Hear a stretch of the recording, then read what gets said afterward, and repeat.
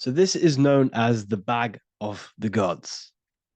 This symbolism is widely known, but no one knows what it truly symbolizes. We see this in ancient Sumerian artwork. We see this in the Mayans' artwork. We always see this bag with the gods. What does this actually represent? Okay. So the bag itself represents carrying. Carrying what?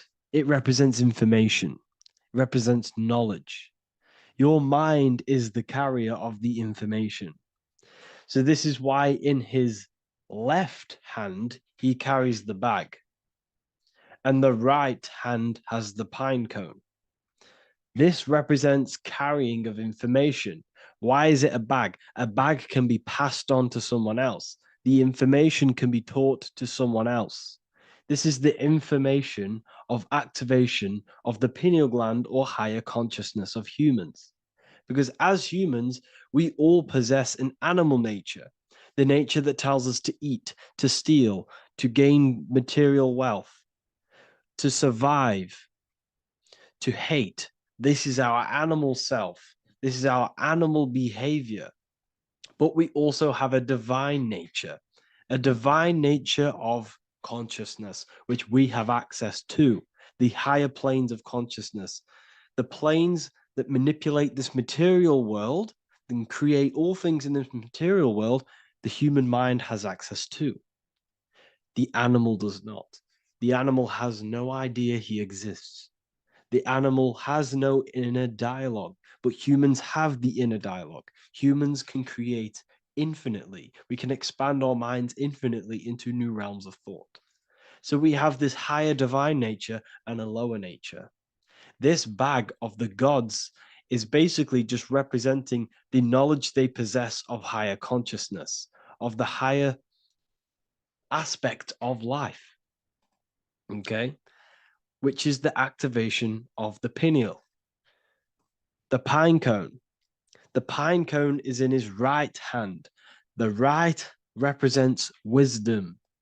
The left represents intellect, knowledge. Knowledge and wisdom are two separate things. Wisdom is applied knowledge, it's a feminine aspect. Knowledge is just gained information that you know, which is masculine. So in his right hand, he holds the pine cone. The pine cone can be opened and shut. The shut pine cone represents the asleep human being, the human being that exists in his lower nature, that just basically survives, lives on eating, consumption, material lust, living in chaos with his emotions, living in a place of hell. This is the animal nature. Then we have the awakened human, the one who has consciousness of himself, the one who looks within himself, the one who knows there is more to him when he looks in the mirror. He is far more than just the physical body. He is a divine spiritual being, a divine being who has limitless potential of creation into the material plane. So this represents the awakened. This represents the asleep. This is why he carries the pine cone in his right hand. It represents applied knowledge. This is the information. This is the intellect he possesses. And this is the applied knowledge of the awakening, of activation of the pineal gland. Because remember, the pineal gland is not your consciousness. The pine, pin, pineals, the same root word. Pine cones were always symbolizing the state of consciousness one was living in, whether he was asleep or awake. We see this at the Vatican. We see the pine cone over the two pillars. This is the two pillars of Freemasonry, and the dome. This is the Royal Arch of Freemasonry. This represents your head. This is the two pillars, the two hemispheres, and the pine cone in the middle, which is the pineal gland. What is the pineal gland? The pineal gland is not your consciousness. It is not the third eye, and it is not the mind. It's not the mind's eye. The pineal gland is a radio receiver. This is your body. Your body is an antenna. Most people think they are this body. This body is nothing but a receiver and a downloader of consciousness. Your brain does not produce consciousness. You are not this brain in your head. This brain is a downloader of consciousness.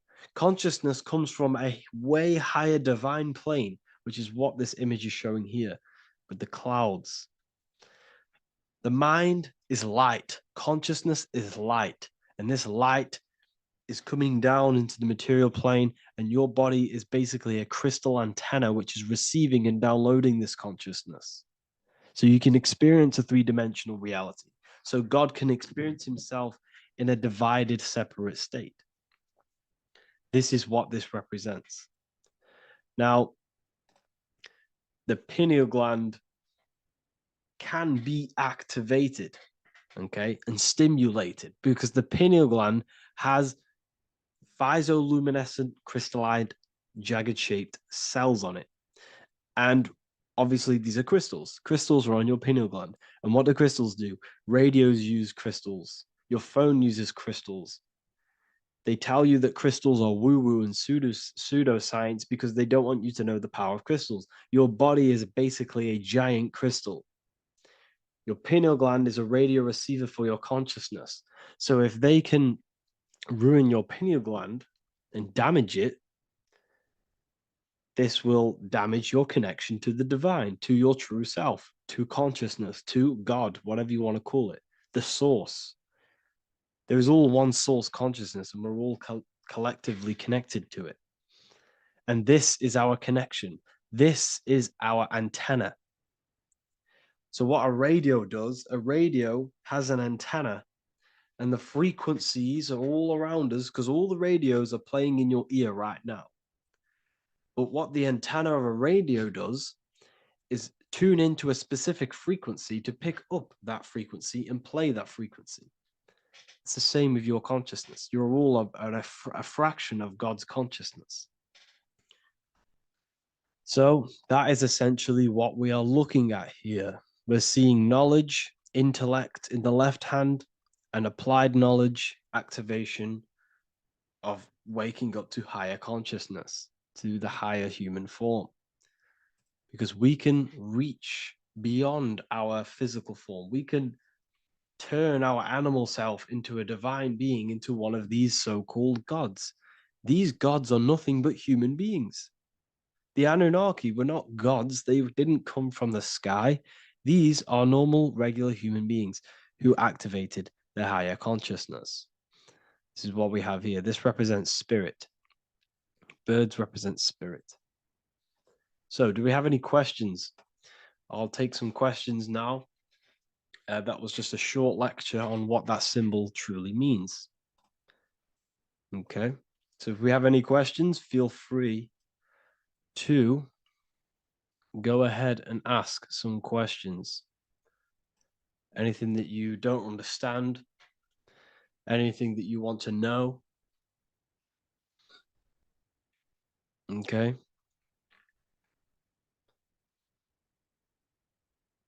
So base reality would be where source resides. Yes, the base reality is your consciousness. Are these lectures available in the university? There's a whole section, basically inside the university, there's a whole section with like over 30 long form lectures like this.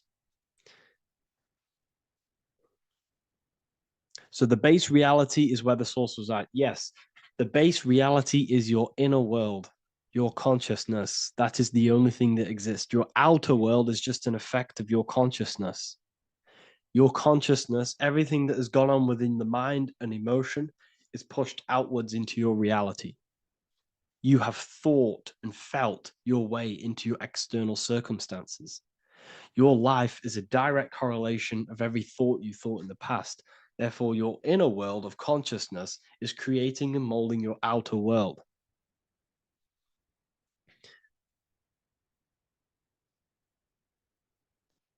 The best way to keep connection consistent, the best way to keep your connection to the divine or the higher planes of consciousness is through meditation and through imagination. Imagination is the fourth dimension. It is the astral plane. That screen that you have in your mind is not a physical screen. That is the divine plane of the astral. And this is essentially where all objects of this material world comes from. The phone that you are holding, the laptop you're watching this on, whatever you're doing, every single object you see in your room that you are in right now began inside of the plane of imagination. This is not a physical plane. This is a metaphysical plane that you have access to. And you have the ability to bring down this plane into physical form. That's what we call manifestation. That's what the ancients called magic. This is what we now call in science metaphysics. It's all the same thing. So, yes, you all have access to the divine planes. Unlike animals, this is why humans are so advanced.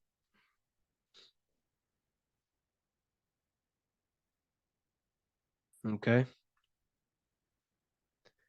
Is the pineal able to constantly activated, or is it just a temporary experience?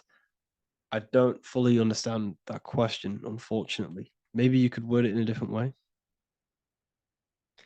The real meditations on the university, legit, y'all, yes. In order to connect to consciousness, you need to sit in meditation and turn off your feelings, and the feeling of unity will come. Do I understand correctly? Yes, that is correct. So when you sit in silence and in stillness, stillness, I highlight the word stillness because stillness, when you are still, no information from your nervous system is being decoded by the brain. So when your body is still and does not move, your nervous system starts to relax and comes to a balanced state. Your brain starts to relax, it comes to a balanced state. The left and the right brain stop working, the nervous system stops working. Then, once the body, the material body is shut down, you then have access to consciousness. You can't access consciousness if the body's in such a busy state. If electricity is being fired every 2 seconds, your whole body's electrical. When you move your foot, that's electricity being fired from the brain to the foot instantly through the nervous system. The brain, your whole body is a technological machine. So you must shut down the technological machine to access the divine that exists beyond the technological machine. Do you understand that?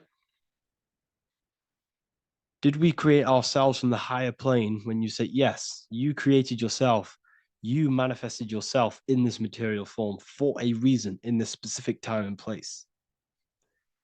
Wisdom books, are these available inside the university? Yes, they are. So anyone who joins the university, they all gain 50% off the store. So you can get anything off, anything you want inside the store for 50% off. Plus, you get the Book of Wisdom Volume 1 PDF for free. You get the Human Health Guide. Plus, you get all of the library books. There's a load of different books on occultism, symbolism, esotericism. Do you need to place your attention somewhere specific during meditation? You can do. Okay, you can do.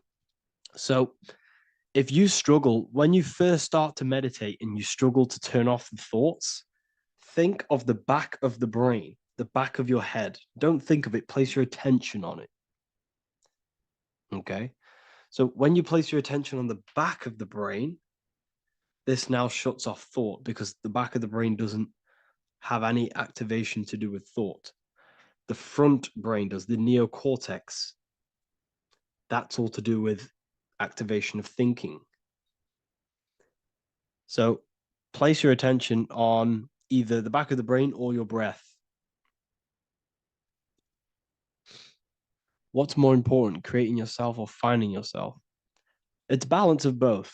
So in order for you to create fully, you must have awareness of self and awareness of thought and control over the mental dialogue, the inner voice inside of you.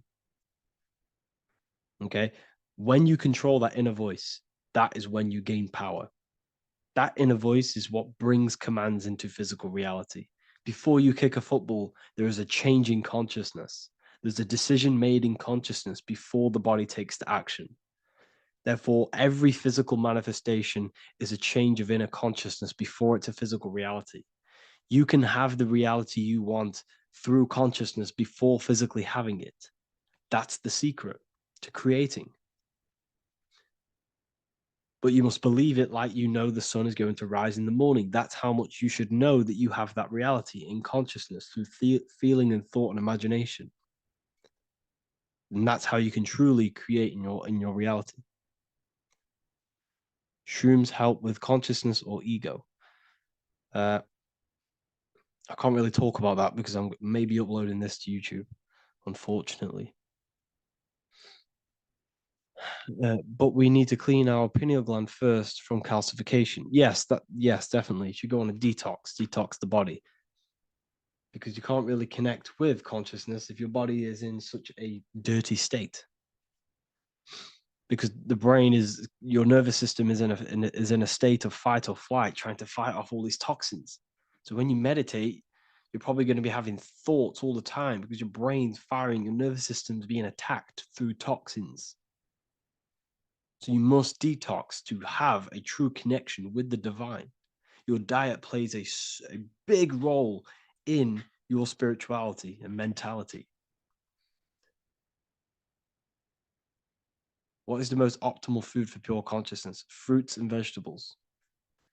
They possess consciousness. So when you place them inside of you, they're syncing with your consciousness. How to check the cleanliness of your body, your skin, your teeth, your tongue, your mouth. If your skin has spots, different colors on it, you're not clean, because your skin is a reflection of your inner organs. Coffee's not the best for you. Coffee gives you fake energy. Okay. So what coffee does, that buzz you get off coffee, is actually the toxic effect of the chemicals reacting with your body. If I'm inside the university and wanted to buy your book, you said it would be 50% off because we are your student. Is that automatic or we need to have a code? You will have a code. Yes, I'm going to releasing a code for all the students after this. Caffeine equals neurotoxin. Yes, it fries your brain, it fries your nervous system, it fries your dopamine receptors. Will the Q&A last week about money symbolism be posted? Oh, I didn't post that. That's my bad. I totally forgot. I will post that after this. Thank you for reminding me. How to detox the body. The best way to detox the body is going through a week cleanse of fruit.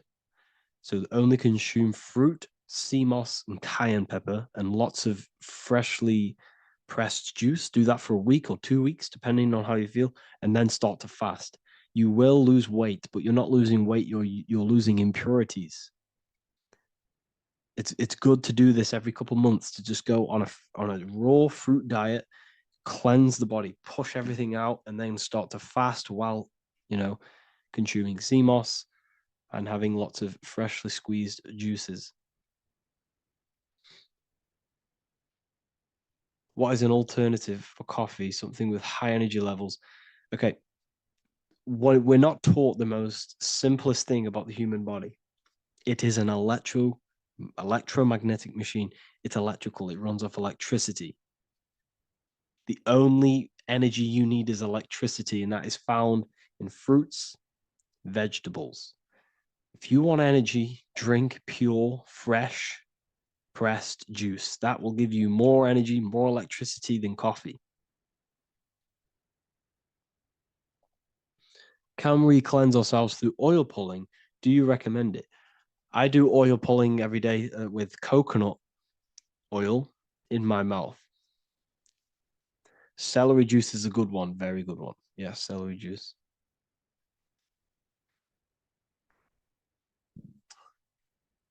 Any more questions? What kind of music do you listen to when lifting? For me, rap, hip hop push me work harder, but I know it's terrible for my subconscious. Yes, very. At least you're aware of it. You should be definitely try and stay away from the hip hop music. Try and stay away from anything that's talking about anything negative because this is all programming your subconscious. And your belief system is your reality, people. Your belief system is your reality. Okay. So look after your subconscious. That's what's controlling your actions. 90% of your actions on a daily basis are controlled through your subconscious beliefs. Okay. I listen to a lot of Pastel Ghost. I listen to a lot of let me get my playlist up. It's all like background music for TikTok. Do you know what I mean? Like Pastel Ghost. That's mainly what I listen to. That sort of music. I don't know what it's kind of called. I don't know what that genre is called. Does anyone know what that genre is actually called? Because there's not much words in it. The reason I listen to it is because there's not much words in it, and it helps the subconscious. And I just love that music. Uh,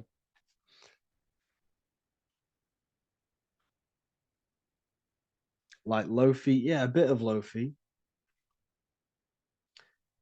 Uh, Most people won't even know this type of music.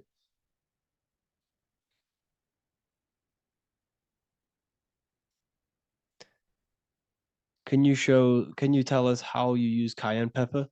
So I mix it with freshly squeezed orange juice every morning. So first thing I have, empty stomach, I have a teaspoon of cayenne pepper, mix it in and just down it every morning and sometimes at night. The feeling you get in your stomach after putting cayenne pepper on an empty stomach is absolutely amazing. It tingles in your stomach. It kills parasites. It kills all horrible organisms.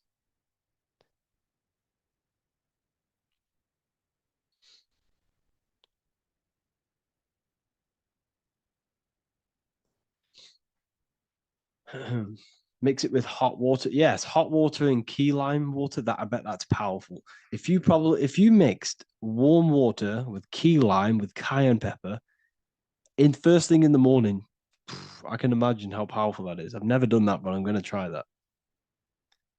Do you use sea salt? I don't know what to think about sea salt, to be honest. I try and stay away from it. I don't know whether it's good, don't know whether it's bad. I'm kind of mixed on it, mixed information. Uh, I've heard people have benefits. I've heard other people say stay away from it. So I don't know. I just stay away from it. Just I'm not too sure on it.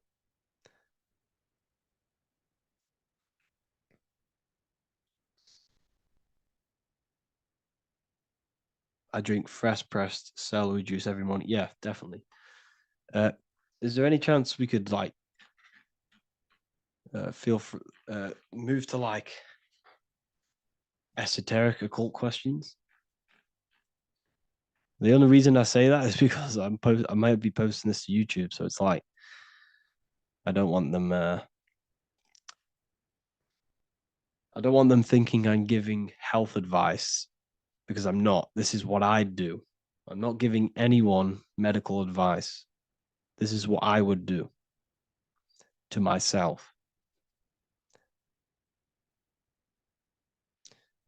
because I can probably get in trouble for that.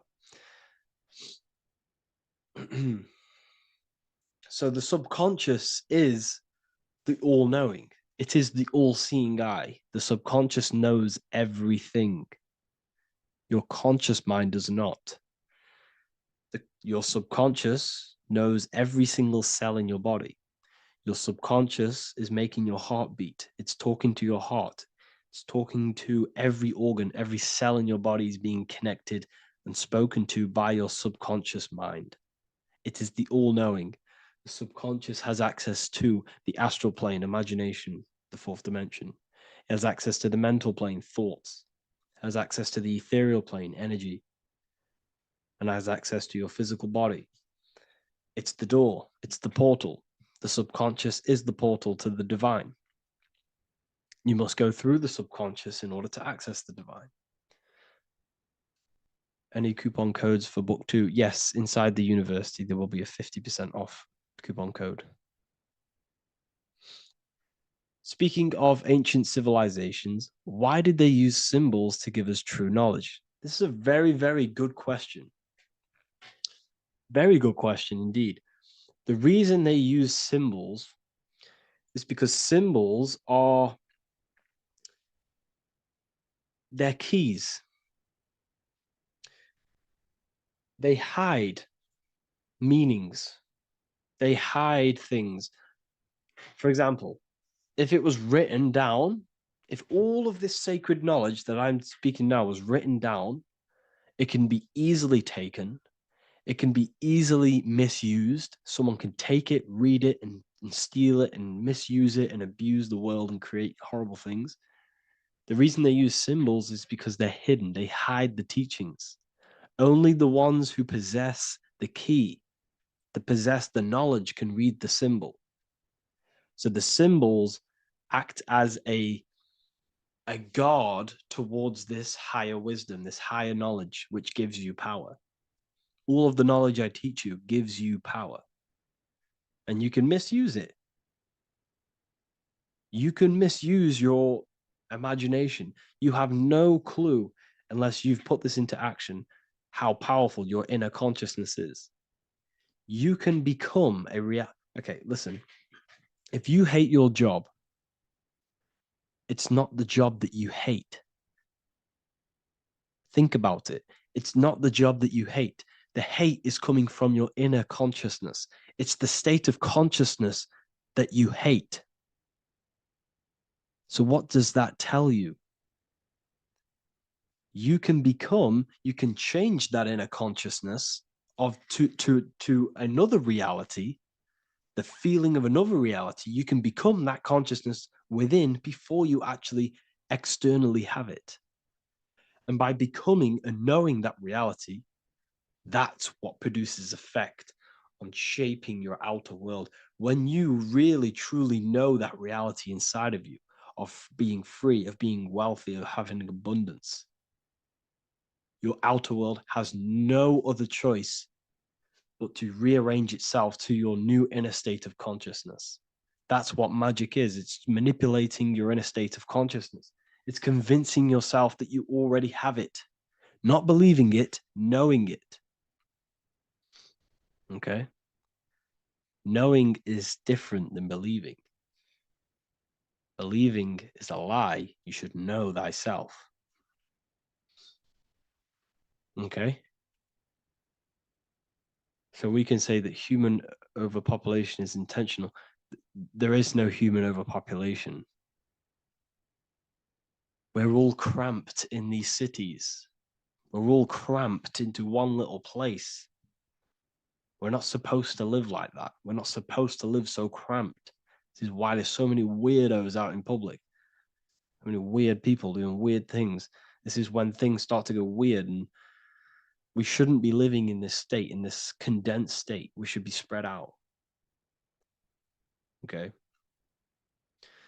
Uh,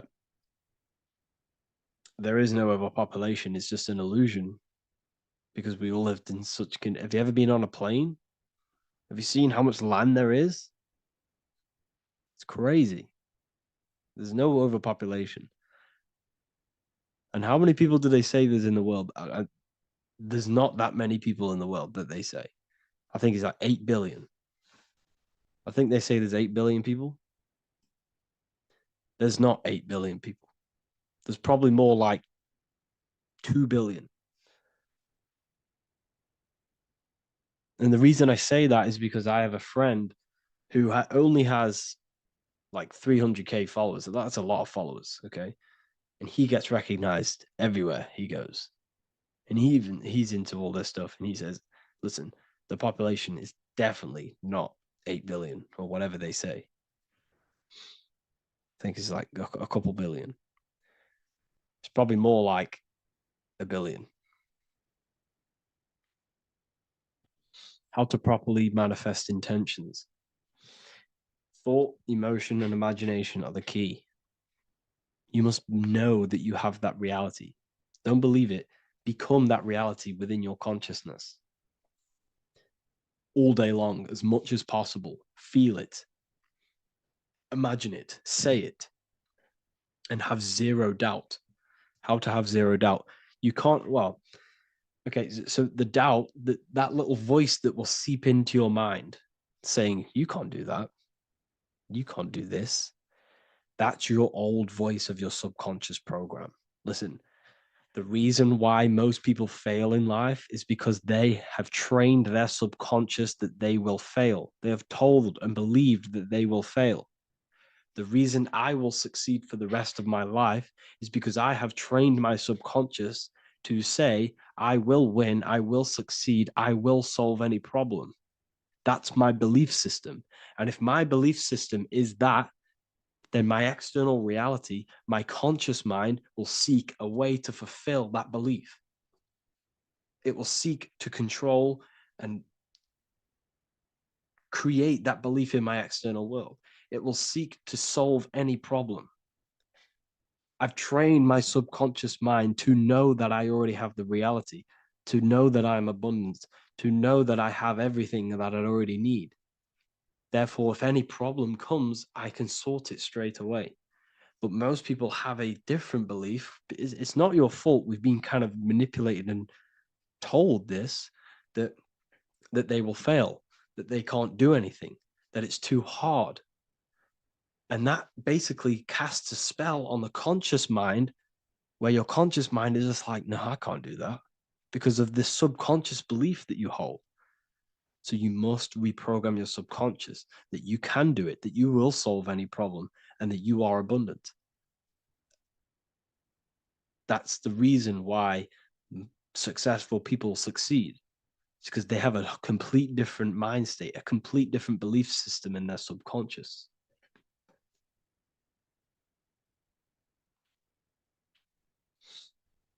Do you offer mentoring? Yes, I do offer mentoring, but it's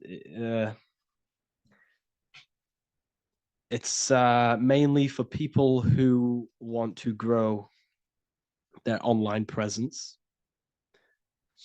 and for the amount of value and transformation that I can place into your life, and the time that, well, the price of my time, it will be a higher price tag, but your life will completely change if you join my mentoring, because I will transmute your life. I will transmute your mind, and I will transmute your whole reality, because I could tell you exactly what you need to do. How to have super genius power pulling information from the source. Okay, so you can do this. I talked about this in Book of Wisdom, Volume 2, if you've read it. This is a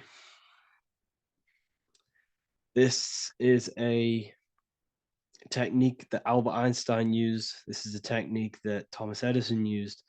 This is a technique that all of the ancient geniuses have used. So you get on a chair, you place metal below you or plates, and you hold a metal ball in your hand, and you fall asleep. And every time you fall asleep on the chair, you're going to drop the ball because your body will become unconscious, and you will basically drop the ball, and it will wake you up because it's going to hit and make a loud bang on the plate. And every time you go to sleep, basically what this is actually doing is shifting your consciousness from conscious into the subconscious. So from physical into the astral, your consciousness is shifting between these two planes. And as you do this, you can bring down great ideas from these higher planes. So when you fall asleep, have an intention. And when you fall asleep, you'll drop the ball. And when you wake back up, you'll have an idea, and you just got to write it down.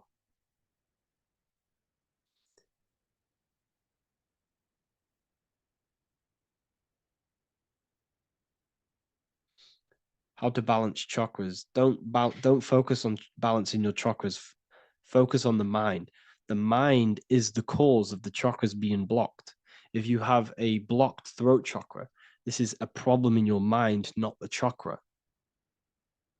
You see, the chakras are a result of the mind. You transmute the mind, you can transmute the chakras and cleanse them.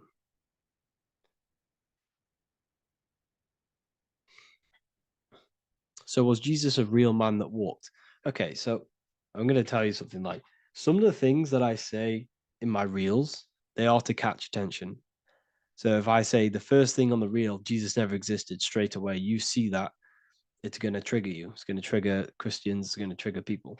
So yes, I do say things to catch attention. The reason I do that is because I have to in order to catch attention. Maybe there was a Jesus who walked. So in the past, I have said Jesus never existed. Yes, this is to catch attention, to boost the reels, views, and comments and stuff like that. Maybe there was a man who was called Jesus and walked the earth. But listen, he was not the Son of God. You are all the Son of God. Jesus represents an archetype. He represents morals. He represents a way of living that you should embody in your life, not to worship. We shouldn't be worshiping this man. We should be embodying his qualities into our lives so we can become Christ consciousness, so we can live in harmony with our mind, emotions, body, and spirit. Okay? He was not the Son of God. You are all the Son of God. We are all God experiencing himself in a three-dimensional divided form. God is oneness, and he created a divided world so he can experience himself. Why do you quote from the Freemasons oft times? I don't recall me looking at Freemason quotes and quote them. I just simply, when I post a quote, I literally just, whatever comes to my head, I just whack it into Telegram or Twitter. Are dreams tied to your subconscious, and how do you understand them? Okay. Dreams and astral projection are two different things.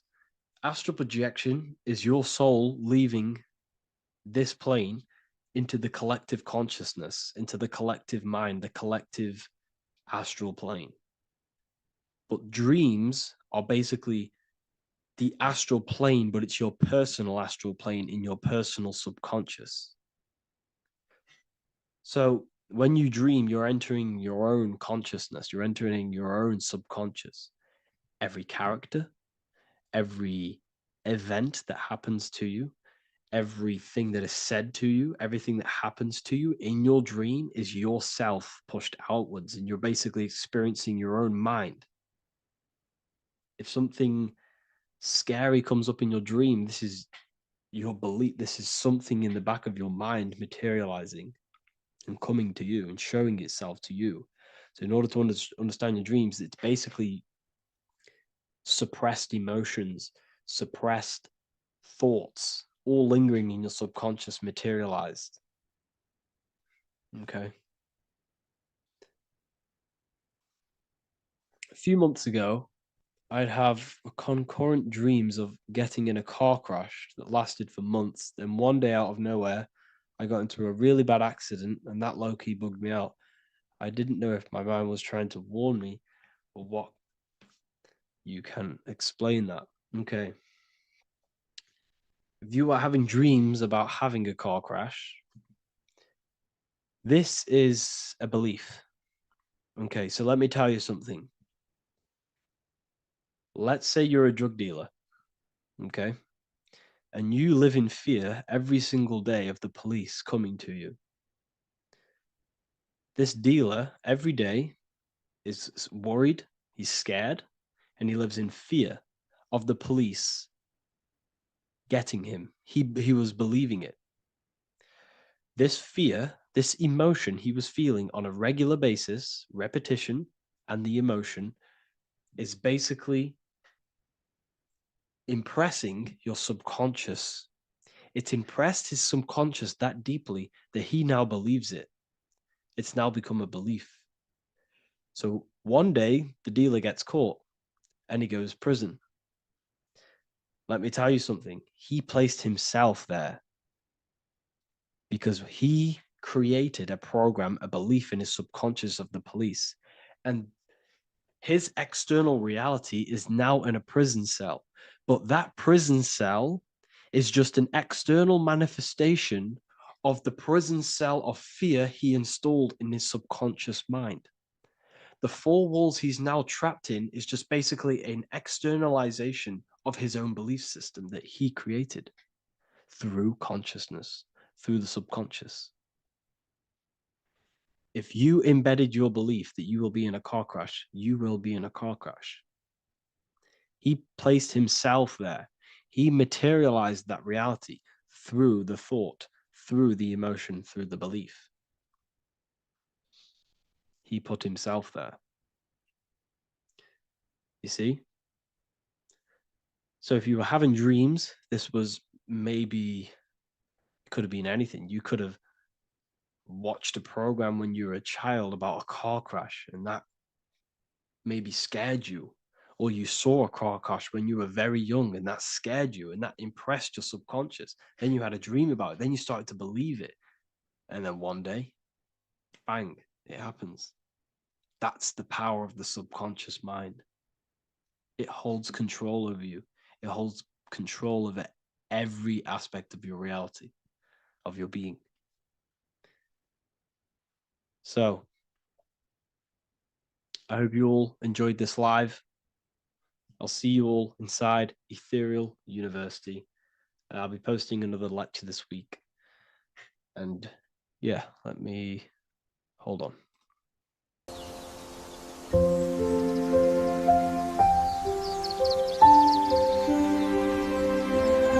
bookofwisdom.com. Visit today.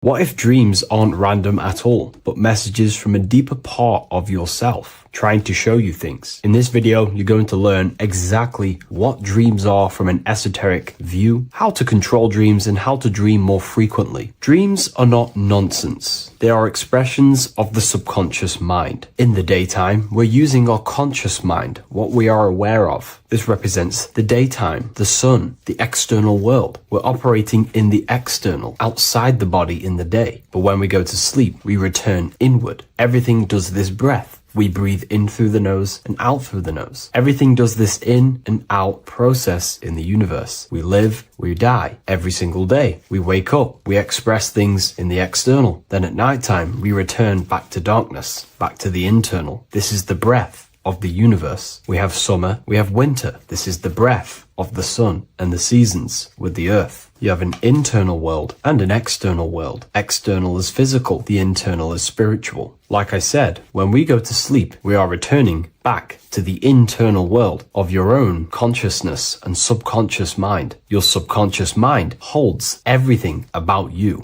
your memories, your traumas, everything you've ever learnt, your language, your name, your job, everything you identify with is stored within this vast network of the subconscious mind. It is your own personal consciousness. Therefore, when we dream, we return back to the subconscious mind, and we are in fact thinking, but in a subconscious way. The subconscious does not speak the same language as the conscious mind. The conscious mind uses language, thoughts, and all things that are very logical and very easy to understand. The subconscious is the complete opposite. It is very indirect, metaphorical, and symbolic. The subconscious communicates and works in symbols. Ultimately, symbolism is the language of consciousness. This is why in occultism and esotericism, it is filled with occult symbols, because symbols are used to communicate directly with the consciousness within, the subconscious mind. And the subconscious mind is ultimately connected to the collective consciousness. We are all connected and tapping into the mental plane, where we receive thoughts, ideas, depending on what we attune our mind to. That's why we call it a mindset. But getting back on topic, the subconscious mind is your own personal network. It is like a net, an interconnected web of your thoughts, memories, traumas, emotional blockages, and all the things you identify with and have experienced in your life is stored within this network. It can be seen as a web. One example of the subconscious mind using symbolism is this next story I can tell you. Let's say I was in a very traumatic car crash as a young child. I experienced a lot of emotional trauma in that car, and that deeply impressed my subconscious mind with that trauma of emotion that I felt. Therefore, every time I see a car in my external world, that car is now a symbol that represents the state of consciousness I was feeling in that particular time of the traumatic car crash. The car is a symbol for a state of consciousness within my subconscious mind. Just like when you see a word, that word triggers what you believe that word to be in your subconscious mind. Symbols are the language of the subconsciousness. Therefore, when we dream, we are basically seeing symbols of our own personal subconscious mind. Our higher mind, which is basically our subconscious, the higher version of you that exists beyond your human thinking mind, communicates using symbolism. The higher mind does not speak human thoughts, human language. It speaks the language of symbolism. Therefore, when we dream, every event, every person, everything that happens, and everything you see is your own personal subconscious mind materializing within the plane of the astral plane. This is a dimension that sits just above the physical world that everything is pulled out of. For example, look around you. Everything you see around you was thought, then imagined. Imagination is the astral plane, and this astral plane sits above the physical world. As above, so below. These objects were thought, imagined within someone's mind, and then pulled into a physical reality. Therefore, the imagination is what you're experiencing within a dream. It is your subconscious mind thinking and materializing within the imaginative plane. For example, let's say you are a Christian, you believe in Jesus your whole life, you have lots of emotion towards Jesus. This deeply impresses your subconscious mind. You believe in him so much, you go to sleep, you have a dream that you meet Jesus. You did not meet directly with Jesus, you met with your own belief. It was your own belief materializing within the imaginative plane and revealing itself to you. Dreams are materializations of your memories, your subconscious beliefs, traumas, and anything that could be inside the subconscious mind. It is your subconsciousness revealing itself to you in a material form. Let's say you have a nightmare. There is a big dark figure chasing you and you are running away in fear, away from this dark figure chasing you. That dark figure is not an external entity. It is not a spirit or a jinn or a demon. It is in fact an aspect of your own mind. It is a symbol that represents maybe a fear, a trauma, or something you are running away from internally, inside your subconscious mind. Something that you are not addressing, but something that is fearful, something that can be controlling you on a subconscious level. Let's say you have a fear to address something in your personal life. You want to address someone who is getting on your nerves at work. You continuously put this off and you fear doing that situation. Over a long period of time, this can slowly control you subconsciously. You start to avoid the person, avoid any contact. It is subconsciously controlling you. This is not the best example, but you can see what I mean. Hidden fears and traumas in the subconscious mind can subconsciously control your actions and ultimately lead you to low states of consciousness, keep you from reaching your higher potential, and ultimately create blockages within your own consciousness. That figure in the dream is a materialization of something that you are fearing and running away from and not addressing. This is why people always have dreams of traumas that they have experienced as a child or when they were younger, or maybe from a year ago or two. It's because that emotion is deeply impressed in the subconscious, and the subconscious is always trying to reveal things to you, communicate to you that you need to change, purify, and maybe heal within your own consciousness. This is how the higher self communicates to you, through the language of symbolism. Once you understand this, dreams can become a very powerful tool, not just entertainment at night time. Your consciousness never rests. Your consciousness is eternal. It is the very spark of the divine. Your body needs rest. Your consciousness is not physical. It does not need rest. So this is a way you can identify what your dreams are trying to show you is by writing them down. A dream journal. Every single dream that you have a book placed near your bed. Every time you wake up, first thing you should do is pick up the book and write every single detail that you can remember about the dream. The people that you met are all symbols or aspects of yourself. Maybe it is a friend you saw in your dream. That friend represents a state of consciousness that is within you and is trying to reveal something to you. It's about making the subconscious into the conscious, to become conscious of the unknown. Write down every detail, everything you saw, every event that played out, even the details of the clothes that they were wearing. Everything is symbolic within dreams. Write everything down and then analyze the dream. Don't analyze it from a logical mind. Analyze it with the right hemisphere of of the brain, which allows you to see metaphors, read between the line. Try and gain the message that it's trying to show you. What does this overall mean to you? And what could this reveal about aspects of yourself that you need to heal or maybe take action in your life and world? Because your higher self is always guiding you towards awakening and fulfilling your mission in the manifested physical world. Dreams speak in symbols, not logic. Ask about your dreams. What is this trying to tell me? Don't take things literally. Look for an emotional tone and symbolic resonance. With practice, you'll begin to understand the personal language of your subconscious mind. Now that you understand that, again, please leave a like or a comment on this video. This is now a technique for lucid dreaming and dreaming more often. This is not going to happen overnight. This is not an easy method. It simply takes practice and dedication. Every morning, choose 3 time slots. For me, I choose 4:30, 5 a.m. and 6 a.m. 3 alarms that are going to go off at these 3 times, half an hour apart from each other. Each time you wake up, stay awake for 5 to 10 minutes. Turn off the alarm. Try and keep your conscious mind awake, but drift back into sleep. There's no other better way for me to explain that. It's very difficult, but try and keep the mind awake, but the body falling back asleep. More than likely, you will drift off back to sleep. Then the next alarm will go off half an hour after. This will wake you up again, guaranteed. You will probably drift back to sleep by repeating this process. After the 3 alarms go off, each one of them times, you're either going to have a dream or a lucid dream, but definitely you will have a dream. And if it doesn't work one time, keep trying it. I've been using this method for a very long time, and I can tell you 70-80% of the time it triggers a dream, and a very vivid dream. And it's ideal for lucid dreaming because keeping the conscious mind awake while letting the body fall asleep, you can become conscious within these subconscious realms of your mind. But when you are conscious inside the dream world, you can do what you want, but you also want to let the dream naturally unfold. If you try and take too much control, then you will wake back up. If you feel any fear in your dream, you will wake back up into the material world. Another tip to dream more often is to meditate before bed. Simply close your eyes and think about nothing for 5 to 30 minutes. Detach from everything outside you, your name, your job, work, thoughts. Mentally detach from the world and the physical pleasures and become pure awareness before you try and go to sleep. This will help you become conscious while being within the self. If you wish to learn more about consciousness, yourself, the Book of Wisdom Volume 2 can definitely help you. I'll leave a link in the description. Thank you for watching this video, and I'll see you in the next one.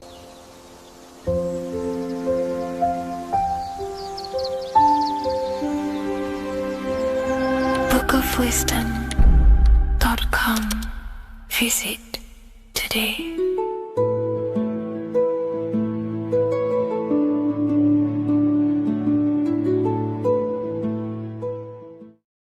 Hello, Seeker. Welcome to Revival of Symbolism, a channel devoted to the language of esoteric symbolism, guiding you to discover yourself and expand your consciousness into deeper realms of thought.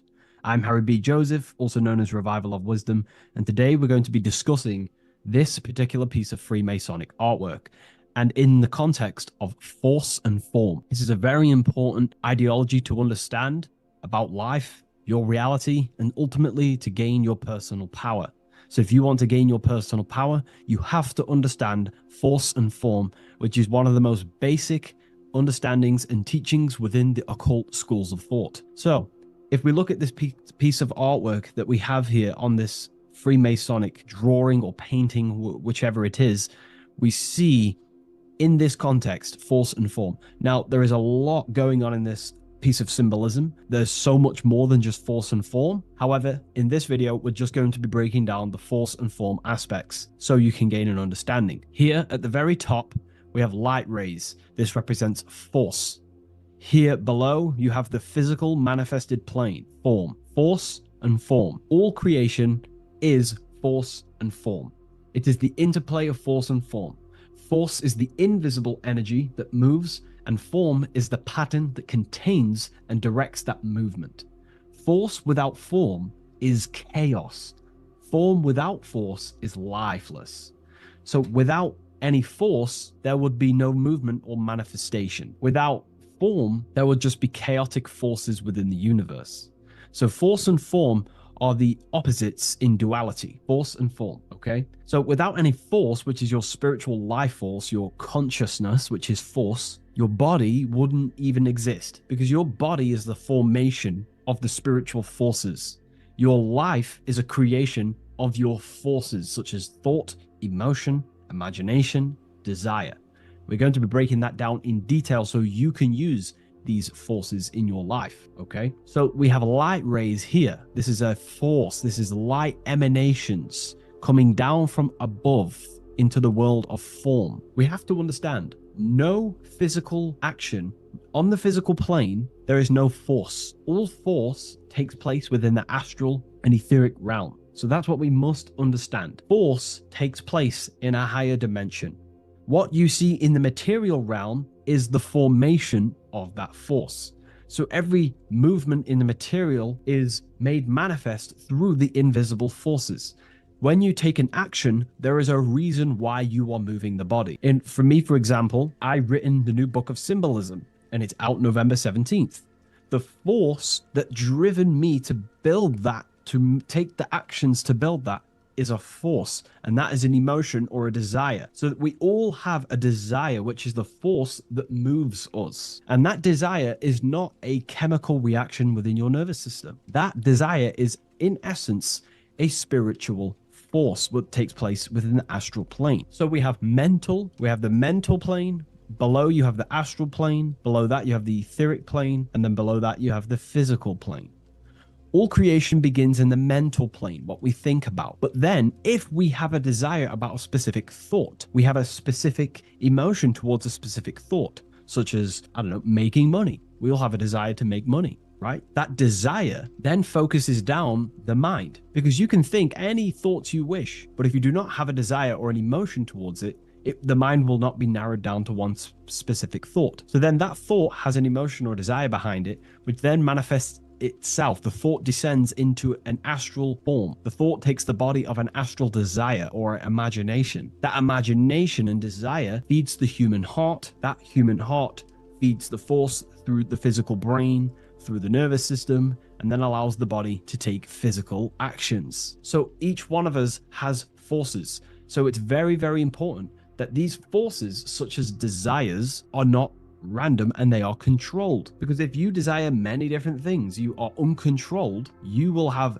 many issues in your life. You will have, if you have uncontrolled desires of lust, uncontrolled desires of vanity, uncontrolled desires of low pleasurable things of the flesh, your desire will not be controlled. Therefore, your force is scattered. So in order to gain self-mastery and to get what you want out of your reality, you have to control your desires, your force. So you have force and form. This is why down here you have people taking physical actions. You have, people running around taking action. And up here you have the forces.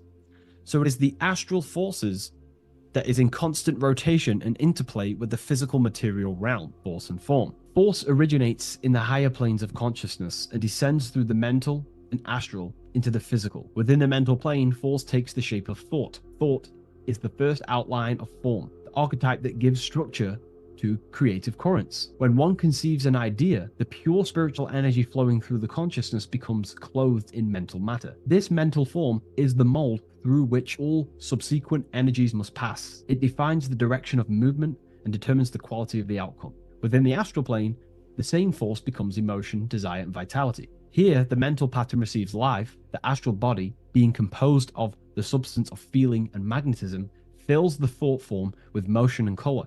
Force in the astral plane is dynamic, fluid, and responsive to rhythms of desire.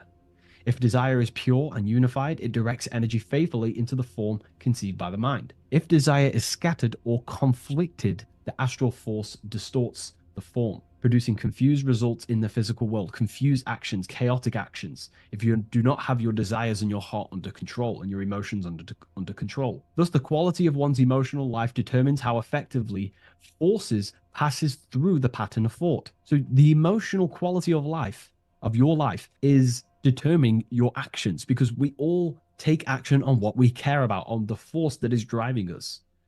So we must unify our heart with the higher mind, with higher thought, thoughts that are not selfish, thoughts that are not egotistical. In the mental plane, there are three subplanes. We have higher mental plane, middle mental plane, and lower mental plane. Higher mental plane is higher thought. This is what people call the higher mind. A lot of people say the higher mind, but they don't know truly what it is. You know, a lot of spiritual people will just throw these words around. The higher mind is simply the mind that exists within the higher mental plane where higher thoughts take place. Thoughts that are guided with love, that are guided with selfishness, without being selfless, you know, thinking with, you know, without being egotistical. For example, if you think, how can I make money? How can I gain? How can I do all this stuff? And you're thinking how to make money for yourself, for personal gain. That's a selfish thought, and that will manifest in the lower mental plane. If you want to become more of a powerful mind and gain your personal power, you want to think in a different way to penetrate the higher mental plane, because the lower mental plane, most minds in the collective consciousness operate in the lower mental plane, because that most people think unconsciously. Therefore, their minds are not trained to think in the higher mental plane. So most people dwell in the lower mental plane. This is where all the lower thoughts are. There's not very good ideas because the collective consciousness is there. Once you start to raise your mind, you then start to learn to think differently. Instead of thinking, how can I make money? How can I gain? How can I, get this? Think differently. Think on a collective scale to penetrate the higher mental plane. Think, how can I benefit the world? How can I do something that's going to benefit people? Because money will come as a side effect of that. That's just one example. So when you shift your mindset to use the higher mental plane and train your mind, you're gaining willpower. You're also penetrating the higher mental plane where better thoughts are. You receive better thoughts, better guidance through thought forms. That's a whole other lecture I can make. Thought forms, which are basically demons and spirit guides, what people call. They're just thought forms. So we truly do live in a mental world, and everything is force and form, symbolized by the light and the material reality. The individual who understands this relationship between force and form begins to work consciously with the descent of energy through the different planes of consciousness: mental, astral, etheric, physical. When you hold a clear mental image, you create the form. You fill that image with emotion and desire, you generate the force. When you act upon that energy, you complete the circuit of creation. The process is simple yet exact. Force always seeks form, and form always requires force to live. If the mind is undisciplined and the forms it creates are vague, force dissipates into confusion. Energy without direction creates turmoil in the astral body, manifesting as restlessness, anxiety, or inconsistency. If the emotions are intense but the form is weak, the force becomes misdirected, often leading to chaos in one's actions. Conversely, if the mind creates a strong form but the emotions are dull or lifeless, the form remains unanimated, a structure without vitality. True creation requires the balance and union of a defined mental pattern and vibrant astral current. So it's about aligning your mental and emotional states, symbolized by these two pillars here. Well, they are the extremes. So the moon would be your emotional state, the sun would represent your intellectual, or the masculine and feminine. However, they are the extremes. So this middle pillar represents the balancing of those. So when we balance our mental and emotional state, we become conscious co-creators using force and form. It's a very important lecture, and I know this is a quite complex and advanced lecture, but this is what this channel is about, Revival of Symbolism. It's about more advanced teachings. But hopefully you can get your head around this. There's a few books out there you can definitely read. I can't think off the top of my mind, but you can read this stuff up. It's great information. It'll definitely help you in your life. Force and form. And if you haven't already, join the waiting list. I'll leave a link in the description for the Book of Symbolism, November 17th on revivalofwisdom.com. If you wish to be notified, I'll send you an email. I just want to say thank you for your support. Please like, comment, and subscribe, and share to a friend. I'll see you in the next one. Absolutely. Let's refine that into your signature deep and esoteric.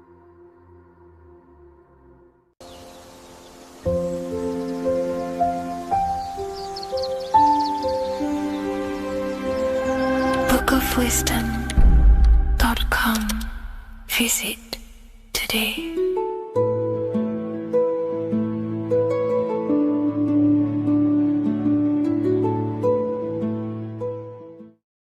In this video, we're going to be decoding the symbol of the double-faced eagle, which is found on the Rothschild's family coat of arms. We see it in the Roman Empire, and we also see it in the 33rd degree of Scottish Rite Freemasonry. So let's get straight into this symbol and decode what this means. Freemasonry is considered a craft, and this craft is about reconstructing yourself. In fact, the word mason means builder, because every day we are building our mind's prison or our mind's freedom. Plus, you are a creator of reality. You are contributing towards the building project on the earth. You are a builder of yourself and reality, a creator. In Freemasonry, they use the allegory to teach the initiate a process of self-mastery. In Freemasonry, the allegory is that the Temple of Solomon is broken. And this broken Temple of Solomon needs to be reconstructed. But this is symbolic. The Temple of Solomon is yourself. You as an individual are the broken temple, as you have forgotten who you are, why you are here on this earth, and your mind has many limiting belief systems and restrictions on it. Therefore, we are the broken temple that needs to be rebuilt and reconstructed. The 33rd degree is the highest degree in the Scottish Rite system of Freemasonry. Therefore, this logo represents the state of consciousness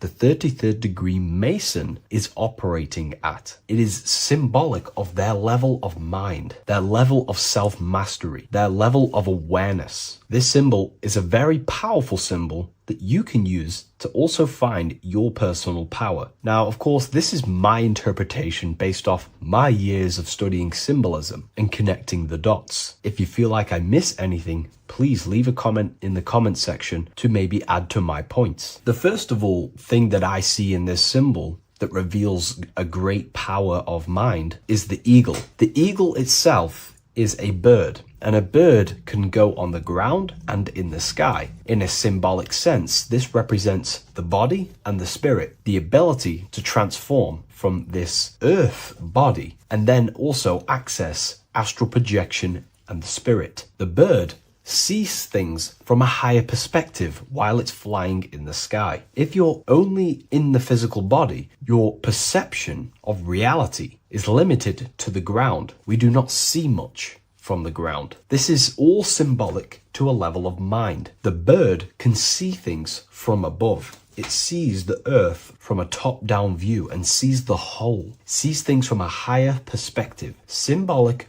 of the mind of a 33rd degree Mason who understands who they are, what reality is, what consciousness is, and the human psyche. Their level of intelligence allows them to see reality from a higher perspective. And they also have the mindset of seeing things as a whole, which is a great truth. We are all part of a greater whole, the unfolding of creation that is taking place in the present moment. We are all unfolding creation as a collective consciousness, and we are part of a greater whole building project. So this bird, or the eagle, is symbolic of seeing things from a higher perspective and possessing a higher consciousness. The double-faced eagle, one eagle looking left, one eagle looking right. This is symbolic of the past and the future, mastering time. The way an individual masters time and masters the power over time and gains their power over it is by using the past and the future. The way we master time is by looking into our past and see what thoughts, emotions, and actions have led us to this very moment in the present moment in our lives. By looking into the past, you can see what thought, emotions, and actions have led you to this very point in your life and see the mistakes in your thought processes,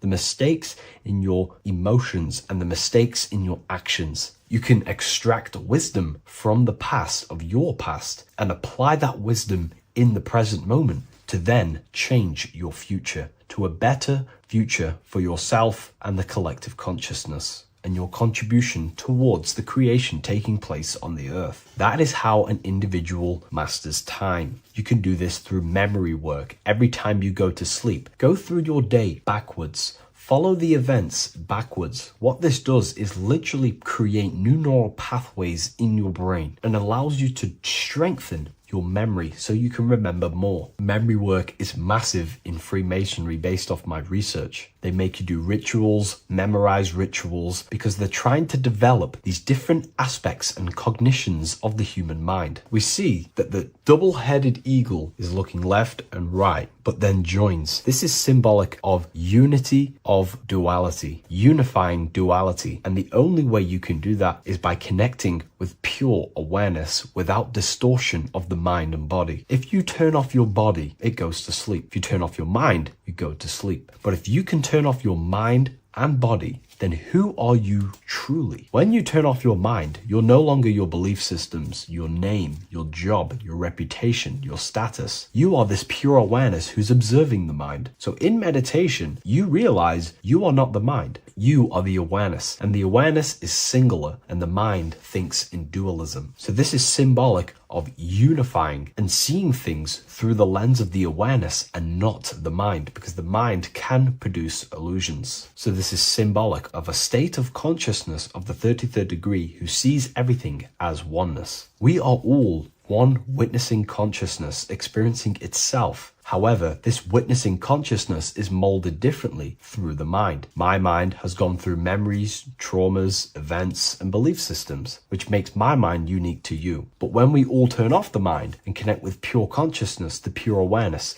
then we are all, on the deepest level, actually one. The universe is one. This is symbolic of seeing and perceiving that reality and truly maturing that understanding in your consciousness. We also see that the double-headed eagle is standing on a sword, which is a tool. The tools that you possess in life are aspects of your consciousness. Your thoughts are a tool. Your emotions are a tool. Your actions are a tool. These tools are creating and building your reality, and they're also building your soul, building your consciousness. But we see that the double-headed eagle is standing on top of the sword, the tool. The sword is a powerful tool. So this is symbolic of power on the surface level. But if you go deeper and decode the symbol, it reveals something way more powerful. The sword carves through things. It's also a very murderous tool. If you hold a sword towards someone or something, you hold power over it. It is a symbol of power. And that power that you possess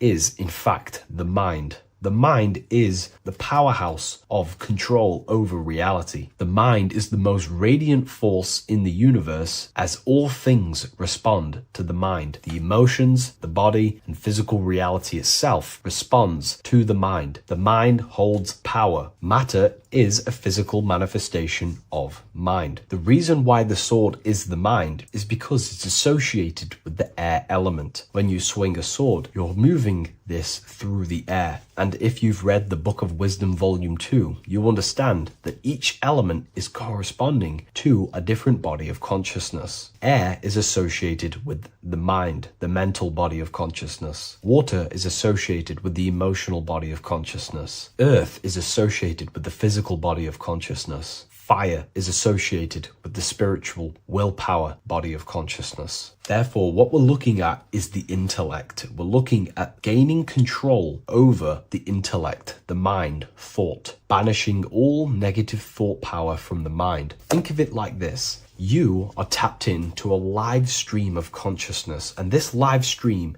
is flowing into you in the present moment. Your mind directs this creational force, this flow of consciousness and power. You can use that mind to think about negative things, anxiety, depression, or you can use that power that's flowing into you for the positive only. The universe does not create what you want. It creates what you are. What you put in is what you get out. Your reality is a reflection of your mind. So it's about using this tool for the good. For example, no negativity even has any space in my consciousness. There is no negative thought that pulls me down. And if there is, I banish it instantly and remove it. So this is about gaining power over the mind and using the mind as a tool to carve your reality with the sword. This is your power. This is your sword. Below we see a banner that says Ordo ab Chaos. Most people see this and understand it as order out of chaos.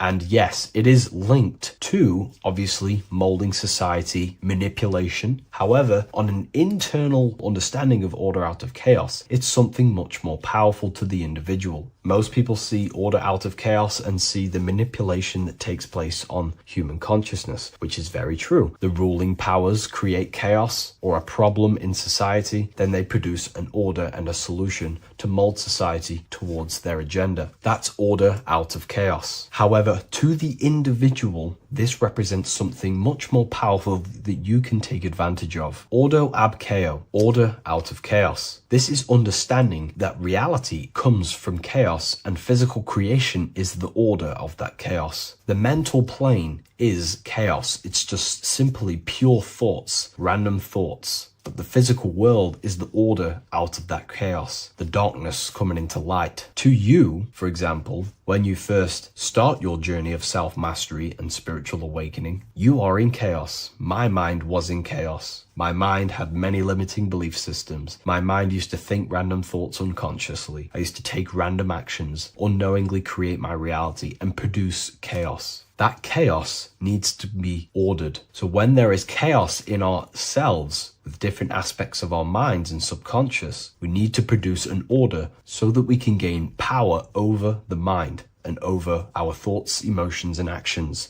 the three forces you have 100% control over in your reality. If you try and control anything else other than your thoughts, emotions, and actions, then you are breaking natural law. The only things you have been given power over and to control is your thought, emotion, and action, your mind, your heart, and your body. Order out of chaos is about transforming yourself. When you're in a chaotic state, you have to produce order to transform yourself and change your level of consciousness. If you have chaos in your life, you must produce order. And this is how self-transformation occurs through an individual. Order out of chaos. Now, yes, it is also linked to human manipulation, as this applies to everything as above, so below. Above, we see a triangle with the number 33 and light emanating around it. This triangle is highly symbolic of the element of fire. The upright triangle is fire. The downright facing triangle, the opposite to this triangle, is associated with the element of water. The reason why this is an upright facing triangle with the number 33 in it is because fire is associated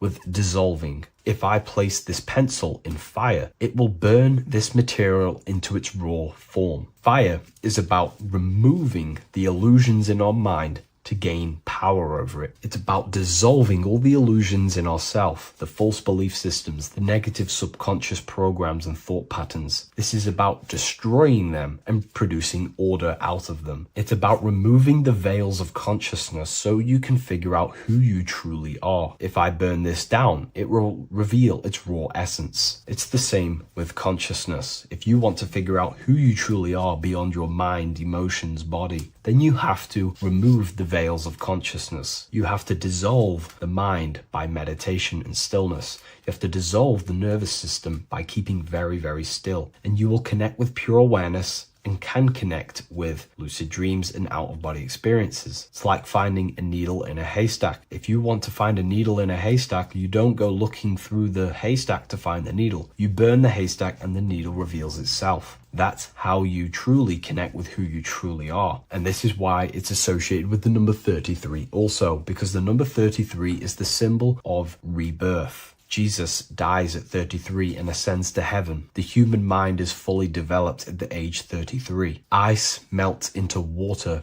at 33 degrees.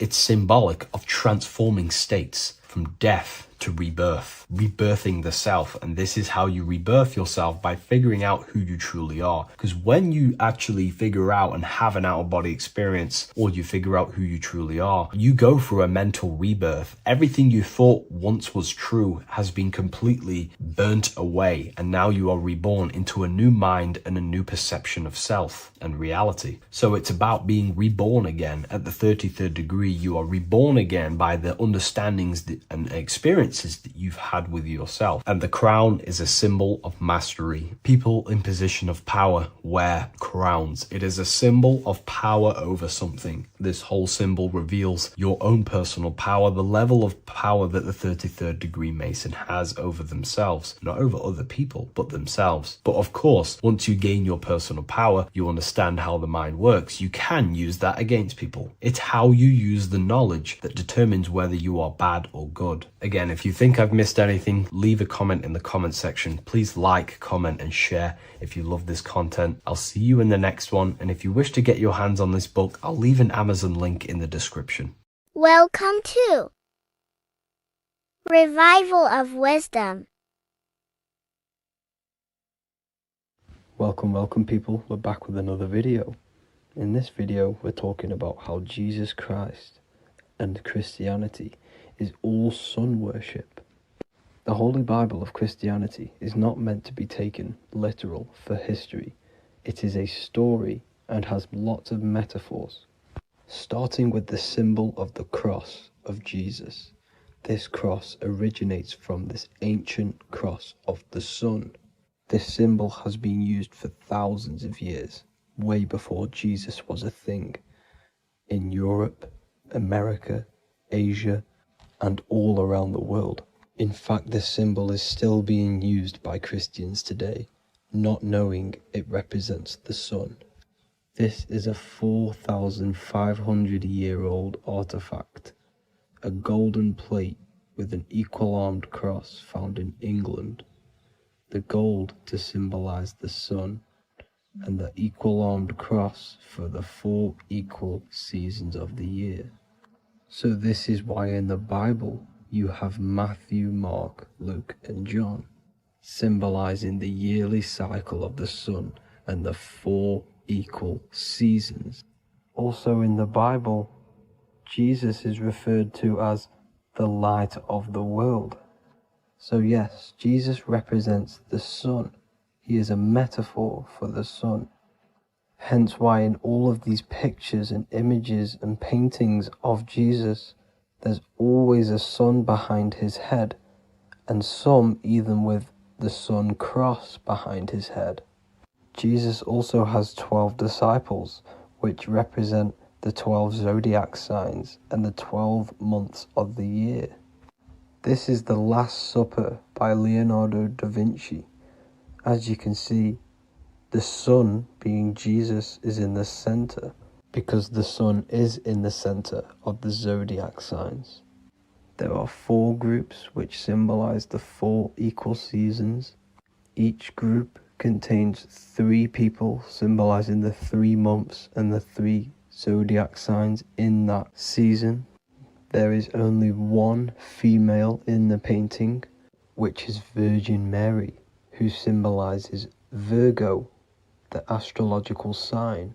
So yes, Jesus symbolizes the sun with his 12 zodiac signs and 4 gospels for the 4 seasons of the year. However, there is another phenomenon. The 25th of December is known as the birth of Jesus Christ, which is known as Christmas today. Jesus symbolizing the sun and is born on December 25th. This is the day the sun moves 1 degree northward, bringing back the warmth, the growth of crops, the life and light back to the northern hemisphere.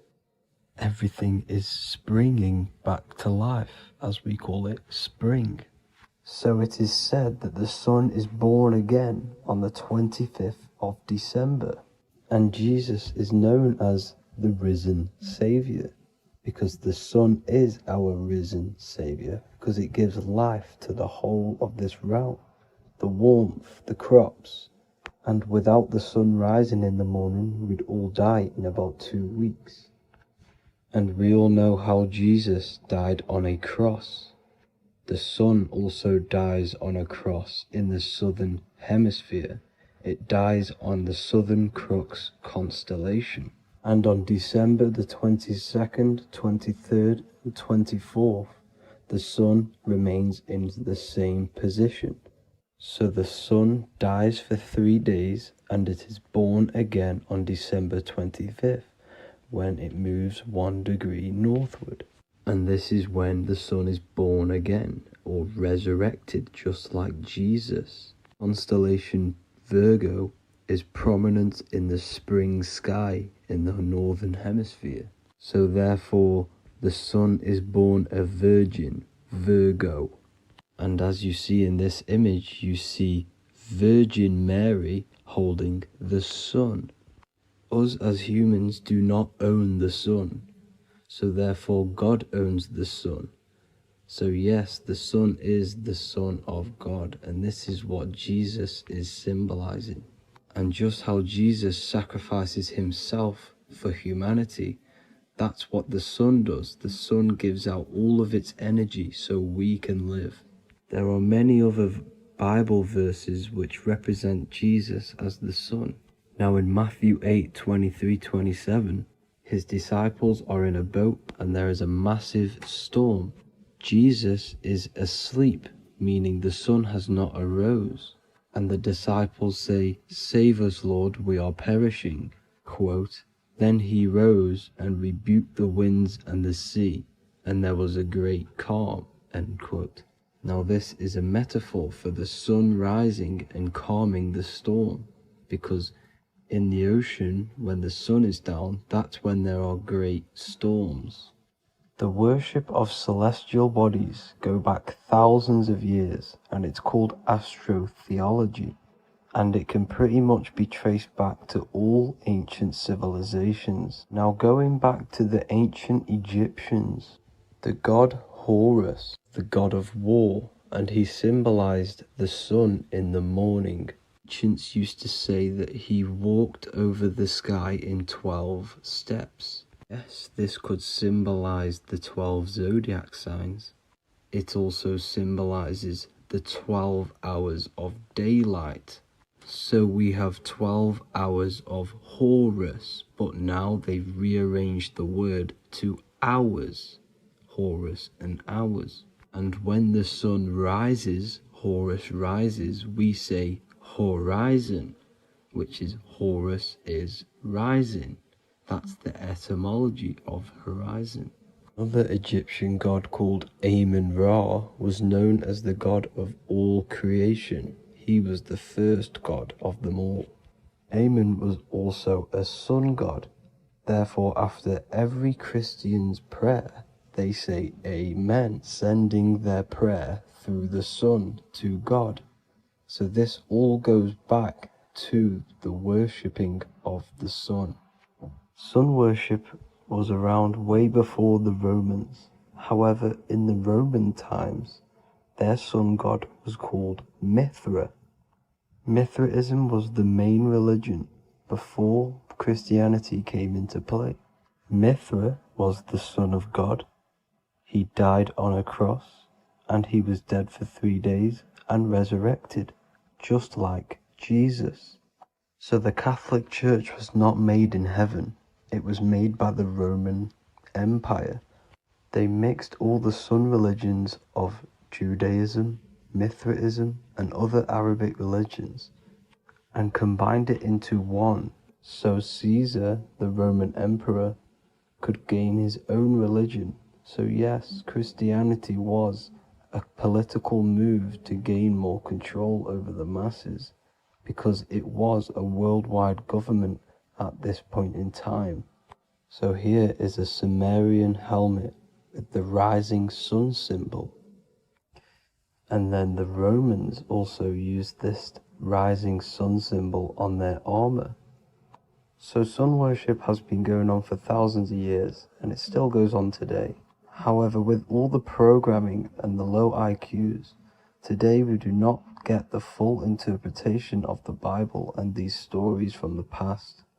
And Christians and other religions are all brainwashed to not question their religion and not realize their true origins and where they come from.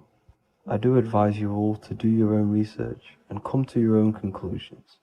However, I'm just pointing out the facts and connecting dots for you all to see. That's it for this video, guys and girls. Thank you all for tapping in. God bless.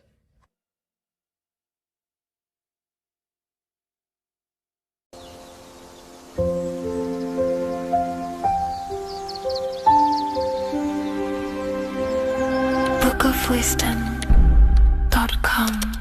Visit today.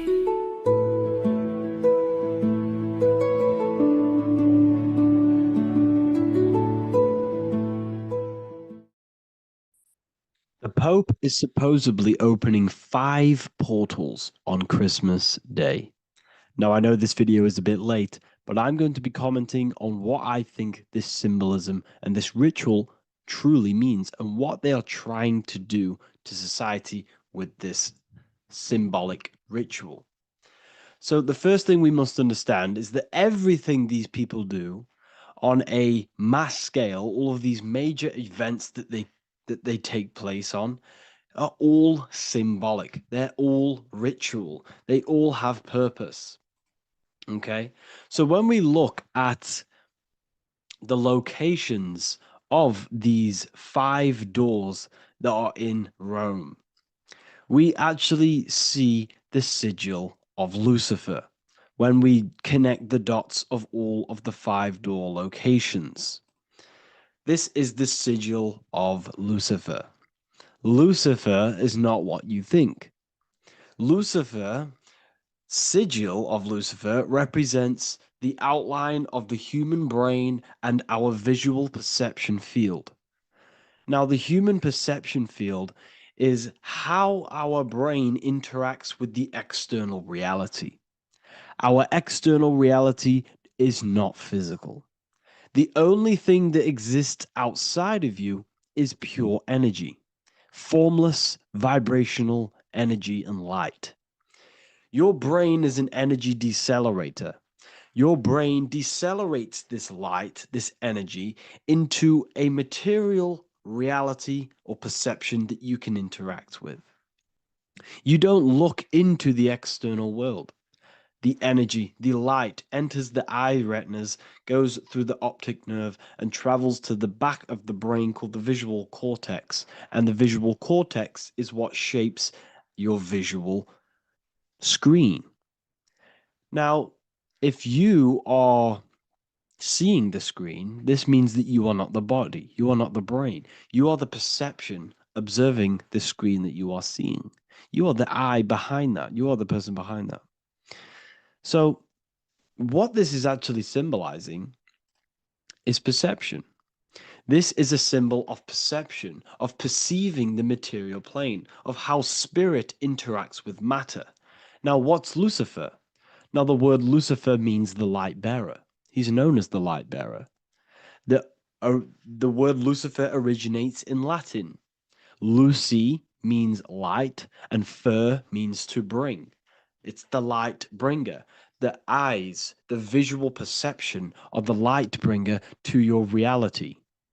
You see, everything outside of you is light. You are made of light. The word hue man means light. Hue means color, which is a form of light. And man means manifest. We're light manifested into material form. Every single one of us is Lucifer. When we fall for the material world, the external world, is an illusion. It is the false world. It can elude you. It can make you fall in love with the material things, material pleasures, lust, money, fame. These things make you fall. This is the fall of Lucifer. This is the mythological story. This is the symbolism behind Lucifer. It's you. Are you falling for material pleasure because you are a divine spiritual being from the higher planes, not from this plane? Now, if you let your divine being fall for this material plane and fall for the evil that can take place in this plane, then you are Lucifer. It represents the false light, the false reality.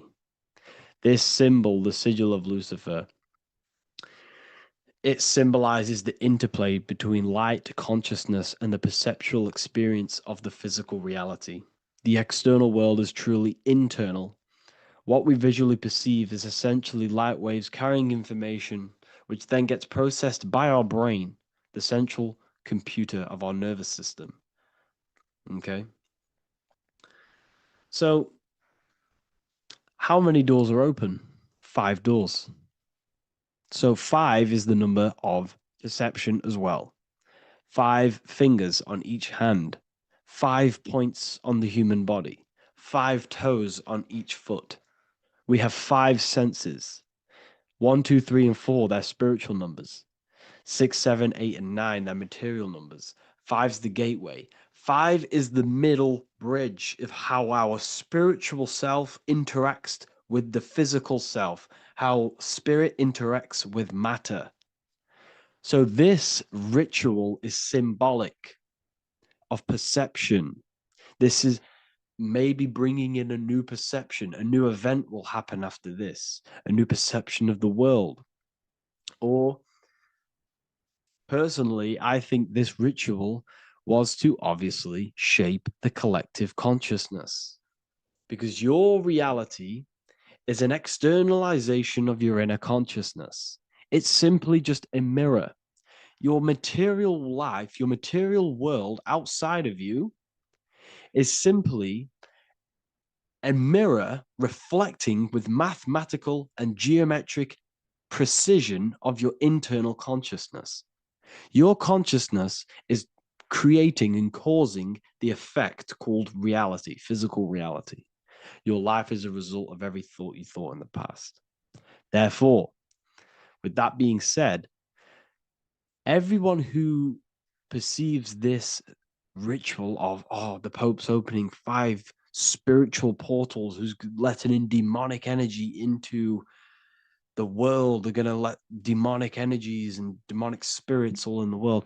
Well, what if I told you the only portal they're opening is a portal in your own mind for negativity? By you believing in negative forces coming into the world and going to possess everyone, that's opening up your own mind. The collective spiritual community has been brainwashed in thinking there's going to be demonic energy. Therefore, what will happen? There will be demonic energy. Not because the Pope opened up a portal to the demonic energy, it's because everyone opened up their own minds to the demonic energy. Therefore, we as a collective consciousness shape the external world on a macrocosm scale. For example, the microcosm is your personal life. Your personal life. You have created it through consciousness. Your belief system is just externalized in your world. But on a collective scale, we all believe in money, for example.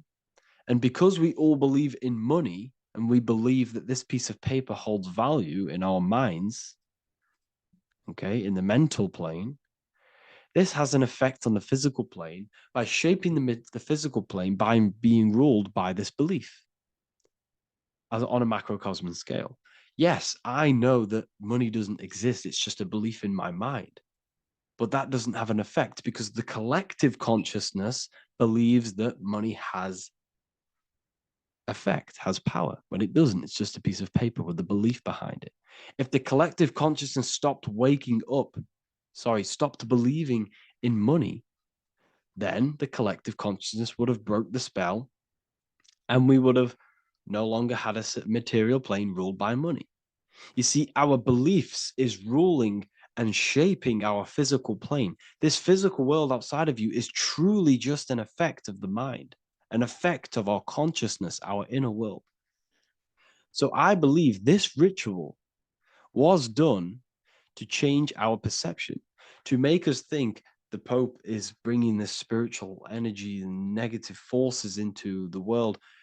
And it's just simply us creating the negativity in the world by believing in this, by thinking this.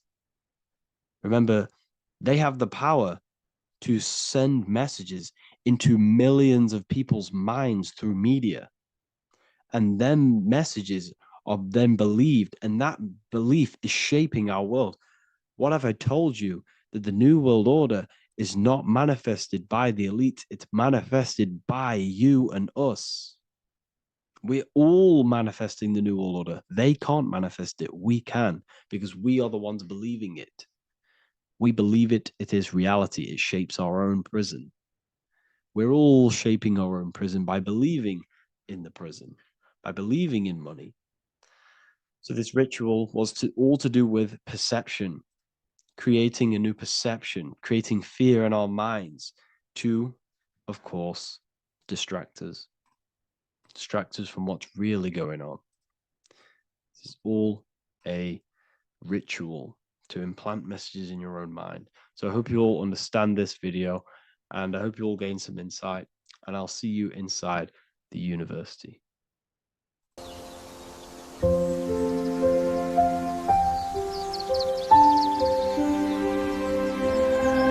bookofwisdom.com. Visit today.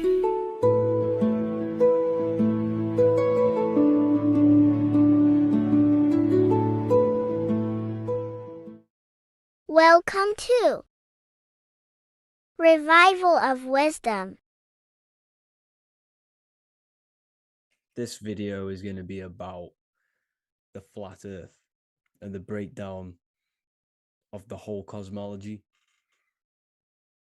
We're going to be digging very deep. I've got a lot of pictures and images to show you, and a lot of dots to connect.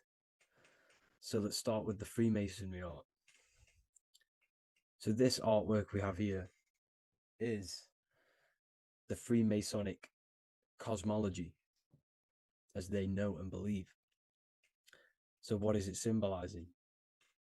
We obviously have to start off with the 4 pillars representing the 4 corners of the earth. The 4 corners with duality. You see, there's everything on earth. There's good and evil. Good, evil, positive, negative. Good, bad. This is the checkerboard. This is what it symbolizes. Okay. Obviously, we have the sun, the moon. The sun gives you energy. It's the anode. The moon is the cathode. It's the opposite. It takes your energy. So therefore, you become sleepy when the moon comes out. You see, everything on Earth, everything in the universe is balanced. There's complete balance symbolized by duality. There's always 2 opposites. We have the all-seeing eye, and obviously 7 stars representing the 7 planets, but not planets as in we know planets. They're not physical spinning balls of gas. They are energies. They are lights emitting from the realm above this realm. They are lights through the firmament, through the electromagnetic field. So let's go through that again. The 4 corners, duality, positive and negative, cold, dry. Everyone on Earth has an opposite. Everyone, there's 2. Okay, and then we have the sun, the moon, the 7 planets with a 5-pointed star. What's the 5-pointed star? Of course, it's the 5 elements: spirit, water, earth, fire, and air. Okay, that's what the 5-pointed stars symbolizing, the 5 elements of earth. And then, most importantly, we have the compass.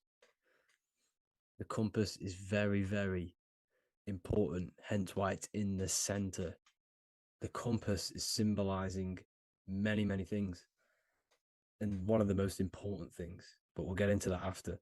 We have a boat with water outside of the earth. So we have a boat on water, symbolizing the waters separated by the firmament, the waters above, separated by the firmament from the waters within the firmament, the earth. So this is what it's symbolizing.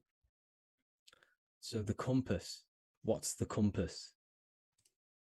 This is where the compass comes from.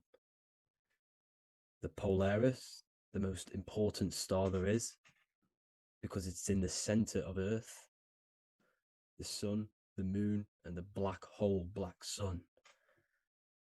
Because all creation comes from center, the seed center. Okay, but we'll get into this after. But also, this is a very important Masonic symbol because they use this symbol a lot.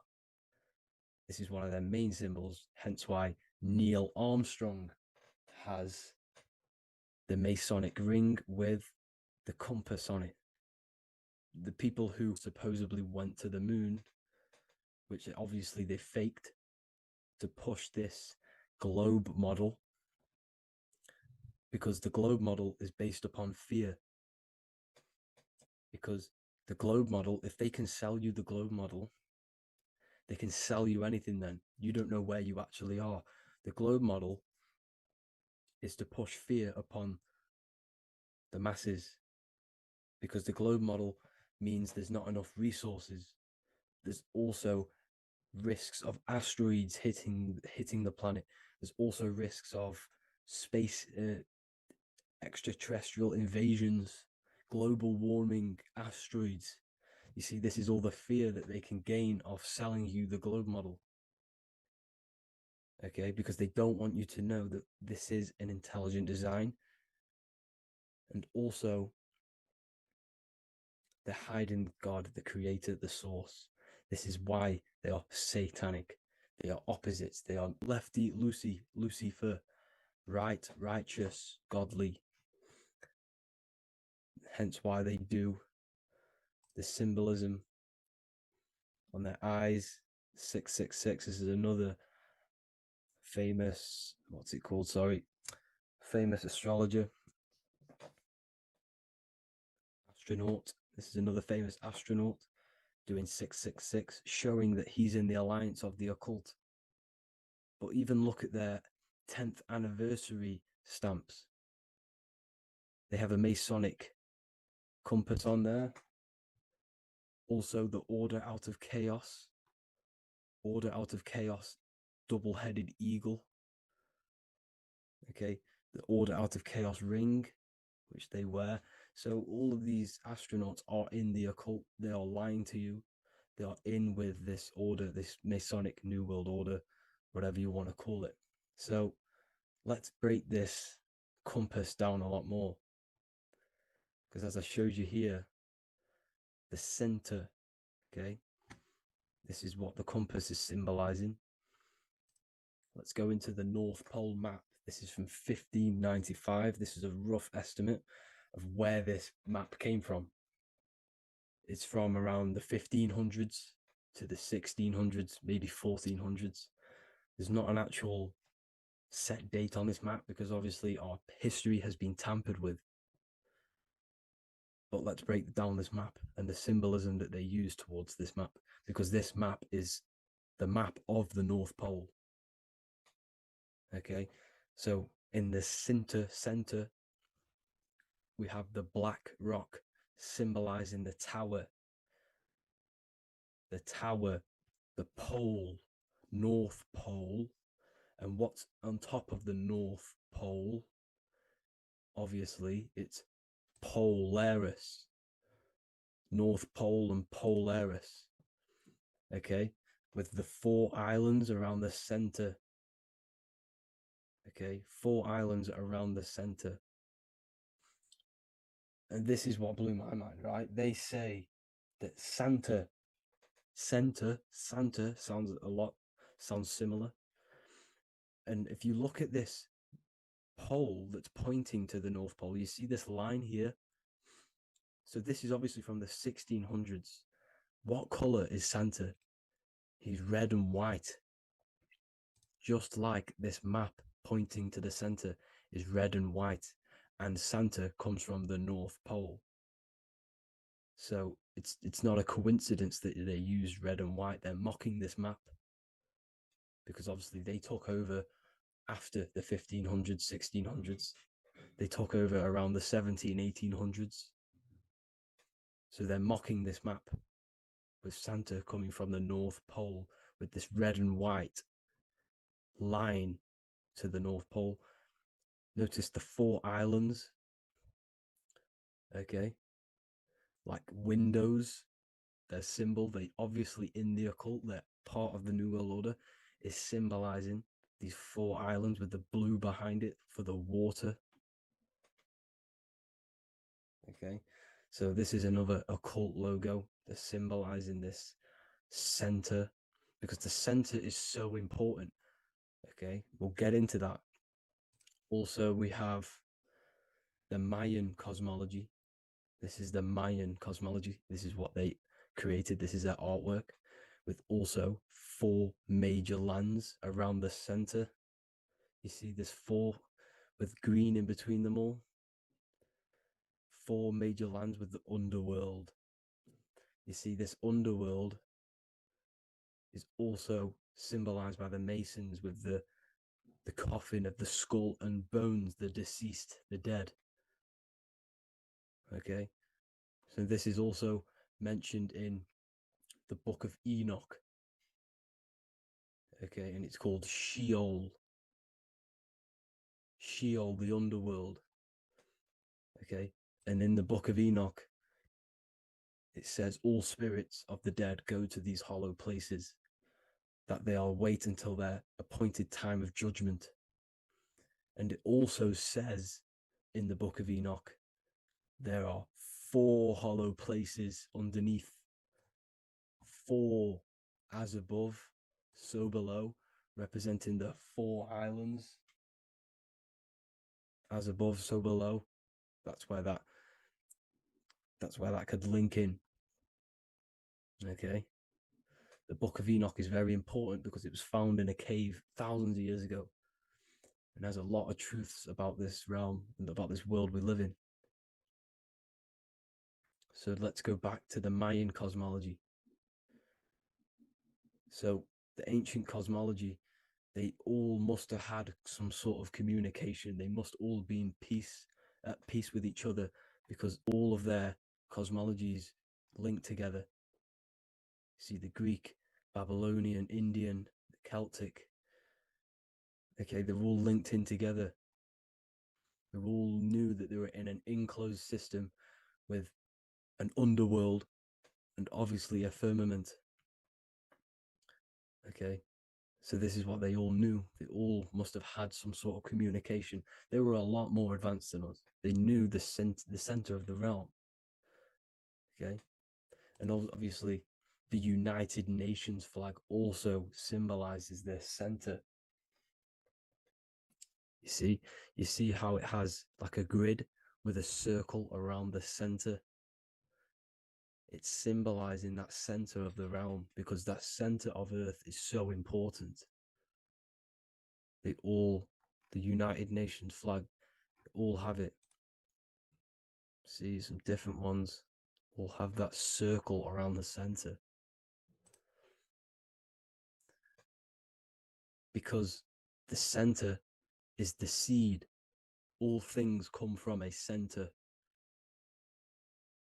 So the torus field is so important because it is the spark of life. It's the building blocks of the universe, this creation.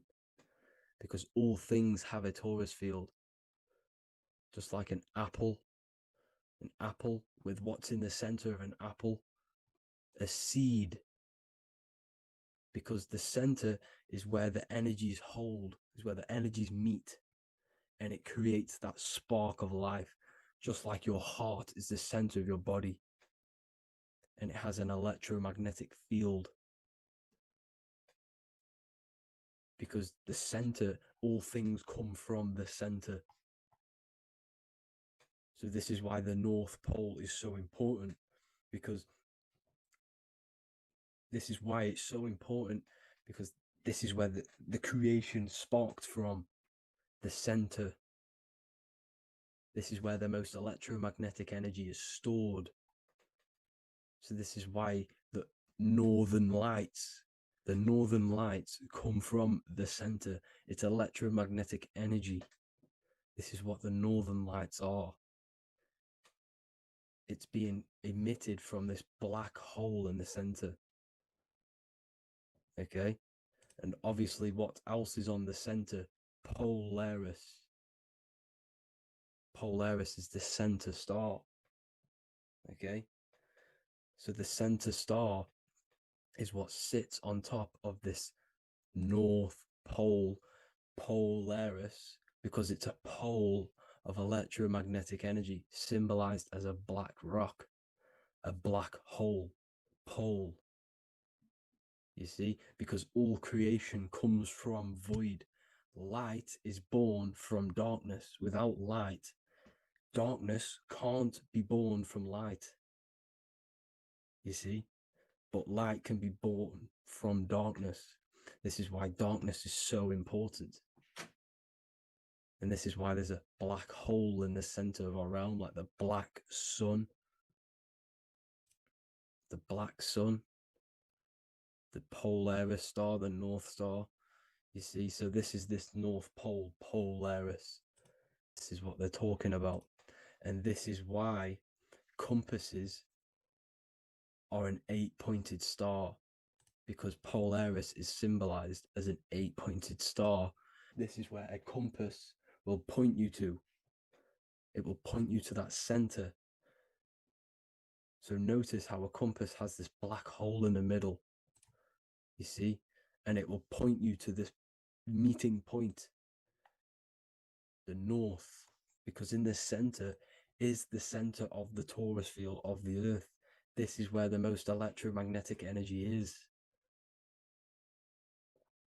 You see, everything gets sucked into the black hole. Okay, this whole reality is being projected from that center point, just like your eyes suck in light. It's a black hole. Your eyes suck in the light of this light being emitted from this center place, this electromagnetic energy at the center, which is the seed of everything, of everyone. You see, just like an apple has the seed in the center in darkness, because in the center of the apple, it's dark. It's black. It's pitch black. But that's where the seeds are. That's where the life is. But Polaris is so important because it's that center star which lines up. It is the pole, it's the top of the pole of the torus field. So Polaris would be here at the very, very top. And this is where the compasses point you to. And this is why the star of Ishtar, the 8-pointed star of the Sumerians, also talked about this 8-pointed star, and it's called the star of Ishtar. Okay, and who is Ishtar? Ishtar is the goddess. Okay, so she's not a male, she's a female, because every creation is brought through a female, a womb. Every single human on earth is brought through the womb, the sacred feminine energy. And the womb is pure darkness. There's no light in a womb, just like the center of our realm. It's a black hole. Okay, and guess what? She's the god of fertility and sexuality. She is responsible for all life. Okay, so the star of Ishtar is the star of Polaris, which is symbolizing the responsibility for all life, the center of our realm, the black sun, the black hole. Okay, so this is what that god of Ishtar of the Sumerians is talking about, the goddess, the womb, the seed of creation. So this would be the portal, more than likely the portal in and out of our realm, because it's the top of the torus field. And what's above this realm is the heavens. So this is where you get sucked in from the heavens. Your soul gets sucked in and brought onto this plane of existence called Earth. These are some space NASA symbols. Look how much Polaris symbolism there is. And notice how it's at the center. You see this circle? This is like a half circle. And at the center is an 8-pointed star of Ishtar. It's the same thing. It's Polaris. It's at the center. And notice on some of these, look, this one is a bear holding the key and an arrow pointing to the Polaris star, so that they hold the key to Polaris. Another one with like a demon holding a key to the what? Polaris on top of him. Also an eagle, which is a Masonic symbol, the eagle holding a key on top of the center, you see. And notice how there's an arrow going up to the Polaris and an arrow down, as above, so below. to earth, so you can go out of earth and into earth through Polaris, and the eagle holds the key. You see? The eagle holds the key, just like this. This demon dragon holds the key to Polaris. And look at this one, Earth, with an arrow up to Polaris, an 8-pointed star. So Polaris is more than likely that portal which the Anunnaki used, the Sumerian gods used, because the Anunnaki symbol is also an 8-pointed star. Okay. And like I said, that center is the seed of creation. The center is the black hole. Okay, just like your pineal gland is at the center of your brain. The pineal gland is at the center of your brain, and that's what connects you to that spirit realm, to the source. That's it for this video, guys. Thank you all for tuning in. I hope you all learned something today. Please leave a like, a comment, and please subscribe to the channel for more content. God bless you all.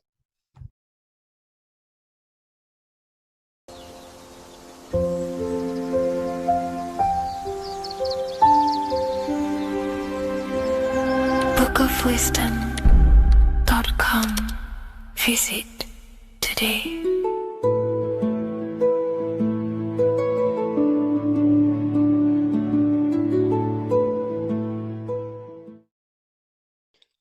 What if I told you you don't have one body?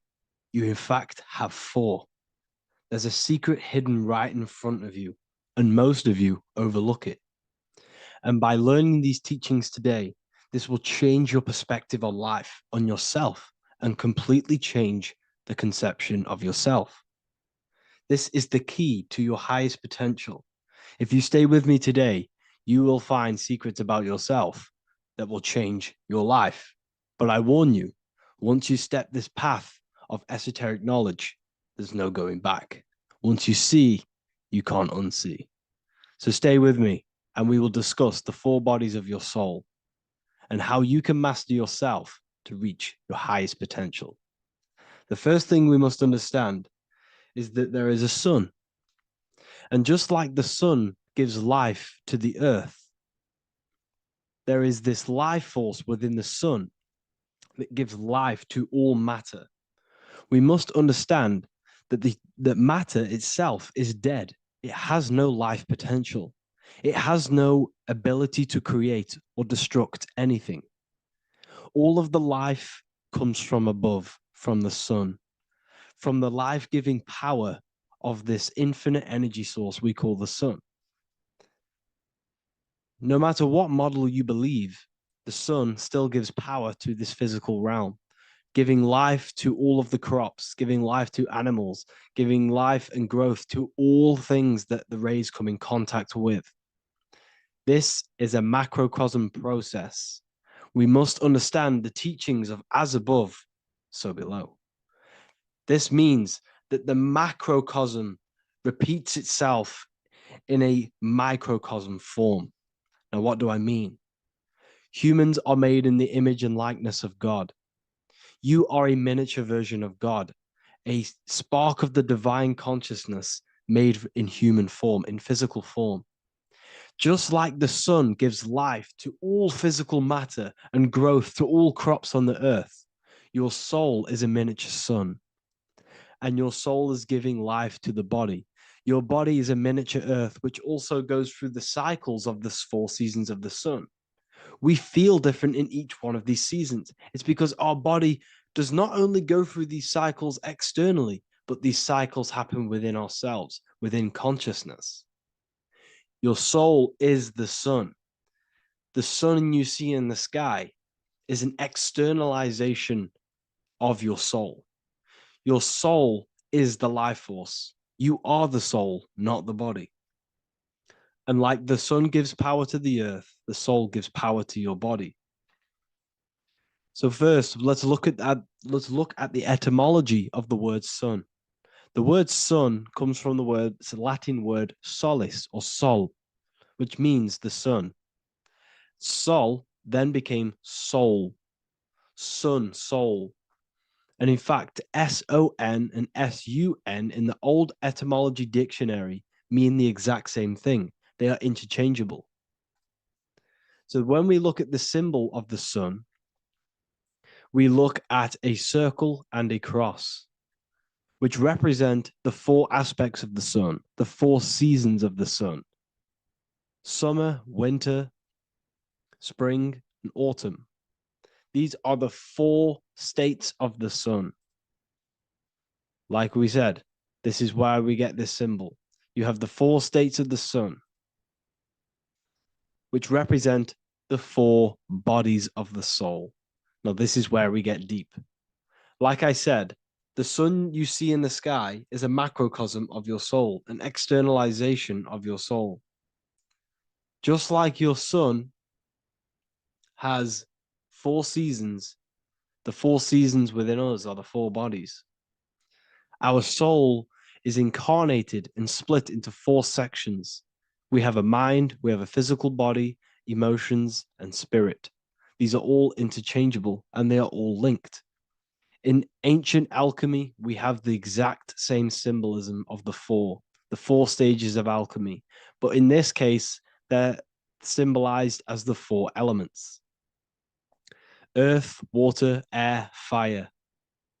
In this ancient alchemical symbol, we have the pentagram with the top one representing the soul, ether. Our soul then has the four bodies with the human here. We have the man, the eagle, the bull, and the lion. We see this on the tarot card, the Wheel of Fortune. The man, the eagle, the bull, the lion. We see this in Matthew, Mark, Luke, and John. The lion, the bull, the man, and the eagle. We see this with depictions of Jesus. Jesus, the man, the bull, the lion, and the eagle. These represent the four fixed signs of the zodiac: Taurus, the bull; Scorpio, the eagle. Scorpio was symbolized as an eagle. It's an ancient symbol. Now it's been changed to a scorpion, of course. Leo, the lion; Aquarius, the man. These represent the four fixed signs, which are four different elements. Taurus is an earth sign. Scorpio, a water sign. Leo, a fire sign. Aquarius, an air sign. Taurus is the earth. As above, so below. The earth is the physical body. Leo is fire. Fire is the spirit. Scorpio is water, which is the emotions. Aquarius is the mind, which is an air symbol. Air is the mind. That's why we call people airheads. Okay? So what we're actually looking at here are the four aspects of our soul. We have the sun in the middle and the four bodies of the soul. This is what Jesus is symbolizing. Jesus represents you. God made flesh with the four aspects of the soul. The four gospels are all depicting Jesus in four different ways according to the different body of consciousness. The Wheel of Fortune are representing the four bodies of the soul. This represents the four bodies. Now, how are they four bodies? They are four dimensions of consciousness. The mind is not made of the same substance of the emotion. The emotion is not made of the same substance of the physical body. The spirit is not made of the same substance as the physical body also. They exist in four dimensions of consciousness. They are four bodies of our soul. And the most important teaching here is what I'm actually getting to, is the powerful one. This is what gives you power. Most of us live in chaos. Our mind is thinking of doing something. Our emotions are feeling something else. Our body is lusting and wanting to do something else. And our spirit's energy is completely off. Most people live in unbalance. None of these four bodies are working together. This is why we produce chaos in our lives. When these bodies are in balance, are not working together. So in alchemy, They symbolize the four elements, which are the four bodies of consciousness. These are the furnaces with the fire. They represent transmutation of each body. We have to sync these bodies. We have to sync the mind with our emotions, and our emotions with our actions, the physical body, and with our spirit. These four key bodies need to be in line in order for us to create consciously in our life. Because each one of us is a creator, a miniature version of God, creating our own earth, creating our own material reality. And in order for us to create consciously and with effect and power, we must have these bodies unified so that we can create consciously and not create chaos. So this is very, very important. And this is a secret teaching found in all ancient societies. But this is what the hidden symbolism of astrology actually is. The sun is our soul, and the 12 zodiacs are 12 aspects of our soul. And we have the four aspects of the four main bodies. This is what we're looking at.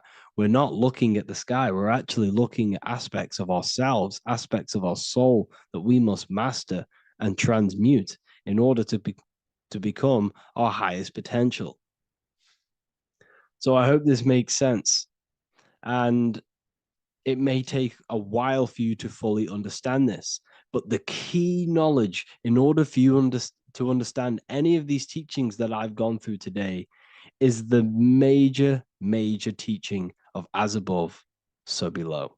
What is above is below. What is within is without. Your inner reality projects the outer reality. What is inside of you is outside of you in some form or way. Whatever trees, whatever roots that go down will always shoot up. When you throw a bouncing ball, you shoot it down, it will go up. As above, so below. As within, so without. God did not make a creation separate from himself. We are all extensions of the divine made in physical form. And we are incarnated into four sections. Our soul is separated into four sections. These are the four corners of reality. These are the four pillars of reality that we must control. So in order to access our soul in meditation, we must turn off these four things. Turn off the mind, the emotion, the spirit, and the body. And then we access the soul. So I hope this video helps today. And you can learn all about this in the Book of Wisdom, Volume 2. This book is a revolution in consciousness. I do not recommend everyone reads this book. This book is only for people who are serious and want to transform their lives. This book is a book that will change the scope you see reality. It will change your perspective on yourself because you will resonate with this. This book does not just give you information, it gives you a sense of well-being. It gives you truth, and you will find your power from this information. This information is not just information, it's a key to your path of enlightenment and transformation. So you can find this book in the description of this video. And if you are part of the university, I will see you on the live calls. Thank you, everyone. Please leave a like, subscribe, and a comment, and let me know whatever videos you want me to make next. Anything that you fail to understand or have any confusion with, I can make a video on it. So let me know in the comment section any reviews or anything I should do. Thank you all, people. Have a great day.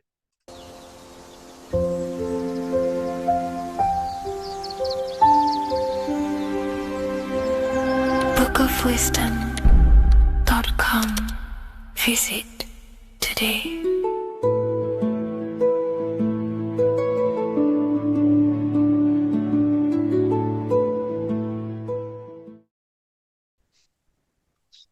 Matthew 21:1, Jesus went into the temple of God. Corinthians 3:16, do you not know that you are the temple of God? Now, what is this telling you? That God is within you. Hence why in Luke 21:12, it tells you the kingdom of God is within you.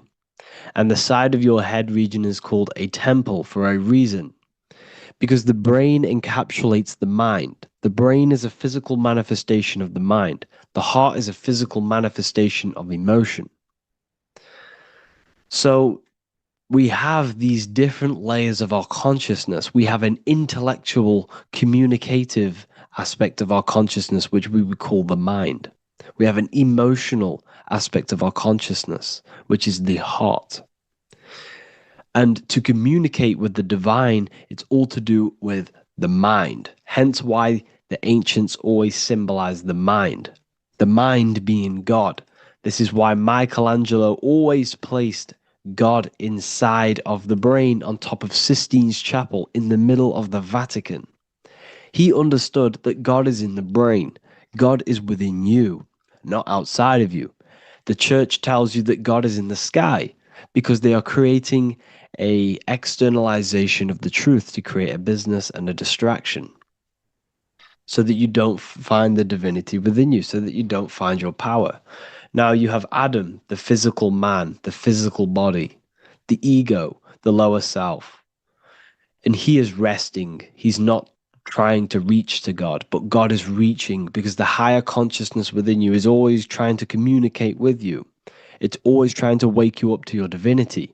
But the lower mind, the lower self, Adam, the physical self, is always in ignorance of truth, always in ignorance, and stays in a materialistic way of thinking, which is the lower animal self. And this is what we call a sleep or an NPC. This is the lower mind of man. But all you have to do is to move your finger to touch God. You have to look within yourself, within the brain, meditate, and you can find God. This is why in the Bible we see many references to the human body and anatomy to truly connect with God. Kings 6:8, the door to the middle chamber was in the right side of the house, which is the right hemisphere of the brain. The middle chamber is the pineal gland, where the seat of your consciousness is, where the seat of your higher consciousness is, the mind. And they went up the winding stairs, which is your spinal column, into the middle chamber, and out of the middle chamber into the third. So they went up the winding stairs. This represents raising your consciousness up the winding stairs. Your spinal column acts as a stairway of consciousness.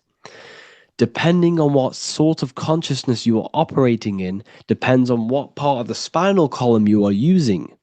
Because the spinal column ascends and descends consciousness. What do I mean?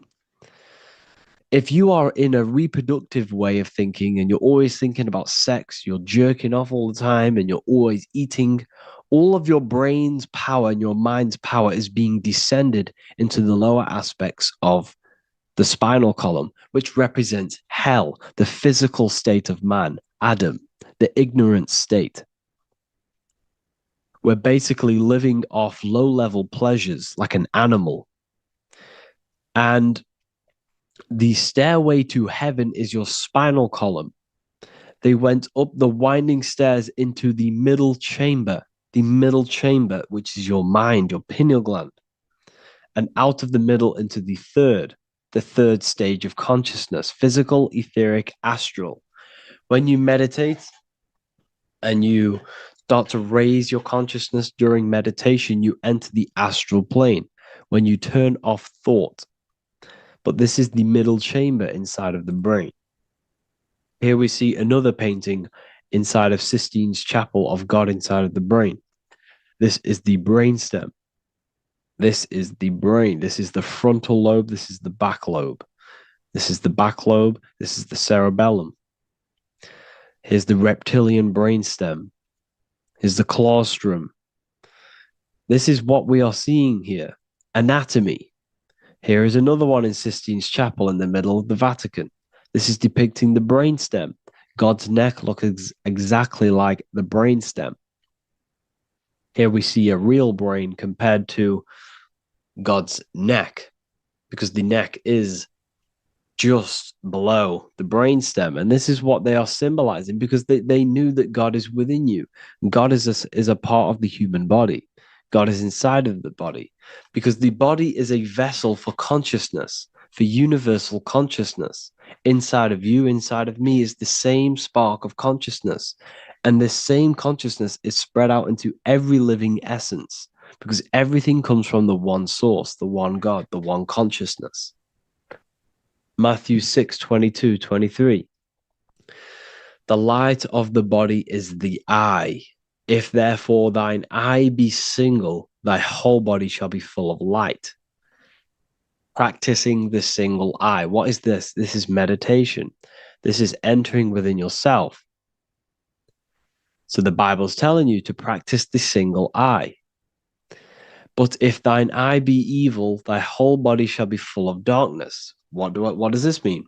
If your consciousness is in an evil way of thinking, if your mind is filled with an evil, negative mind space, then your body shall be filled with darkness, with evil, with negativity.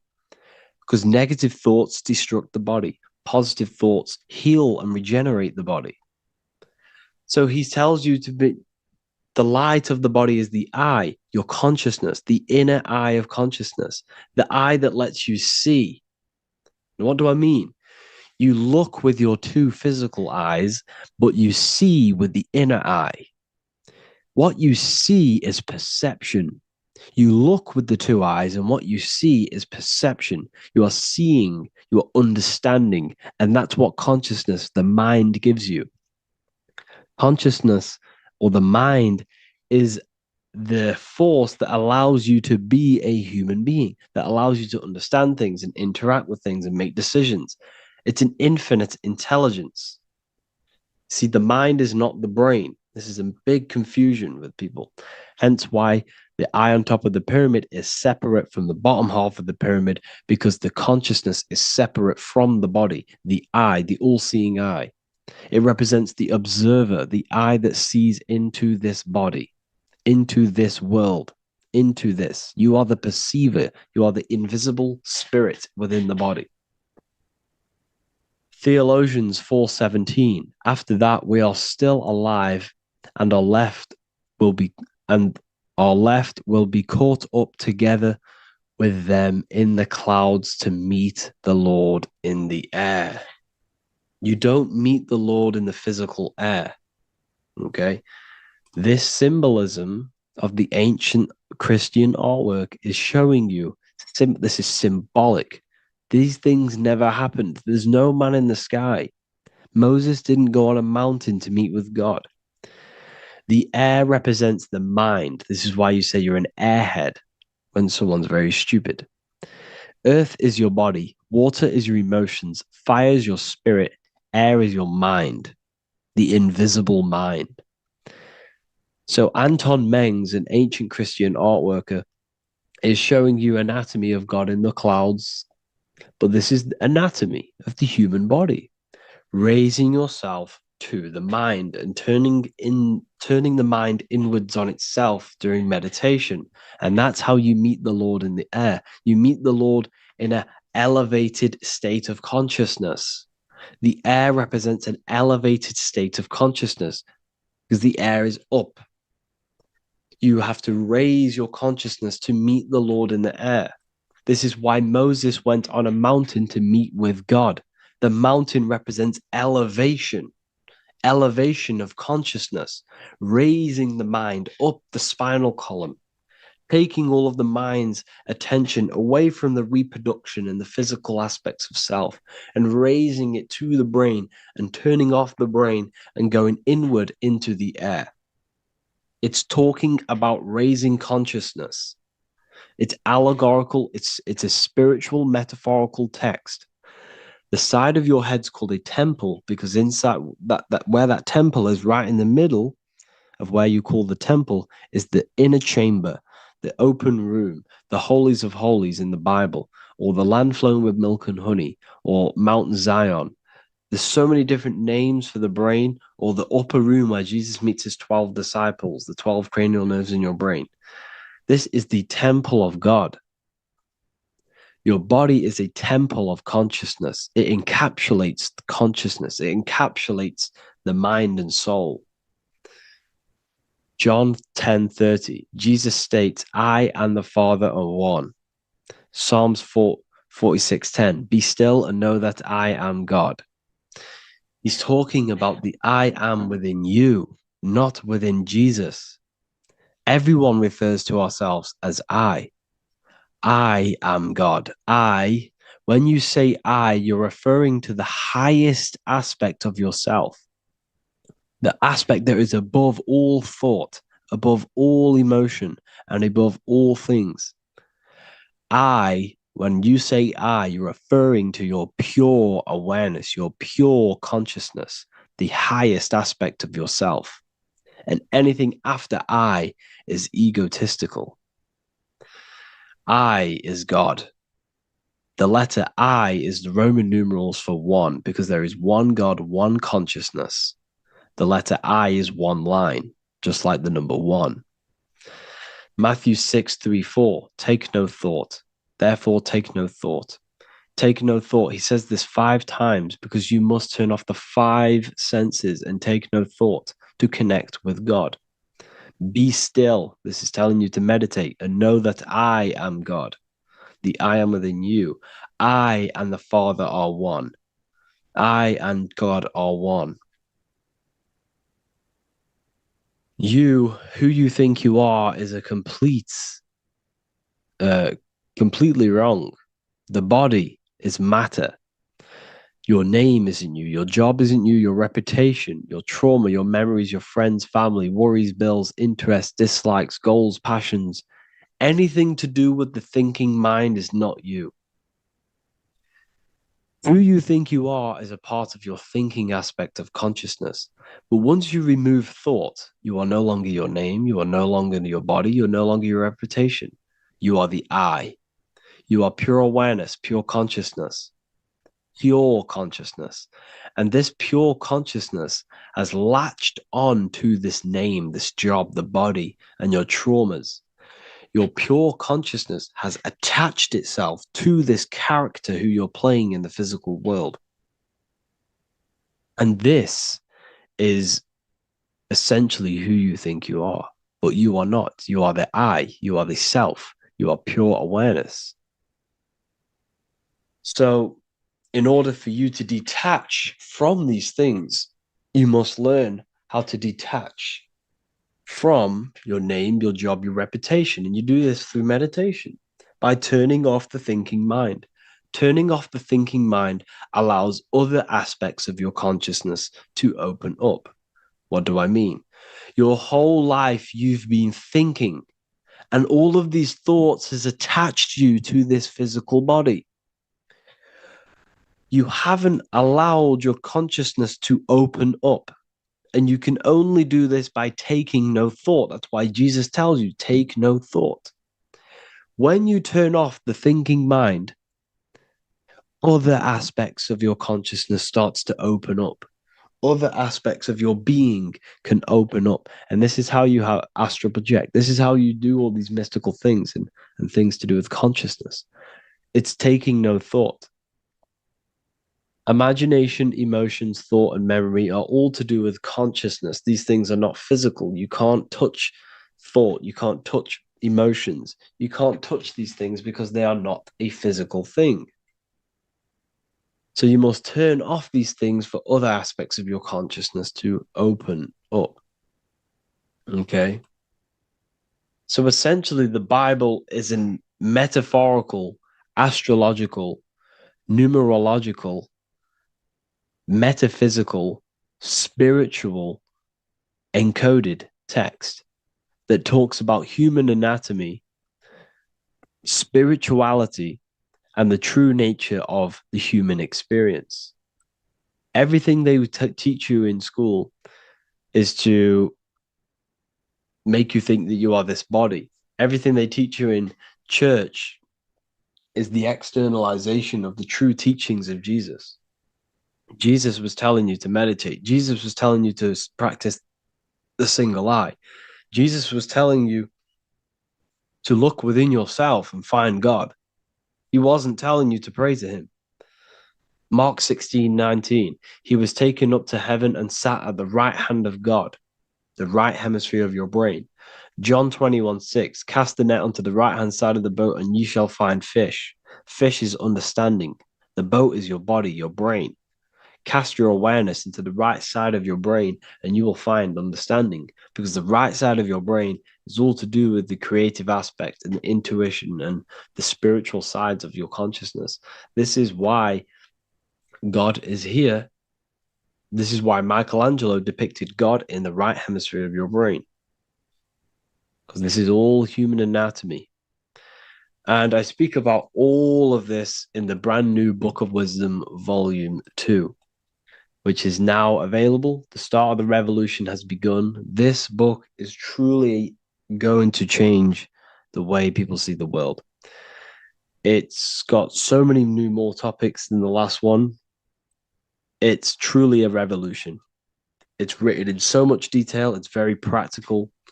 I cannot wait to share this one with you. I just want to say thank you for the opportunity for me to create this book, because without you, I couldn't have created this. And I just love sharing my work with you. And I thank every single one of you for the support, the watch, like the views and the likes, everything, especially the people who have joined the university and stuff like that. And for people who have joined the university, you do get a free Book of Wisdom paperback if you just go to the general chat and follow the description, follow what the instructions that I gave you in the chat, and you'll be able to order a free Book of Wisdom if you are inside of the university. Plus, you get all of my other books, 2 books, and over 45 occult books on occult and esoteric things.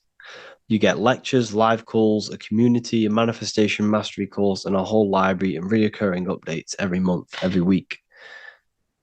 So yeah, I hope you all enjoyed this video. Thank you all. Please leave a comment to help the algorithm, and leave a comment on what videos I should make. And yeah, I'll get to uploading on the YouTube a lot more now. The second book is now released. I have a lot more time on my hands.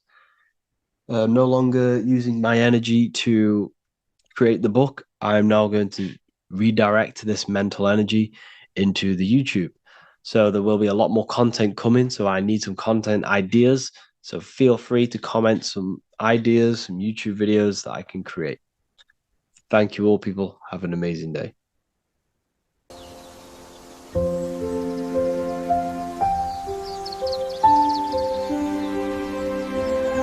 bookofwisdom.com. Visit today.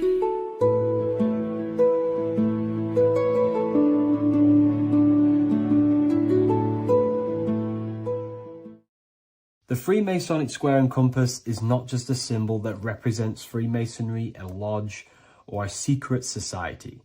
It is a symbol of gaining your own personal power. Now, in this video, I'm going to be breaking down this symbol in the most detail I can possibly go into. Most people live in a state of illusion. They live their life impulsively, acting based on their 5 senses, tasting. They want to feel a certain thing like an orgasm, or they're basically just slaves to external things and their 5 senses, which leads to a very dark path where you'll never actually become a conscious creator and you'll never actually be internally happy. The Freemasonic square and compass reveals some deep wisdom about this. Now let me break this down. If you want to gain your personal power, listen up. The Freemasonic square and compass is a compass which is used to create circles. Now, if you notice something about the circle, they have no beginning, no end. You can't tell where it begins and ends. It's eternal, which means this represents consciousness.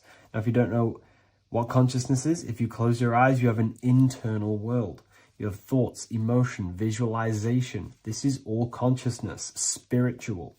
Then we have the square. The square creates squares or lines, which represents matter. It has a beginning and an end. You can quite see where the beginning of the end is, right?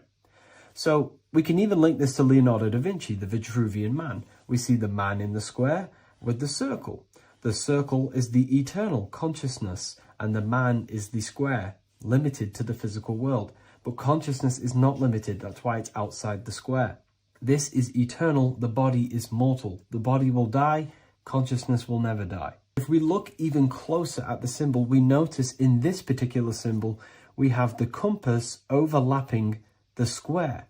This is very, very symbolic. This represents spirit over matter, also known as mind over matter, consciousness over matter, the circle over the square. Like I mentioned earlier, most people are slaves to their senses. They go through their day and all they do is chase validation and feelings. They eat all day to feel good, which means they're a slave to their taste. They're slaves to their feeling. They masturbate, which means they're a slave to orgasms and external things.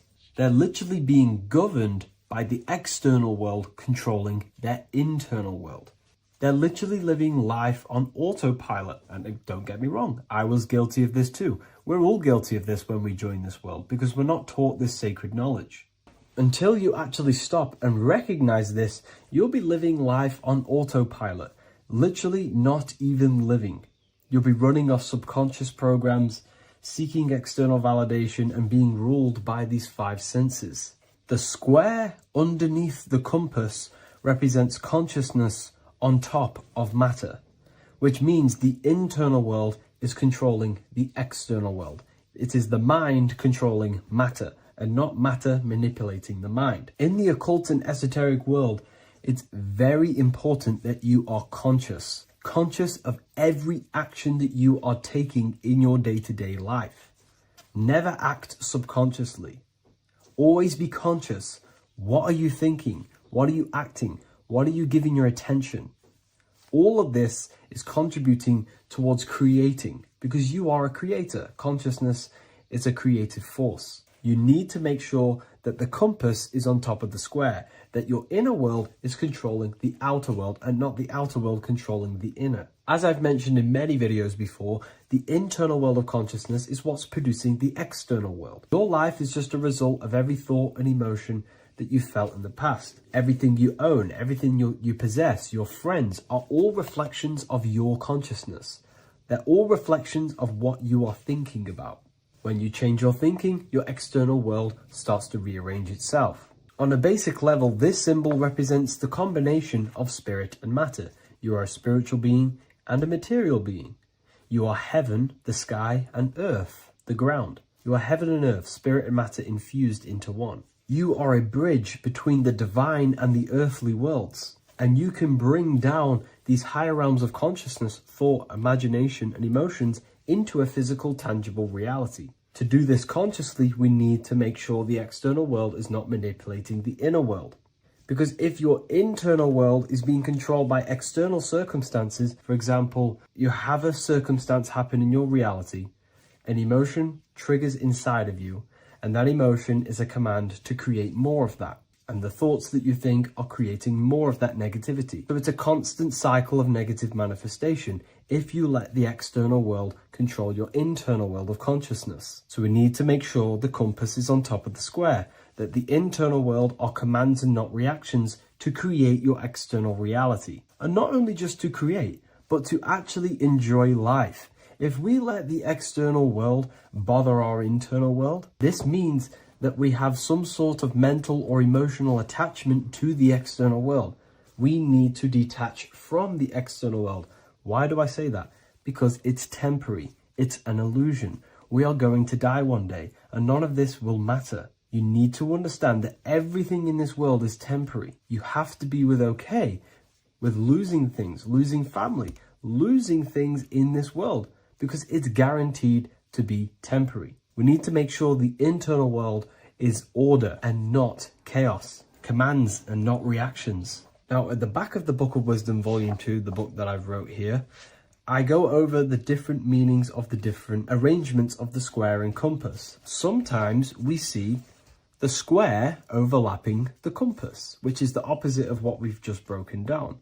Or sometimes we see one leg of the compass on top of the square and one leg of the square on top of the compass. These are all highly symbolic. When we see the square overlapping the compass, this pretty much represents the beginning of the Freemasons' journey, when their internal world is being controlled by the external. They have a lot of spiritual growth, and a lot of learning and inner work to do.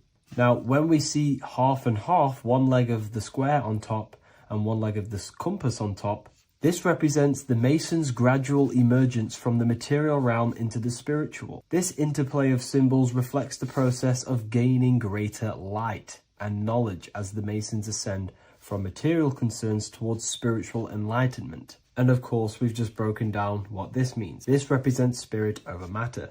They're not chasing external physical things anymore. They're actually chasing and gaining validation and happiness from spiritual growth, more knowledge, and deeper understanding of consciousness and themselves. Most people chase external material things, which actually don't make you happy in the long run. You could be given £1 million today. In a week's time, you would be back to the same original state of consciousness and actually chasing more and more millions of pounds. It's because nothing physical in this tangible world will ever satisfy your internal world of consciousness. So through spiritual growth, we can actually become happy and seek higher understanding, higher consciousness, which actually satisfies us eternally. So when we see the compass on top of the square, it symbolizes the triumph of spirit over matter. This arrangement not only signifies the mastery of spirit over the material realm, but also represents the resurrection, ascent, and dominion of spiritual principles over all earthly conditions. It's all about gaining personal power and spiritual growth. It's all about spiritual evolution, going from matter to spirit. The external world controlling the internal world, to the internal world ruling over the external world, where the mind becomes a powerful tool to actually create and command reality. The mind cannot create and command reality if it's being governed and tossed all over the place by external circumstances and thoughts. Here's a quick tip on how to know if your mind is controlling you. If your phone notification goes off and you're working on something and you instantly go to reach and pick up the phone as soon as the notification goes off, that is an indication that your mind is controlling you and you are not controlling it. The mind is the direction of consciousness. The direction, it directs the flow of your attention, your energy, your consciousness. So to practice to gain mind over matter is simply just meditation, allowing the mind to sit still and focus on one thing for long periods of time. And over time, this will gain mastery over your attention and your mind. If you are on your spiritual path, this should be your goal. Your internal world becoming the master. The mind becoming a vessel for you and not a vessel controlling you. It needs to become a command center and not a reaction. Please like, share this with a friend, and subscribe to the channel if you're new. Leave a link in the description for the Book of Wisdom Volume 2.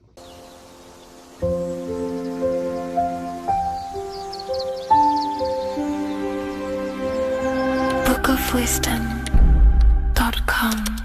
Visit today.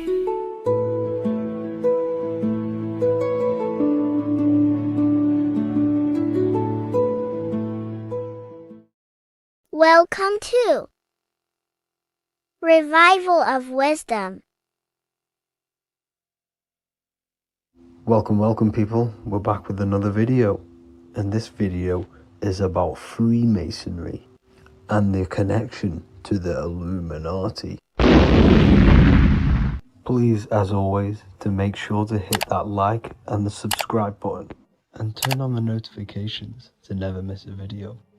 On May the 1st, 1776, the founder of the Illuminati, Adam Weishaupt, founded this secret organization, and this date can be found in Roman numerals underneath the all-seeing eye pyramid on the $1 bill. This $1 bill also says Anu Coptus Novus Ordo Secularum. This is Latin for announcing the birth of the New World Order. This New World Order will be headed by Lucifer, the all-seeing eye, and followed by the 13 layers of bricks for the 13 elite bloodlines. So your Orsini's, Rockefellers, Rothschilds, Soroses, and the other 9 elite families.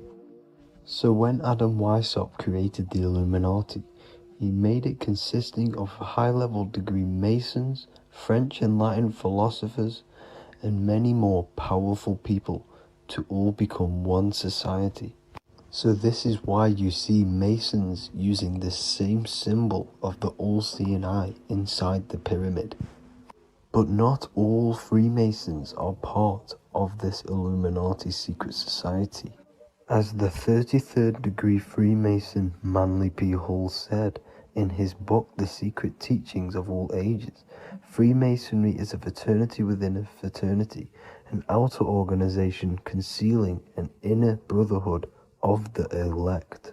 So what he's saying here is that Freemasons have to go up the degrees of Freemasonry, and once they hit the top, they either get elected or not into these secret societies like the Illuminati, Skull and Bones, and Knights Templar. So when you see celebrities doing this one-eye symbolism, either covering one eye, doing the triangle, or doing 666 over one eye, this is showing and reflecting the symbolism of Freemasonry. They have taken the oath to never speak on anything they learn about Freemasonry. Duncan's Ritual of Freemasonry book states the oath they have to take.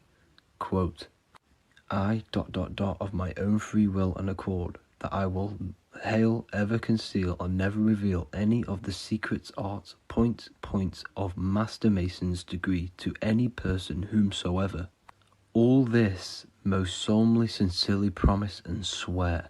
Now, this is what happens when they break the oath, stated in this book, quote, myself severed in two, my bowels taken from thence, and burnt to ashes. So this states that Freemasonry comes first, before any law of the land. It has the right to kill you if you break your oath. This is the hand gesture they have to do every time they enter the ritual room inside the Masonic lodge. This is the cutthroat symbol, showing you and reminding you of the oath and what will happen if you break it. Now in this book, Richardson's Monitor of Freemasonry, it states, if you break your oath, binding myself under no less penalty than to have my throat cut across, my tongue torn out by the roots, and my body buried in the rough sands of the sea. If they do not decide to kill you, this book states this by pointing him out to the world as an unworthy vagabond, by opposing his interest, by dearranging his business. In other words, they have the power to frame you and destroy your reputation to the world, and destroy your business if you break this oath.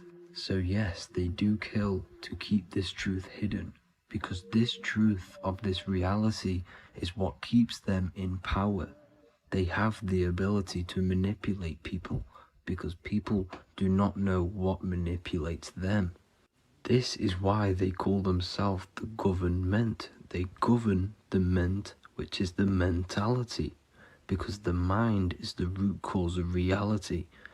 They control what you perceive to control what you manifest.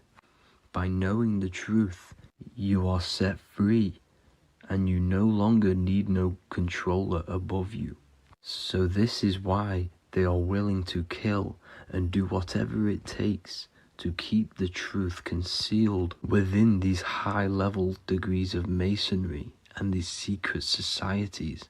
However, going back to Manly P. Hall's book, it states, part of the symbols are displayed here to the initiate, but he is intentionally misled by false interpretations.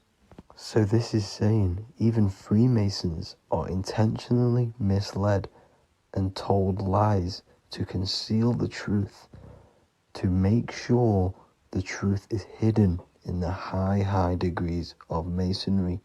So that's it for this video, guys. Thank you all for tapping in. Please leave a like and a subscribe. God bless.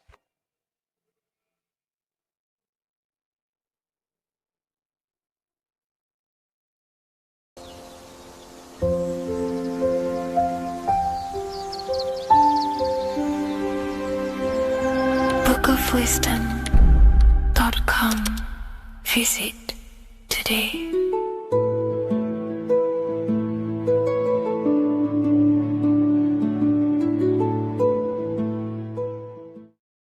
Before you call the Baphomet evil, make sure that you watch this video until the end so you gain a full understanding on what the Baphomet truly is.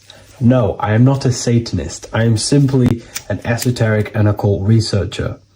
I've been looking into symbolism for a very long time, and I can reassure you that this symbol does not represent the devil, does not represent any negative figure. It's a very deep, occult, esoteric symbol. What we first need to understand about the Baphomet, it is indeed a symbol. Every symbol we see around us is neutral. The pentagram, the Baphomet, is neutral. It depends how you use it, whether it is used in a good or bad way. Everything is neutral. It's your mind's perception that gives it a positive or a negative charge. First of all, let's break down the Baphomet symbol. Let's look very closely at the Baphomet. We have clearly the 4 physical elements corresponding to the Baphomet. Here we clearly have the fire element. The wings represents the air, the flapping in the air. The fish scales, which is the water. And this dome figure representing the earth. The soul is incarnated into 4 bodies. We have a mental body of consciousness, intellect. We have an emotional body of consciousness, which is all to do with intuition and energy. We have a spiritual body of consciousness, our astral body, and a physical body of consciousness for the physical earth. Earth corresponds with your body, air corresponds with your mind, fire corresponds with your spirit, water corresponds with your emotions. So the Baphomet is showing you the 4 elements of the soul, the 4 bodies of the soul that we are incarnated in. Now, let's look at this moon figure. We have the moon. The moon represents the internal world. It represents what we cannot see. The sun represents our conscious mind, what we can see, what we're aware of, the physical world. The moon represents what we are not aware of. It represents our internal world. Remember, we have 2 worlds. You're an individual. You have a dual nature. Individual. You have an internal world. When you close your eyes, you have an internal voice, an internal world of thought and emotion, and an external world of this material body. The moon represents the internal. The moon on top represents the moon controlling the mind, represents the inner world controlling you. Now, this is very symbolic in the occult world. If the inner world is controlling you, then you have no control over reality. This is the devil horns. You know the devil horns? The moon crescent? This represents you are the devil. You're being controlled by your thoughts, by your emotions, by your psyche. Then we have the moon below, which represents control over the inner world. We have control over our thoughts, our emotions, our impulses. So you're either being controlled by thought and emotions, or you're controlling them and having self-mastery. In alchemy, we always see this symbol of the man or woman on top of the moon, representing emotional control and self-mastery of the internal world. The journey of the occultist is to gain full mastery over their consciousness. They want to be conscious of every single thought that enters their mental field of consciousness. We get over 7,000 thoughts a day. It is possible to achieve a certain level of mastery where you are conscious of every single thought that enters your mind. This is one of the end goals of self-mastery and occultism, as this gains your personal power. When one achieves this, they are then able to direct the mind in one place and one place only, becoming more effective in manifestation and creation, because we are microcosms of the divine. We are creators. This is the gesture of as above, so below. The inner world and the outer world are mirrors of each other. The inner produces the outer. Your physical life circumstances are a result of every thought you thought in the past. The inner projects the outer. If you want to produce a change in the outside world, you got to produce change in the inner world of consciousness first. As above, so below. As within, so without. This corresponds with absolutely everything in the universe. Now we have the goat head, which represents the animal self. This represents the lower carnal mind. Lower carnal mind, which is earthbound, because a goat is on the ground. It's not a bird, it's on the ground. It represents the lower self, the beastie nature, the one that tells us to hate, to steal, to eat all the time, to consume. It's the beast within us, the beastie side of our consciousness. It has a human body resembling this, the human in the beastie nature, or we have the spiritual nature, the higher self. In essence, this symbol of the Baphomet represents the higher and the lower self of human consciousness. It represents the higher and the lower. To conclude all of this, the Baphomet is a symbol that represents the two paths that one can take. We can take the beastie path and become an instinctual animal, our body, or we can take the divine path of reaching our higher self. It is a symbol that represents the higher and lower self and the four different bodies of consciousness. In essence, this does not represent Satan or the devil. The devil represents the lower aspect of our human psyche. The war between Jesus and Satan is symbolic and allegorical for the war that happens within our mental field of consciousness.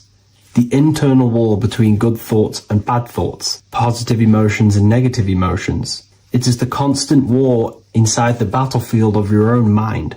Jesus, Satan are symbols, characters that are symbolic of aspects of your own consciousness, because the universe is mental. The only thing that truly exists is your mind. Therefore, all of these ancient spiritual texts like the Bible, the Bhagavad Gita, the Quran are all symbolic of what's happening inside of our mental body. It is the inner chaos that can destroy our life, or when we create structure and restructure our inner world, we can live a peaceful life. If you are struggling from the internal world and you want to gain mastery of yourself while learning the occult secrets, join Ethereal University, a community of like-minded individuals who are all striving for the best versions of themselves. We host live calls and we have an abundance of lectures that you can watch. Or check out the Book of Wisdom. This is volume 2. I'll leave all the links in the description. Have an amazing day. Do the elites actually worship Saturn? In this video, we're going to be discussing the occult and esoteric meaning of the 7 planets and the abuse of the Saturnic energy within today's world. This will help you gain a deeper understanding of reality, yourself, how you create reality, and what these 7 planetary energies actually truly are. In order to understand anything within the universe, we have to understand the law of correspondence, the law of as above, so below. There is one consciousness expressed in infinite forms. Me, you, the squirrel, everyone who possesses consciousness within this universe is an expression of the one divine consciousness, what we like to call Source, God, or the grand architect of the universe. We have to understand there is a large scale, but the large scale is mirrored in the small scale. If we look at lightning, this is a large scale. This is the macrocosm. Then we go a bit smaller to the trees. We see the same pattern. Then we look a little bit smaller into the human body. We see the same pattern of the nervous system. Then if we zoomed into the microcosm, brain cells, we still see the same pattern. This reveals the universe is a fractal universe. The large is reflected in the small. And this is the symbol of the Fibonacci sequence, which represents this as above, so below principle. The big spiral represents the macrocosm, but then this spirals into the tiny spiral. This symbol goes for eternity, never touching, never finishing. The large is mirrored in the small. With understanding this, we can realize that we are a microcosm of God. We are our own universe. We are our own world. Your body is the earth. Your mind is the mind of God, just in a smaller version. You are a drop in the ocean of the vast collective consciousness. With that being said, everything you see outside of you is inside of you. As above, so below. The 7 planetary energies on a macrocosmic scale are the 7 energies that form the physical world. The physical dimension is crystallized thought. Everything you see around you was thought made manifest. Thought imagined, then created in the physical reality. Therefore, these 7 planetary energies are 7 astral forces that create and weave the material existence. For example, if we look at a tree has 7 categories of consciousness, 7 creational forces that create the tree. This is the reason why we have 7 days of creation in the Bible. This is the reason why we have 7 days of the week for the 7 planetary energies. Monday is for the moon, Mars is for Tuesday, Mercury for Wednesday, Jupiter for Thursday, Thursday, which is Thor. Thor is Jupiter. Venus for Friday, Saturn day for Saturn, Sunday for the Sun. This is also the reason why we have 7 major energy centers within the body, the 7 life forces that flow through the body to give physical existence to the physical form. Man is a microcosm of the universe. With that being said, if we look at a tree is nature, and nature is the macrocosm, the creation of God's mind. And if we look at the tree, we can see 7 creational categories that go into create the tree. For example, the stem of the tree, the trunk, represents the sun. The root system, the base of the tree, where the tree grows out of, is Saturn. If we look at the fruit of the tree, that represents Jupiter. The smell, the look, the colors of the tree, that's Venus. How the tree communicates with other trees through the root system is Mercury, the intellect, the intelligence, the communication. The leaves of the tree is the moon. The defense mechanism of the tree, how it defends itself from infections and other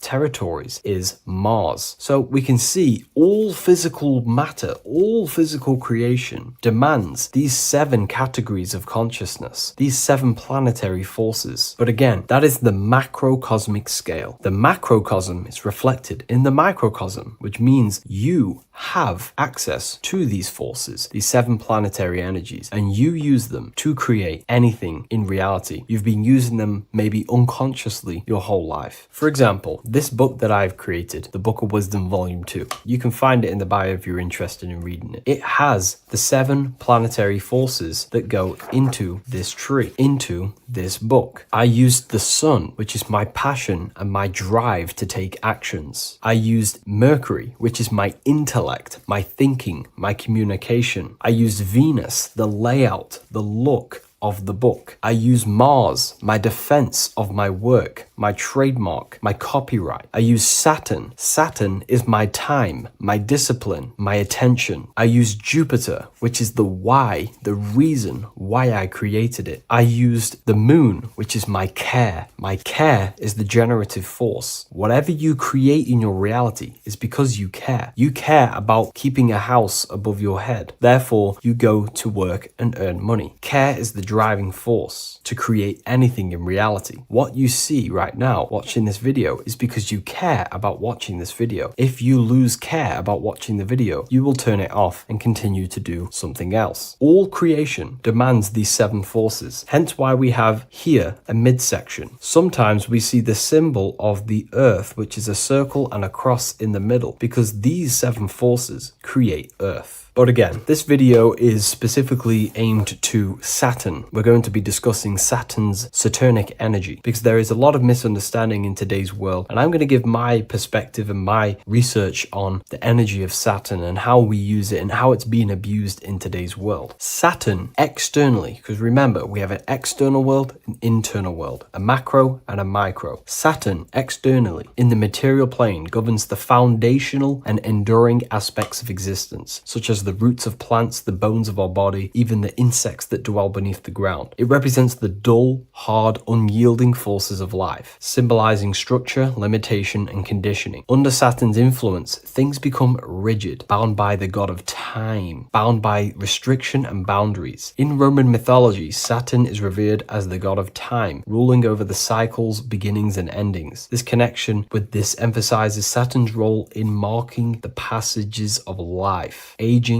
and inevitable constraints we all face. Internally, inside yourself, the microcosm. Internally, Saturn embodies the conditioning within our own consciousness. When Saturnian aspects of consciousness dominates, we become overly rigid, fixated, restricted in our thinking and actions. For example, Saturn's influence is strongly felt in today's world, where many people's minds are confined to societal norms and conditioned responses. The pervasive control Saturnian energy can lead to the sense of limitation, as people become trapped within structure imposed by society and power structures. However, we have to remember that limitation, there is dark and light. Limitation is not bad. This is why Saturn is connected to the god Satan. They are the same being. It's something that restricts, holds back, and keeps you limited, conditions and limits consciousness to its lower power. Saturn is a great teacher, guiding us through difficult life lessons that ultimately lead to growth and expansion and power. Although Saturn's energy is harsh and often challenging, it helps us to develop resilience experience, discipline, and wisdom. Yet in modern age, this energy has overpowered the minds of the masses, fostering excessive rigidity and limitation. Instead of being ruled by Saturn's constraints, we should seek to embrace more freedom, love, joy, balancing Saturn's lessons with openness and fluidity in our life. So like I said, Saturn rules law. Anything that is limiting or holding back, something that is a restriction or a wall. This is why we see judges wear black robes. The color black is associated with Saturn because Saturn rules over the nighttime and the winter time. Capricorn, they wear black robes. A graduate also wears a black robe with a black square cap on its head because black is associated with Saturn, restriction, limitation. University graduates wear this. Personally, not to offend anyone, these educational systems that we have in today's world are not here to give you power, to find you the power of consciousness or yourself. They are simply to restrict you, to keep the mind limited in a certain belief system. That's not to say the things in university are completely useless, but what I'm saying is it is a conditioning by the educational system. And if we actually look at the top of the hat, it's a square over a circle. And in Freemasonry, we see the compass on top of the square. In Freemasonry, we see the square underneath the compass on top of the square. The square creates squares and the compass creates circles. So this is symbolizing the square, which is matter, the circle, which is spirit, matter over spirit when it needs to be spirit over matter. This is a symbol of conditioning, limiting the mind into being locked in the five senses and base consciousness. Saturn's energy is keeping people restricted. This is why there is so much Saturn symbolism in today's world, because Saturn is anything to do with limitation, restriction, and time. All of the systems in place are to limit our minds, to keep us on base consciousness, only thinking in a limited box, only thinking and aware of the five senses. In base consciousness, in animal nature, one only thinks according to their senses. When they have a sense, their mind thinks. This is an affect state of consciousness. They're living in the affect. We need to understand that in base consciousness, we have no true power to create. We're simply living in cycles of affect. Now, what do I mean? The physical world is the effect. It's already manifested and cannot be changed. Our consciousness needs to rise to become a cause instead of playing around and being lost in the effect, to become a co-creator. And this is what the system does not want you to do. It does not want you to become a conscious creator. So they keep you in base consciousness, not giving you the awareness that you are literally a god creating a world right now. You are a world and you are shaping the world. Our consciousness needs to be mastered, controlled, and then we can become a conscious creator instead of running around in the world of illusion and effect. As above, so below. What happens in the mind happens in reality. We do not want to be matter over spirit, which means the external world over the internal world. We need the internal world to rule over the external. Saturn symbolism can be symbolized as a black cube. The cube symbolizes this physical world because everything has 6 sides. We can move forward, backward, left, right, up, and down. We are in this cube. This is why we say think outside the box. Thinking outside the box means to become a cause and not an effect. The mind needs to be a cause, an instruction center, and not just thoughts that are reinforcing the effect and lost in the effects of the material world. Instead of reacting, we need to become a commander. This is a symbol of conditioning and the physical plane. Black is dull, lifeless. The physical world is lifeless. It has no power to create. It has no power to do anything. It is simply a projection and an effect. You, the mind, consciousness, are the cause. You can create the effect. In today's system, Saturn's energy is heavily relied on, which is just simply man-made laws, restrictions, time wasting, and keeping people in base consciousness, only aware of the physical 5 senses. Let's get something straight about the elites. They do not worship Saturn. There is nothing to worship. They simply use the energy of Saturn to keep people limited. They're not using the planet Saturn, but they're limiting people in their belief systems and physically where they can go, restricting boundaries, countries, restricting people's minds through mass media, which is all symbolism of limitation and restriction of Saturn. They're not worshipping it, they're using it and abusing it. Saturn could be anything in your mind that keeps you limited.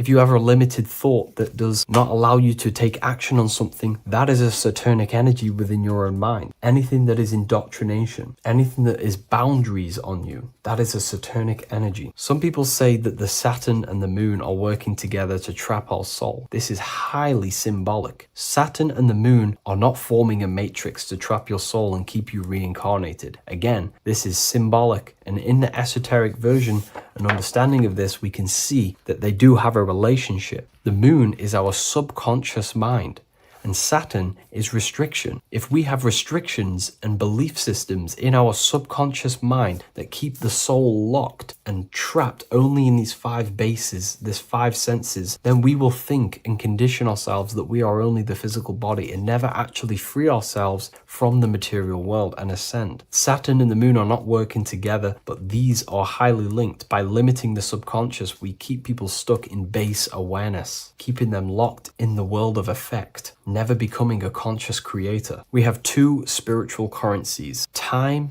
and attention. These are the 2 currencies that we spend. We spend time or pay attention. These are the 2 spiritual currencies that pretty much create our reality. And the system aims to hijack these 2 currencies from you, to limit you, to dominate you, so you do not become a conscious creator. So again, no one worships Saturn. It's simply just a symbol of limitation and restriction. Limitation has good and bad. Limitation can make us learn, overcome, become strong, disciplined, but when it's abused, it can keep people locked in base consciousness and stuck in their lower nature, never figuring out how powerful they are. You hold the power to shape a world. That's how powerful you are, to turn thoughts into physical existence. I'll see you in the next video. Please leave a like, comment, and a subscribe.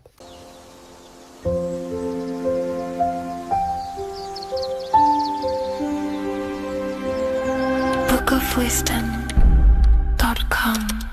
Visit today.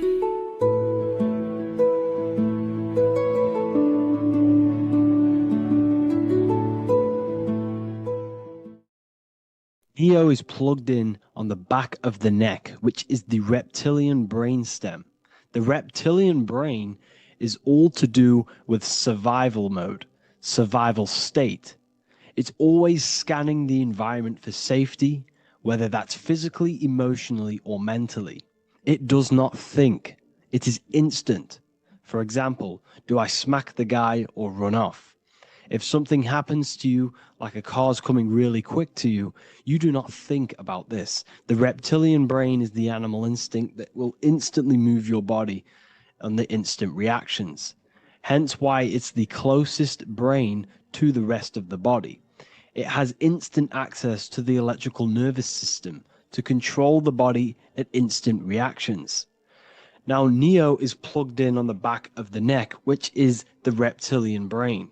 Therefore, the matrix is the body itself. It is the lowest state of consciousness. This is what it represents. The word matrix means womb. It translates to womb because your body is a womb. Your body is a vessel for universal consciousness, for God consciousness. And the body is also a womb where you can be born again outside of this body by raising your consciousness, by awakening the neocortex. This is why Neo is called Neo, because it represents the neocortex. This is the higher aspect of our brain. This is all to do with new things, higher reasoning, higher thinking, new learning. You see, the brain is a receiver for universal consciousness. Now, what do I mean? It is a radio receiver. Think of it like this. You have a radio tower which emits frequencies. And each little frequency, 00.1, 00.2, 00.3, each 00 point is a different person. We are all the same universal consciousness, encapsulated inside of a different vessel. This is why our body is the temple of God inside of the Bible. Your body is a sacred temple of the divine essence of the universe. However, consciousness is controlling this physical body. And I'll show you this diagram here. Consciousness consists of imagination, emotions, thought, and memory. All of these things are not physical. They're not made out of atoms. You cannot think with atoms. If I split open your brain while you are thinking of a cheesecake, I would not see a cheesecake. It's because these things exist metaphysically within consciousness. They are not physical. The body is physical. It's part of matter. It's part of time. You see the Leonardo da Vinci, the circle and the square. The square represents limitation, beginning and end, because when you draw a square, there is a beginning and end. It represents the body, the mortal self, the ego, the echo. Then you have the spirit raised above, which represents spirit over matter, mind over matter. Invisible forces create physical forces. Everything physical exists in non-physical. This is also the Freemasonic square and compass, why the square is below the compass, because the compass creates the circle, which is spirit or mind. Then you have the square, which is matter. Mind and matter are the same substance. Mind creates matter through thought. Everything in this physical universe manifested through thought.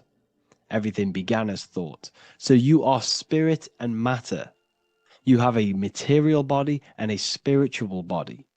And you are right in the middle. This is why humans are very, very important.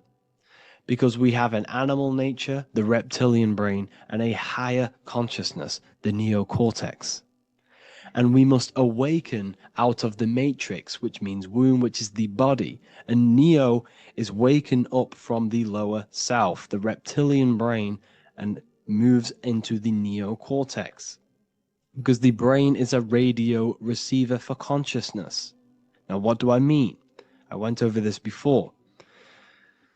Your consciousness is controlling the brain. The brain is a computer.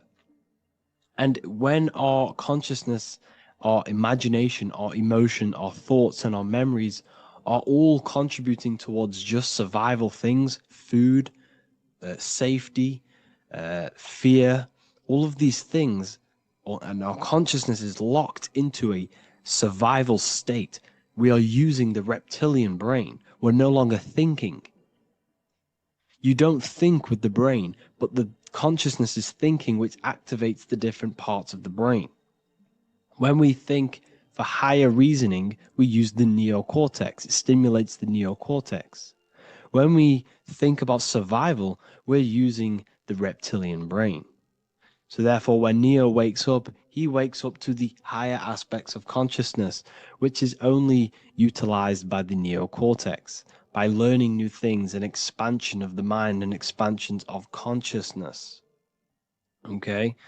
So the whole matrix is to keep you designed, well, the whole matrix is designed to keep you in a survival state, in the three-dimensional awareness.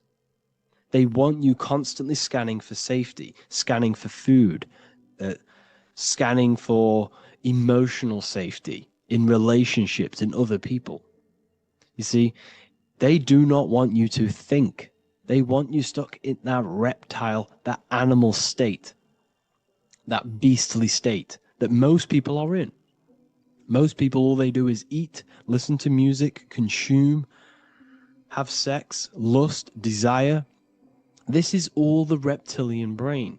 So when we say the world's being ran by reptilians, it's symbolic. There is no physical reptilian humanoid beings controlling, manipulating human consciousness. We are all the same consciousness. However, there is a corrupted state of consciousness running this world.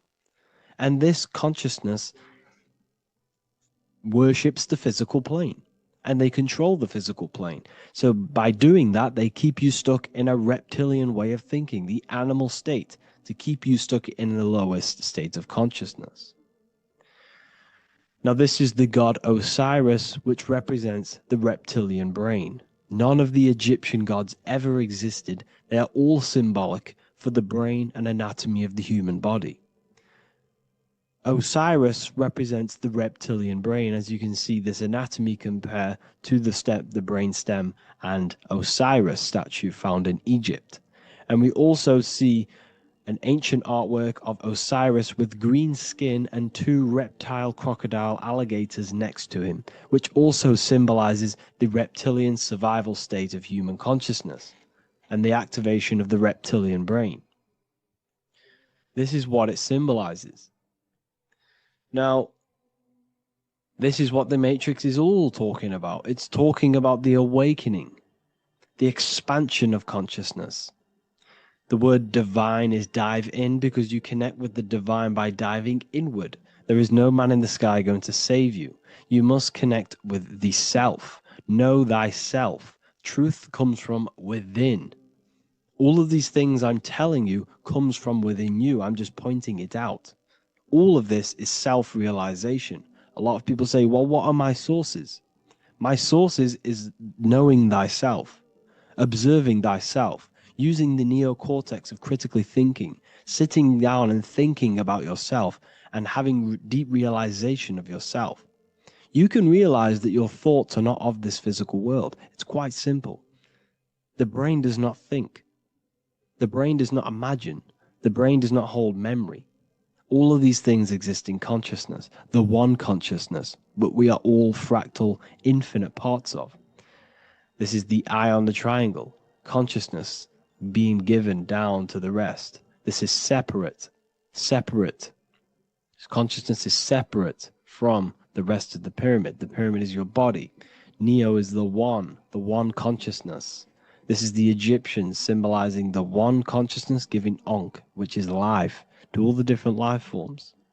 However, you can see that the central sphere is giving a big Ankh to the humans, because humans, like I said, possess the advanced consciousness, an advanced brain that allows us to turn above our reptilian animal self. For example, we can go against our reptilian lower animal nature and turn to our godly nature. Animals cannot do that. They are stuck in instinct. They are stuck in a reptilian animal way of thinking and operating. Everything they create is to survive. We can turn against our lower nature and create for amazing things like buildings, architecture, technology. We can use our creative consciousness for anything we wish, not just survival needs. And it's the same with your spiritual journey. You can raise your consciousness beyond this animal state that they try to keep you in through fear, consumption, food, and the reptilian brain. We must awaken, start to think critically, and awaken to our divinity. Because the mind, the consciousness within you has infinite potential to expand. There are infinite fields of knowledge that you can explore. The mind can never be filled.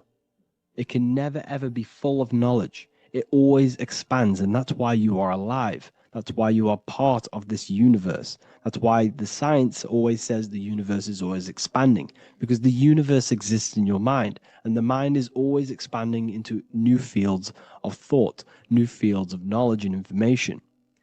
And that is your whole sole purpose, of expansion of mind and expansion of consciousness, and the exploration of the mind of God. We are living in the mind of God. You are a thought in the mind of God. You must awaken out of this body.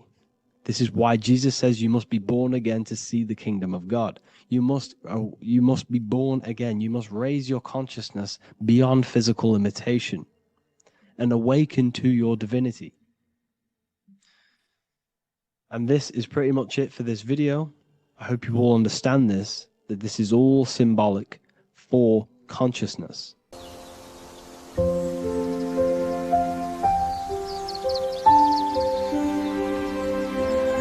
bookofwisdom.com.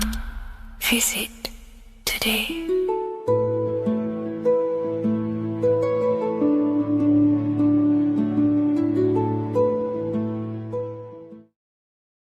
What is up, people? How are we all doing? Today, we're talking about the flat earth cosmology. So let's jump straight into this. Please drop a follow and leave a like to help the algorithm. So we live in a torus field. Everything's made out of torus fields. And every torus field has motion. It's what it is. It's the motion of energy. And every torus field has a center, which is the black hole. It's a womb of creation. It's counter space. Now, this is why the North Pole is magnetic, because the center of this torus field is the most magnetic part, the strongest part of the field. So this is why all compasses will point you to the center. And the Earth's magnetic field is spread across the whole of the Earth. And it's spinning, as you can see here, it's like a tornado at the center. And this tornado is the force which is spinning the sun and the moon around us. You got the sun, the moon, Polaris, just like in the Masonic cosmos here. The sun, the moon, Polaris, the all-seeing eye. Now we'll get into Polaris a bit later, but the sun is the magnetic force. Sorry, is the electric force, because every field is electromagnetic. Now, the sun is electric. It's positively charged. It's gonna give you energy. It's feeding energy. The moon is more magnetic energy, which is taking your energy away from you. And this is why you become sleepy when the moon comes out, because it's taking away your energy. So these two forces is the balance. It's the yin and yang. It's the balance. Everything in this creation is balanced, because the torus field is the Earth is the plane of inertia, the 0 point within the field, because physical matter is a result of two opposing forces equalized on the plane of inertia. And that is where matter crystallizes into physical results. And this physical plane is the plane of inertia, planet Earth. And at the center of this plane is the black hole, the womb of creation. And outside of this black hole gives birth to light. So the torus field is constantly rotating, going into counter space, the black hole, and then out of counter space gives birth to the white hole, white light. You see? So it's going around, black hole, birth again, black hole, birth again. And it just keeps going around. It's an infinite cycle of energy. And this is where the infinity sign comes from. This is the motion, this is the force which is creating everything to spin inside of this circle. Okay? And it's making the stars spin. It's making the sun and moon spin around us, around this center point. Now here you see Horus and Set putting their feet inside of this dome. This is the royal arch, the arch of the dome above us, which is like you see in the Masonic cosmos, the royal arch of Freemasonry. This is the dome above us, the firmament that the Bible talks about. You see, they're putting their feet in because Set symbolizes the moon and Horus is the sun. Horizon, Horus. Horus is rising, the sun. So they're both putting their feet around this center magnetic pole, which is the pole, North Pole. And above the North Pole, you have Polaris, the pole of electromagnetic energy. You see? And this is how we get the sun and the seasons. Because the sun, for us, when it becomes summer, it's on the Tropic of Cancer. Then it spirals outwards, going out and out and out, then goes to the Tropic of Capricorn. That's winter for us. Then it comes back in and creates summer again. So it's constantly spiraling around this center magnetic North Pole. You see? So this roof above our heads is the firmament, and this is what they've taken off of us. They haven't physically taken it, but mentally they have taken this away from you. It's a female energy, and this is what the Egyptians called Nut, the sky god Nut. And this is the womb. We are inside God's creation, God's womb. And the woman's womb, when she has a baby, is a microcosm of this, because everything inside of this creation is macro. It's a reflection of the bigger things, as above, so below. So the dome above our heads is the dome we are in when we are a baby. And you can see the sacred geometry of it is the exact same. It's the dome. And when we are inside of the womb, the woman, the sacred maker, which is the M, the Masonic M, this is the Gmail symbol. The Masonic M is maker, mason, matter, male. She delivers the male, you see. She delivers the male because it's the maker, the female, the magnetic. The woman is magnetic in nature, the male is electric in nature. So when we are in this womb, the female, we are being fed by the center umbilical cord, by the center of the mother's stomach. We're connected to the center of the woman's stomach, just like we are when we are in the earth. The center is where the aurora borealis is being emitted from, the electromagnetic aurora borealis, the northern lights. This is our spiritual umbilical cord connecting us to counter space, connecting us to the realms beyond this world. Because at the center of every Taurus field is counter space. And at the center of the earth is our spiritual umbilical cord. And this is the earth's belly button, as you see. As above, so below. We had a physical umbilical cord. We have a spiritual umbilical cord. And this gets cut when we die, when we're cut away from the physical reality. You see, here's the ancient Egyptian tablet showing this female. You can see the hair, it's a female above us because the female energy is nurturing, helping, looking after. And that's exactly what the dome is. It's protecting us. It's the Ark of the Covenant, the Ark covering us. You see? And this is what they've taken away from us. By you believing in space, it completely destroys the idea of this being a sacred creation. They've taken the roof off your head, whether if you believe in space, you believe that there's chaos, there's planets, there's asteroids that could kill us at any moment. But this isn't true. They've made you fear your own creation that you're inside of. They've made you fear what's above you. You see, and it's to hide the power of astrology, the power of the lights in the firmament, which are constantly flowing through the ether. These powers which are above us are sending rays down to the earth, which are influencing our psychology and how we behave. And this is what astrology is. It affects human consciousness. It interacts with our consciousness. And there's a different energy every day because the planets are in different houses, different alignments. And this is, we'll go into this a bit deeper later on. So the world tree, this magnetic north pole, the pole of electromagnetic energy, was symbolized as a tree, the great tree at the center of the earth. You see? And this tree is symbolized everywhere. You can see here how the center person, this Egyptian person, is holding up the sky. This is the North Pole, the hyperboloid, at the center of every Taurus field. And this tree was in the Mayan cosmology. This is an ancient depiction. This is the Taurus field. There's the plane of inertia. Here's the center tree. Here's the tree in the center, the magnetic North Pole, the woman holding the stars. Here's the Hindu with the two birds symbolizing the sun and the moon revolving around this center tree.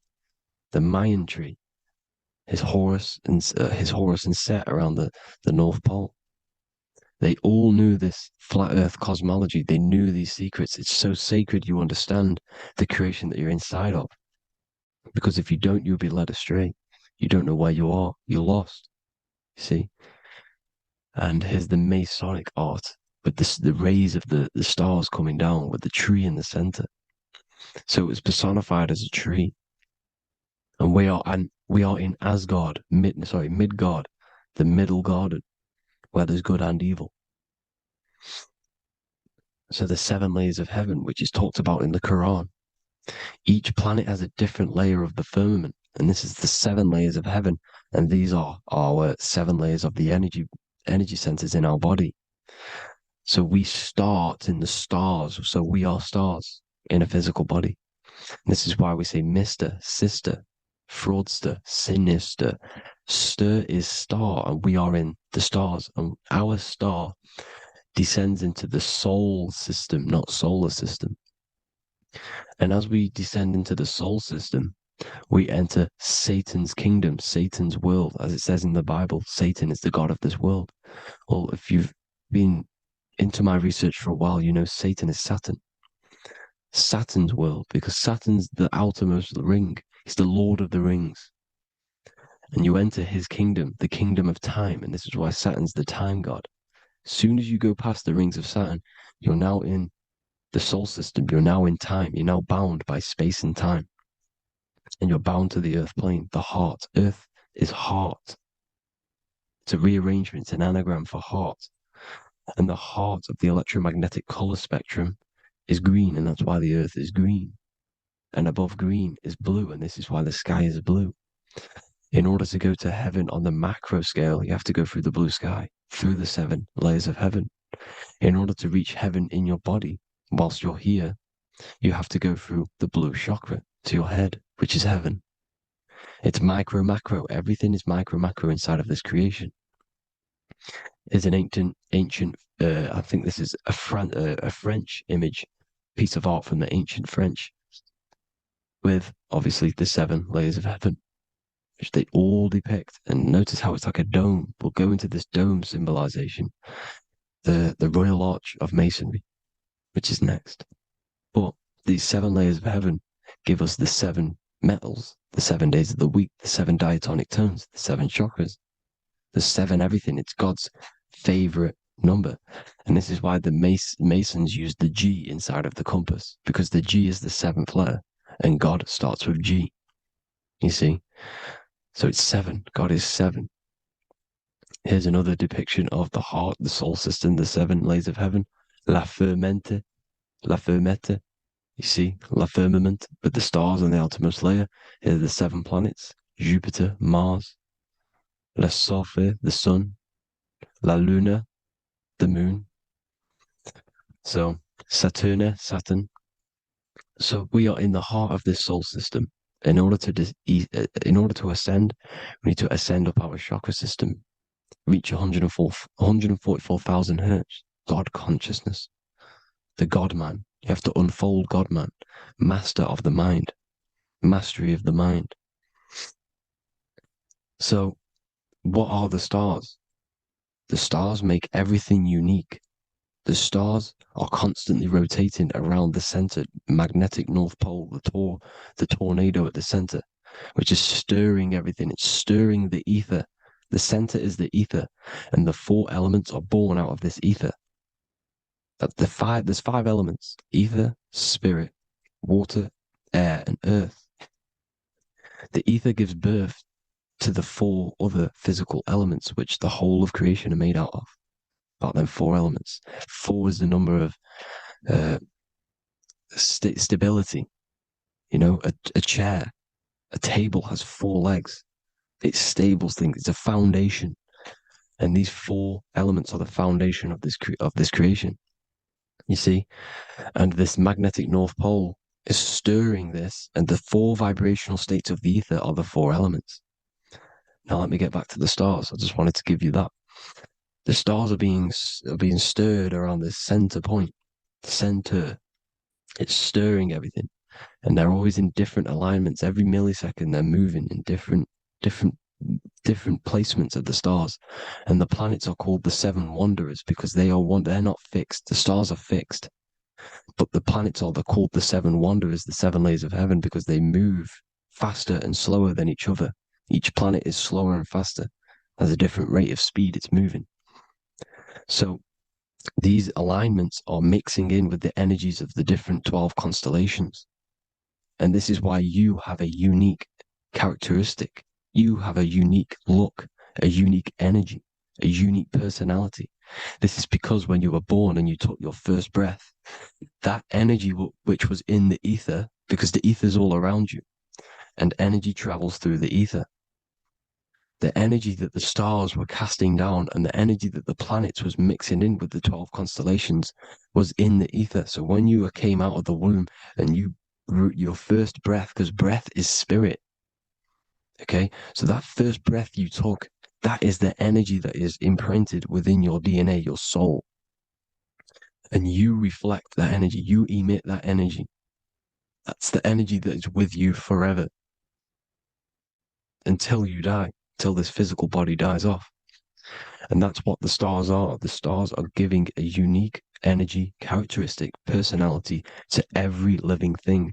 Every dog, every cat, every animal has a unique personality. because it was born at a different time and place in the sky. Okay, the stars are your destiny. Now, the stars are constantly changing as well. If you look at stars through a telescope, they're constantly changing and forming different forms. You can see here, it looks like water. It looks like light through water because it's the ether above us, a sea of ether. And this light is being emitted through it, and it's just constantly changing, giving different energies, each star. So this is why this is what the zodiac is. It's the expression of energy. It's the expression of the stars. And each constellation has many different personality, different energies, different traits. Each planet has different traits, depending where your planets are, depending what energies you hold. No same person, no two person have the same energy. There's no one. It could be similar, but no one's the exact same. It's because of the stars. The stars are never in the exact same split place. The planets are always in different houses. So here's some Royal Arch symbolism. Here's the Royal Arch of Masonry. As it says here, the sun and the moon, the constellations. Here's Cancer, the 7 planets, the 7 stars.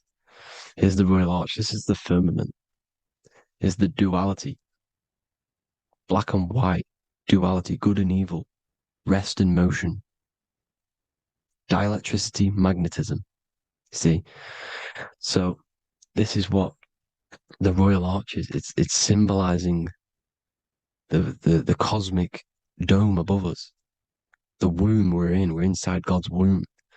And here's George Washington, the Freemason, inside of the Royal Arch. You see?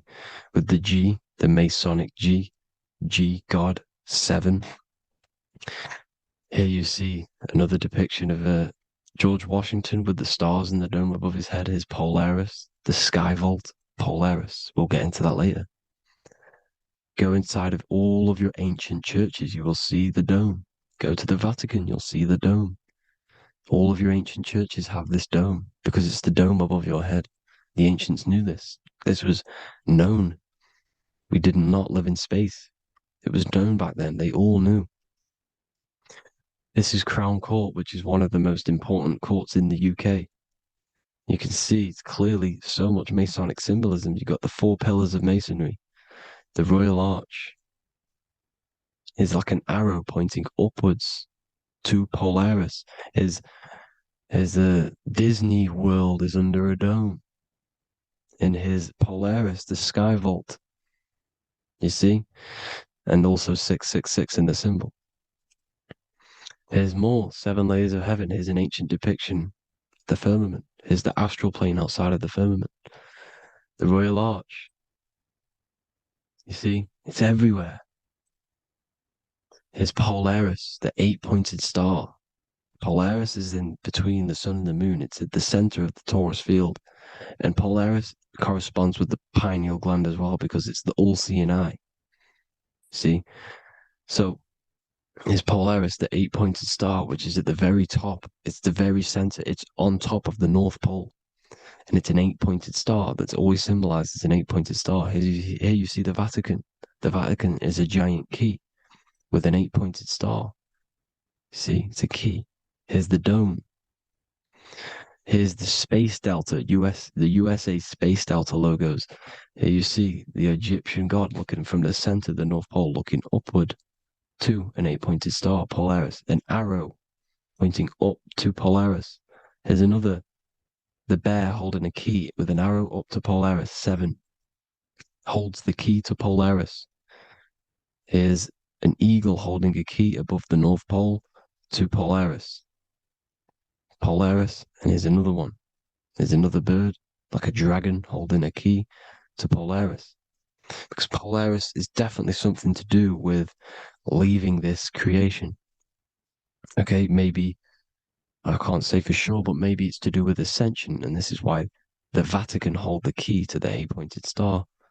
And this is why the space, well, we all know space is a lie, but they're showing Polaris and its sacred symbology. Maybe it's to do with something leaving this creation, going to another. Here's some North Pole symbolism. As above, so below. You see the 4 the 4 seasons are the Big Dipper constellation going around Polaris. This is Polaris, this is the Big Dipper constellation, and this is the swastika. This image gives us the swastika, because all the symbols we use are created in nature. They're created somehow in nature. This is how we get them. As above, so below. This is the map of the North Pole with the 4 rivers, looking like the Big Dipper constellation. It's the Masonic, here's the ancient cosmology with the 4, you see the 4 islands, Mayan cosmology, 4 islands. This is the alchemical symbol for Earth, 4 sections. The windows, because the center at the North Pole is a window to another dimension. The 4 lucky 4-leaf clover, which is supposed to be lucky. It's truth in plain sight. And here's Hitler looking at 2 flat Earth maps. So this swastika has been used for thousands of years, thousands and thousands of years. And it's symbolic for the most sacred land on this plane, the North Pole. Shambhala. Do some research on Shambhala, people. It's a it's a Hindu mythology about the sacred lands at the center of the earth. And it's known to be full of enlightened beings. And it's all symbolized at the center. You can see their paintings of Shambhala. It's all at the center, the North Pole. And it's known to be the most godly place ever, because it takes you to a portal to the higher places. And maybe this is something to do with Polaris, connecting you to this sacred lands at the very center. But anyways, people, thank you all for tapping in. Hope you all learned something. Have an amazing day. Please follow, subscribe, like, all the links in the description for the courses, the PDF. Please have an amazing day. God bless.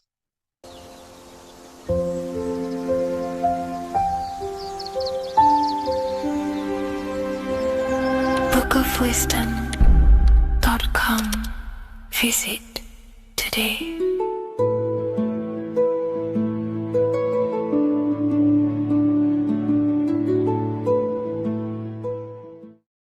666 is a code, and this code needs to be broken down to fully understand what 666 truly is. In an esoteric view of 666, it represents a state of consciousness, a way consciousness functions within the individual. Now, if we look at the Bible in Revelations, it says that the mark of the beast, 666, is going to be placed on the right hand or on the forehead of an individual. The forehead symbolizes the mind, while the hand represents action or behavior. The forehead represents a belief or a mindset, a way consciousness functions. Therefore, the mark of the beast is not something external. It is actually a way consciousness functions within the individual. But the code reveals the darkest secret about 666. 666 is 3 sixes. The number 6 in esotericism and occultism represents the cube, because the cube has 6 sides. And the physical dimension, everything has 6 sides. Up, down, back, forward, left, right. Everything is 6-sided in this 3-dimensional world. The body is the cube itself. It is the number 6. And the number 6 is the number before 7. 7 is a divine number. It represents divine perfection, as there are 7 functions and cognitions of the mind, 7 energy centers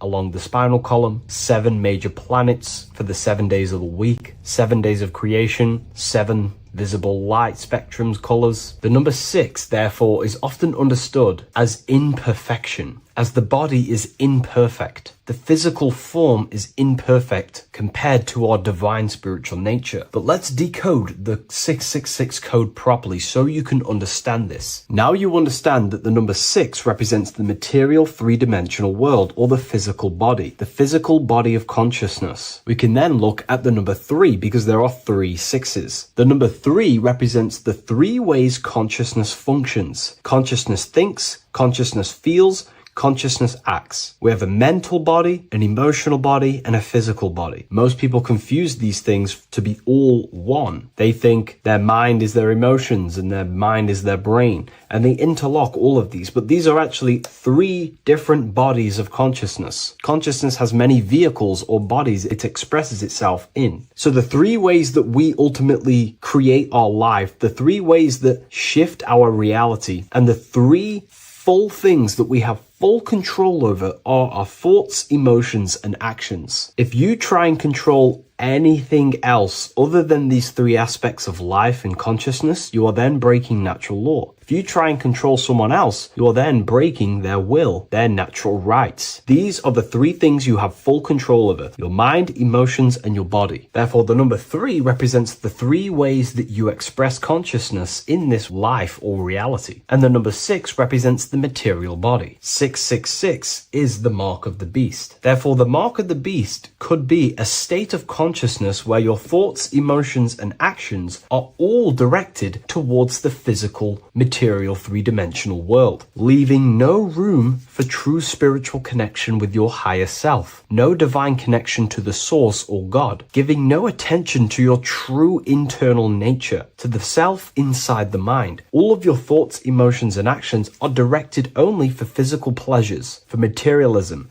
for status, for egoism, leaving no room for connection with the divine. And this is the mark of the beast. When people's minds become so obsessed with materialism, chasing desires for the material things, they disconnect themselves from their true internal nature. And we can see this today. People are becoming so obsessed with materialism, money, becoming rich, whatever it is, they're gradually losing connection with their internal self. They think that they are the body. They think that they are these 5 senses. But ask yourself, if I remove my thoughts, if I turn off my mind, who am I then? Because who most people think they are is a bunch of beliefs in their subconscious mind. Their name, their job, their reputation, their friends. If you remove the mind and no longer think, who are you then? The observer, the pure awareness, beyond the mind, the body, the emotions. That is your true nature. You are the internal thinker. And when that internal thinker becomes so attached to the external physical body and does everything in its power to think, feel, and act only towards the material things, you become disconnected to your true powers,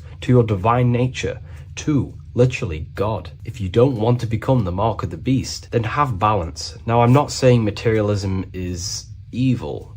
Chasing material things is wrong. Not saying that at all. We all have a different views. But me personally, I like to have balance. Yes, I love reaching goals. Yes, I love living the best life possible for myself, materially. But I also make room for my internal world. I train my mind to have self-mastery of meditations. I try and lucid dream and astral project as much as I can. And I try and perfect my thought processes and my internal world as much as possible. So I live a truly balanced life between my inner self and my outer self, which is what these two pillars, Jachin and Boaz, represent, the inner and outer world. And the middle pillar in the middle represents the unity of the inner and outer world, living in balance. Or you see a person standing in between them, they represent the middle pillar, or a ladder. This is all symbolic of living in balance between the inner world of consciousness and the outer world of consciousness. Yes, this is Freemasonic artwork. You can learn a lot from their artwork and symbolism, but I hope this brings a bit more clarity about the number 666 and the mark of the beast. Please leave a like, comment, and subscribe to the YouTube channel if you want to see more. And one last thing, the Book of Symbolism has finally been accepted on Amazon, so you can now order this on Amazon in pretty much any country.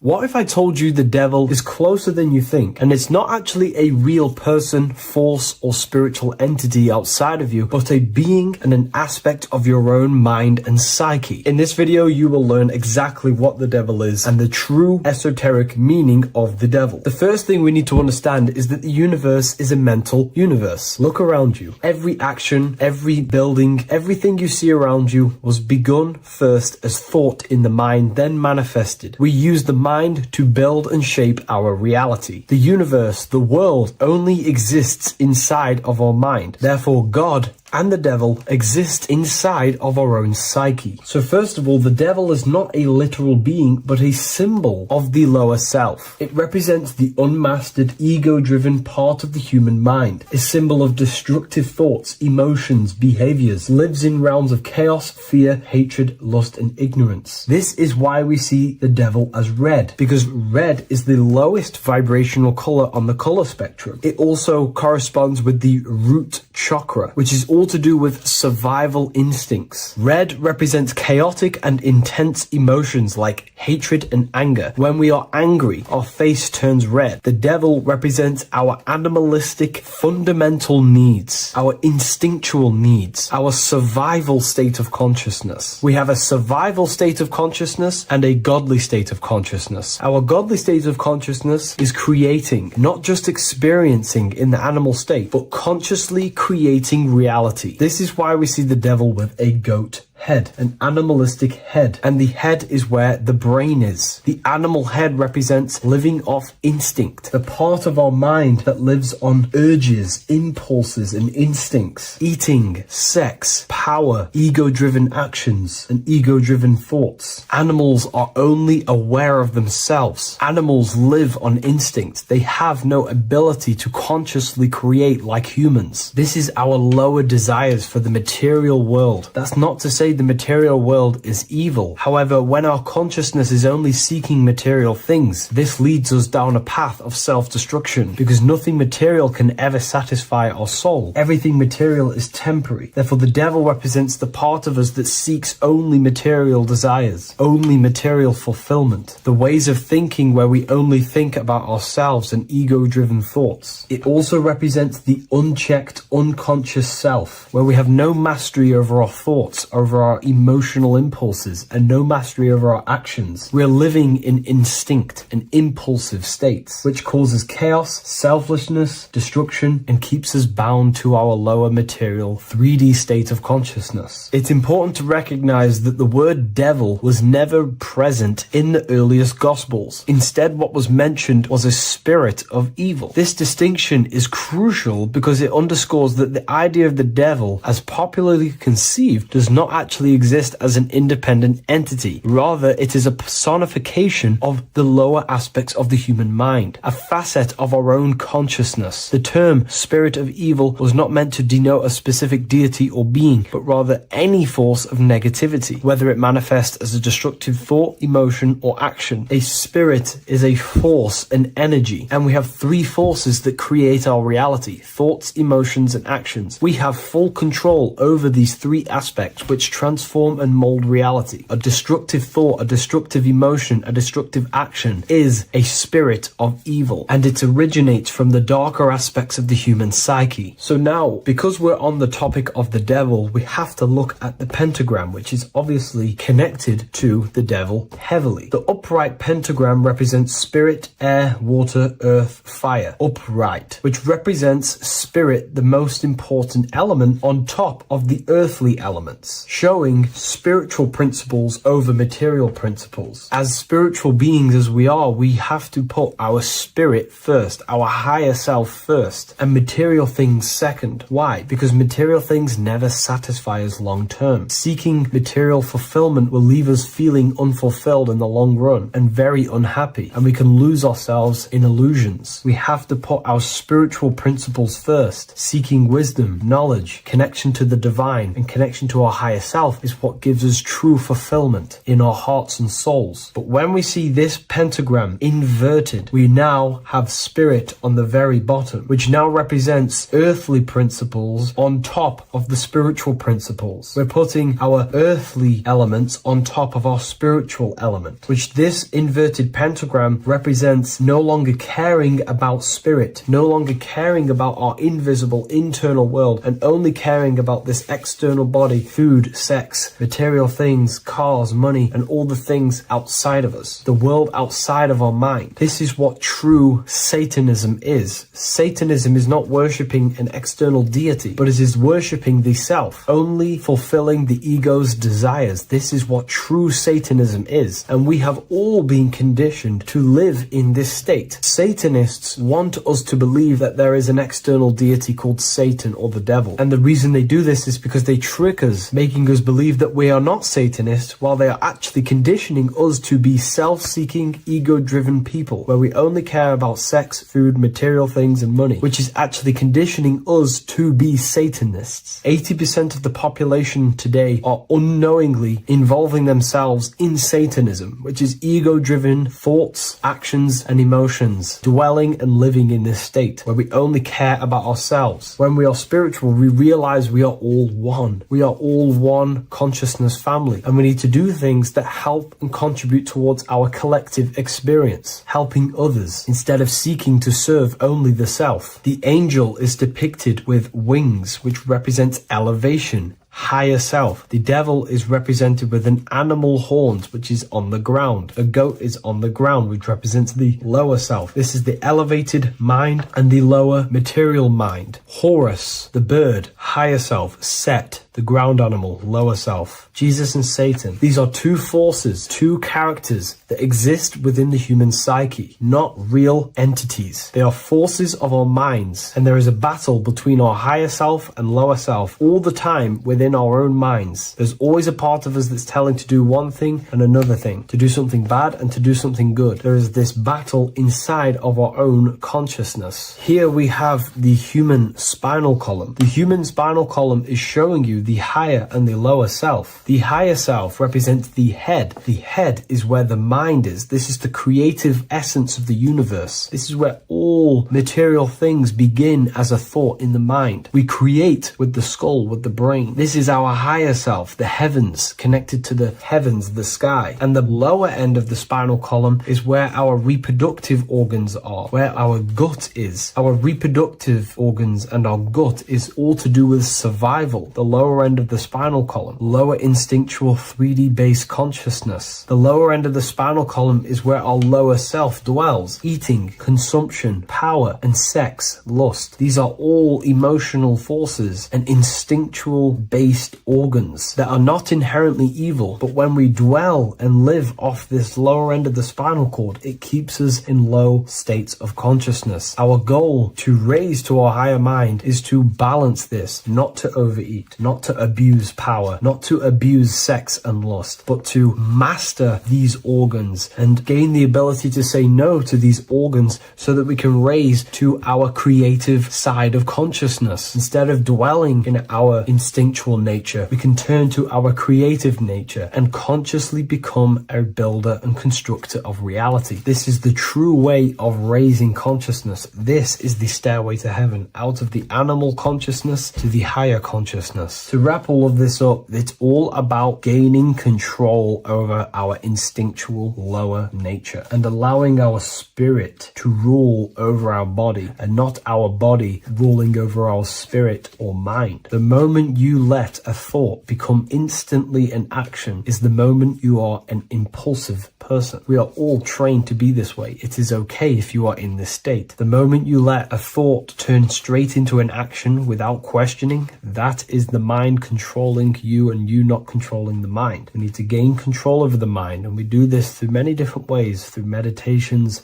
affirmations, and discipline. We slowly gain control over our minds. And once we gain control over our minds, we gain control over our thoughts, and we gain control over the attention that we give certain thoughts. We can then start to uplift our mind, our thoughts, out of our instinctual state to the higher mind. If you wish to learn more about consciousness, I'll leave a link in the description for the Book of Wisdom, Volume 2.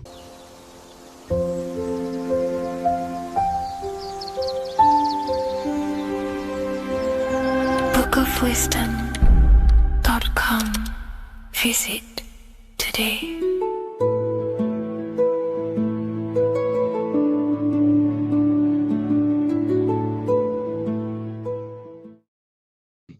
There's one secret that is hidden and guarded within secret societies grants you profound power, which can fully transform your life and perspective on reality. Today, I'm going to reveal this one secret, which you probably already know, but never realized how deep it truly is. This has the power to change your life. It is the key to your potential. And if you stay with me, this power may be yours, and you could transform your life with this hidden secret that is guarded within secret societies and esoteric orders. And this secret is not really a secret, but something people overlook, that the universe is mental. Everything we experience and interact with and perceive originates within the mind. The universe is a boundless field of consciousness, a mental construct molded and shaped by thought. We do not just live in a physical world, as they want you to believe. There are hidden forces that mold the material world. They want you to believe that you are only a physical being inside of a physical universe. But this is completely wrong. You are the architecture of the universe. Your consciousness is the very fabric of reality, and you create your own universe. The universe is an infinite field of consciousness, a vast and limitless mental construct, intricately woven and shaped by the power of thought. It is a dynamic and ever evolving field where the interplay of awareness and attention gives form to existence. Within the boundless realm, every idea, perception, and belief contributes to the creation and transformation of reality itself. Each thought holds the power to transform reality. Your consciousness is the very fabric of reality. And this is shown in the symbol of the flower of life. The flower of life is a symbol. It symbolizes the interconnectedness of all existence, illustrating how every thought is not merely a fleeting moment, but a ripple that reverberates across every layer of reality.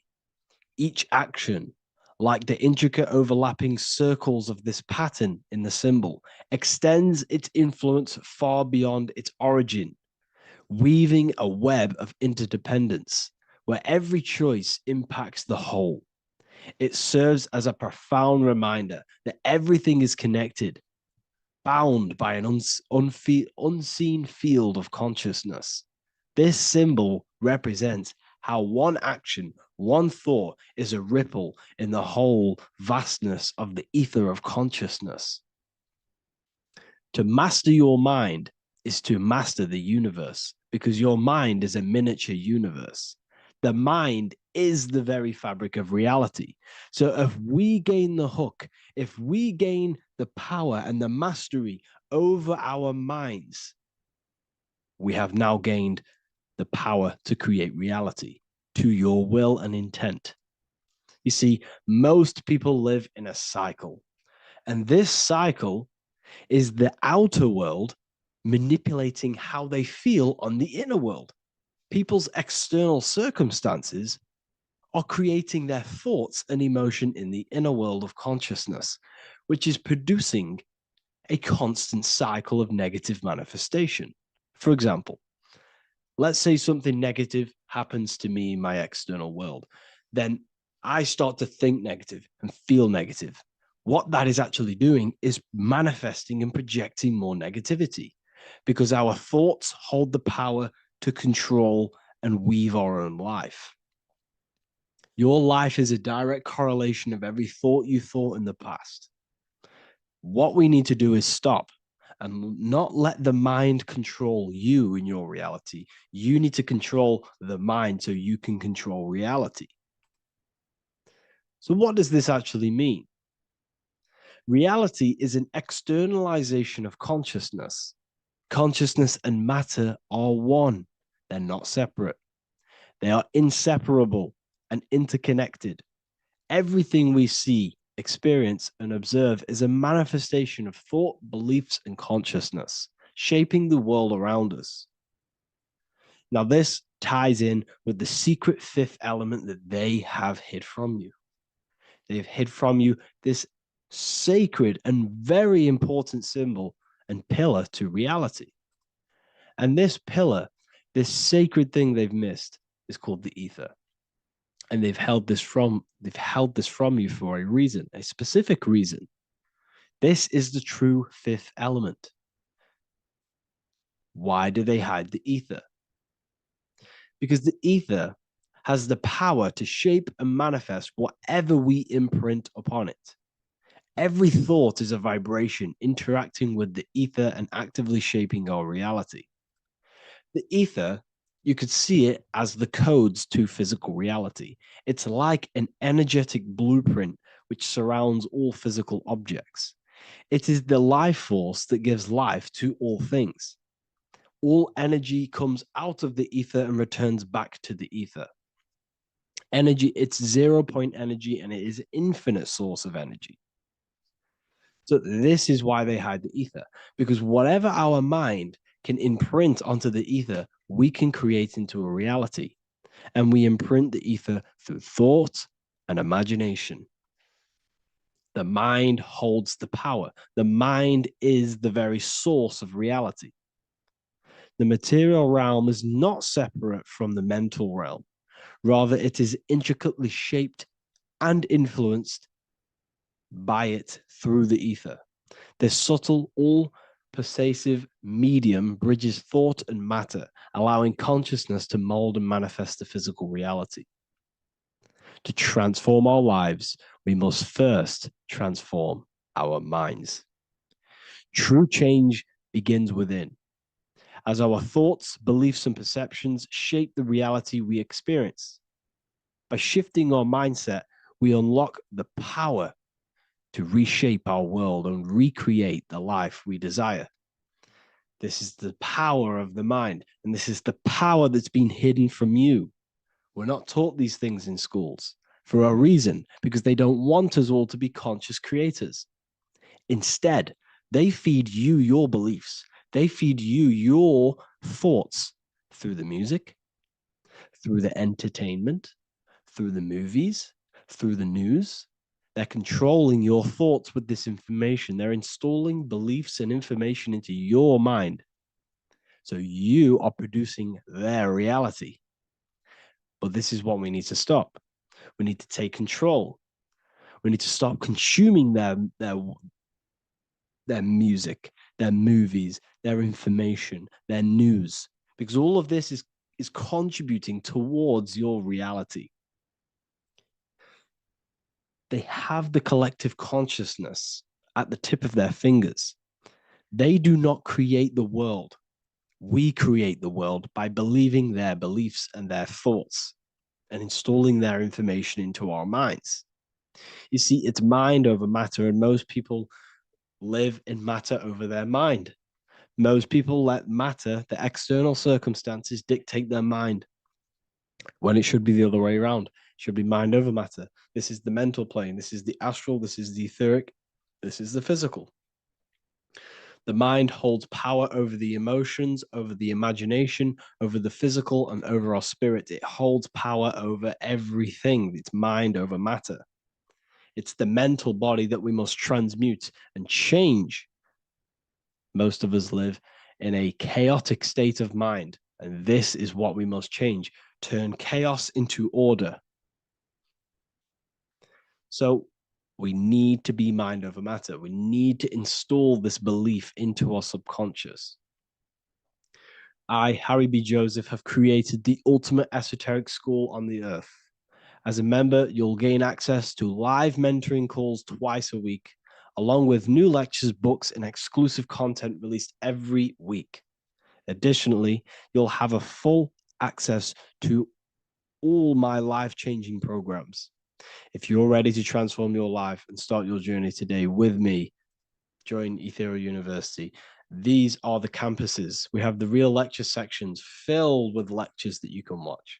Manifestation mastery, which teaches you exactly how to reprogram your subconscious mind so you can live that reality. Sexual alchemy, the path to empowerment of how you can transmute your sexual energy. The real library, where you gain access to powerful esoteric books, PDFs. Symbols of Secrets, an amazing course. The course that allows you to see beyond the veil that has been pulled over your eyes, the language of symbolism that secretly rules the world. I teach you how to read symbolism. Esoteric Exchange, live calls. You get to rewatch all of the old live calls. Mindwave Hub, this is a place of binaural beats where you can listen to infinite amounts of binaural beats. So you can meditate to them. Meditation section, numerology, health section, and electromagnetism. This is a life-changing place. And if you are serious, we only accept serious about changing your life and studying the occult and esoteric, this is the place for you. I've been there. I've been on YouTube looking around for valuable information, trying to find good accounts, good channels. It's very hard. I had to go through years of trying to find good information on YouTube. But what I've done is instead of you searching around everywhere for bits of information and connecting the dots, I've put it all into one big place. You get your binaural beats, you get all the programs you need to walk the path of enlightenment to transform your life. I will connect with you on the inside, and I hope this lesson, this lecture, you gained some information, you gained some power from it. Please like and comment, or don't. It's up to you. If you have any reviews, if you have any ideas of lectures that you know, if you don't understand certain things, make sure to leave a comment and I can make a lecture about it. I can make a video about it for sure. I don't mind taking recommendations for videos. So I thank you all, people. Have an amazing day.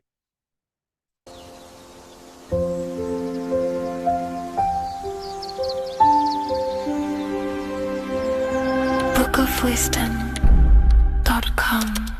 Visit today.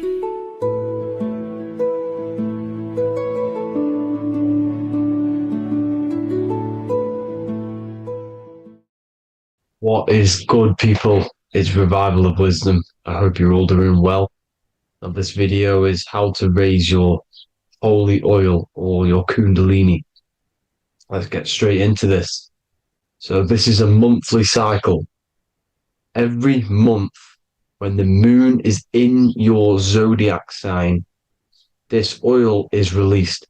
Now, the moon is in control of monthly cycles. For women, it's the menstrual cycle, and as well, this holy oil cycle. The moon changes sign every 2.5 days and passes through the zodiac signs in 27 days. So the moon tells the day, the sun tells the time, the stars tell the month.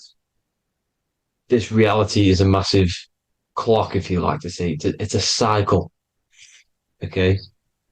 The moon controls the night, emotions, water, fluids, and the mind. Okay.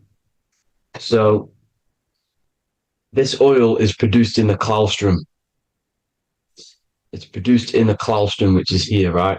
This is where you get Santa Claus from.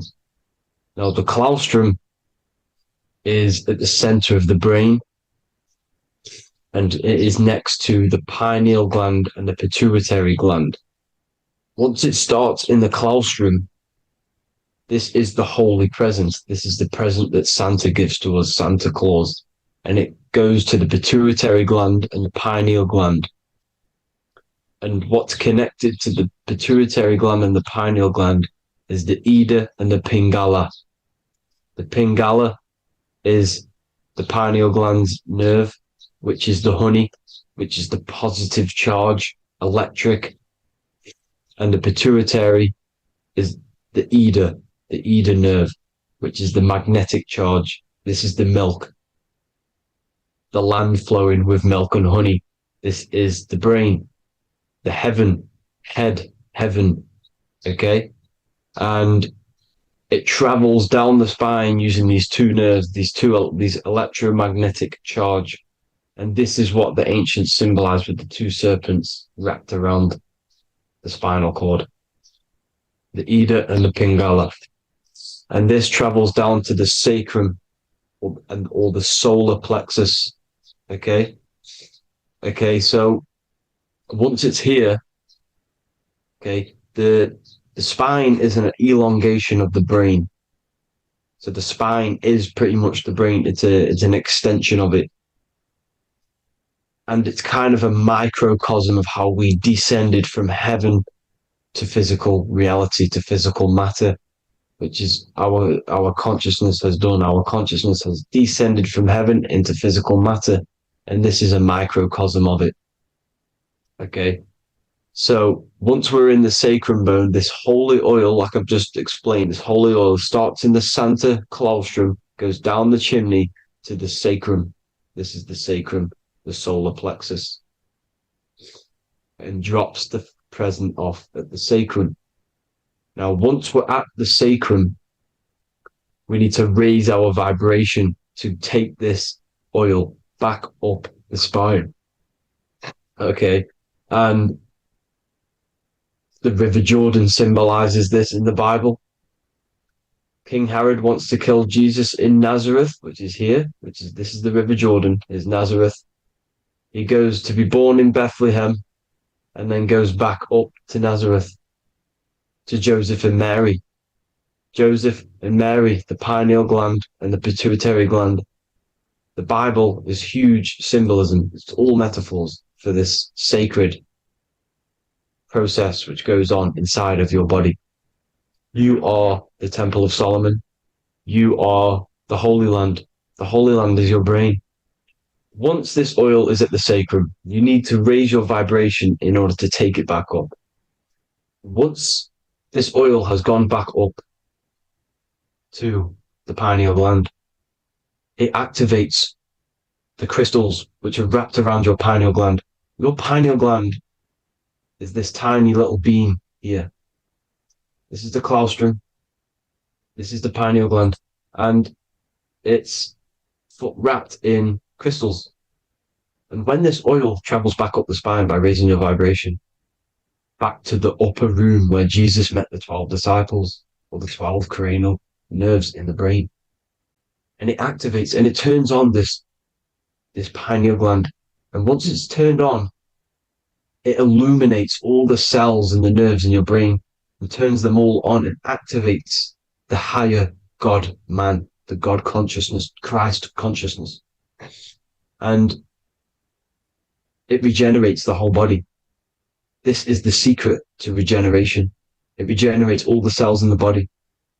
And this is how the ancients lived for thousands and thousands of years, as talked about in ancient texts. They lived for hundreds and thousands of years because they knew this secret.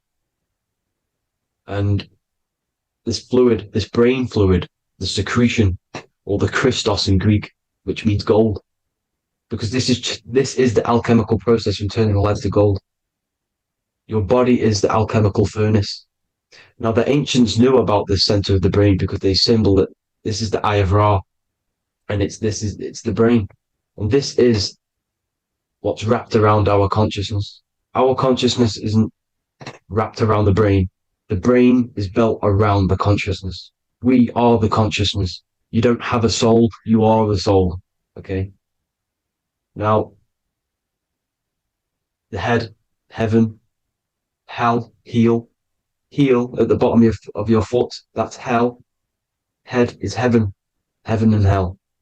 Simple. Now, the pineal gland produces DMT, which is dimethyltryptamine, which is known as the spirit molecule. So, let's move on. Now, when this oil travels up, back, the spine, the chimney, it crucifies at the top, which is called the vagus nerve. So when it reaches here, the optic thalamus, it crosses and crucifies once it's raised back up. And this is why Jesus dies at 33. He was crucified at 33. Because you have 33 vertebrae on the back of the spine. And then it's crucified by the cross of the vagus nerve. when this oil crosses the vagus nerve. This is the crucifixion at 33, and it symbolizes the death of the physical consciousness. You then become spirit. You then become God consciousness, activating the Kundalini, regenerating the body and the mind. Okay. The Garden of Eden. You are the Garden of Eden. The land of milk and honey is upstairs. The pituitary, which is the milk, the pineal gland, which is the honey, which is DMT. It even says this in the Bible. As he brought us into the place, and he has given us this land, a land flowing with milk and honey, which is also symbolized as the sun and the moon. The Bible also says, the light of the body is the eye, not the eyes, the eye. If therefore thine eye be single, thy whole body shall be full of light.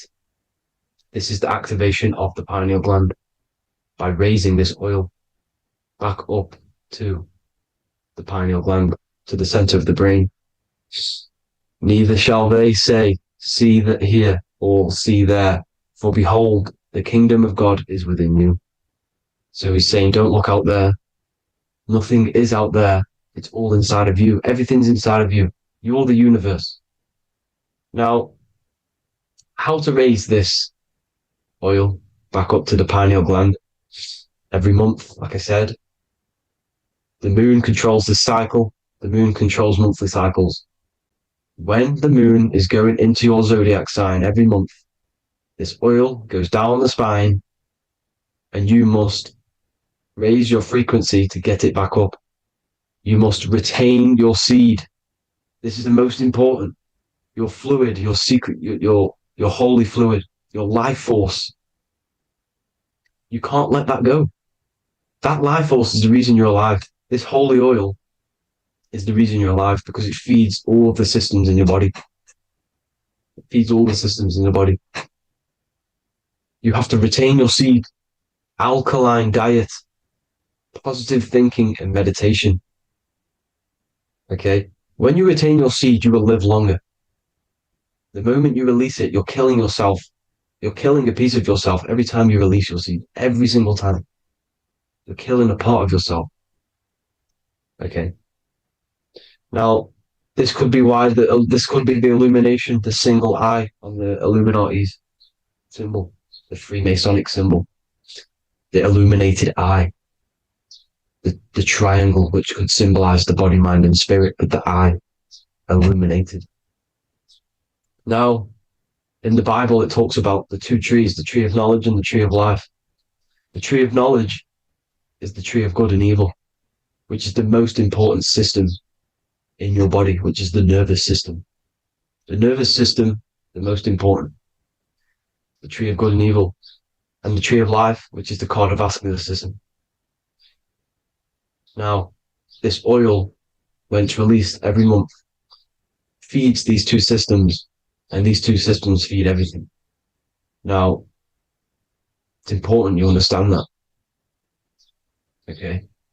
The ancients knew all of this knowledge. The Bible's telling you this knowledge. But it's in a metaphorical way. You have to understand the context behind it so you can read it properly.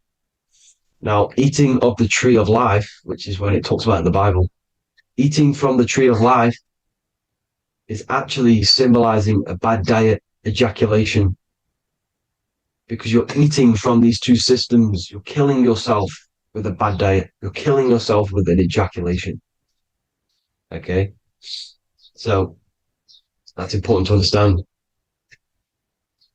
Now, this is Jacob's ladder in the Freemasons. Jacob's ladder, which is the spinal cord. It's the stairway to heaven. And this is Jack and the Beanstalk when he goes up the beanstalk and finds the golden egg in the grey clouds. The grey clouds symbolize the grey matter in your brain. Now, the Garden of Eden talks about the 4 different rivers in Garden of Eden. As we see here, the North Pole map, the ancient North Pole map, because the center of the earth is the center of the torus field. Everything's the torus field. Atoms are torus fields. Everything's torus fields. You are the universe. Everything is within you. The North Pole is your spinal cord. This is why they say Santa Claustrum comes from the North Pole. This is the North Pole, and the Santa Claustrum is the center of your brain. Now, there's 4 rivers which come from the Garden of Eden. There's the blood, the Christ oil, which is the oil we're talking about, urine, and saliva. These are the 4 sacred oil, 4 sacred fluids in your body, and these are constantly abused in today's society. Also, these secret societies are targeting these fluids. Okay, this is why porn is free. They sexualize society through Disney. Go and look at some of the Disney movies. There's so many subliminal messages which sexualize these children because they want you sexualized. So you release your seed, which is one of the holy fluids in your body, especially your semen, your sexual energy. So important you retain this. So important because it's your life force. It keeps you alive. Okay. Now, let's recap on this. If you want to raise your oil every month, you can't just retain your seed for the month. You have to retain your seed forever. Don't just do it for a couple of days. You have to do it. It's a lifestyle. You want to become God consciousness, you got to do what it takes. It's hard in this society because this society is made around, it's designed to kill you pretty much. It's designed to keep you in these lower states of consciousness with all the bad food, the chemicals in the food, the chemicals in the water, the sexualized TV programs, sexualized adverts, sexualized TikTok and apps, videos, subliminally stimulating you because that is your weakness, sex. It's your weakness. Now, you have to retain your seed, meditation, and an alkaline diet. Why alkaline? Because acidic is low vibrational. This is the color spectrum. And what's the highest vibrational color? Violet. It's the lowest, red. You have to have an alkaline body in order to raise this oil. When you drink, when you have a bad diet, when you drink alcohol, when you smoke, this destroys the oil. It destroys the oil in your sacrum and it can't be raised again, can't be raised up. This is why it's so important. Without that oil, you don't live. That oil makes you live. It feeds everything in your body. It's crazy how we're not taught this. It's insane. But that is how you raise the oil, people. I hope you all gain some knowledge out of this video. And I hope this assists you on your journey, your spiritual journey. And please like and share this video. We need this knowledge out to the public to wake up humanity. Thank you all, people. God bless.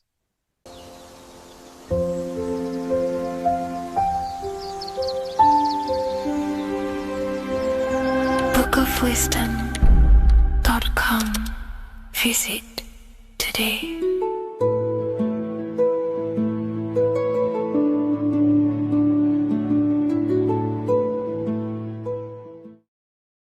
Geometry. This is the study of nature, of the codes, the mathematical codes behind physical reality. So today we're going to be going deep into geometry and the true esoteric internal geometry, the geometry that no one really talks about, and how geometry relates to human consciousness. So essentially, what we must understand when it comes to geometry, the basics of geometry is everything is vibration. And this vibration is vibrating on a certain frequency. And this certain frequency creates a geometric shape, which is why in nature we see all of these different geometric shapes. All matter takes form in shapes. So if we put sand on a plate and we vibrate the plate on a specific frequency, we see that the sand goes into specific geometric shapes and patterns. So essentially, matter is energy condensed. It's energy vibrating on a low frequency, vibrating at a certain frequency. So matter is condensed energy. And each geometric shape is manifesting and showing a specific energy. Some shapes carry more energies than others. For example, the cube is what traps energy. A square is what traps energy.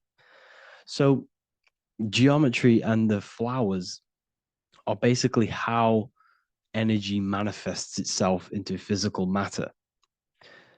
We are in a world made out of energy or light. Light is energy. So everything is vibration, everything is frequency, and everything is energy. Even the words, each atom in our body, everything. So everything in nature has these mathematical energetic codes. So geometry is basically the study of nature and the shapes that are in nature and their energetic principles. Because, like I said, matter is energy. So this is what we call cymatics. When we place water in a petri dish and we shine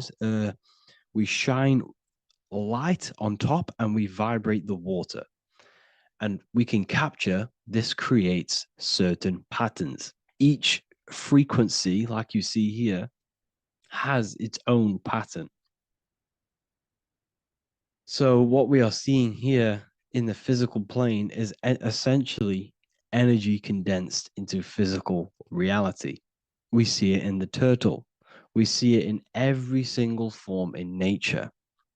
Now, external geometry and normal geometry, we normally get taught that this is God's way of creating physical reality, which is essentially true. However, it's far more deeper than that. Far, far, far more deeper. Okay, so what geometry truly is, it's not God's codes to reality. What we must understand is what the brain truly is. And what we must understand is that we are not in the world. We are not in the universe.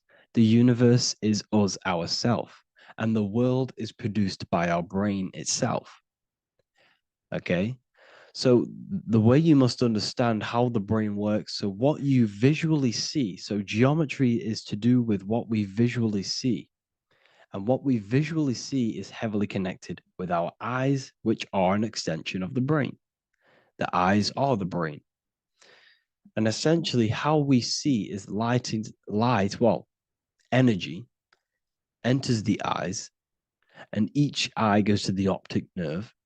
And this energy is transferred into electricity, which travels to the back of the brain, to the visual cortex of our brain.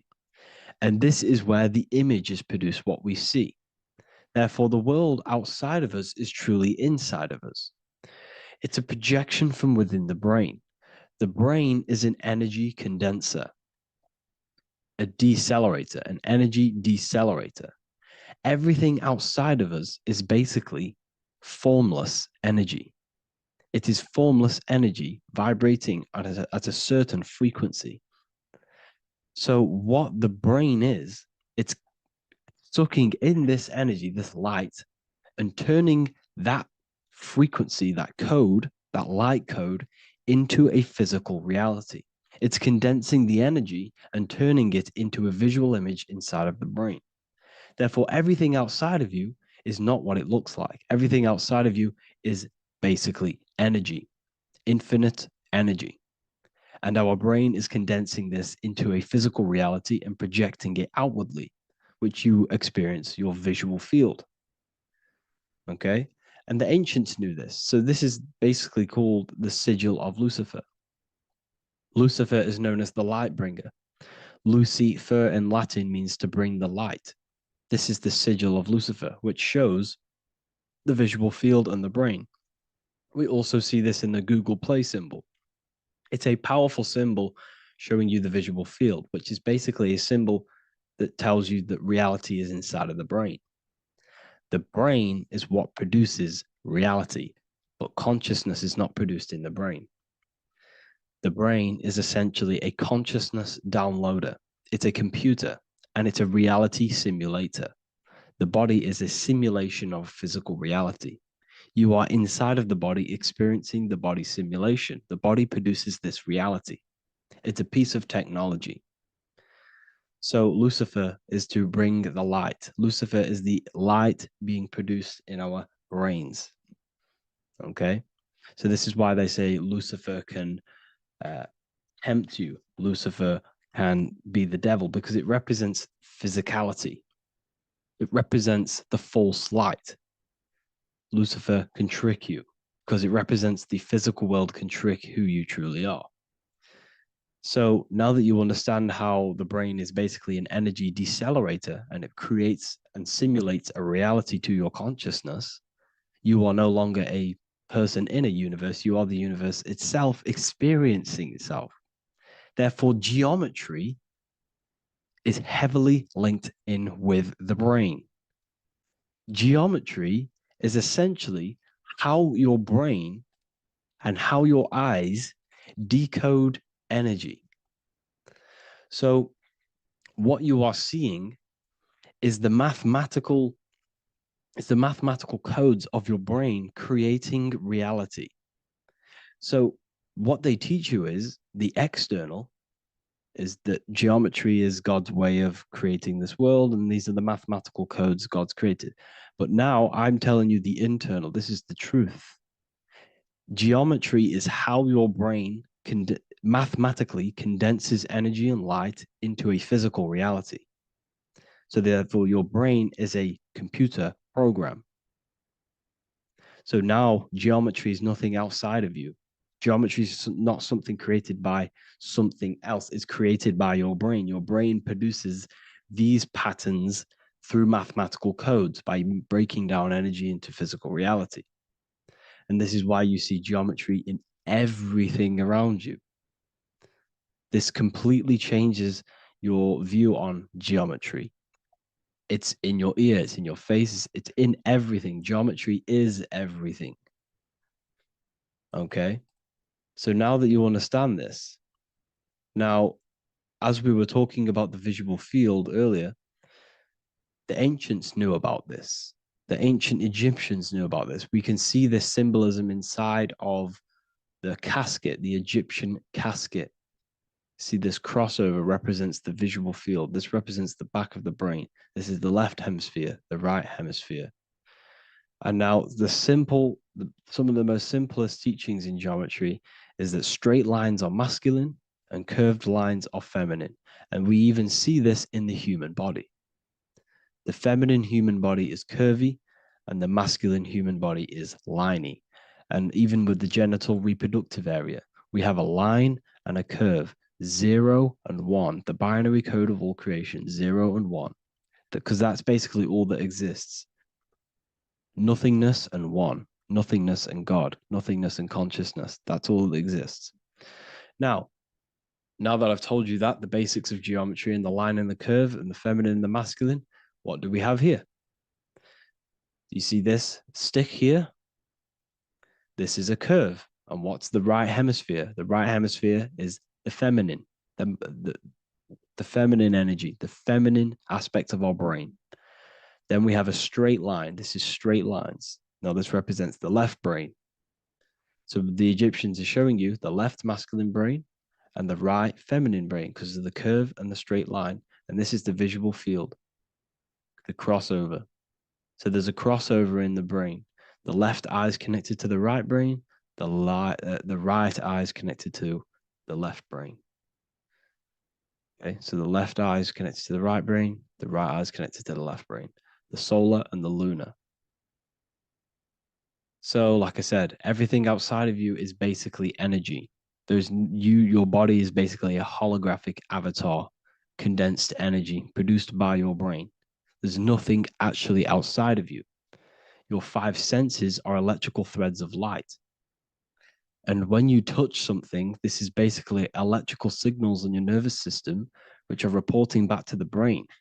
Therefore, what you touch is actually, you're not touching. The feeling that you feel when you touch something is not the true feeling. That's your nervous system you're feeling. You're feeling your nervous system in the brain. It's electrical signals to your brain. So the 5 senses do not decode, well, what you're experiencing as the five senses is not outside of you. This is your brain interpreting electrical signals. You don't experience the world, you experience your nervous system and your brain. The nervous system is an extension of the brain. So this is the truth. This is not woo-woo spirituality. This is true consciousness science. But I'm teaching you here. Okay? So nothing is truly outside of you. It is a universe. You yourself are the universe, the fabric of the universe itself. The only thing that exists outside of you is essentially energy. That is it. And your body and your brain condenses this energy into reality. So when we look into architecture, why is architecture, the ancient architecture, so important? Because what did I tell you at the beginning? Shapes and physical matter is condensed energy. Each shape holds specific energy. Some shapes hold more energy, emit more energy. Some shapes condense energy. Some shapes transfer energy. Each shape, each geometric shape has an energetic principle because matter is essentially energy. So when we look into cathedrals and the ancient buildings, they were filled with geometric patterns, geometric shapes, because they understood the energy principle. Architecture is basically solid energy. It's physical energy. If we create this pattern here is an energy code. And if you stand next to it, you're going to gain that energy. It's going to be imprinted on your body. So essentially, they filled their buildings with high energy geometric shapes. Points, triangles, pyramids are very, very energetic. This is why you have crystal pyramids made, organite pyramids. They're always in pyramid shapes. That's why the Egyptians built in pyramids, because pyramids hold high energy. They emit high energy. So this is why you see all these different geometric patterns. Okay. So in the real reality, in the energetic plane, this building would basically look like this: lines and grids of energy. Okay. This is what it would look like in the energetic plane, a blueprint of the energy body. So as you see here, these are the different frequencies in a petri dish, of water in a petri dish. And you can see they are specifically aligned up with these specific patterns. You can see geometry even within geometry. It's fractal. So essentially, when you would stand inside of these buildings, they would imprint the energy of the building in your body, because your body is healed through energy. You have an electromagnetic field around your body. So by creating buildings with geometric patterns, we are essentially increasing the energy of the building, because the building itself is energy. Okay. So when we fill it with geometric patterns, we're increasing the energy. We're giving it a certain energetic imprint.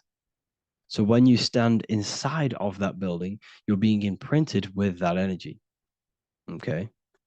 So especially with these windows, these stained glass windows. Well, why are they stained glass? Well, color is frequency. So when you have all of these different colors, and not only were they just painted, some of these colors are specific gemstones, crystals, natural stones, which all hold energetic principles.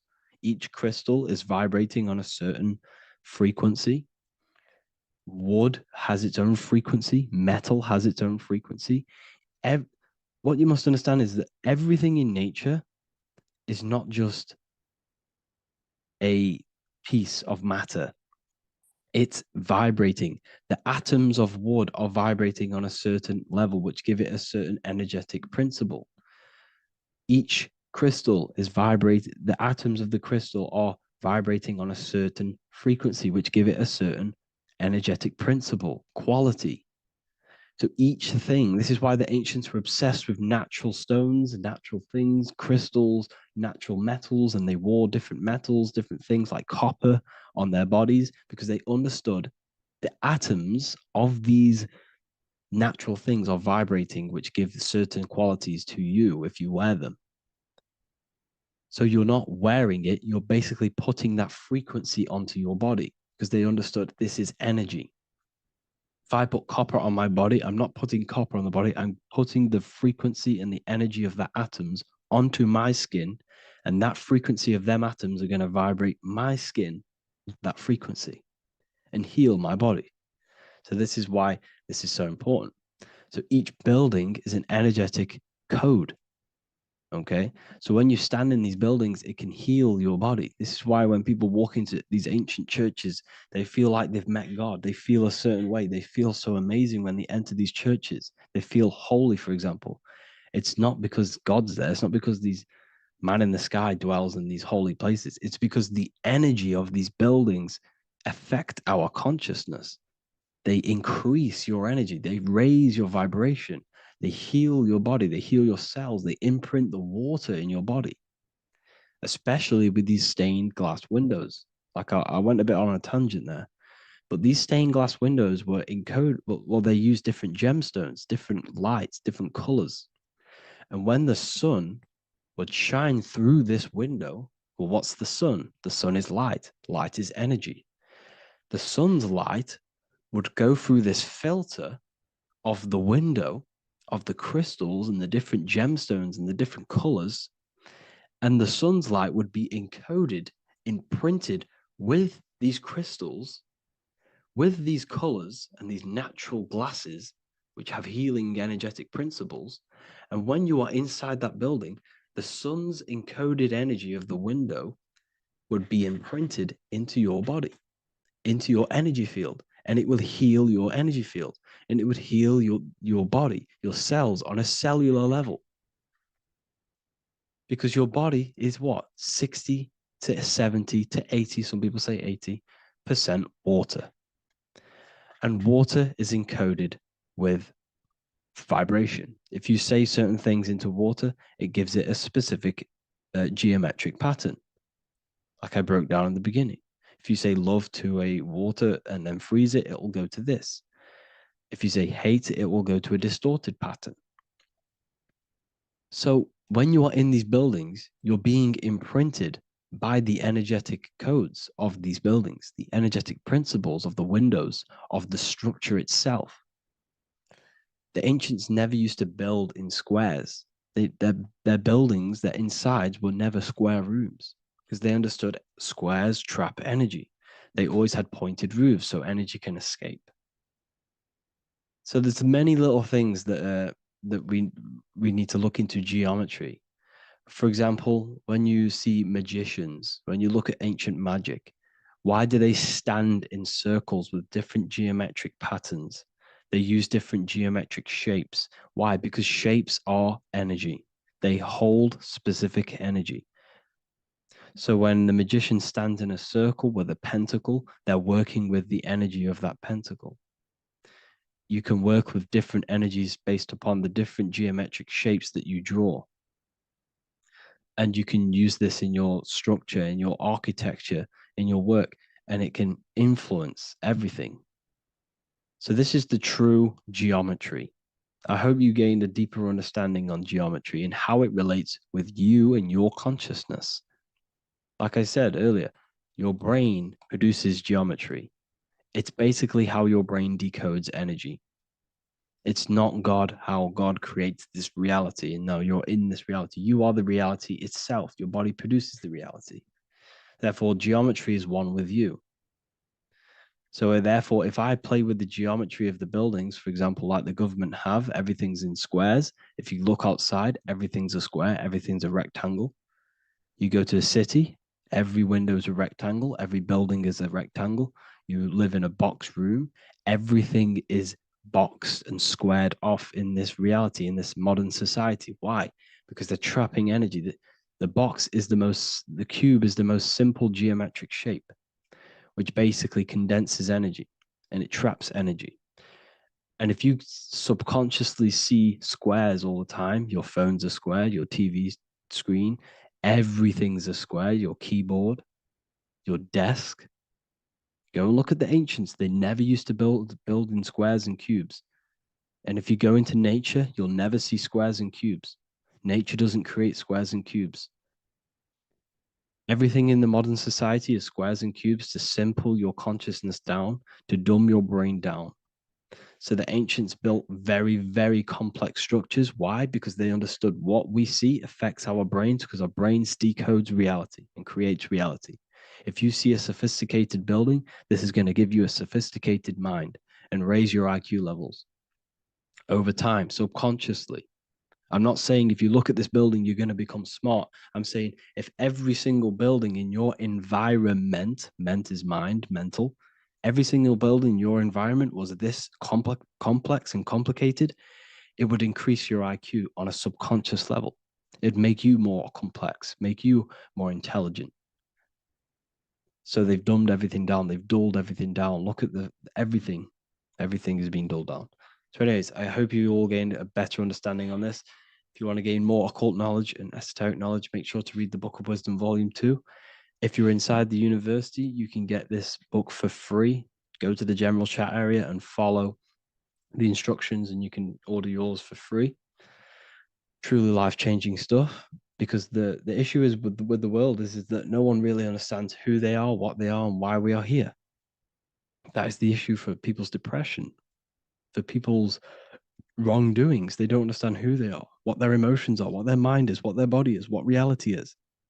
This book gives you that. This book gives you the sense of understanding, the sense of well-being that will give you a better life because you understand life and what life is. And if you truly want to take your studies to the next level, we have the Ethereal University. This is the place for truth seekers where you can connect with like-minded people so you don't have to feel insane, because not many people think this way. I've been there when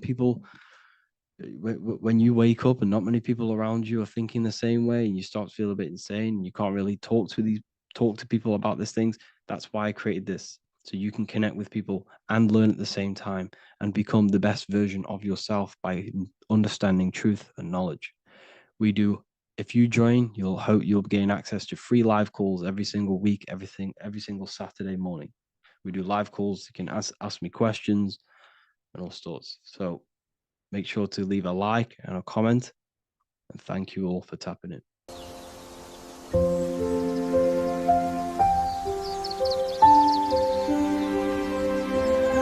bookofwisdom.com. Visit today.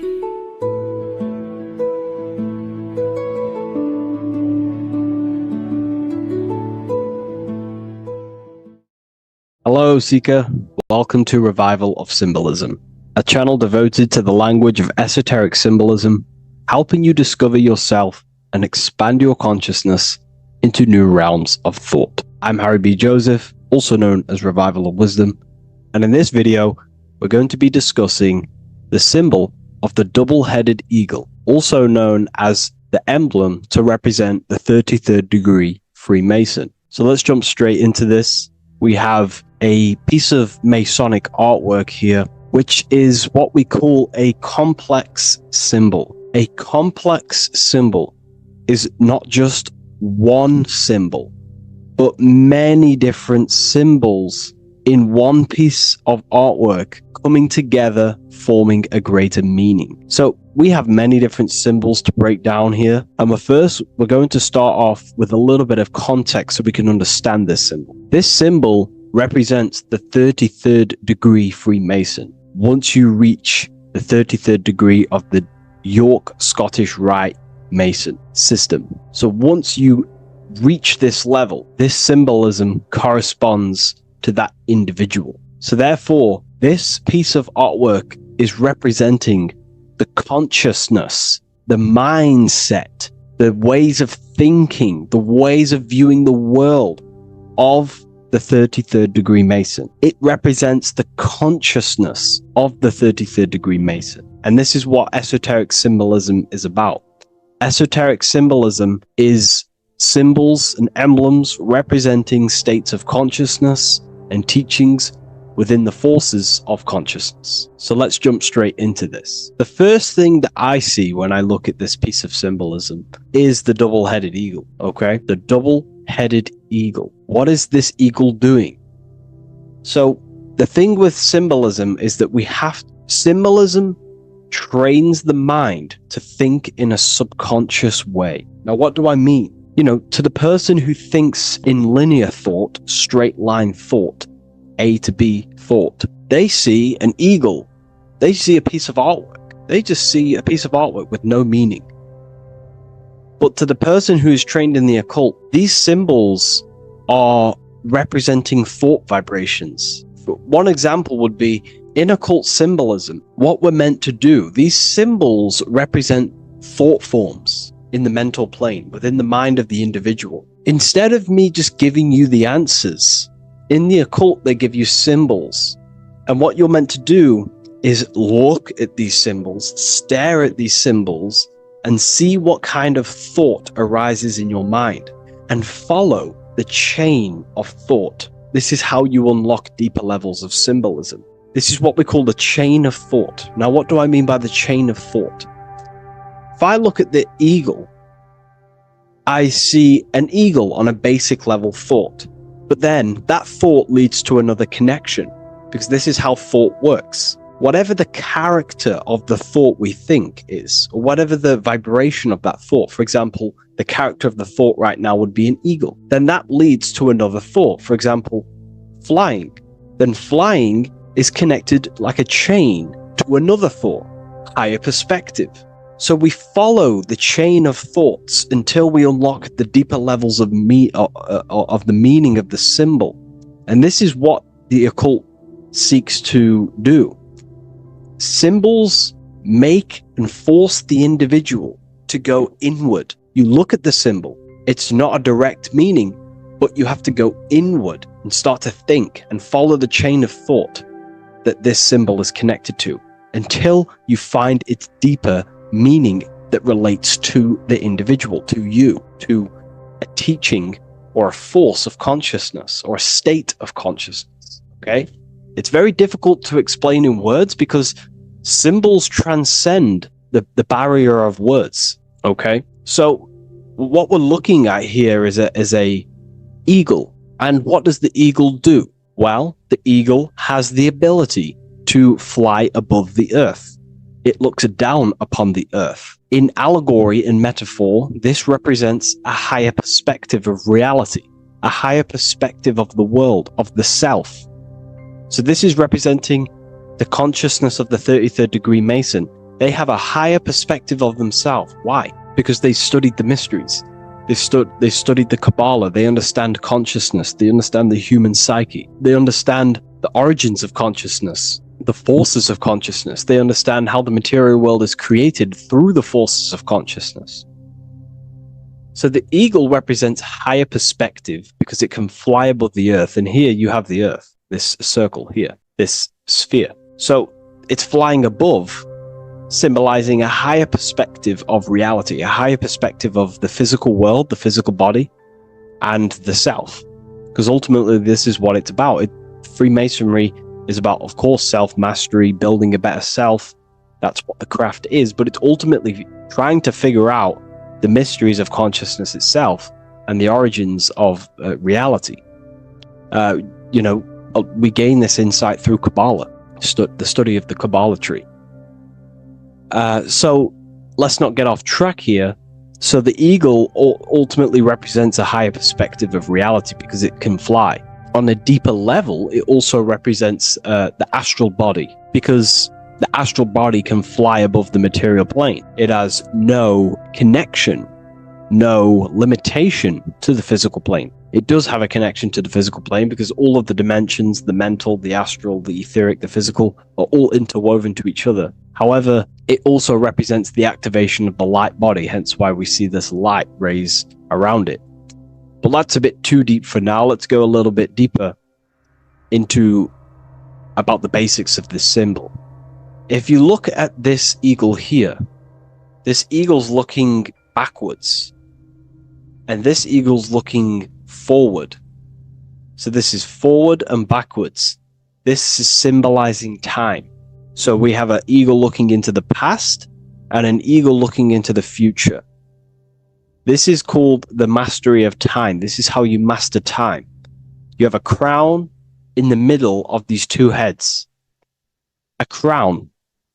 A crown is something worn by royalty, and royalty has a lot of power. So this is symbolizing personal power and mastery. How do you gain your personal power and mastery over time, over the past and future? Well, it's very simple. In order to master time and master your future and master your past, you have to look at the forces in your past that have led you to this very moment. Here we have a triangle which represents the number 3.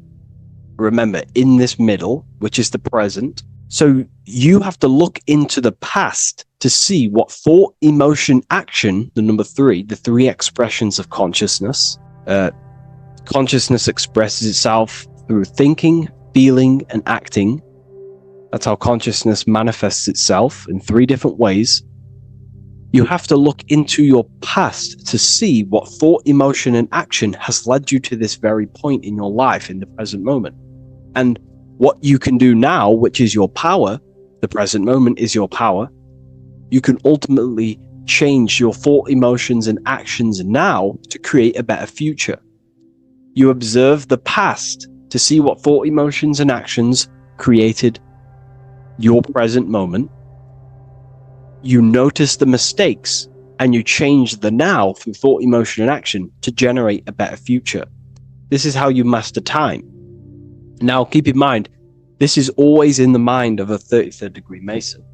Someone who is highly, mastered, they keep this in mind. Just like they keep in mind what thoughts they are paying attention to. 33rd degree Mason has a lot of self-mastery power, and they hold conscious thought. Most people think unconsciously and without power. A 33rd degree Mason is trained, their mind is trained. Therefore, their mind thinks powerfully. They do not think randomly, because they understand thoughts are the seeds to physical creation. All physical creation is a crystallization of thought. So ultimately, this double-headed eagle representing left and right, and the crown in the middle represents mastery over time. That's how you master time. Again, here we have the eagle standing on top of a sword. The sword is, of course, on a basic level, the sword represents power. Because if I hold a sword to you, I hold the power over you, because you will more likely fear. But if we go even deeper, the sword cuts through the air. When you swing it, it moves through the air. Therefore, it's a symbol of the air. Because you can't really make a symbol of the air, because air is invisible. So the sword is a symbol of the air. And the air is one of the 4 physical elements in alchemy. We have water symbolizing emotion. We have fire representing the spirit. We have earth symbolizing the physical body. Then we have air symbolizing the mental body. The mental body. So the mental body is symbolized by this sword. A sword has to be continually sharpened.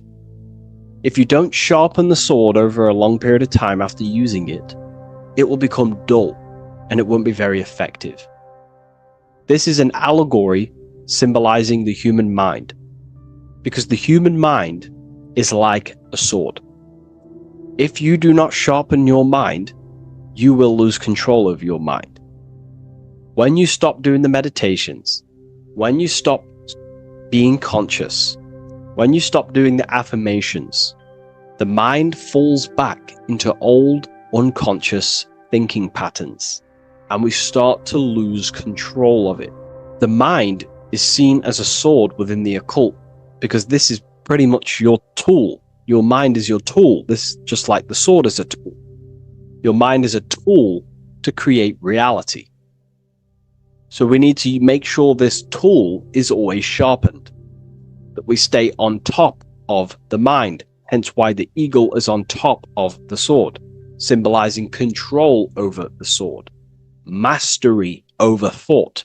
This also goes into thought forms. In the occult, there's something called thought forms. Thought forms are basically taught to the individual and understood by the individual, who understands that the mind is not just in the brain. The mind is a part of a mental field. All around you, there is not just a field of energy. There's also a field of mind surrounding you. It's a mental universe.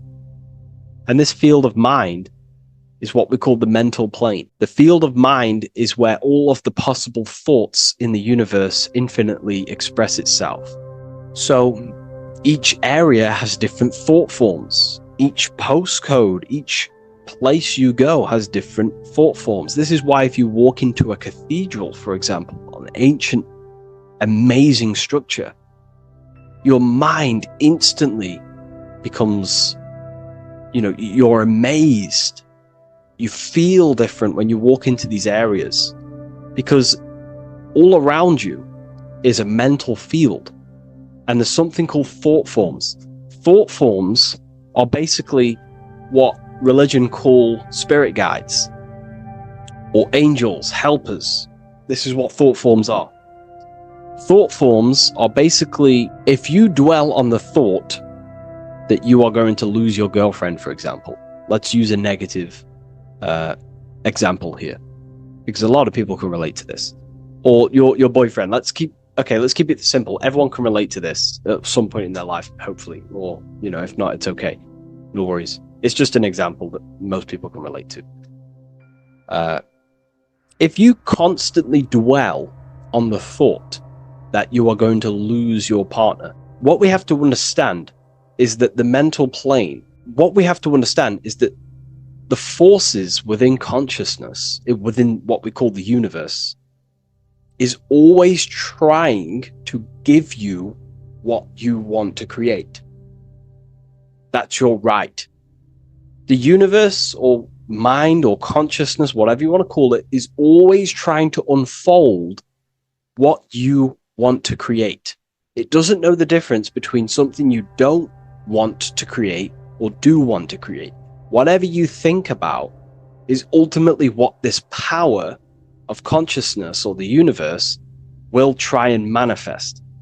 This is why we have to gain mastery over our thought, because thought are basically the seeds that we impress into the dimensions. So we have a mental dimension, we have a higher, middle, lower subplanes of the mental dimension or the mental plane. Then that's just thought. The mental plane is just thought. Below the mental plane, thought takes the body of imagination, which is what we call the astral plane. And the astral plane also has higher, middle, and lower subplanes. Then we have the etheric plane. The etheric plane is basically an energetic copy of the physical plane. So you have an etheric brain, you have an etheric body. It's just basically an energetic, exact copy of everything that is physical. So if we think something within our mental body and we dwell on that thought, the more attention you give, the more you feel that anxiety about losing your partner, you're literally forcing energy and direction and attention into this thought idea, which manifests itself within your own aura. Your aura is basically, it's not just your electromagnetic field. Your aura has many different levels. It has a physical level, it has an etheric level, an astral level, and a mental level, layer. So it has a layer for each one of these bodies. If you dwell on this thought and you keep giving attention, power, you start to imagine this because you're worrying about it. You literally create a elemental or energetic substance that clouds your aura. And this is what people have been called demons, people call spirit guides, whatever you want to call it. This is what it is. It's a thought form. But this is not something that's come after you. This is something that the individual has created. And wherever they go, this cloud of thought forms that they've manifested literally clouds their aura. You can see it within the astral plane and the mental plane. You can see how it's affecting them. Wherever you go, you start to randomly think about it. You keep thinking about it. It's infecting you. It's like a demon. It's tormenting you. But it's simply just a force, an astral force, and a mental cloud that they've manifested within their aura. Thought forms. The 33rd degree Mason has very powerful thought forms. And this is, if you're a Mason yourself, and you're not aware of this, this is why it's great to be around a 33rd degree Mason within your lodge, because they have very powerful thought forms, and you being in the present of them, you're also taking on his thought forms, and they can assist you. We're all affecting each other through thought transference through the mental field or the mental plane. Okay. Now, I'm not going to go too deep into that because, people can use that knowledge for really bad.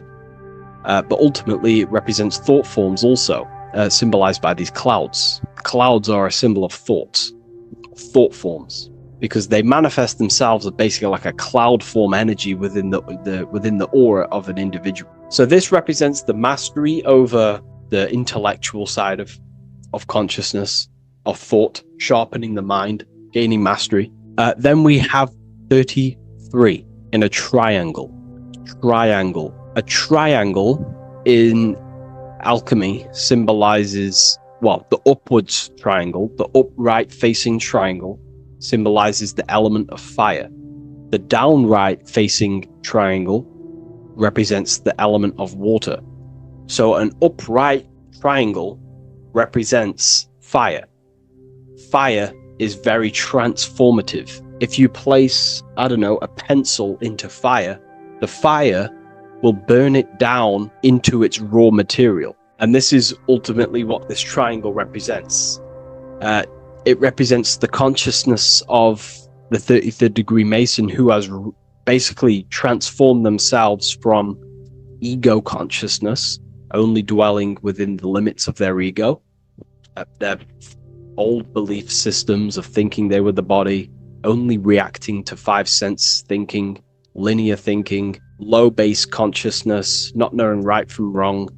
It's basically transforming themselves. They have burnt themselves down to their raw soul form, and they understand that they are a soul, and they've experienced this, by casting off all the attachments to consciousness. This is why there is the number 33 within this triangle, because 33 is the age that Jesus dies. It's also the number of the Kabbalah tree, because the Kabbalah tree has 10 Sephiroths, 22 pathways, and 1 hidden sphere called Dart, which all adds up to 33. And the Kabbalistic tree of life, just to give you a bit of context, basically is a blueprint of how God manifested the world, and you are an expression of God. So it's also representing how your soul fell into matter, how consciousness creates matter. And it's also a diagram of how reality is not fixed, but it's ever unfolding creation through these forces of consciousness. So the Kabbalah teaches a way back to source consciousness if you go from the bottom of the tree to the top. And in order to go to source consciousness, you have to die symbolically. It's the death of the self, the death of the ego, the death of the old self, the old belief systems that you had. That has to die. The old person has to die to give room to be spiritually reborn, so you can actually figure out who you actually are. Your ego has to die. Now, that's not saying ego death, but you have to basically give away all of your old belief systems to then be spiritually reborn. That's why Jesus dies at 33 and is resurrected. Ice melts from ice into water at 33rd degree. So it's symbolic of transforming. And again, the upright triangle is the fire element, symbolizing burning things to its base raw material. 33, which is again death and resurrection. So it's all about burning the old self and being spiritually reborn again. This is the teachings of Hermeticism, Christianity, it's in everything. You'll see this symbolism or this story of death and resurrection absolutely everywhere in the ancient myths, because it's all talking about the same thing. You have to symbolically die, you have to kill off the old self to be spiritually reborn, to be initiated into a mystery school. So the 33rd degree Masons basically saying, well, they have resurrected. They have resurrected the connection to their soul, because as we grow older in this life, we lose connection with our true authentic self as the ego develops as we get older. And if we don't stop developing the ego, we never actually connect with who we truly are, which is a divine, immortal, formless being who has the infinite power of creation. This is what you actually are. Okay, so it's also symbolizing the union of opposites, hence why we have a double-headed eagle here. It has opposites. Obviously, this is massive within the occult. You see this everywhere, union of opposites. Okay, so union of opposites goes from, basic teachings to the most advanced teachings that most minds are not ready for. Union of opposites is on a basic level, is union of the mind and the heart, going from mind consciousness, which is basically ego, the lower self. That's not to say the mind isn't powerful, but that is the house of the lower self. The ego. It's the house of the ego. So we have to learn how to use the mind for what its proper use. The mind's proper use is for the soul to create. However, we're not taught this in school, so we've basically developed a false personality within our minds, and our minds have become a vessel for a false identity. So what we need to do is integrate the heart, which is the soul self, the true self, with the true powers of the mind. And the mind is basically a powerhouse of creation, infinite possibility. And that's the mind's true usage is for creation, not a false identity. So it's about integrating the mind and heart. It's also symbolizing a balanced mind, and we do this by aligning the left and right hemispheres of the brain, which help you perceive reality for what it truly is. Because the two double-headed eagles, they're joined together, so it's union of opposites. So it's about reintegrating the female and male aspects of self, such as the left and right hemispheres of the brain, the mind and the heart, all working as one system. When we align the left and right brain, we see reality for what it truly is. Now, what do I mean? Most 90% of people, I'm not putting anyone down, if you relate with this, it's fine. We're all here to work on ourselves. So I'm not putting anyone down. People with a left hemisphere dominated view on reality see things as a very logical. They see reality logically, basically. Now, what do I mean? They see things as this is science, that's mathematics, that's religion, that's metaphysics. They're all separate and divided because that's what the left hemisphere does. The left hemisphere basically dissects everything down. The way the brain works is truly magical. The right hemisphere of the brain allows us to basically see a bigger perception on reality. It sees the bigger picture. The bigger picture, for example, the woods. It sees the woods as a whole unified woods. But then the left hemisphere of the brain takes that view and perception of the woods, dissects it down and analyzes it into individual branches, trees, leaves, animals, insects. But in reality, it's all one, because all is manifested from the one God, the one source, the unmanifested consciousness, the unmanifested force. So it's union of this. We have to view the world as in, yes, everything is one, but I'm also living in my personal consciousness. Yes, there is a collective consciousness. We're all one consciousness, but I also have my personal consciousness. I need to think about both, making sure that my thought, emotion, and action is contributing towards the evolution of myself and the evolution of humanity. A person who is only left hemisphered only thinks about themselves mainly, 90% of the time.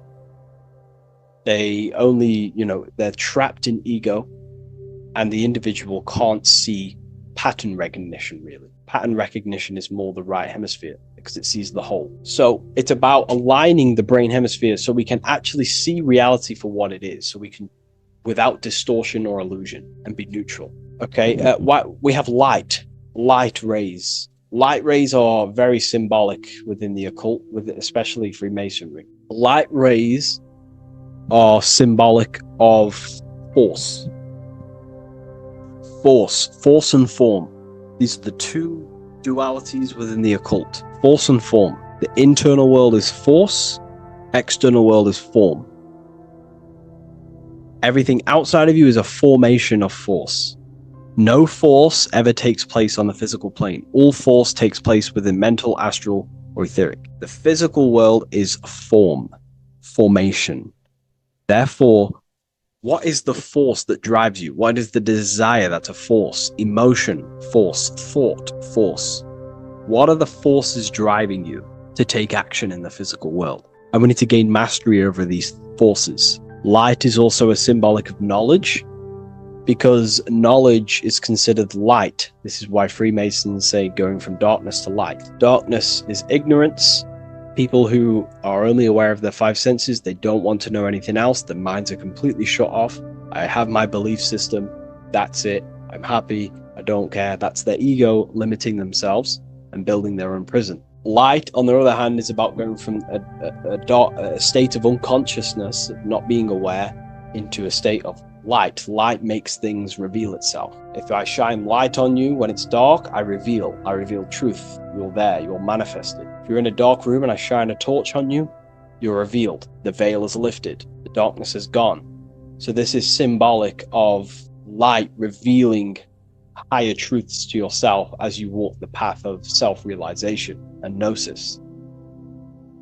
So light is symbolic of this also. They have high amounts of intelligence, a 33rd degree Mason. They have a lot of light. They have a lot of knowledge. They've researched a lot of things. They're intelligent in many different areas of life, within speech, within grammar, the way they portray thought, their mastery, their level of mastery, their understanding of themselves is very advanced. They also know a lot about physiology, about the brain, about the body, life, consciousness, astrology. They know a lot. They have a lot of light. 33rd degree Mason. Me, myself, I'm not a part of Freemasonry, and if I ever do become a part of Freemasonry or any order, I will openly share it to all of you. This information has come from following the chains of thought through self-study and self-realization, and studying Freemasonry from an external view. You can gain a lot of insight just by studying symbolism itself. Masonry is about being a builder. That's what the word Mason is. Mason is about building. The word Mason means builder, and it's about building the self. We're all building either our prison of our soul, or we're building our freedom of our soul. Every single one of you. Every time you reject something that if you did something wrong and you reject you being wrong, someone tells you were wrong, but you reject that, or they try to give you a piece of information and you reject it, you're building your mind's prison, stone by stone. But the person who has an open mind to all things is freeing their mind, freeing their soul. So we're all builders of our soul, and we're all builders of reality also. And we're all building Earth. This is the building project is Earth. We're all contributing towards it through our thoughts, emotions, and actions. These are our God-gifted powers: thought, emotion, action. These are our rights to operate in the world. These are your buttons to control the character in the game. So I hope this information has given you a lot of insight about this symbol. Please leave.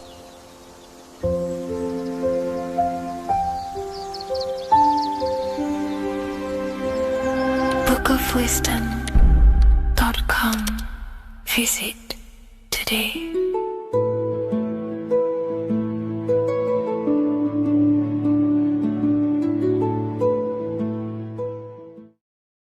In this video, we're going to be talking about the evolution of consciousness.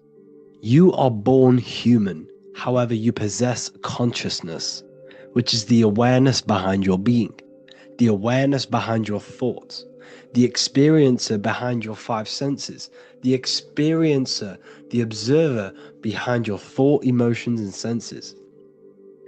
You are an eye, an invisible consciousness looking through a lens, which is your body.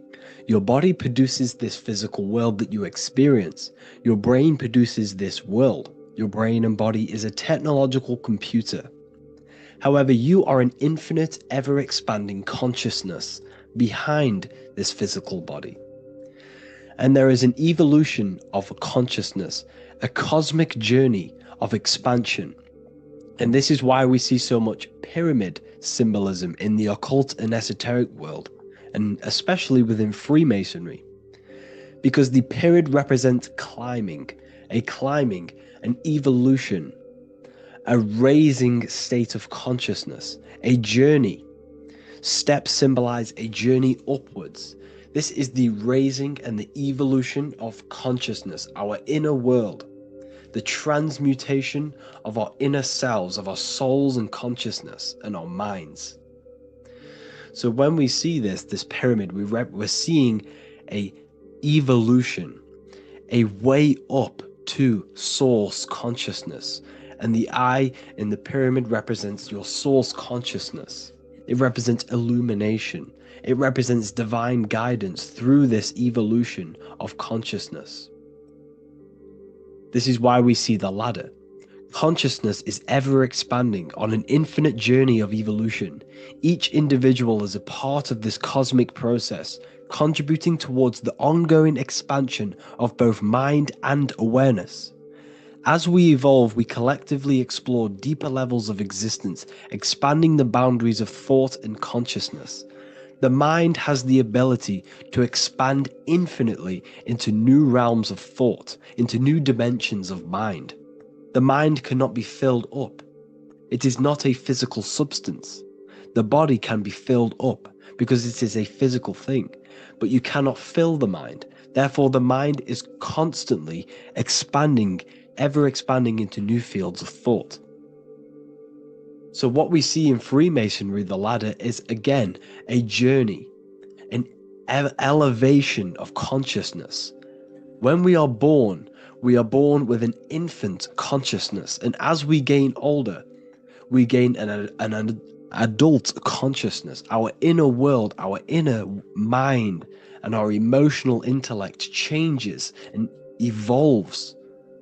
We are significantly different from when we were very young as an infant. It's because our consciousness evolutes, it changes, it alters like water.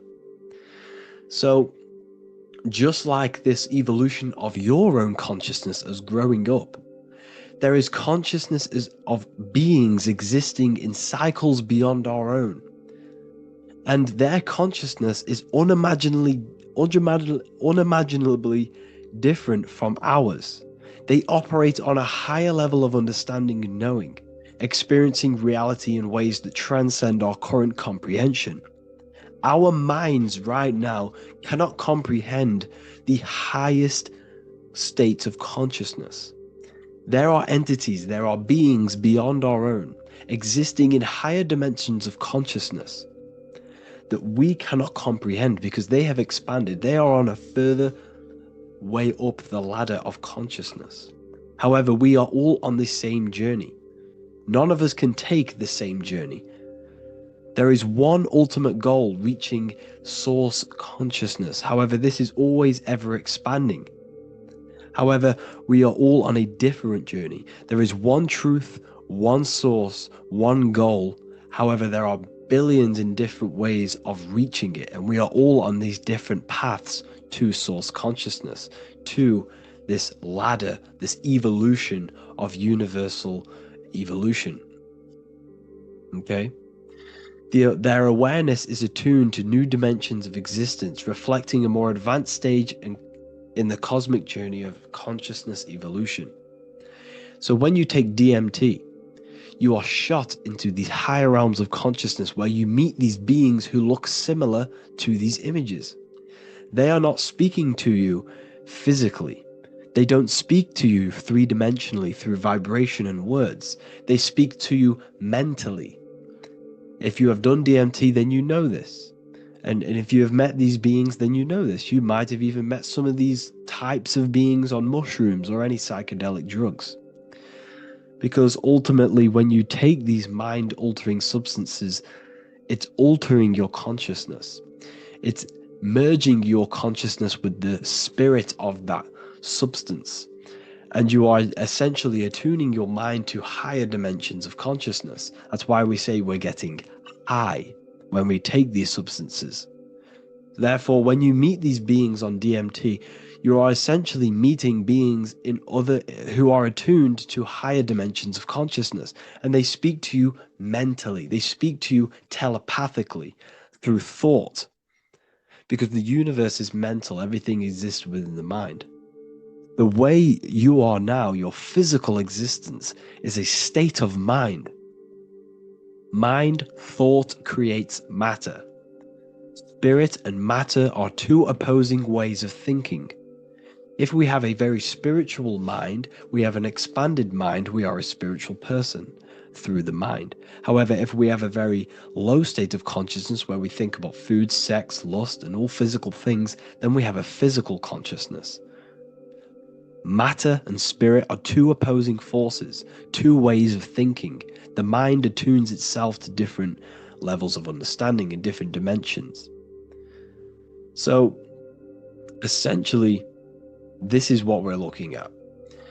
The body is a vessel for the fluidic, formless consciousness, a temple that houses the essence of our awareness. While the five senses are limited to perceiving only the physical plane, the mind transcends these limitations, capable of perceiving the full scope of reality. It is through the mind that we access deeper truths beyond the material, tapping into boundless nature of existence. Physical existence is a thin band, a thin layer of reality. It's like 0.001% of reality. And your five senses are only tuned into this layer of reality. But the five senses are, by design, only allowed to perceive physicality. But the mind has the power to expand beyond this physical five sense state. The mind has the power to expand and evolute. It is a conscious decision whether you want to take this path or not. You can stay in a three-dimensional way of thinking, or you can expand your consciousness from within. It's not an external journey. There is no God going to save you. You must save yourself. Therefore, behind every single one of these eyes is the same source consciousness. However, we are all different cells in a different journey. The organs in your body, the cells in your body are all alive. They all possess same consciousness, universal consciousness. However, we are all on a different journey of evolution. As above, so below.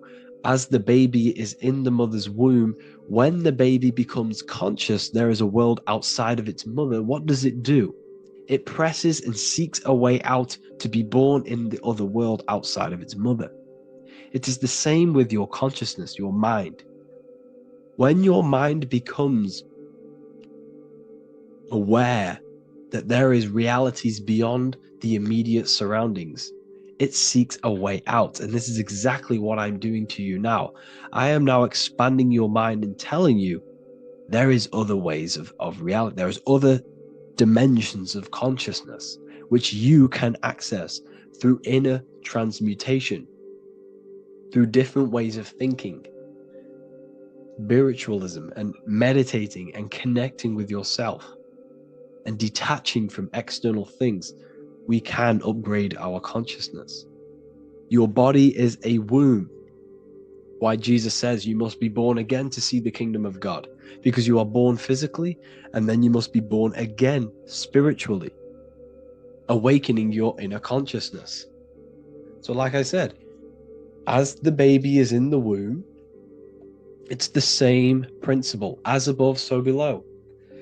You were a baby. You were in your mother's womb and you figured out there is a world outside of your mother. So you seek to weigh out your mother to be born in another world. It's the same now.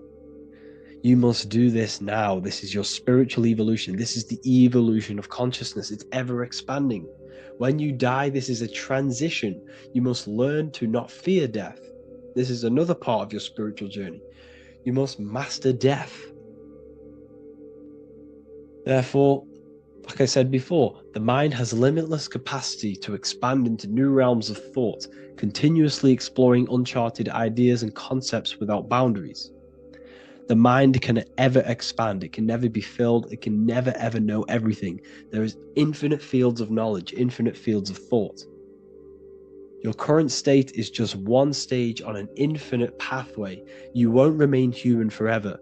The human experience is a crucial phase where we learn to balance polarities, master the fundamental laws of the cosmos. It is a period of growth and transformation, preparing us for the next stages in our cosmic evolution. The goal is to strive for perfection, yet the true perfection is unattainable. It's like a tunnel, and there is a light at the end of the tunnel. And as you walk through this tunnel, the light is ever moving backwards. You should forever seek to meet that light, but you will never meet that light because consciousness is ever expanding. You should strive for perfection, yet knowing that perfection is forever unattainable.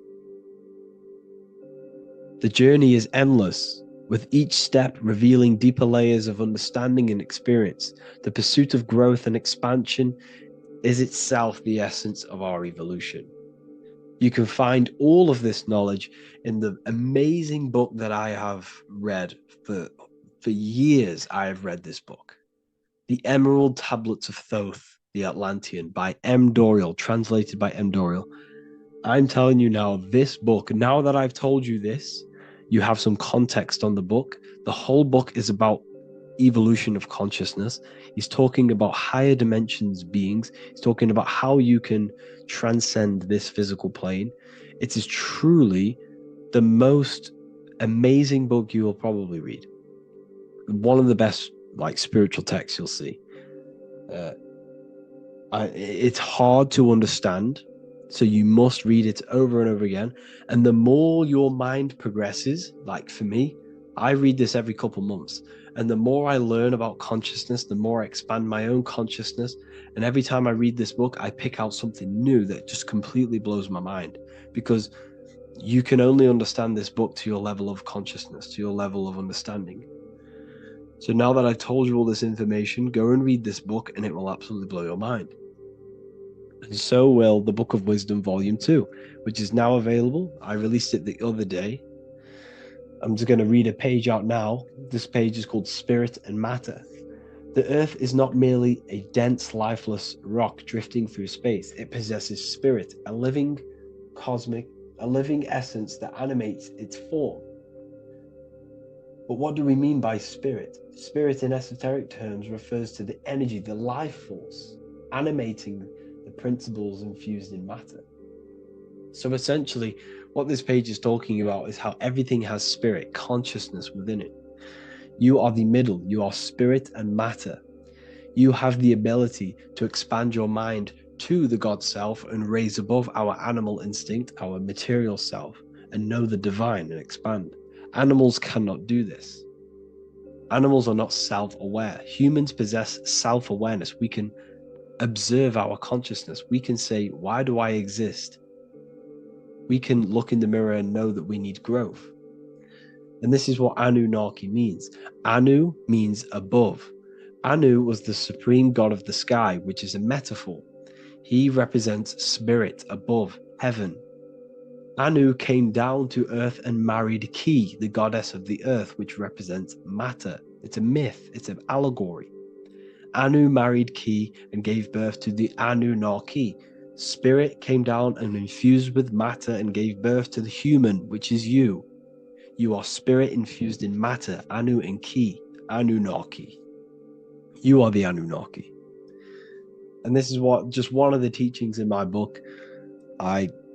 Honestly, this book is absolutely amazing. If you truly, truly want to expand your consciousness, give this book a read. And obviously, if you're inside the university, I give you this book for free, a paperback version. If you join the university, follow the steps inside of the general chat, you'll be able to download this book, or sorry, not download it, order a paperback for free. All you have to do is pay for the shipping. You'll also gain amazing knowledge inside of my library, where your mind will just be overblown with the amount of esoteric books. There's over 45 rare occult books, plus you get a PDF of the Volume 1 and Human Health Guide. You get reoccurring updates where I expand on symbolism, occultism, where you will just feel absolutely amazing once you understand esotericism in yourself. You'll also learn how to create the dream reality that you want with the Manifestation Mastery course, where I teach you how your consciousness creates reality. You'll have a real lectures where I post lectures on symbolism, occultism, esotericism. There's a conscious community and live calls and Q&A where you can ask me questions and I'll answer your questions. I just want to say thank you to everyone who has joined the university. Thank you for even liking and watching this video. Any support I just appreciate every single one of you. Please, if you can, leave a comment and a like on this video and let me know any videos you want me to make in the future. And I will start uploading a lot more to the YouTube. So yeah, thank you all for tuning in today. Have an amazing day.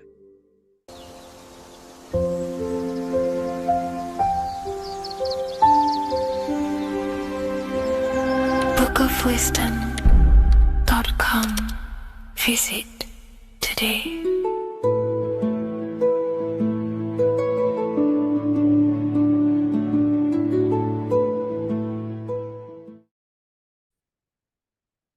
Hello and welcome to another video and another lecture from Ethereum University.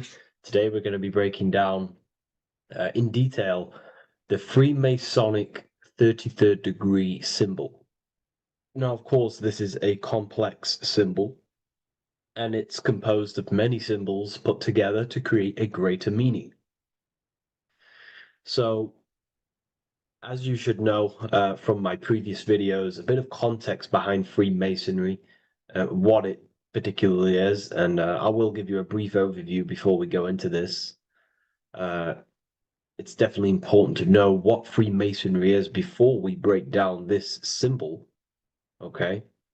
Because without the knowledge of Masonry and what it is, it's difficult to understand what the symbol truly means. So Freemasonry is all about building. The word Mason means to build. And we're either building with light or we're building with darkness. So that we have good Freemasonry, we have good Masons, people who want to spread the truth, people who want to help people awaken their mind and liberate them and bring them up to higher consciousness. Or we have Masons who want to divide, keep the knowledge to themselves, create walls, build walls in people's minds, construct illusions in people's minds for their own personal gain. Okay, so we're either building with light or you're building with darkness. You're either building with light or bricks, spirit or matter. God and the devil, same thing. You're either uplifting people or dividing people. Each and every single one of you is a Freemason. Well, a Mason. Not a Freemason, but a Mason. You are a builder. And you're either constructing division in you and other people, or you're either creating oneness. Everyone is doing this. Everyone is building. Everyone is contributing towards the world and building our reality. So Masonry is a craft, and that craft is to craft a better mind and heart, a higher consciousness, a higher understanding of the self, building a higher perception of yourself, getting to know who you actually are, why you are here. Every action, behind every single action, behind every single cause is choice. You chose to be here. Whether you know why you are here or whether you do not know, you chose to be here in this time, in this period of life on the earth, on this physical dimension. You chose, you, the mind of yours chose to be here in this body at this specific time. You are playing a role, you are building in this world at this specific time. So Masonry is all about getting to know the self, to know what you actually are through gnosis. Gnosis is direct knowledge obtained and extracted from direct experience. Knowledge extracted from direct experience. Knowingness. You know you have hands. You don't believe you have hands. You know you have hands. That's what knowing thyself truly means. To go within the self. To dwell in meditation for long periods of time. Not even meditation. To dwell, closing your eyes and thinking internally. Not thinking externally about anything outside you, but thinking and questioning internally, and you shall find answers. Seek and you shall find. If your heart is truly set on knowing, on getting to know true knowledge and knowing yourself, then you will find it. Okay, so because that's what the heart is. The heart is where we find our treasure. It's why it's inside of our chest. Our chest holds the treasure. What is your treasure? Your treasure is your physical manifestation. And whatever you act, whatever your heart cares about, your body follows. Your body takes action towards what you care about in life. This is why we say follow your heart, because your body follows the heart, what you care about. If you do not care about something, you do not take actions towards it. Whatever your heart loves and has that love energy for, the body follows. If you truly want to become enlightened and truly want to reach higher consciousness, then you will. You truly care for that, then you will find it. You have to go within. Okay, so this is what Masonry is about. It's about going within and finding out your true nature and constructing a higher consciousness by dissolving walls and blockages inside your mind and heart, purifying the self. Because you can care about sick and twisted things. Okay? We can see that in society. People like killing people. It's psychotic, but I know. So we can be corrupted. Okay, so going into this symbol, what does the symbol mean? What is it trying to portray? Okay. Before we go into the symbol, particularly, we're looking at the Scottish Rite Freemasonry. So we have the the first degree all the way up to the third degree is Blue Lodge Masonry. Then from the fourth degree of Freemasonry to the 32nd degree is what we call Red Lodge Freemasonry, the Red Lodge degrees. So again, that is that symbolism of that red and blue, the left and right, masculine, feminine, water, fire. It's that symbolism again of the two polar opposites of reality, of masculine and feminine qualities, solar and lunar. The left and right hemispheres of the brain, the inner and out world, inner and outer world, the brain and the heart. These are all polarities, okay? Spirit and matter. We have to unify these. But we're looking at the 33rd degree. This is the end of the Scottish Rite of Freemasonry, and it's considered the illuminated degrees. Illuminated. This is when one gets to know the true self, the true knowledge, when one has gone within, mastered the self, got rid of mental blockages, blockages in the heart, purified the self, and they know who they are. They have higher consciousness. And in this breakdown today, I'm going to show you how they have higher consciousness through this symbolism. Okay, so I was going to say something, but I totally forgot what it was. But anyways, we'll move forward with this symbol. Oh, that's what it was. Water melts. Well, ice melts at 33 degrees, symbolizing ice represents solid matter, ego, the physical body, left brain thinking,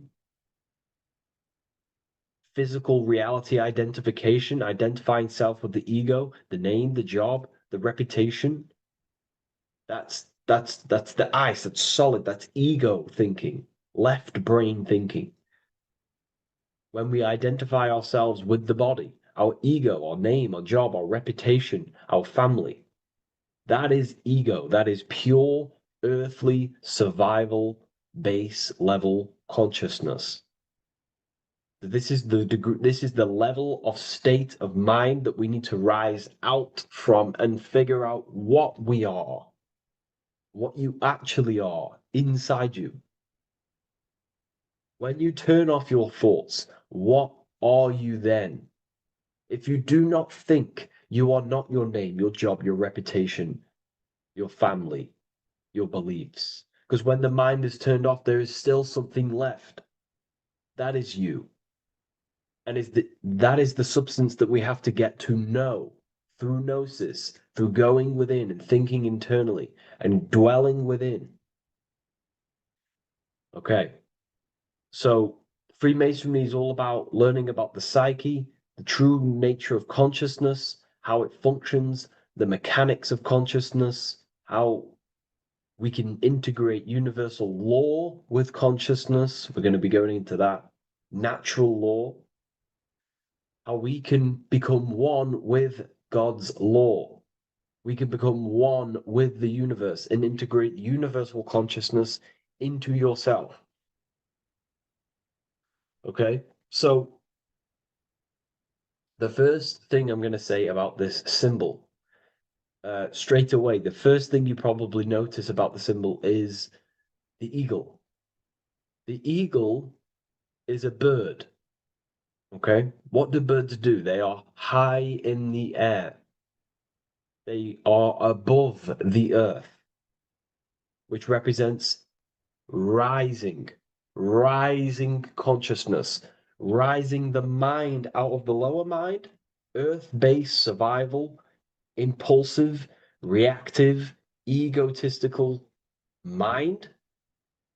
And we're pulling us up, we're rising from that. The earth represents that lower base survival consciousness, ego-driven thoughts. And we're rising up. The bird is free. It's free from the earth. Okay? It's free. It's elevated. It looks down upon the earth. So the eagle is a bird which represents higher view of self, a higher understanding of the self. It's elevated. We have a higher view of myself when I reach the 33rd degree. That is what it's showing you. That is what it's symbolizing. Okay? It's above the earth. It is free. It looks down. When you have higher consciousness, you become enlightened. It's impossible not to look down. You do look down on people, but not in a bad way. Not in a bad way. That sounds bad. I understand if that sounds bad, but that's not a bad way. I don't mean that in a bad way or a bad-hearted way. I mean that as when you have higher consciousness, you can see people who are living and dwelling in zombie mode, low level earth based consciousness. They think they're the body, they think they're their name, their job, their reputation, their family. So it represents looking down because I have higher awareness of myself. I know what I truly am. The water is flowing at the 33rd degree.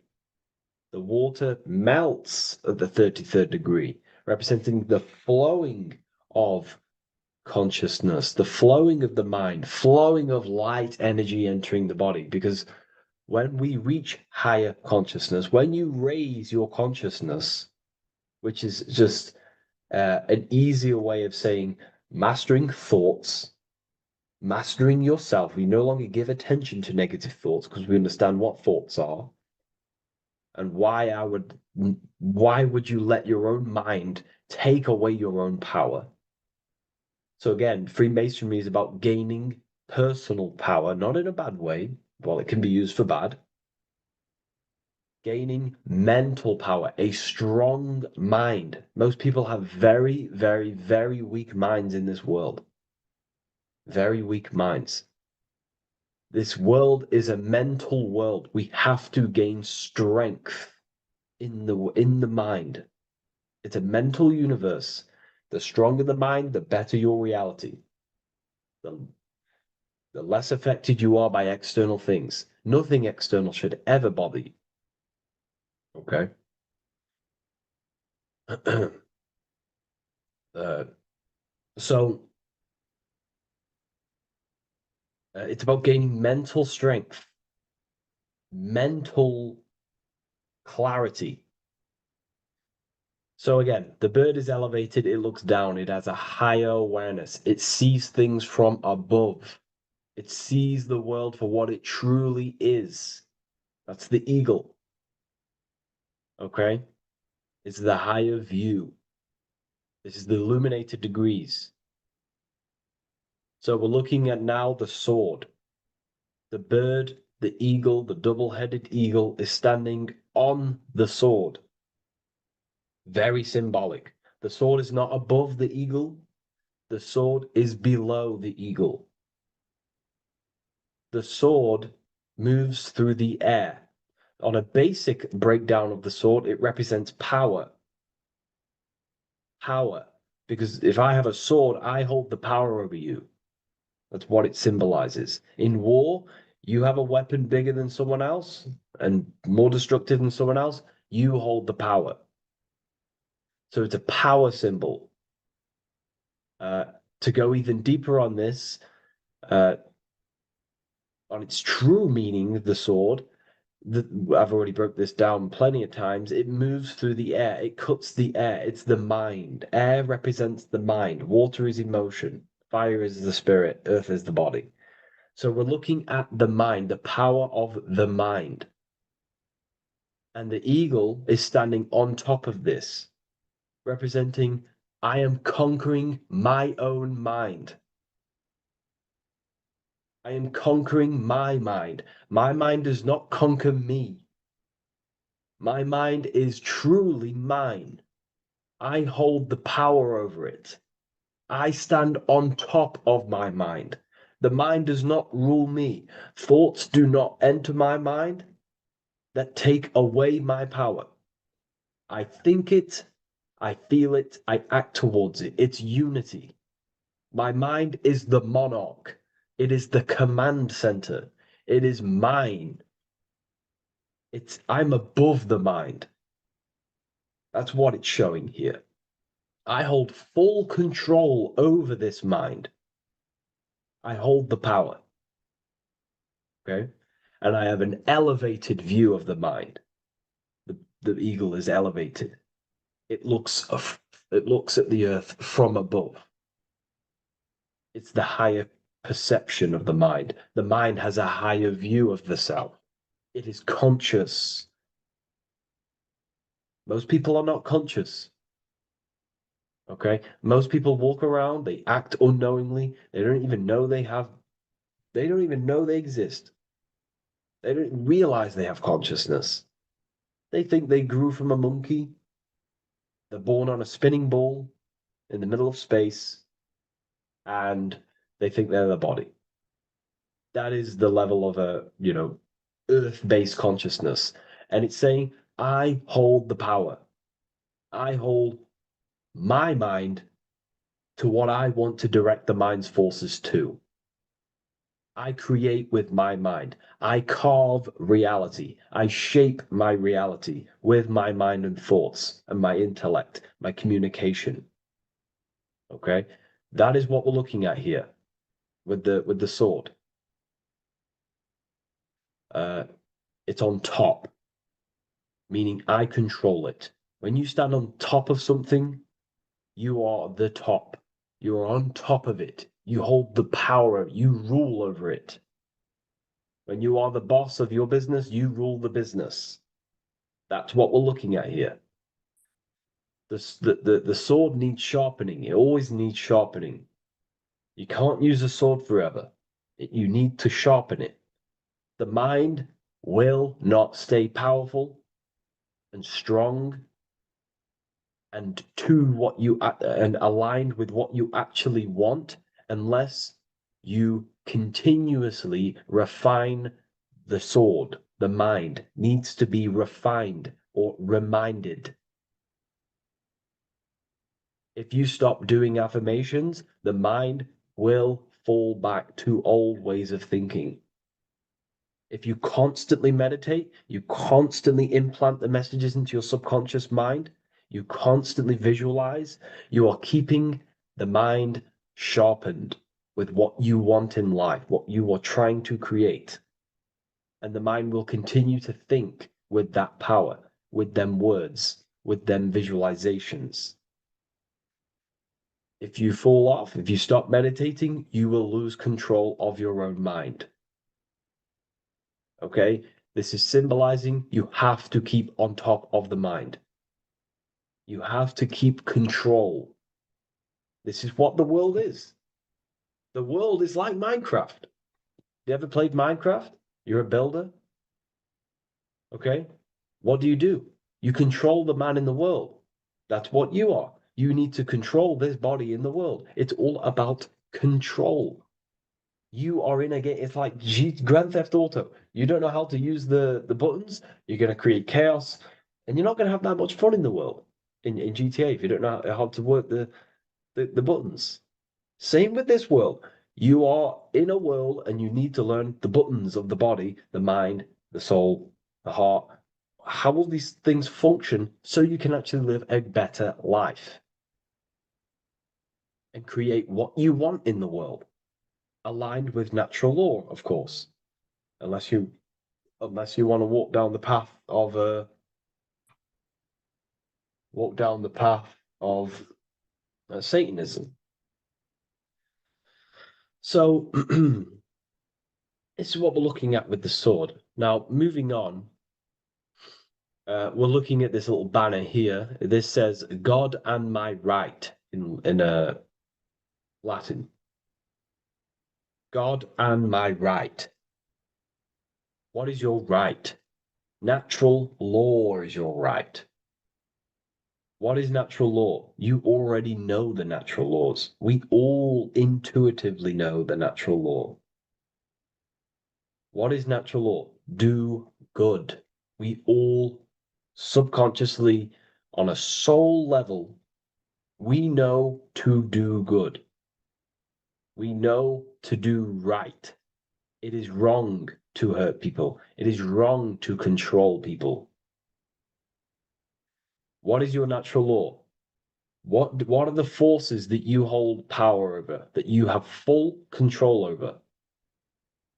You have full control over what you think, what you feel, what you act. Thought, emotion, action. If you start to try and control things outside of them three forces, that is now you breaking natural law. If I try to control and manipulate someone else, that is now breaking natural law. I'm going against my inner law. My soul tells me what is right and wrong through emotion. So it's about aligning the self, my actions, my thoughts with my emotion, my intuition, my natural law. These are your rights. Your rights is to think, feel, and act with the law, with good, with God, with love, with care for one another. Am I building with light to bring good things to the collective? You see, most people are stuck in their left brain, and the left brain only sees me, me, ego-driven thinking. That's why they trap us in our left brain. They train us to be left brain. They tell us to write with our right hand to strengthen the left brain. They call it writing.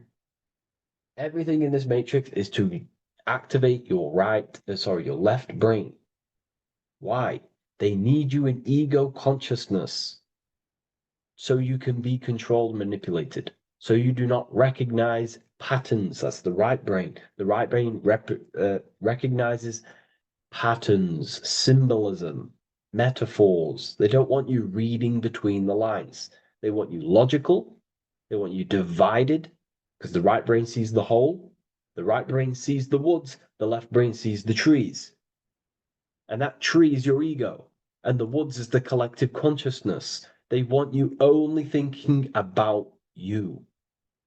Because that way you are divided from the collective consciousness. And we're all one consciousness family. We're all God. We're all God experiencing himself. And we are all building this world. So it's about aligning the self with my right, with God, with natural law. It's what Freemasonry is about. True Freemasonry, light Freemasonry, not dark Masonry or evil Freemasonry, whatever you want to call it. The crown, royalty. Royalty wear crowns. And what do the royalty have? Again, this is another power symbol.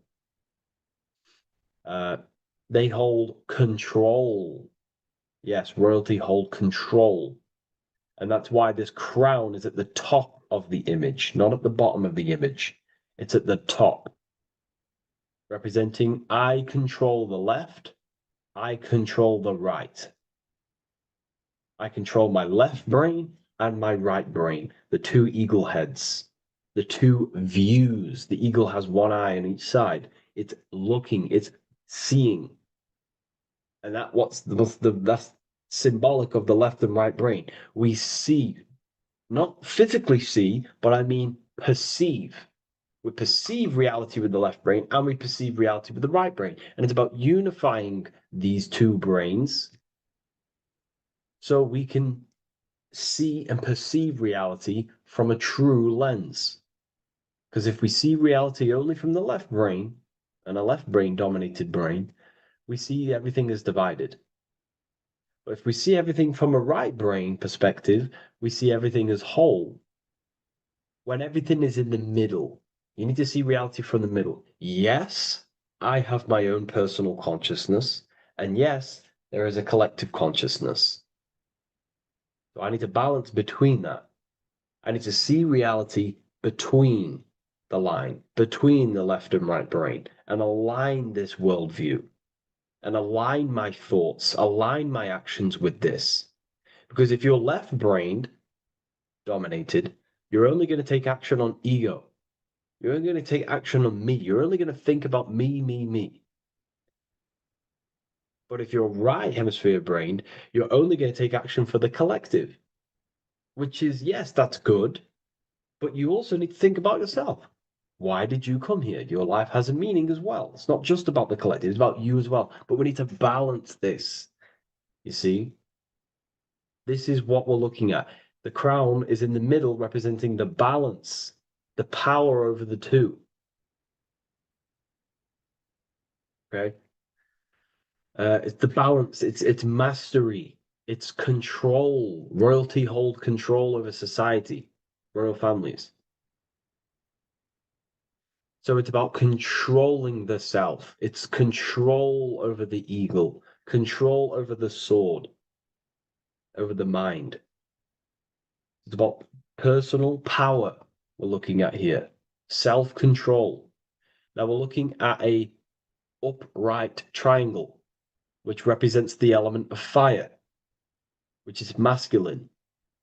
Masculine is all to do with action, the physical body. We're looking at fire, which represents spirit or transformation. Fire is a very transformative element. It transforms things.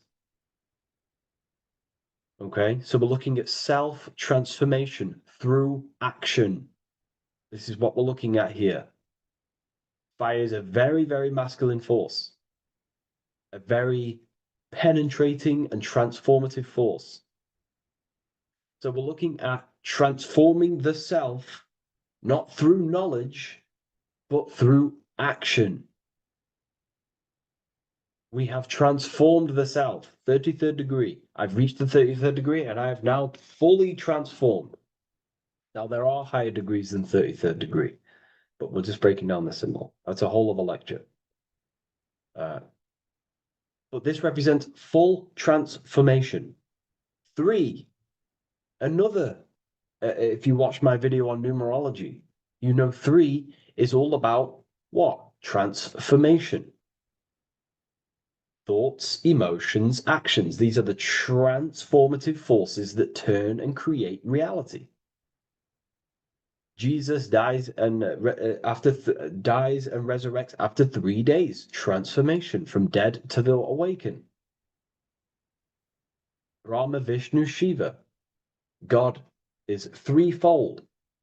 3, 3, 3, 3, 3, 3. Electricity, magnetism, dielectricity. The 3 forces that pretty much create physical matter. Transformation is 3. So we're looking at transformation through action. Action is a very transformative force. There's no point learning this knowledge if you're not going to act upon the knowledge. A lot of people join the university, they learn a lot, but they leave because they don't want to take the action. They don't want to do the hard part. They don't want to act towards higher consciousness. They want to dwell in their lower mind. That's fine. That's your path. That's their path. But if you truly want to raise your consciousness, you have to act upon it. You have to actively not take the action. It's about what you do and do not do, because not doing something is also an action. If you are not participating in the low level pleasures like sex, casual sex, masturbation, going out and getting blind drunk. These are low level pleasures. It's going to keep you on a low level frequency and a low level consciousness. That is also an action, not doing that. It's about what you not do as well, which is very important. You have to act upon it to reach this degree. You will not reach this degree if you have not taken a lot of action towards reaching higher consciousness, reaching self-mastery over the mind, controlling the mind. This is what, again, it's about taking action on actually controlling the mind, controlling the self, gaining your power. Okay? Okay. This is another fascinating part about the eagle head and wings. It also represents the past, present, and future. The crown is, again, symbolic of the crown chakra. This is all to do with knowledge. So we're looking at knowledge of the past, the eagle on the left looking behind, and the eagle on the right looking forward. So we're looking at the crown, knowledge of the past and the future. Looking at your past is very powerful. What has led you to this very point in your life? What actions have taken you to this point? And not only you, remember, there is a collective. Remember, you always have to keep that in mind. Every action you take, you have to always align it with the collective consciousness. It's not just you in the world. We have a collective. So how did you And how did the collective get to this point in life, in this present? How did we get here? How did we get into this mess? Humanity is in a mess. A straight up chaotic mess. And if you think everything is perfect and everything's divine and everything's just, there's some people out there in the spiritual community saying, everything's divine, everything's meant for this purpose. No, there are people actively manipulating and using mind control methods to control this reality. How have we got into this mess? So we have to look into the past to analyze patterns so we can take action now in the present to change the future of the collective and your personal life. That's what we're looking at here. So the eagle looking left is looking in the past, representing analyzing the past, analyzing the actions in my life and the collective life. The actions that led to this mess now, to this state now. And what can I do now with my knowledge to change the future to a better future aligned with, again, natural law, aligned with goodness, aligned with God, aligned with care and love for one another and the self. So it's all about knowledge of the past and knowledge of the future. And what I can do now to take action, the triangle pointing at the middle, which is the present, what can I do now to change the future? To create a better future, to transform the world. 33, transformation. To transform the future. Okay, this is what we're looking at here with the two double-headed eagles as well. Again, this is more art. This is a lot more complex symbolism here. But again, we have the Earth hemisphere here. And what? The eagle above. It is raised above the earth, above material pleasures, above the material thinking self, above the ego. Not to say get rid of the ego. We need the ego, but balancing, control, power over the ego, power over the two hemispheres of the brain, power over my past and my future, power over time. What am I using my time towards? Time is your spiritual currency. Okay? It's elevated. It sees things from a higher perspective. It is higher consciousness. We're also looking at the astral body. Birds on a deeper level represent the astral body. So symbols have layers of meaning. The deeper you get into the occult, so when you join the first degree, you get, a good interpretation, and the higher degree you go, the more deeper the symbol reveals, as the more deeper you know yourself. So we're looking also at the astral body, the light. What is the light? Light is a massive symbol in Freemasonry. It's knowledge, gnosis. When you're very intelligent, you call someone, they're a bright child. They have enlightenment, light in the mind.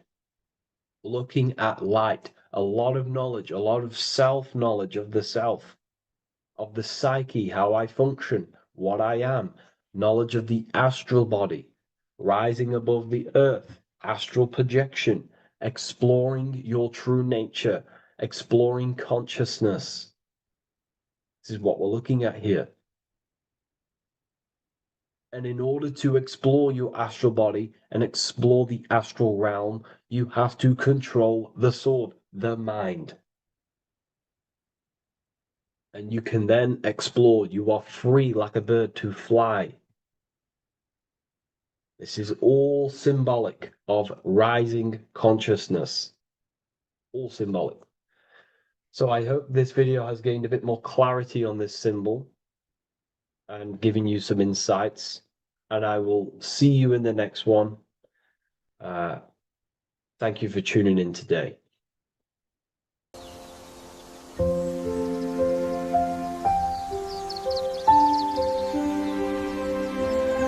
bookofwisdom.com. Visit today.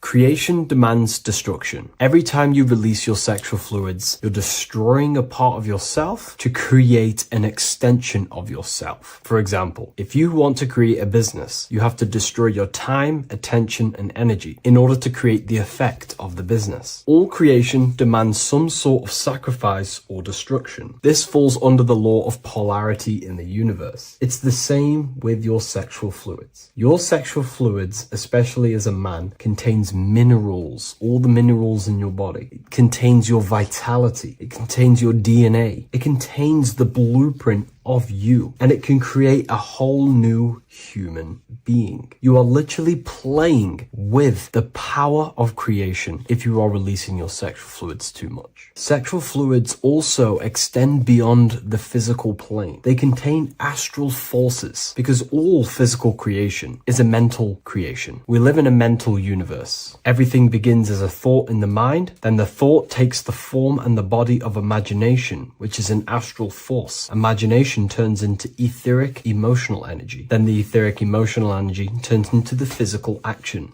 and the physical manifestation. We live in a mental universe. Therefore, these dimensions do not exist separately. They are permeating and mixing in with all. Your physical body has an astral body. Everything physical has astral forces behind it. Semen is known as the astral fluid of the soul. It feeds nerves, the channels of life force and consciousness within the body. And every time you release it, you're destroying a part of your vitality, your brain, your nerves, your energy levels, your creativity, and your DNA to create an extension of you. Therefore, it is a sacred fluid within your body and not something to be played with and to be released too much. Think about it. This is a very creative energy, your sexual fluids. It can create a whole new human being. This is how powerful it actually is. It is the power of creation, and the misuse of this power can destroy your own vitality and your life of your body, because that life you are giving in order to create an extension or a child is the same life you could keep inside of you and not waste to recycle and regenerate the body. Sexual energy has been for thousands of years associated with regenerating the body, longevity of life, and maintaining youth. Not only that, every time you release your sexual energy, it floods the brain with dopamine. Dopamine is the brain's reward system, created within the middle of the brain. It releases every time you've achieved something. However, sex or an orgasm is the most powerful feeling you can feel. It's the most amazing, intense feeling and release of dopamine you can possibly feel as a human. Therefore, if you flood your brain with this high amount of dopamine every single day, you are getting the epitome of human feelings every single day. Therefore, you will become numb to everything else in reality. You won't be able to enjoy the small things in life. And I know this firsthand because I experienced this myself. As soon as I stopped, this is when I started to enjoy the little things in life, seeing family, and I actually gained more energy, more ideas. We'll get into this a bit later. It is a creative energy. It creates a whole new human being.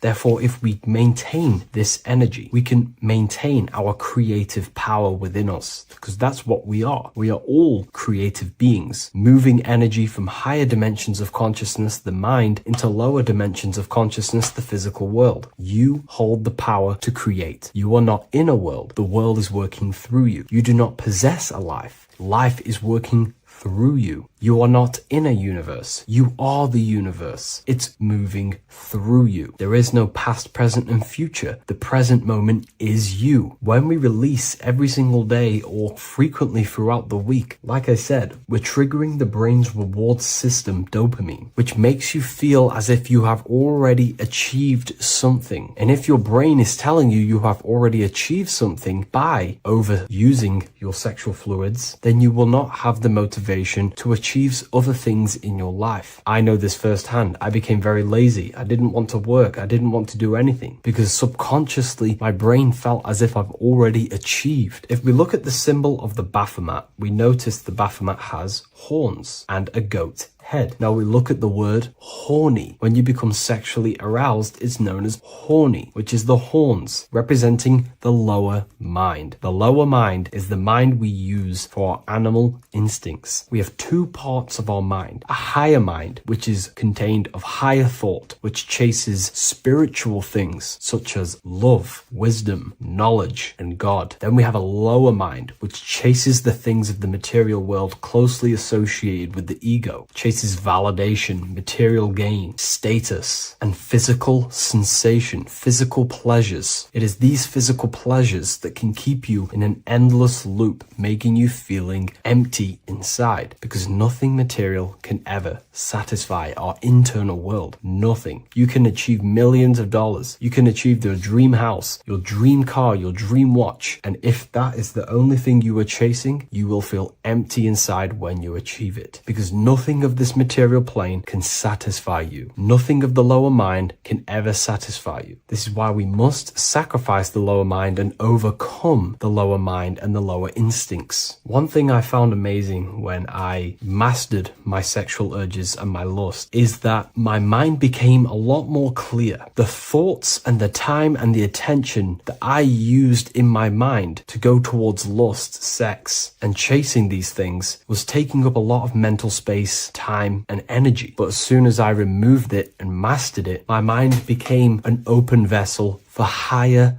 thoughts to be received from the higher mind. The mind is like a radio antenna. Whatever we attune it with, that's what we receive. If we're constantly thinking about lust and low-level pleasures, we're going to just receive low-level thoughts. But once we remove all of the lower mind and we conquer our physical body and physical urges, our mind becomes an open channel for divine thoughts and spiritual thoughts. This is what most people call today as downloads. You receive wisdom from your higher self. Not only do you receive more wisdom, you just receive more power to create. The male and the female come together to create a child. That's how you were created. Now, the law of correspondence teaches as above, so below. It refers to everything in the universe. Therefore, in order for you to create a reality, to give birth to something, you have to bring together the masculine and the feminine. Your masculine forces are willpower and actions. Your feminine forces are emotions and imagination. When you combine the willpower, action, emotions, and imagination and combine them together, you can give birth to reality. But it's important to only give birth to things that are spiritual, that are good,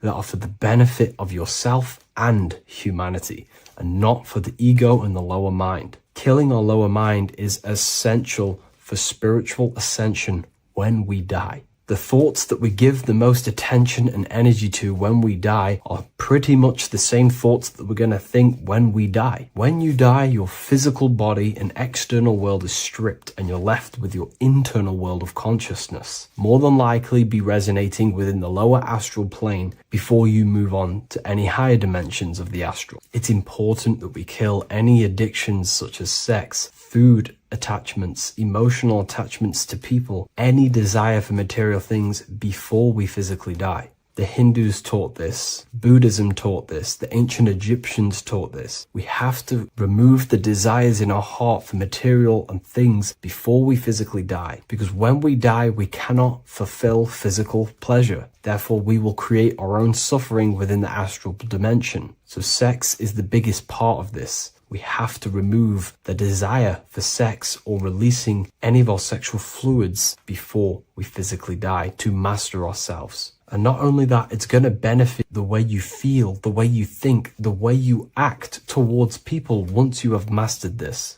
Porn psychologically damages you. You are quite literally the person in the corner of a room watching two other people give pleasure to each other. Psychologically, that is not good. And what happens in darkness is always revealed in light. What you do in your alone times will show in your confidence, in your eye contact, in your presence, in your aura, your energy. You cannot hide things that you do in the dark, because they always reveal themselves in a subconscious way, whether physically or through an energetic spiritual way. Sex can be known as sacred energy exchange. You are exchanging energy, bioelectrical energy. It's a scientific fact that when you hold hands with another person, your brain waves of each individual become synced. Your emotions sync. And you exchange electromagnetic energy because you are an electromagnetic being. But when you have sex with someone, you are literally exchanging emotional energy. Your aura is not just an electromagnetic field. It is literally a manifestation of your internal consciousness. Your consciousness contains your thoughts, your beliefs, your traumas, your emotional state.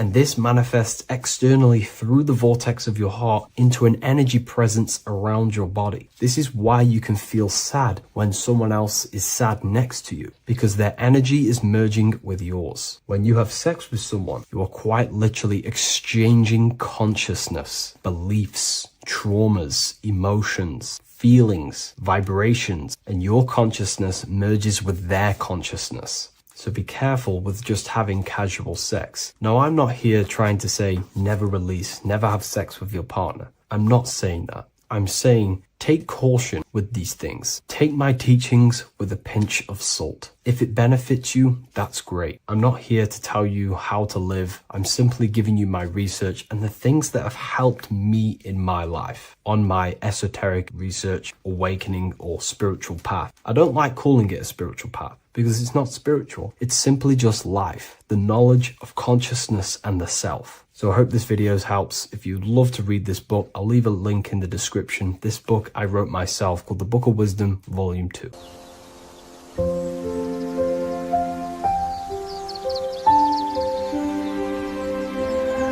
bookofwisdom.com. Visit today.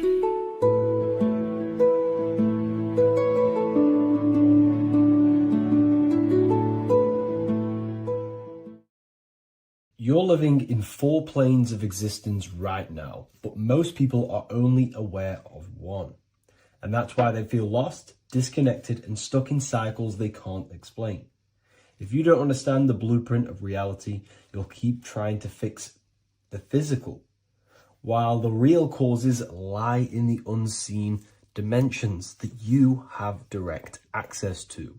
You must understand that the universe only exists in the mind. Everything is a projection of consciousness. Therefore, consciousness produces everything. Our internal world is consciousness. Our external world is this physical body, physical world. Everything is an externalization of consciousness. For example, this was a thought. Now it's made physical. But before this was invented, it was existing in someone's mind, in consciousness, invisible. Then it was made manifest, made physical. So everything in this physical plane is the effect. The cause is consciousness, mind, the mental plane. So now I'm going to explain these different dimensions of consciousness. You don't just exist in this physical plane. The physical plane, in fact, is the lowest plane there is. It's the illusionary plane. So first of all, we have the Buddhic plane. This is the nothingness. So think of it like this. Absolute nothingness. If you turn off thoughts, there is nothingness. This is the void.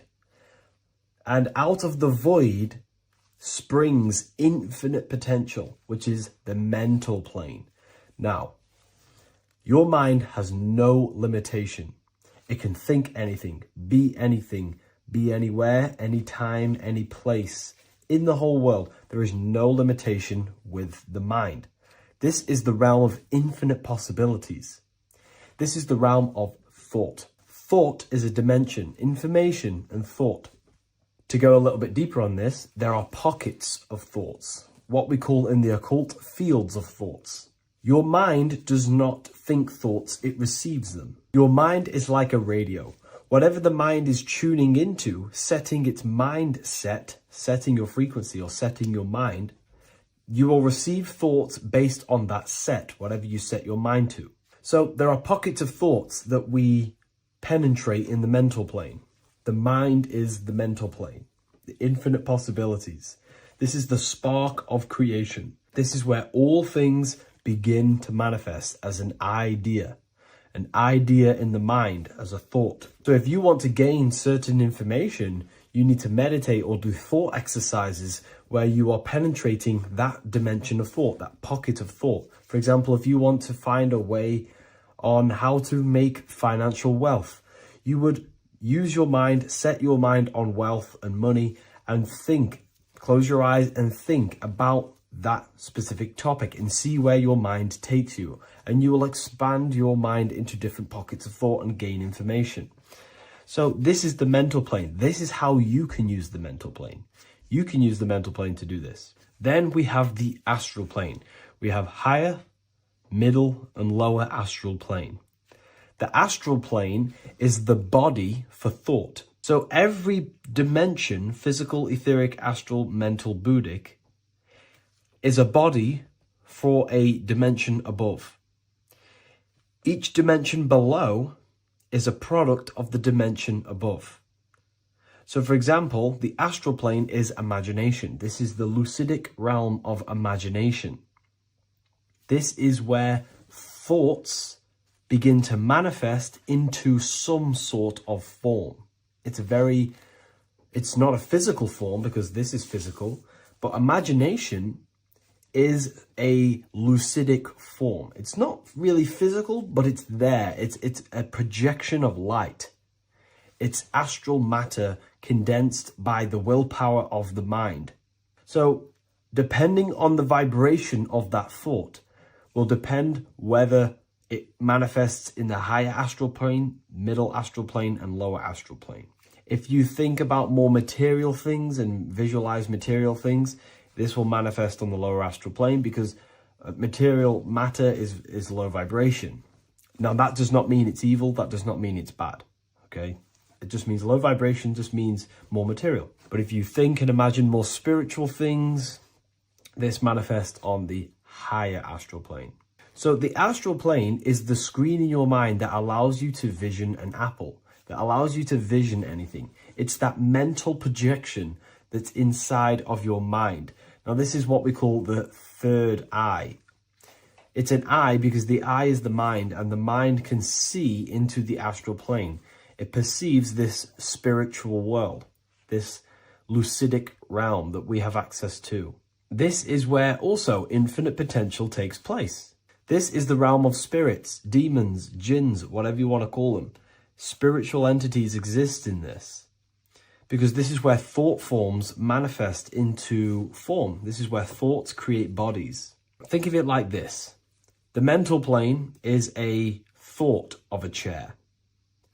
The astral plane is the imagination of that chair and all of the different possible chairs that could possibly be. The etheric plane is the energy double of that chair. And the physical plane is the physical chair. So as you can see, the higher we go up, the more formless and lucidic it is. The lower we go down planes, the more dense it becomes. This is formless and this is form. Everything manifests through this process. This highlighter is down here in the physical plane, but the idea began in the mental plane. Everything begins in consciousness before it creates a physical body.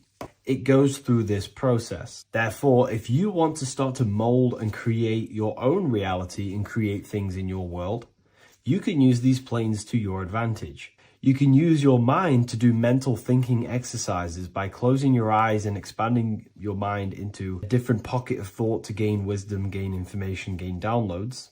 The way you do that is simply get into a meditative state, close your eyes, pick a topic that you want to think about, and see where your mind takes you, but always remain centered on that topic. And You can do this for maybe an hour or two or half an hour, and your mind will take you places where you will unlock information. You can even use this to make decisions in your life. Think of the topic and see where your mind takes you. You'll gain information. This is how you use the mental plane for ideas. The astral plane is imagination. You have to reconnect with your imagination very vividly. Your imagination, your consciousness is infinite. It's not a three-dimensional plane. It's an infinite plane. You can think and make form anything in your consciousness, in your imagination. You can think anything and you can imagine anything in the most vast details. You just have to reconnect with your imagination. I have a free book on my website. I'll leave the link in the description. It's an ebook. It's called Activating the Inner Eye. This is going to help you reconnect with your imagination. It's a practical guide on how to imagine. So once you know how to use the mental plane and astral plane, thought and imagination, you pretty much need to use the physical plane to take physical action with this physical body that you have and start to manifest these desires you have in the higher planes. Now, it's very important that we master the mind, because the mind is the very fabric of reality. We become what we think about. Your life is a product of every thought you thought in the past. It is the mind that directs the flow of consciousness. And wherever this consciousness is flowing is what you will create in your life. Consciousness is the most potent force in the universe, and the mind is pretty much the universe in a microcosm form. It is infinite potential, and your mind will continue to expand into new realms of thought forever and ever and ever. You are eternal. You are not this physical body down here. You are consciousness, literally dreaming that you are in this physical body. So everything begins with the mind. We need to be conscious of the thoughts that enter our mental field of consciousness.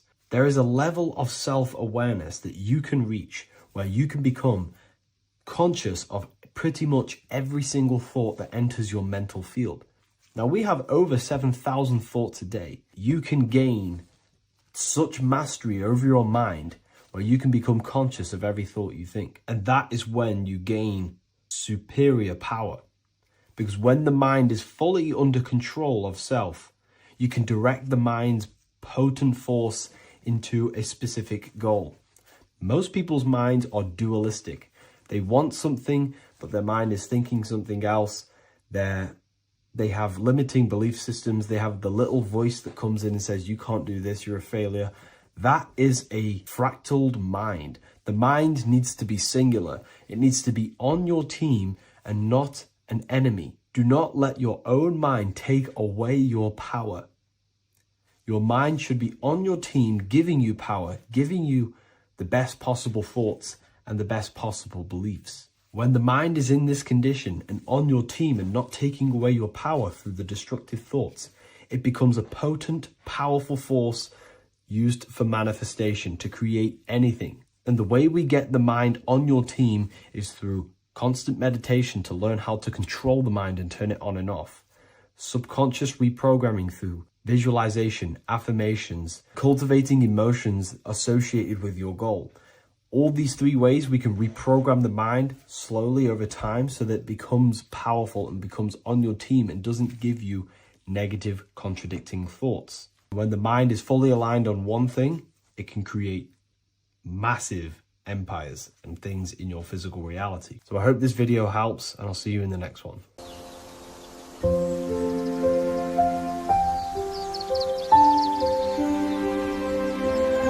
bookofwisdom.com. Visit today.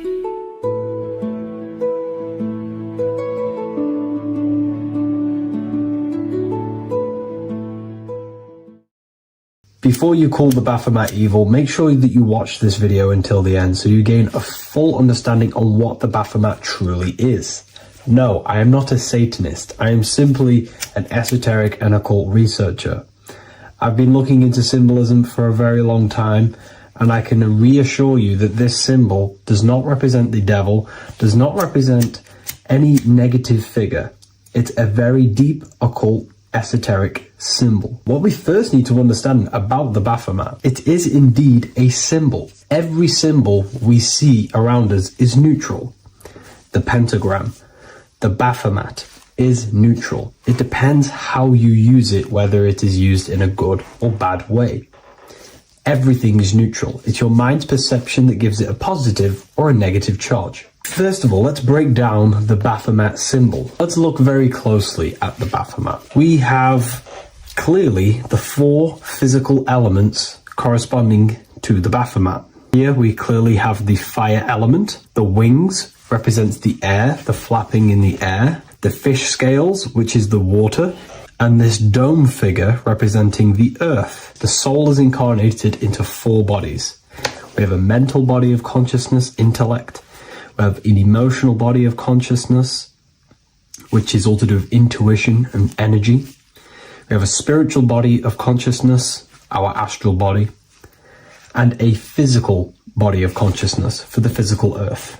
Earth corresponds with your body, air corresponds with your mind, fire corresponds with your spirit, water corresponds with your emotions. So the Baphomet is showing you the 4 elements of the soul, the 4 bodies of the soul that we are incarnated in. Now, let's look at this moon figure. We have the moon. The moon represents the internal world. It represents what we cannot see. The sun represents our conscious mind, what we can see, what we're aware of, the physical world. The moon represents what we are not aware of. It represents our internal world. Remember, we have 2 worlds. You're an individual. You have a dual nature. Individual. You have an internal world. When you close your eyes, you have an internal voice, an internal world of thought and emotion, and an external world of this material body.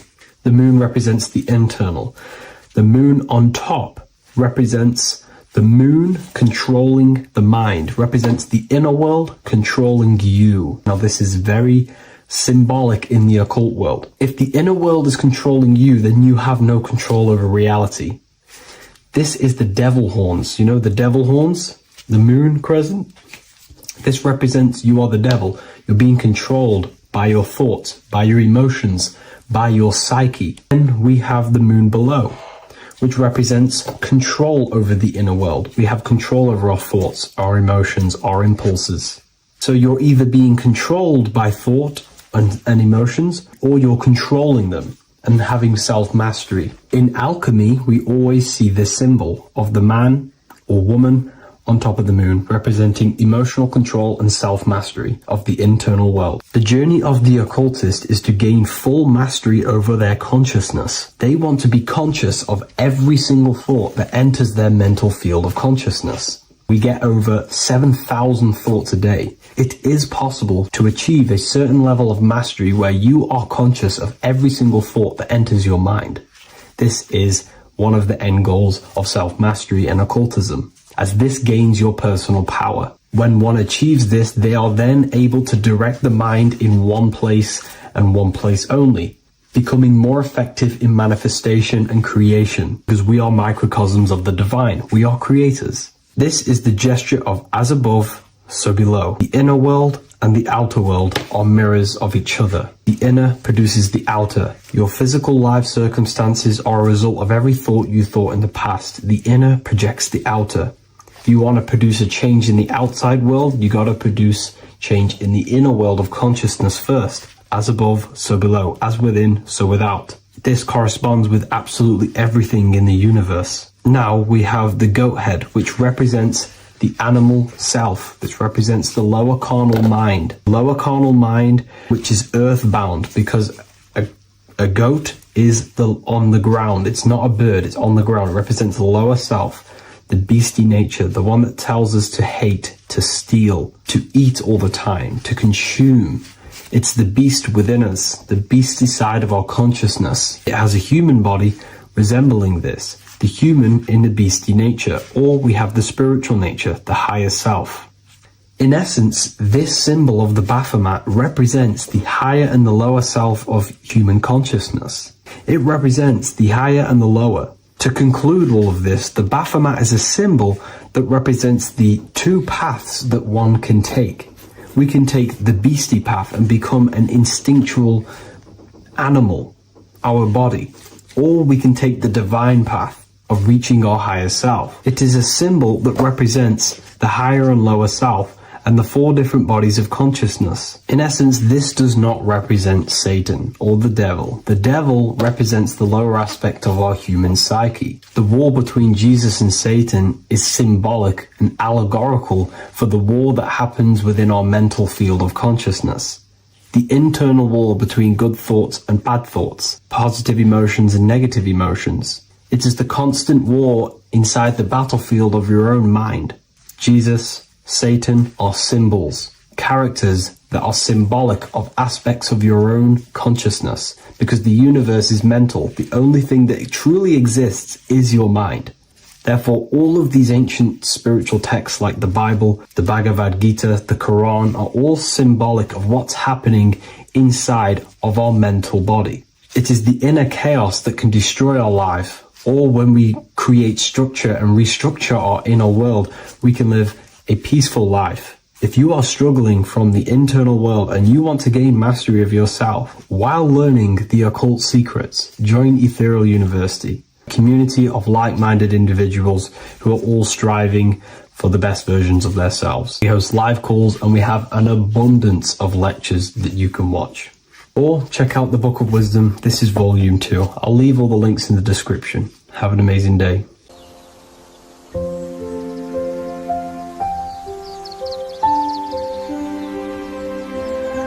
bookofwisdom.com.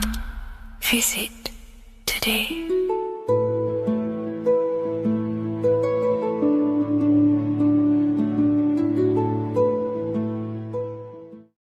There is a massive mystery around the Freemasonic G, and in this video we're going to be discussing it. Some people call it geometry, God, gnosis, genesis, generation, but in fact it's all of these things, and all of these things relate back to one concept that links them all. And in this video, you will be discovering this secret force, which pretty much creates everything in your reality in your life, and has done unconsciously, whether you are aware of it or not. The Freemasonic G is the 7th letter in the English alphabet. This is important because the number 7 has many mysteries inside the esoteric and occult traditions. Some people say the number 7 represents the 7 colors of light, the 7 major planets, or the 7 musical tones, 7 days of creation. The number 7 is a massive mystery. But what we have to understand is that in the context of Masonry, Freemasonry is all about building the self. Every day we wake up, we are either building our prison of our mind or freedom of our mind. Everything inside of esoteric Freemasonry is about building the self and reconstructing our consciousness, our inner dialogue, the inner voice. We're transforming the mind from low awareness to high awareness. This is why Freemasonry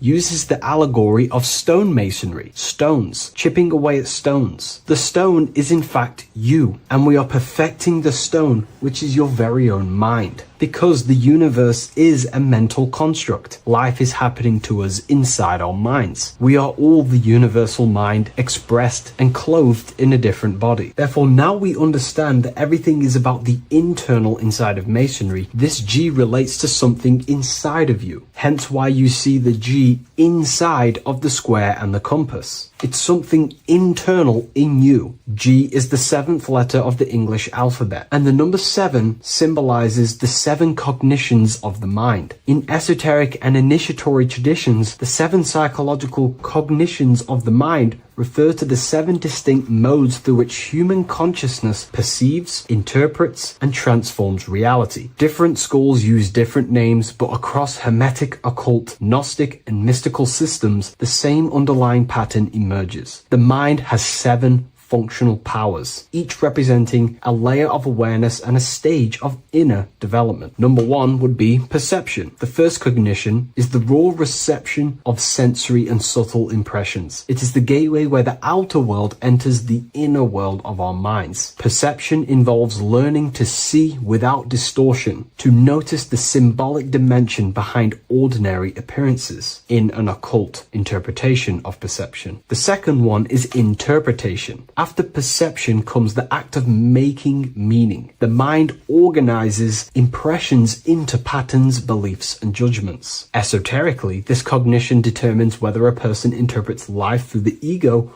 or through the higher insight of their higher consciousness. The goal is to purify interpretations so that the intuition can speak through it, to clear our minds of the clutter, master it, and let our higher consciousness shine through it. Number 3 is the imagination. This is the creative faculty that produces images, symbols, and visions in the mind's eye. This is associated with the astral plane. We live in a mental universe of thought. Thought wraps itself inside of imagination. The thought alone has no true form, but then the thought wraps itself in a vehicle of consciousness, what we call imagination, and we give form to the thought. Imagination becomes active. Imagination becomes active imagination, the foundation for rituals, alchemy, meditation, and visionary insights inside of occult traditions. Working on your imagination is a key part on developing your consciousness, as it is literally the sight into the astral plane, your internal vision of the mind. The 4th cognition of the mind is emotion.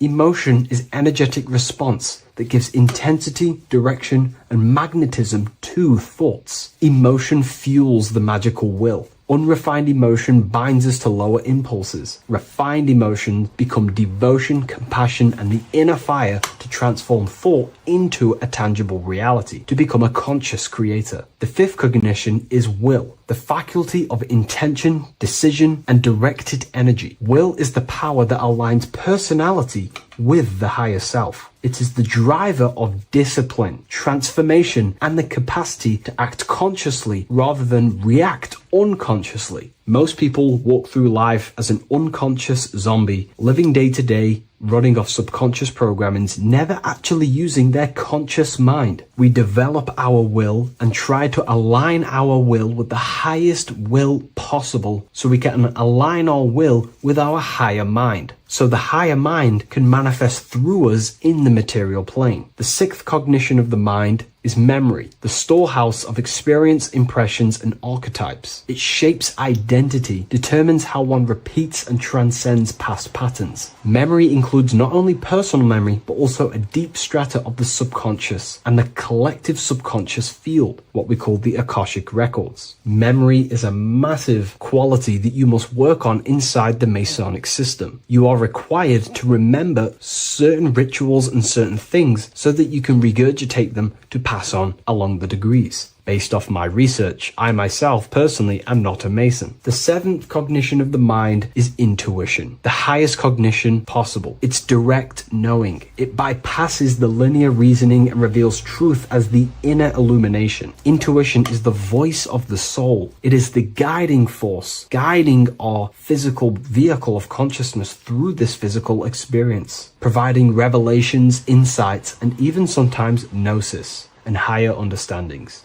They are the 7 principles and cognitions of the mind that we should work on. Sometimes they're symbolized as 7 luminary planets, because lumen is light. The planets are light. Light is consciousness. Consciousness is light. Now moving on to the true understanding of the G, the higher understanding of the G, as I mentioned previously. This is what we call the generative principle, the care principle, the human heart principle, the female aspect of consciousness within yourself. All creation is built upon a care. All action is built upon a care. You only act on what you care about. You care about paying the bills and staying inside your house and looking after your family, for example. Therefore, you take the action to generate the reality and generate money to pay the bills. Them actions are driven by the force of care. If you care about a plant, you take the action to water the plant and it grows. If you care about your partner or relationship,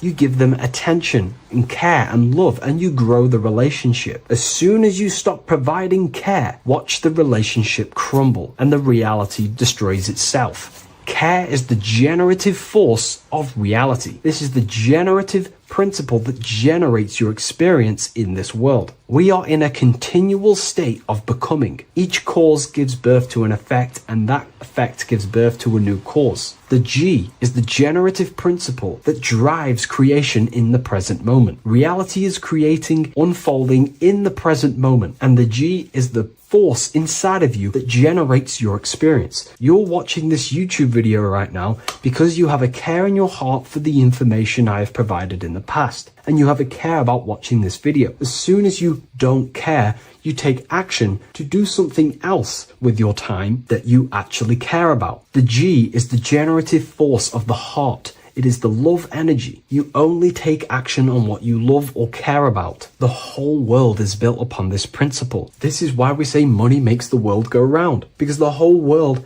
has a G or a care for money, and it's making everyone wake up in the morning, take actions, and make the world go round. It is the G, the care for that principle or money object to generate that reality. It is the force that drives you, hence why the G is sometimes surrounding with light rays, because it represents a force, emanation, something that is invisible but driving the physical body. The G is the internal force that focuses thought into an action. We can think many thoughts, but the thoughts you don't care about, you don't take action on. But the thought you care about, that you have a G for, intensifies that thought, focuses and directs it into an action to generate that experience and reality. The whole world is built upon this principle. The sun is a perfect example of the generative principle. The sun gives all of its life, light, never asking for anything back, making everything grow and generate on the earth. Everything in your life is built upon this principle, and gaining control over your care gives you control over your actions and your reality and what you generate. Once you see this, it is truly beautiful that the world is actually built upon love. This is why they say love is the force of God. It is.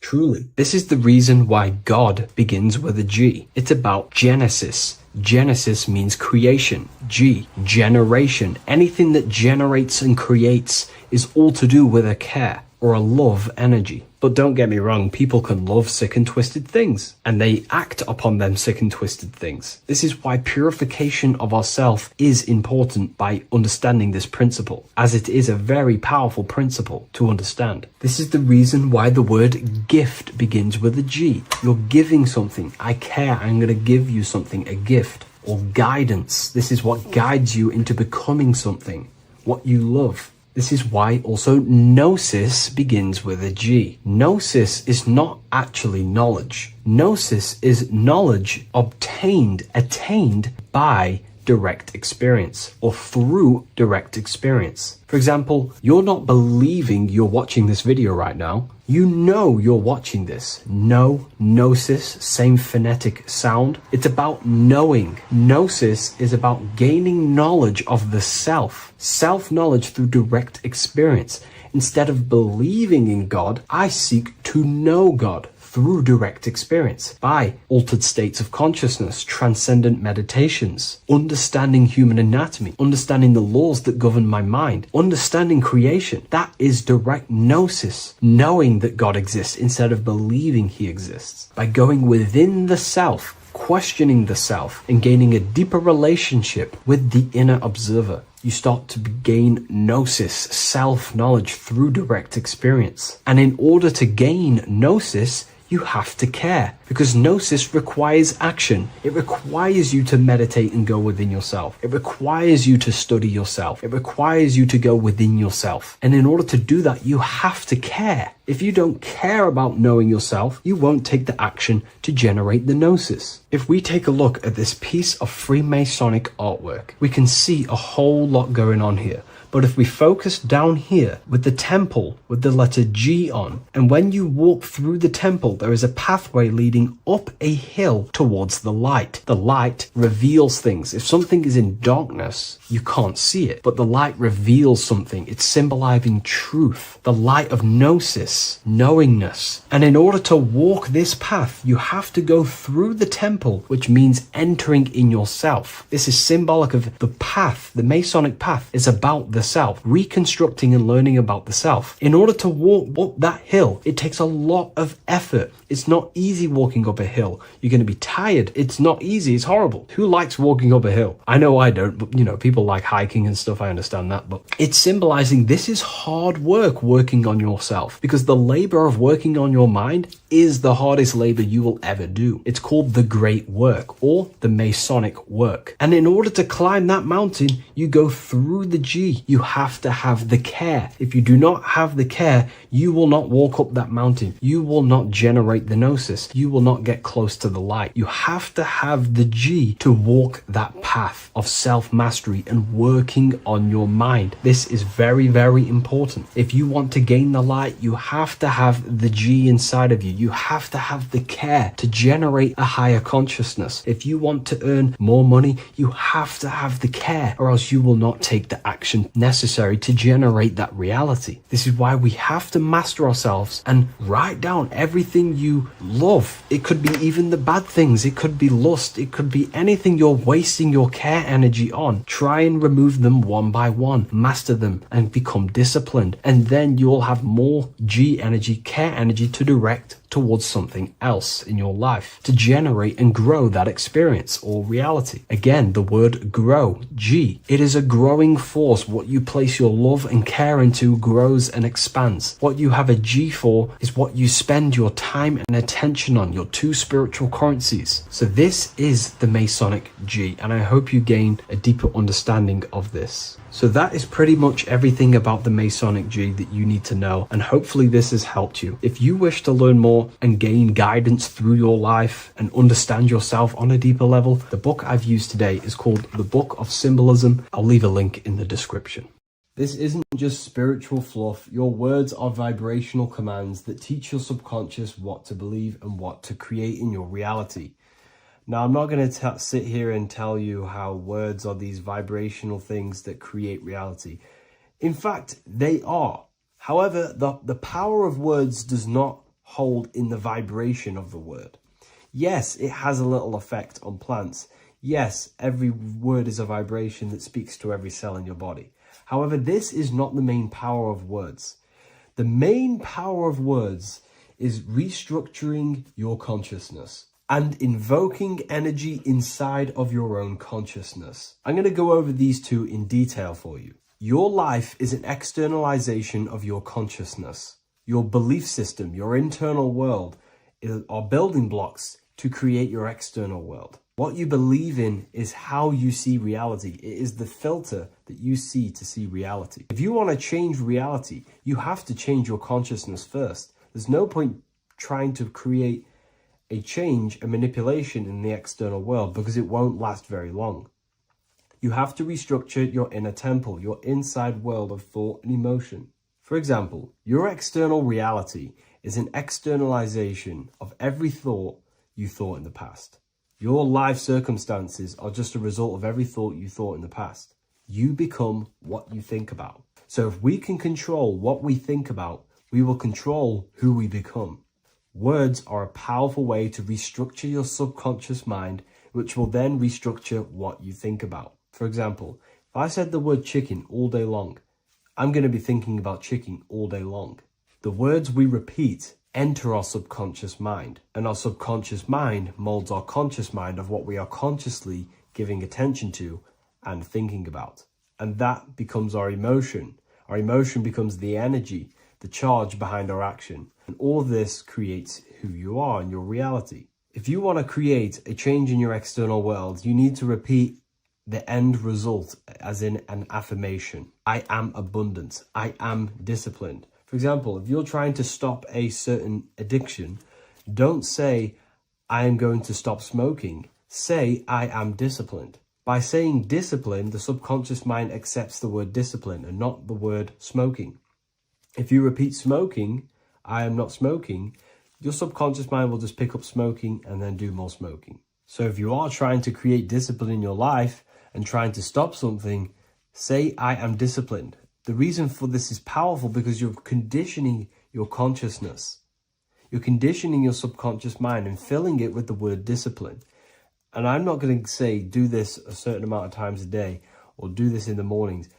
I want you to do this as much as possible. I did this as much as possible. Whenever I had free time, whenever I had a free minute, I would say these words either physically or mentally, just to condition your consciousness. Words are the most powerful way to restructure your belief system and restructure your inner world, which will then mirror in your outer world. Words are also a powerful way to invoke energy. This is why when you see these magic occult rituals, you see people chanting and doing these things. It's because if you slowly chant a word, you can actually invoke the emotion. There are three aspects of creation: thought, emotion, action. Emotion is energy in motion. By repeating a word over and over again, you can actually begin to invoke that energy, that emotion inside your heart. And you can start to feel the reality as if you are already living it. And this is just another powerful way to condition your consciousness to become a certain thing before you have it. This is what magic is. Magic is all to do with reprogramming the subconscious mind, aligning the subconscious with a certain belief or reality, which will then produce an effect in our thoughts, our emotions, and our actions, which will then create that reality. So if you want to create something in your life, literally just repeat, I am something. I am is referring to your consciousness. I am is the highest aspect of you.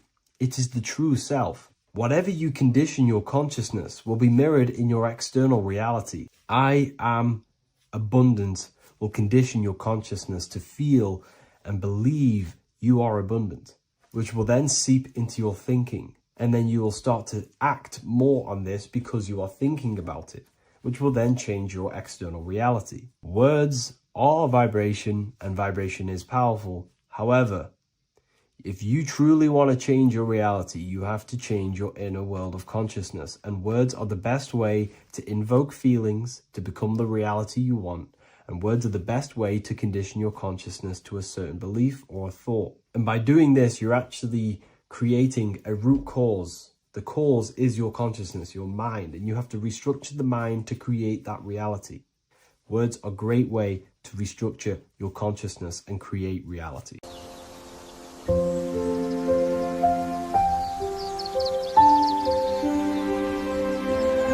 bookofwisdom.com. Visit today.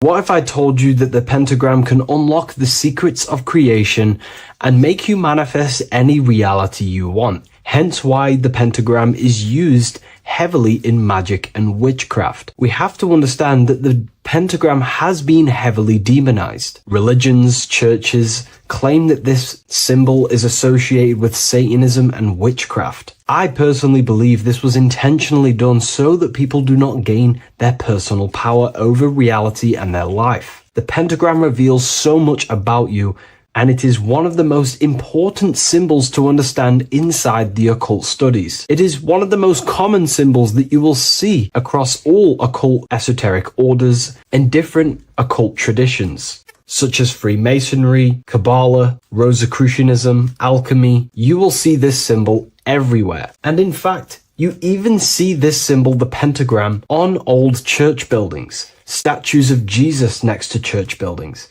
You will see this symbol used by Christianity itself, which is very contradicting about the church. But I'm not here to tell you to think anything.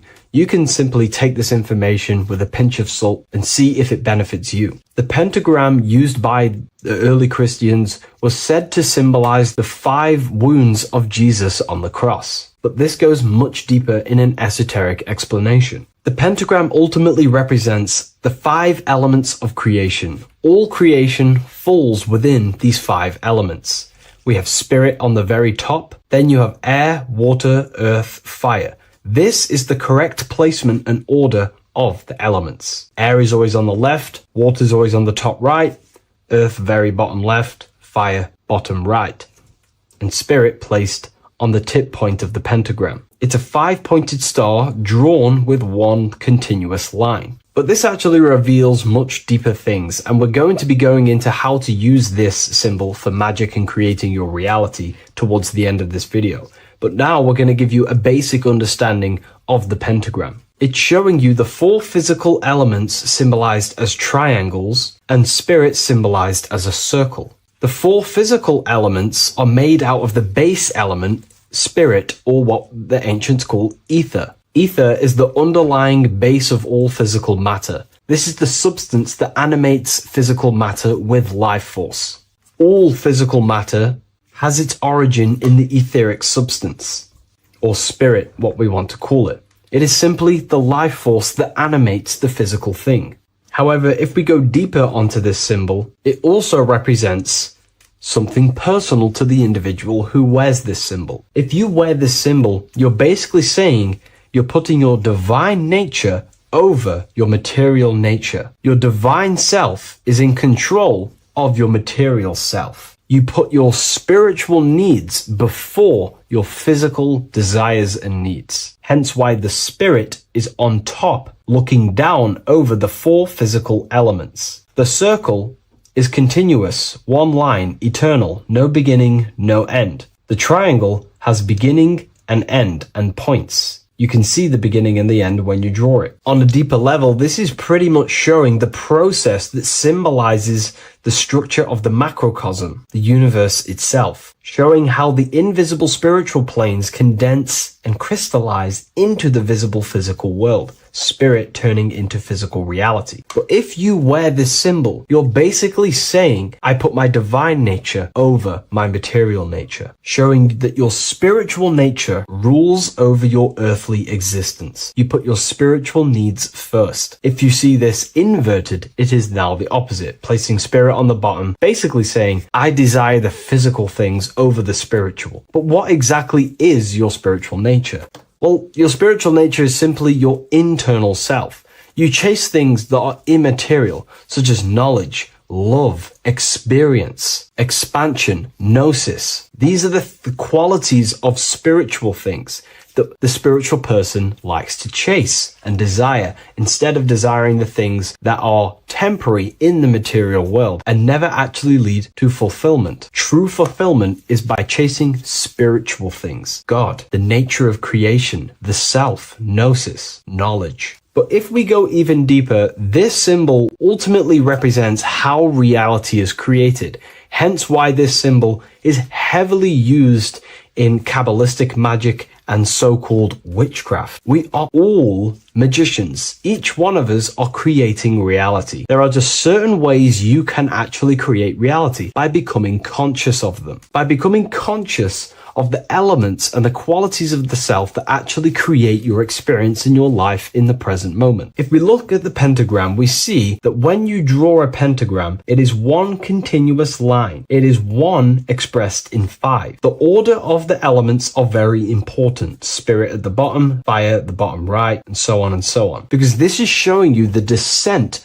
of the spiritual into the material, the invisible crystallizing into a material reality. As you can see when you start to draw the pentagram, you see spirit at the very top. You're descending down to fire. Fire is the closest element to spirit. Hence why in magic and witchcraft, people like to use candles. So you're descending first into fire, then into air, then into water, then into earth, then back into spirit. Because of course, the cycle of creation unfolds itself. When you die, you return back to spirit, and then you reincarnate yourself back into physical reality if you wish and desire to. Everything is under this process of matter spiritual. In the daytime you wake up, you're in your material body. When you go to sleep, you enter your astral spiritual body. Everything's in this continual process, renewing itself in spiritual, then material. But the reason why this is associated with magic so heavily is because each one of these elements corresponds to a different body of consciousness, a different vehicle of consciousness. Consciousness has many different vehicles it uses to create the tangible self, the physical reality. For example, consciousness has a spiritual nature. The spirit element in this case symbolizes the emanation, the descent of the one power, the one force that we are all using. Each one of us is using this one power, the power of the source consciousness,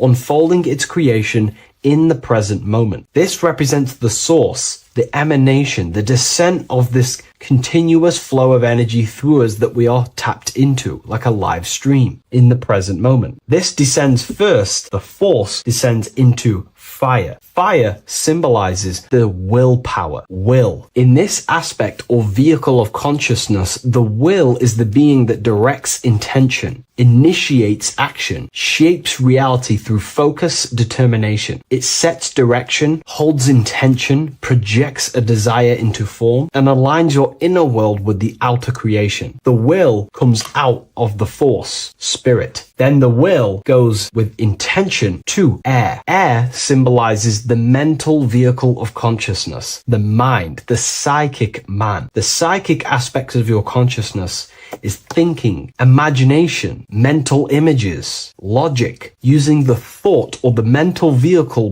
body of consciousness. Then that thought has an emotion, which is then water. So it goes from the force to the will to the intellect to the water, the emotional body of consciousness. The emotional vehicle of consciousness amplifies the thought into an emotional desire that you want to take action on. No one takes random actions, and if we do, we say we're very bored and we don't care. The water is the energy, the emotion you have to fulfill something. And that emotion then descends into earth, which is the physical body to take the physical action in the present moment, to fulfill that desire, to fulfill that will, that thought, that desire. And that is how reality is created all the time. Now, there is much more that you can go into with the pentagram, because true magic is about changing consciousness at will, not casting random spells. It's the ability to change the direction of consciousness using the power of the will to direct these forces to create change in the internal world so it can project outwardly in the external world. Because consciousness creates the external reality. What happens within us, we see change outside of us. So true magic is about manipulating the forces and the vehicles of consciousness that exist within our own mind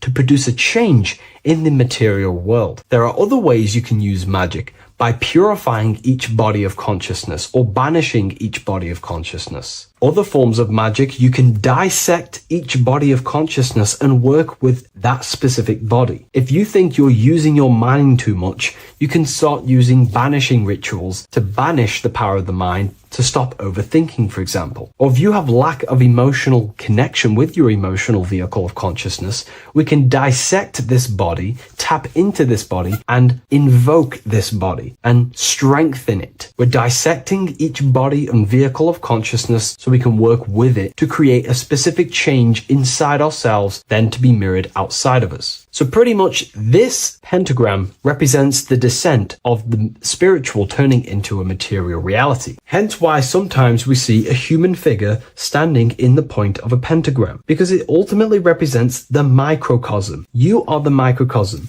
You represent the entire process of spirit into matter, the invisible into the visible, the formless into form. The pentagram, drawn in one unbroken motion, captures this divine act of creation, showing how consciousness flows downward through the elements or the vehicles of consciousness to bring forth the material reality. The Book of Symbolism will teach you all about this. It was released November 17th. A lot of people have taken advantage of this. You also gain a free ebook with this copy. Every order comes with a free ebook. And if you wish to get your copy of the brand new Book of Symbolism, you can find it in the description or revivalofwisdom.com. Thank you, everyone. I'll see you in the next video.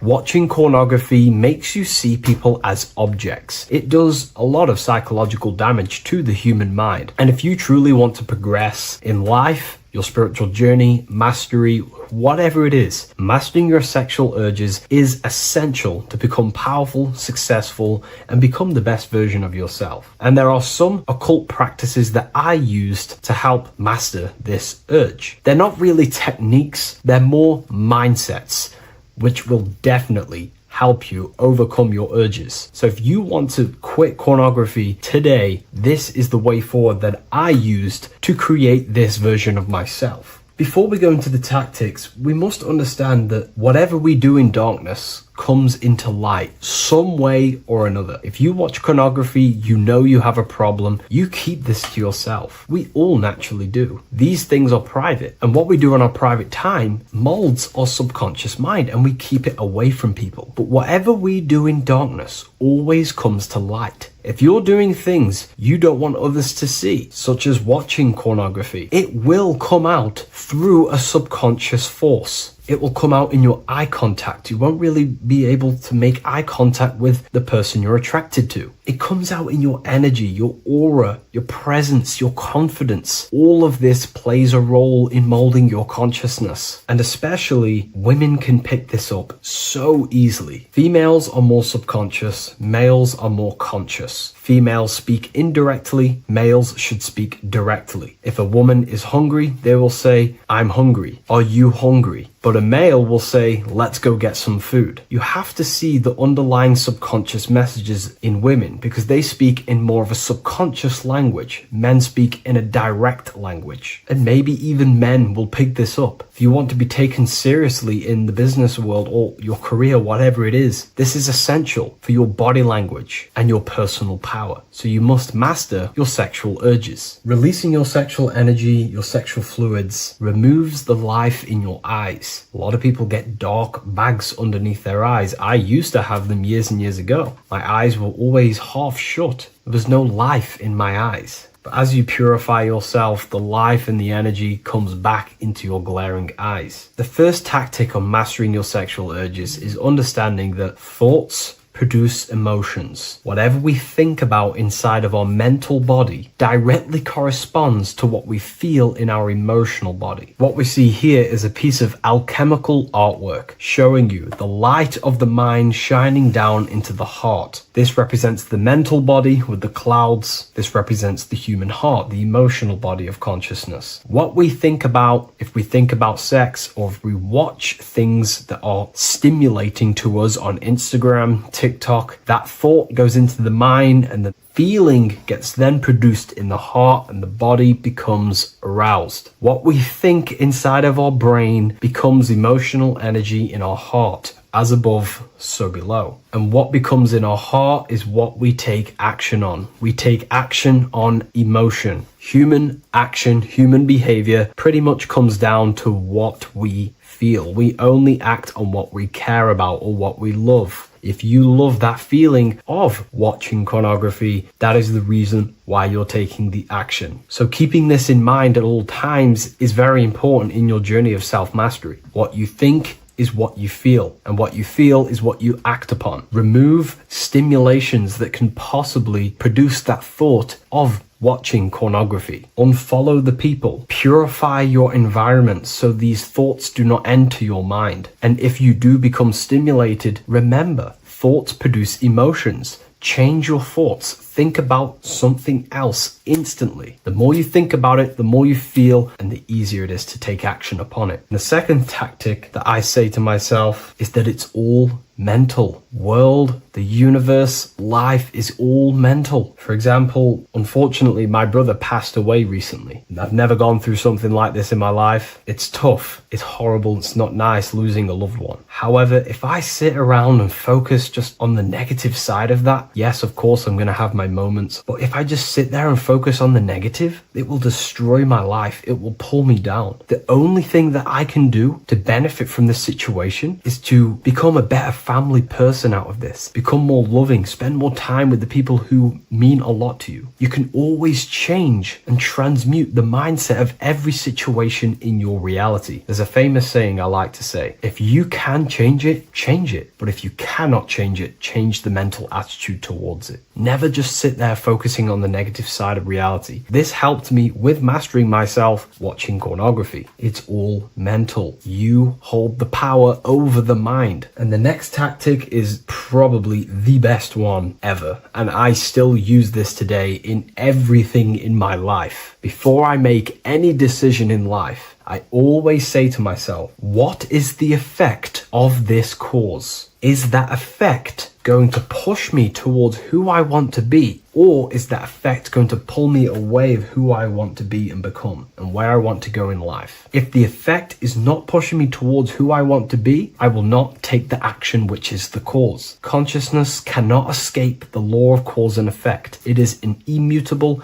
inchangeable law that is governing your consciousness and your mind. You have to keep this law in mind because it is the law that is creating and crystallizing your reality. Any decision you make, what is the effect of this cause. The law of cause and effect is a force that you cannot escape. So you have to work with this law and become conscious of the law. So before you do take the action, what is the effect? Is watching pornography going to push me towards who I want to be and where I want to go? If it's not, do not take the action. That's where willpower comes in. You can do little exercises for willpower, meditation for 30 minutes of not thinking. You can do rituals that strengthen the connection to your mind with your willpower. At the end of the day, the willpower is the most essential force in the consciousness. Another thing is remove any music that talks about it. Even the words will be producing thoughts in your mind. What you feed your consciousness is ultimately what you project back outwards. Don't listen to the rap music. Don't listen to any music that talks about it. Try and remove this from your environment. These tips that I've given you don't just work in quitting pornography. These work in every aspect of your life, and they will dramatically change your life if you become conscious of them and actively use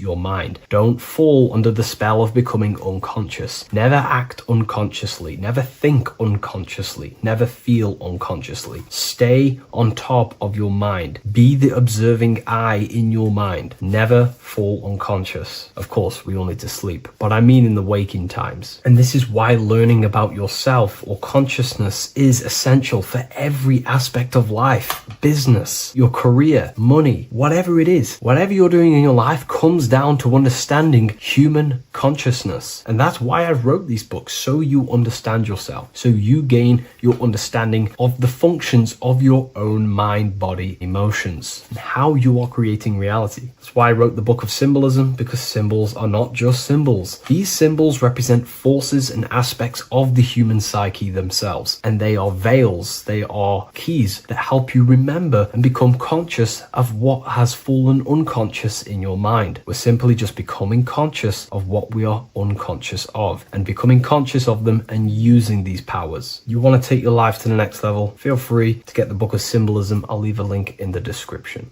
Take care, everyone.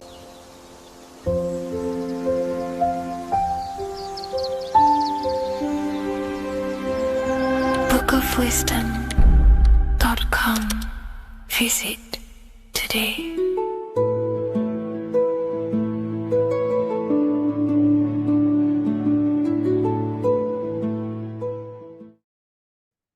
Left and right hemisphere, and what are they doing? How does it contribute towards your perception in this world? And this is what we're going to be talking about in today's video. We're going to be breaking down the two hemispheres of the brain and how they function in your life. So first, we have the left hemisphere.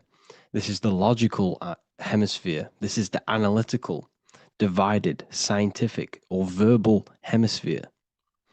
The right hemisphere is creative, wholeness, artistic, symbolic, and metaphorical. The right hemisphere does with non-verbal things. It produces a holistic perception.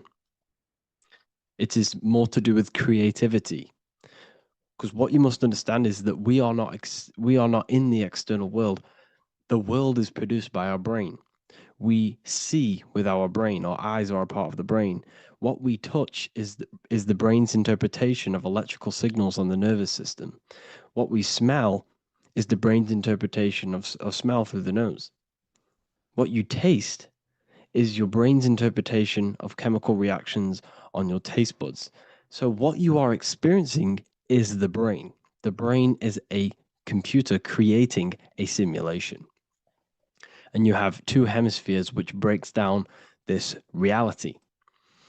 So essentially, the brain is the perception creator. It creates perception. So if the brain is creating this, who is the one experiencing the brain? Well, that is you, the consciousness, the mind, the all-seeing eye. You are the all-seeing eye experiencing the brain, the observer behind the brain, behind reality, behind the emotions. So if you're walking through a woods, this left brain sees individual trees. The right brain sees the whole woods. It sees the biome. It sees the bigger picture. So when you are walking through this woods, the right brain picks up a holistic perception of reality. It creates the woods as one unified woods. The left brain's job is to break this down and analyze it so that we can see individual things. And this is also necessary for humans to have the ability to break things down and manipulate things in this world. So without this left hemisphere, we could not manipulate things and break things down. So this right hemisphere is important because it sees the whole woods. It sees humanity as one unified consciousness. However, the left hemisphere sees individual egos. So the left hemisphere is the place of the ego because it only understands it sees the world very divided. Okay. So for example, here's another example of the left and right hemisphere. If someone pulls out in front of you in traffic, your left brain's going to start going crazy and analyzing them, calling them names. The right hemisphere, however, sees the bigger picture. Maybe he didn't see you. Maybe it's just a mistake. Maybe he's in a rush. You see how the two brains are very different. They do the same thing, but they function in different ways. The right hemisphere is feminine, the left hemisphere is masculine. So, like I said, this person pulls out in front of you, you start to think with the left. If you start to perceive that in the left brain, you're going to start analyzing them, you're going to start going crazy and calling them names because you're analyzing it. You're not seeing the bigger picture behind it, you're not seeing it from his perspective. So, there is a crossover. So, the left hemisphere of the brain controls the right side of the body, the right ear, the right eye. Everything to do with the right side of the body is connected to the left hemisphere, and the right hemisphere controls everything on the left side of the body, including your eyes, your arms, your legs. So everything is crossed over, and even your visual field is crossed over. So this is your visual field, as you can see here, and even the left side of your visual field goes to the right brain. There's a crossover. No one really knows. There's not really a reason for this. However, this is how the human body is designed. As we all know, the human body is the most advanced piece of technology on the face of the earth. They cannot replicate the human body. And they tell you it has no creator. This is crazy. People are that brainwashed, they can't even understand that their body is the most advanced piece of technology. Your body is so advanced, the computers that you use are mimicked of the body. Everything they create is mimicking nature, but they don't show you how intelligent nature is because they don't want you to understand you're in an intelligent design. So, anyways, let's get back on track. There is a crossover in the brain, and this is why they teach you to write with your right hand. And I was speaking to someone who's in a nunnery, or whatever you want to call it. They were a nun, or they knew someone who was who was a nun, and they forced these people, these nuns, to write with their right hand. You had to write with your right hand. This is why, I'd say at least 70% of the world or 80% is right-handed and right-legged, because they taught us this to activate the left hemisphere more because of this crossover that happens in the body. So when we are using this right side more, we are using that left hemisphere more. Why? Why are they doing this? Well, they also called it writing. Writing is a spell, to cast a spell on you to use that right side of the body so that you use this left hemisphere, because they want you to see the world as a divided perception. They don't want you using the right hemisphere, using that left side of the body to activate the right hemisphere to see the bigger picture and see how everything is all one and everything is created. This left hemisphere domination keeps you from seeing the connections between everything, because that left hemisphere analyzes, it breaks things down. So when we are left hemisphere dominated by using the right side of the body, we are essentially seeing everything as divided. And this is why so many people will not understand my work, because my work connects dots and connects fields of knowledge, and makes you see the bigger picture. So people who are left hemisphere dominated will see my work and think this guy's crazy. But everything, it's all about activating that right hemisphere. So they called it writing because every word you say is molding your mind in some sort of way. The things you see is molding your mind. Everything you take in through the five senses is molding your mind. And language is a massive spell, especially the English language. They called it writing so that you use that right side. It's a spell because your subconscious mind picks up everything you say. And 90% of your daily basis behavior and thought patterns is produced by these subconscious programs within the subconscious mind. Essentially, your conscious mind is only the 10% of you. The conscious mind is just what you're aware of, what you're wearing, how you're feeling, what you're thinking. That's your conscious mind. The subconscious mind is controlling every system in your body. It's telling your heart to beat without you being conscious of it. So essentially, this is what they're programming. They're programming this system in the back of the mind, which is controlling everything through the words. And this is what spells are, because it's all about creating perception in the subconscious. So they want you to use that right side more. I truly believe the ancients, they were balanced. They used the left and the right side of the body. They didn't have a stronger side because they understood this science of the body and how the body works. So this is actually called phonetics. It's not etymology. Etymology is the study of root words. Phonetics is the study of how words sound similar. The way words are spoken. So phonetics, phone is why we call them a phone, because you speak into a phone. So this is write and writing, to use that right side to activate the left hemisphere more. So your hands are a manifestation of your brain. The left hand is the right brain, the right hand is the left brain. And as a child, we were always taught that when you place your hands together like this is the size of your brain, which is true because your hands are a part of your brain. They're an extension of your brain. Every part of your body other than your brain is an extension of the brain. Everything's working and feeding back information to the brain because you're experiencing the brain. So another trick that you can do, or another exercise, is looking in the mirror and closing one eye at a time. If you close your right eye, if you take your top off, for example, you'll analyze your body if you close your right eye because you're using that left hemisphere. Sorry, other way around. If you look at yourself through your right eye, you'll use that left hemisphere, which will analyze yourself. You'll see individual body parts. If you close the right eye and use the left eye, you'll see your body as a whole. You won't really analyze it. This is how you can analyze yourself using these two hemispheres. So this whole system is created to keep you thinking logically and to restrict you from creating and restrict you from understanding symbolism, allegories, metaphors, and teamwork. They want you stuck in a logical way of thinking and a logical way of seeing the world. This is why when you go to school, you are told exactly what to do. You're told to think this way and no other way. You're told to do orders, do this. It's a very left-brained system because if we all started to open up this right hemisphere, we'd all see, wow, everything is all one, everything's all connected. And this is what my work is doing. I'm showing you everything is one. The physical world is an illusion of duality, but everything comes from the one source, the one mind. The universe is a giant mind.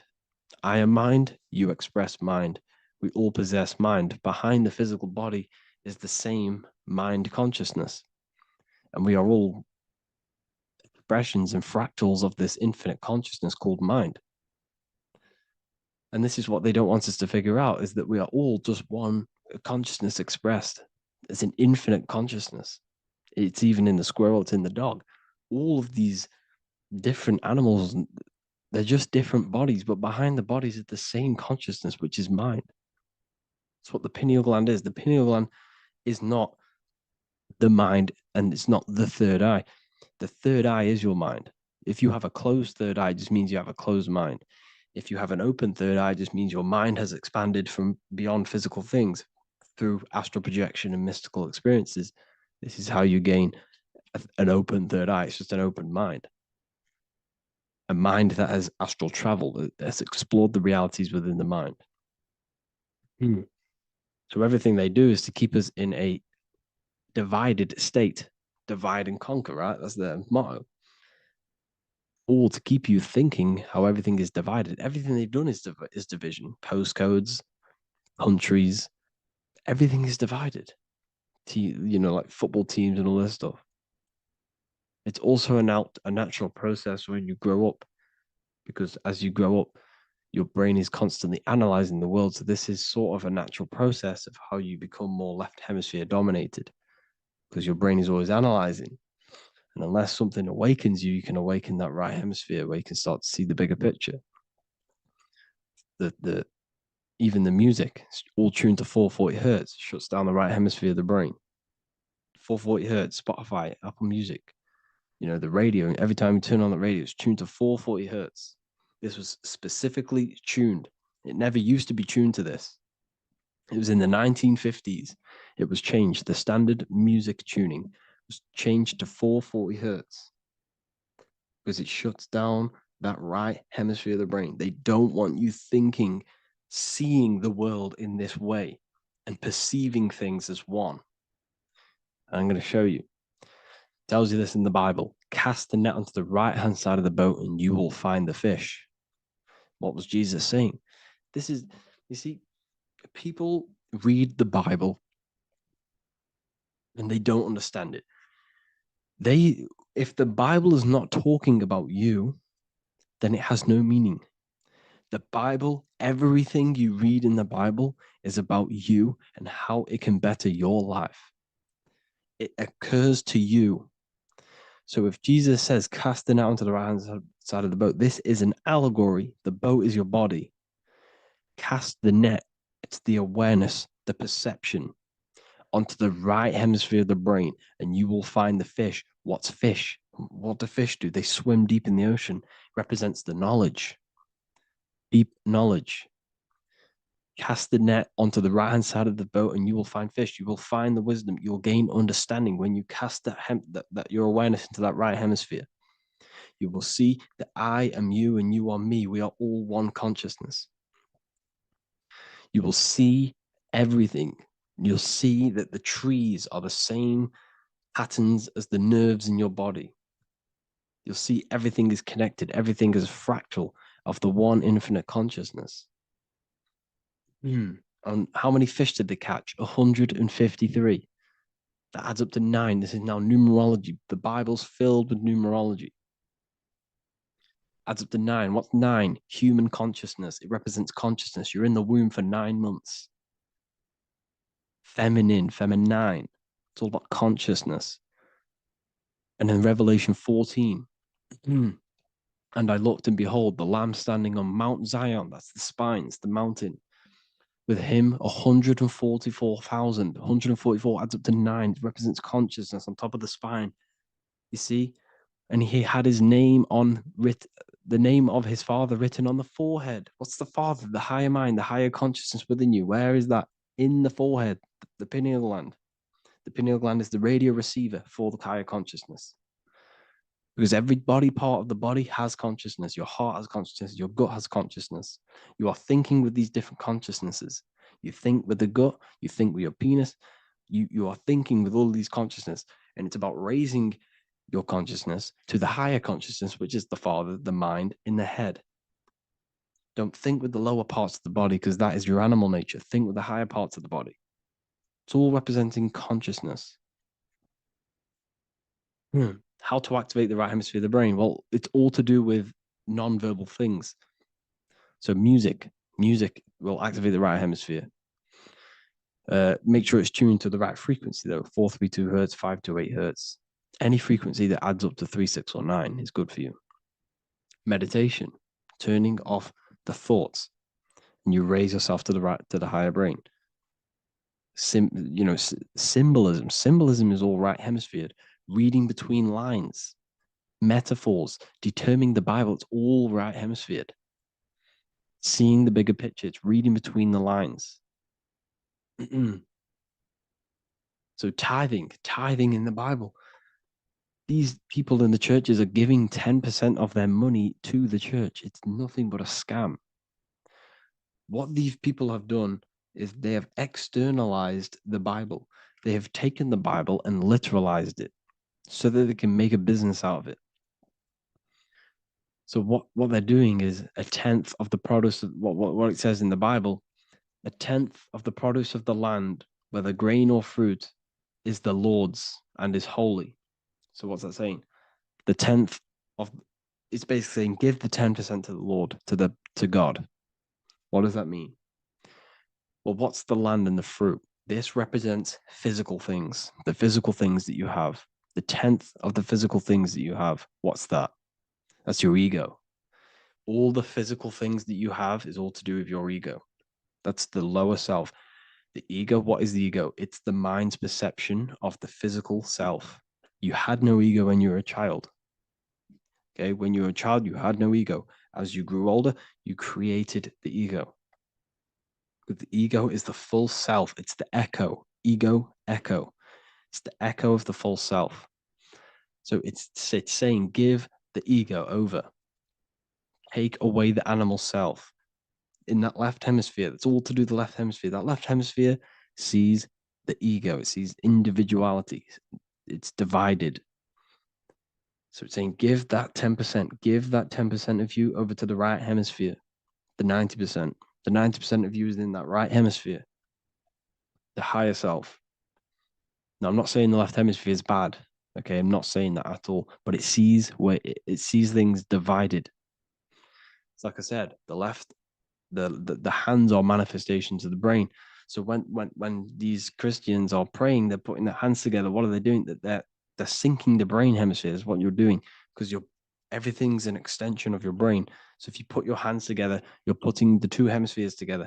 And what's happening when you place the hands together? All the electricity in the body is now running in a circuit. Once you connect these two hands, the electrical energy is now running in a circuit. And energy can move around the body quicker and more efficiently. So when you pray, when these people are praying, they don't realize that they're engaging in ancient forms of meditation, of balancing the two hemispheres. So now we're talking about balancing the hemispheres, not the right hemisphere. This is what Israel is. Look at the symbol for Israel, the up triangle and the downward triangle. What's that? The up triangle represents male. The downward triangle represents female. Okay? This is talking about the brains. Israel is Ra. Isis, which is female, the Egyptian god. Ra, El. El means God. El, electricity. That's the force of the physical world. It's the force that runs this world, electricity. It's the force of God. El, consciousness. It means God. Is Ra, El. Isis, Ra, and El. It's the two hemispheres of the brain, the holy land of Israel. It's the holy land, it's the brain. Once these two hemispheres are synced, this is how you unlock your consciousness. This is the easiest way of astral projecting. Hemisphering, I forgot the word for it.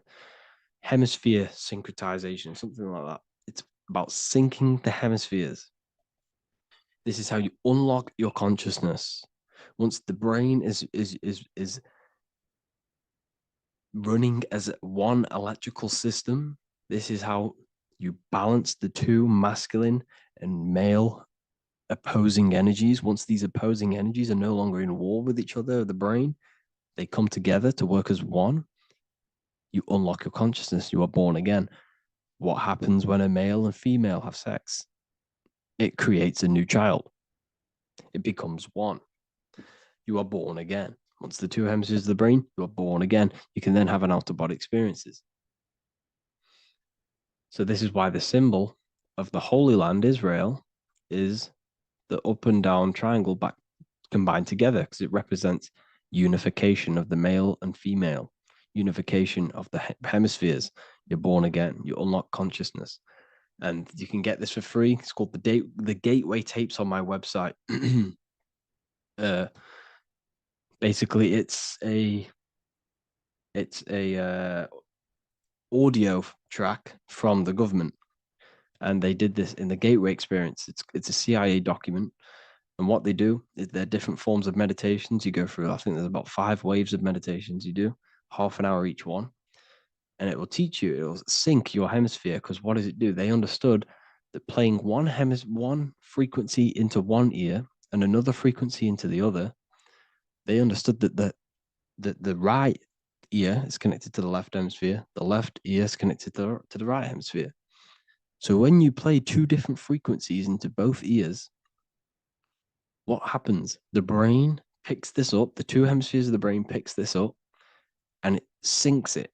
It syncs these two hemispheres, these two frequencies together. So now the brain is working as one to sync this frequency. So this is how you can sync your hemispheres through listening to these frequencies.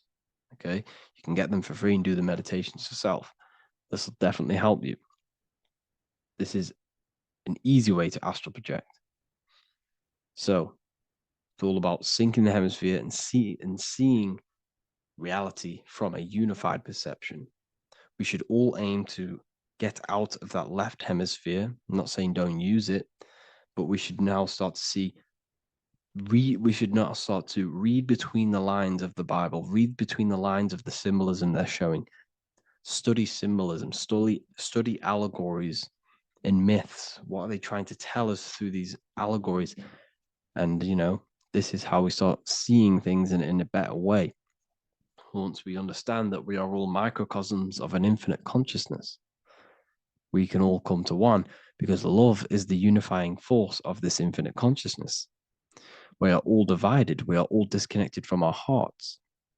Once we all connect with our hearts and see that everything is one, we can all start to love and come together as one, because love is the unifying force of consciousness. So if you haven't already seen, I now have launched the Ethereal University. I will be doing lectures like this one, but even better, deeper, and even releasing knowledge that I can't talk about online as they are censored. I'll be doing lectures every single week. I'll be doing live calls every single week. You also gain access to my library, which is filled with over 45 occult books, filled with knowledge. Okay, I'll show you now. Plus, you get my book, The Book of Wisdom, PDF form, and the Human Health Guide, PDF form. You also get all of this stuff, the health section, Q&As, ethereal meditations. We've got some celestial studies, cosmology, and numerology coming soon.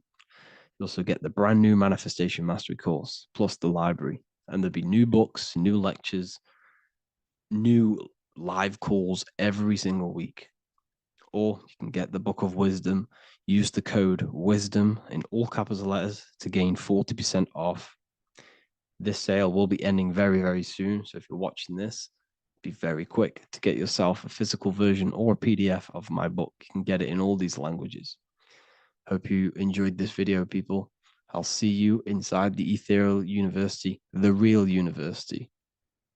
Have an amazing day.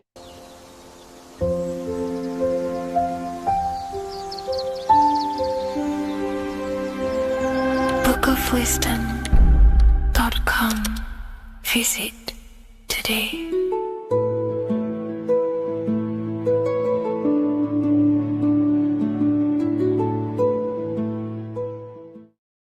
Hello, Seeker. Welcome to Revival of Symbolism, a channel devoted to the language of esoteric symbolism, guiding you to discover yourself and expand your consciousness into deeper realms of thought.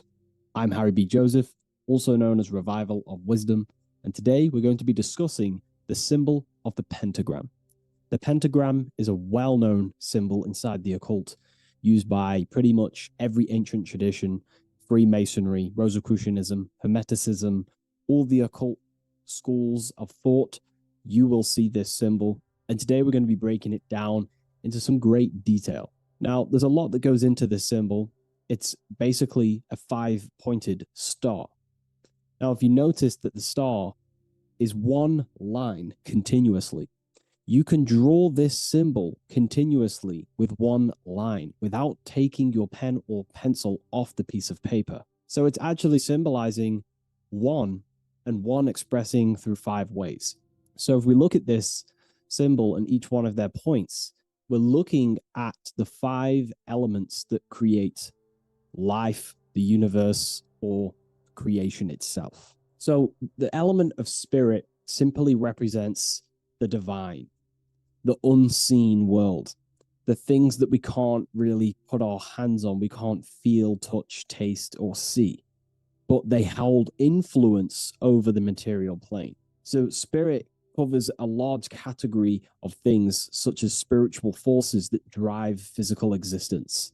So it's one of the elements. Now, what are the elements? Well, they make up the entirety of physical creation: air, water, earth, fire. These are the four tangible that we can see, feel elements that make up physical creation. They create the whole universe. However, the spirit is the invisible forces, the invisible element that creates the visible, tangible world. Before you take a physical action, there is a force inside of you that moves the body. There is an intention, which is a spiritual force, an invisible, intangible force that makes a physical action be taken in the world of manifestation called earth. This is the element of the divine. The divine comes down creating the world. Okay? So, as I previously mentioned, how this pentagram is one line. It's a one continuous line. So if we draw this pentagram together, let me make this a little bit thicker for you. If we draw this pentagram together, it goes from spirit to fire to air to water to earth back to spirit. So it's one continuous line, and the elements are always in their proper place. These elements always have to be in this specific order. This is the correct order. If you see air down here, then the pentagram is incorrect. Okay? So it always goes spirit, water, fire, earth, air. This is the correct order of the elements. Now, this is highly symbolic, which is what we'll break down in just a minute. But before we go into the deeper aspects of this, I will explain pretty much what it means on a basic level. So we'll come back to this drawing. So spirit is on the top, which means spirit over or more superior or more dominated over the earthly elements. Now, what does this mean to an individual, to yourself or me? If I wear this pentagram, I am basically saying my spiritual divine self, my internal self, is more superior than anything the material world can pretty much give me. My spiritual journey is more superior. My spiritual self is more dominant over the earthly world and the material things. Okay? Now, not many people are like that in today's society. Most people chase the material things, which means they're ignorant of their spirit. They're ignorant of their divine nature. They're ignorant to consciousness and their internal world. They have no connection with their internal world. All of their thought, emotion, and action, their three creative powers, is totally expressed only on material gain and external things. However, if you see an upright pentagram, you're seeing someone who is basically saying, my spiritual nature is more important than my earthly nature. My spirit comes first before anything material. And ultimately, this is how you become more happy and fulfilled in life, by chasing, well, not chasing, but putting your spirit first, putting your internal world first. You know, seeking the things that are untangible. For example, knowledge. I'm addicted to knowledge. You know, I would rather chase knowledge because knowledge is power. Knowledge of self is so important. When we die, it is the only thing that matters in the end. When you die, you are immortal. And if you have no knowledge of yourself, then you're going to struggle in the afterlife. If you have no self-control over your thoughts and emotions and desires, then you will suffer in the afterlife because you have no control of your thoughts, and your thoughts will be creating your reality in the realm of imagination or the astral plane. But that's a whole other lecture. But this symbol is pretty much saying placing the invisible over the visible. So there's many different avenues we can go with this. So this symbol is also used in magic. We could use the symbol for manifestation. It represents controlling the inner world to produce then effect inside of the external world. You see? So we have to put this first in magic spirit. We have to change the internal so we can produce change in the external. Reality is created from the inside out. Okay? So this symbol is heavily associated with magic as well, which is a whole other lecture. In this lecture, I'm going to give you a good detailed explanation, but this symbol is so vast and wide, it would take many breakdowns to go into each meaning of the symbol. So it's representing the divine element of spirit coming down and manifesting the physical plane through that process of this. So as I mentioned earlier that I'd come back to this, what we're looking at is the process of spirit turning into matter. This is the process of how spirit condenses into a material form, how higher energy, higher forms, which are invisible, come down and manifest and crystallize into a physical object or a physical reality. So this pentagram is explaining the process of creation. So it comes from the higher realm, spirit, the source, the emanation. An emanation is a thought or an emotion or a desire, which comes down to fire first. Fire represents the will. This is the willpower. This is the willpower. It's still kind of more of an invisible force, but fire is the closest element that represents spirit. This is why we light candles in magic and rituals, because it's literally opening a doorway to spirit. It's the closest element to spirit. So this is why sometimes in alchemical artworks, they use fire to represent spirit. Because, it's quite difficult to use a symbol for spirit because it's totally invisible. So it goes down to fire first, the will. Then it goes up to the air, which represents intellect, the intelligence of the mind. This is thinking, mind, intellect, logic. Then it goes down to water. This is emotion. This is intuition. And then it goes into the earth, which is physical body action. Okay? So spirit represents an emanation. So an emanation is something descending out of the void, out of the nothingness. And the first thing that descends is will, then intellect, then emotion, then a physical action. Then everything returns back to spirit from earth. So it's showing you how spirit manifests into matter. It's also showing you the macrocosm, how the world is created. So ultimately, it's a symbol of the microcosm also.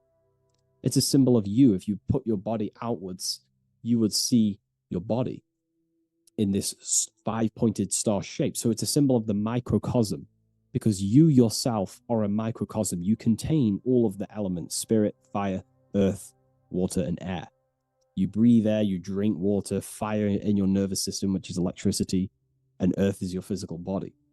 So you are a microcosm of the universe. And this is what the circle, when we see the circle around, this is representing the macrocosm, the circle.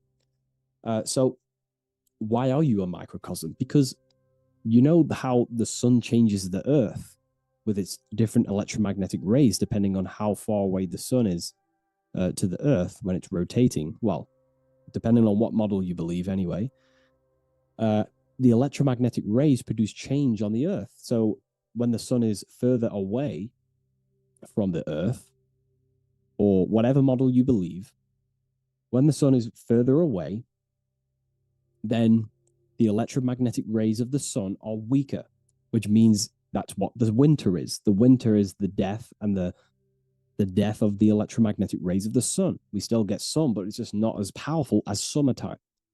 So nature dies. But then when the summer comes back around, the sun is closer, it produces higher amounts of electromagnetic life force rays, which increases the growth again in the summertime.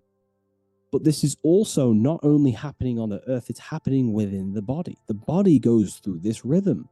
The same rhythm that the external world goes through, your body's going through this rhythm.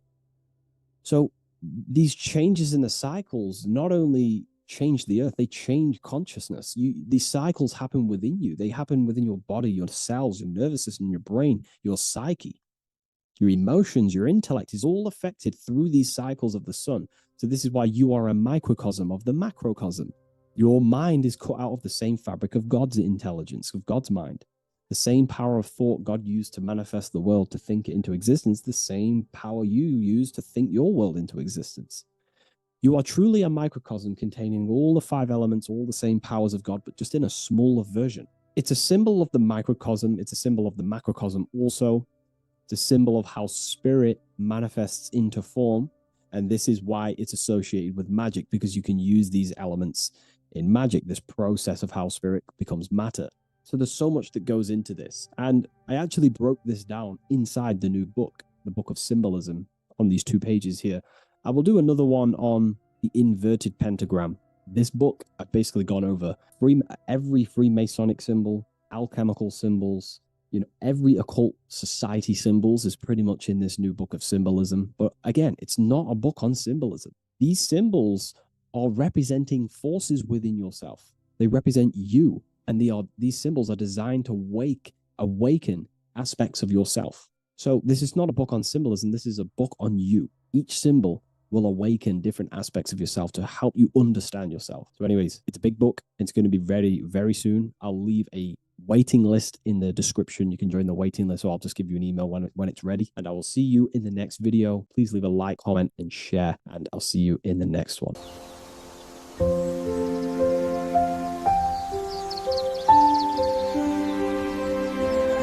bookofwisdom.com.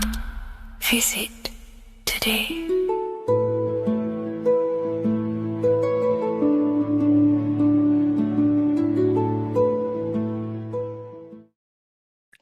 What if I told you that reincarnation is real and that there is a metaphysical, spiritual science behind this? Most people leave this world just as lost when they entered it. That they carry their fears, attachments, and addictions with them, only to be born again, trapped in the same cycle, repeating the patterns of lifetime after lifetime. This lecture is not just about preparing for death. It's about mastering yourself before death, so you don't take them burdens with you. Because the truth is, whatever addictions, fears, and unresolved emotions you cling to in this life, you carry with you into the next. Unless you break free now. You must master yourself before death. Death is not the end. It is the great passage. But how we transition depends on our mastery of the self. This was symbolized by the Ouroboros, the snake biting its tail. Every ending is a new beginning. It's an infinite cycle of consciousness. Now, your human body is basically an antenna tapped in to a stream of consciousness. Just like a radio is tapped into a specific frequency to play that radio. Your body is basically an antenna, a crystal picking up the consciousness of God. You are on an ever-ending journey, a journey of learning and expansion of the mind into new fields of thought. This was symbolized as the Ouroboros. When you die, it is a new beginning. It's a transitioning, not an ending. Everything is eternal in this universe, as consciousness is formless and constantly transforms into new forms of life. Let's break down the word death. Death contains the word ether. Now, the ether can be found in the word heart or earth. Ether. Everything in this plane comes from the etheric plane. The etheric plane is the barrier between the physical plane and the spiritual plane, the astral plane. The astral plane is the screen that you have in your mind that allows you to imagine a red apple, for example. This is the imaginative plane where thought forms start to take form. Everything begins as a thought, then the thought form becomes an imagination, then energy, then physical. Everything in the physical plane is a shadow of thought. All objects manifested as thought. You came from the astral. You came from the stars. This is why we say reach for the stars. Or this is why you say you are a star. Cis star, miss star, fraud star, stir is star. And when you become famous, you become a superstar and you gain a star on the Hollywood floor. You are a star. The ether. The ether is the infinite energy source which all things come out of and return back to. This is the cycle of life and death, summer and winter, day and night, sleep and awake. The ether is the infinite energy source which all things come from and will return back to. Okay, sorry about that little error. The ether is the boundless source of energy from which all things emerge, to which all things return to. We can see this in the cycle of the sun. The sun does this wave of creation. It rises and it falls. We have the day and the night. The daytime represents our conscious mind when we are alert. The nighttime represents our subconscious mind when we are inside the spiritual realms. The nighttime is spirit, the daytime is matter, spirit and matter, awake and asleep, conscious and subconscious. We see this in the yearly cycle. Summer is life, winter is death. Spring is the morning, summer is midday, autumn is evening, winter is the night. Everything is a macro and a micro cycle of being born out of the ether and returning back from life and death. Life and death is manifested within the cycles of the sun and everything outside of you, as within, so without. This is why we say sleep is the cousin of death. The macrocosm is death, the microcosm is sleep. Every time you go to sleep, you are essentially it's a miniature death. You're entering into spirit and then returning back into matter in the morning when the sun rises. Everything is a reflection of the macrocosm cycles. Preparation for death. The first thing we must do in order to prepare for death, for life after death, in order to stop being reincarnated in this cycle of materialism, in order to progress as a soul, because remember, you are a soul in a body. Just like the sun gives power and life to the earth, your soul gives power and life to your body. When you say I, you're referring to the soul. And your soul can be stuck underneath layers of false identifications. Who you believe yourself to be is merely a collection of subconscious programs running within your mind. Now that's very deep. That is very, very deep. Who you think you are is a part of your thinking mind.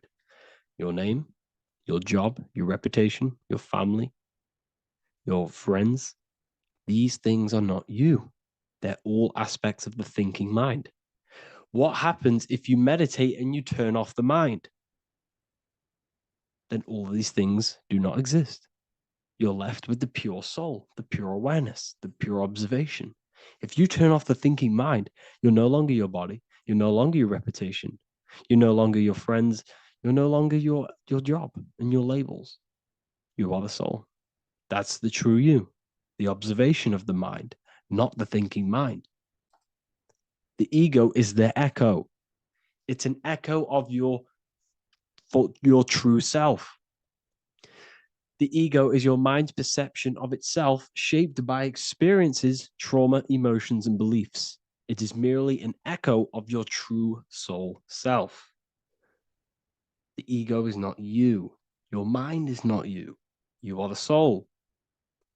And this is the true self that we must express within our life and we must connect with before we die. Because when we die under the echo, under these false layers of the emotions, the traumas, the experiences, the addictions, the emotional attachments, when we die underneath all of this, when we don't know our true self, the soul is still hidden. The true you is hidden underneath these layers of false identification. We must remove these layers of false identifications. We must remove them. We must destroy the echo. Remember the ego. You never had an ego when you were a child. When you were a child, you were pure. You didn't, you didn't show off things. When you were a child, you were pure. You expressed yourself freely you didn't hide anything. You didn't hide any aspect of yourself. You didn't suppress any aspect of yourself to fit in as a child, as a baby. Because the ego was not here when you came here. The ego grows with experience. The ego is a false perception of yourself while being incarnated in this material world. It's your mind's perception of itself and it's created through your experience. Remember, you are unconditioned consciousness, and your experiences, thoughts, traumas, emotions, and beliefs have conditioned your consciousness into believing you're only a physical body, but you are the soul. We have to remove these layers. How do we remove these layers? Like I said, the best thing, meditation. Meditation. There is a great meditation that you can do every single morning and every single nighttime. You can sit there and repeat over and over before you meditate. You can repeat that you are not this, you are not that, you are not this. You can label them one by one.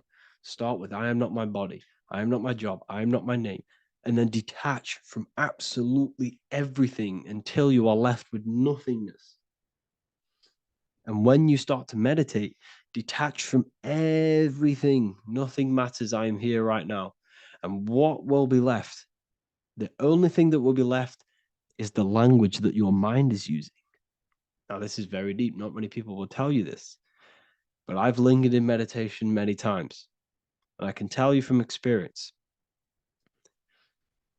that the only thing left once you detach from everything is the language that your mind is attached to. So whether that's English, Italian, French.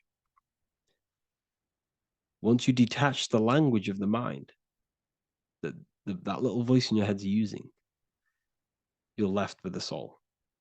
Once the mind is switched off, you're left with the soul, and you have detached from all of these external things. You're left with the soul. That's you. That's the power. That's the source of all creation, where everything you've ever done has come from. Every thought, every idea has come from your soul. Number two, that's meant to say number two. Sorry about that.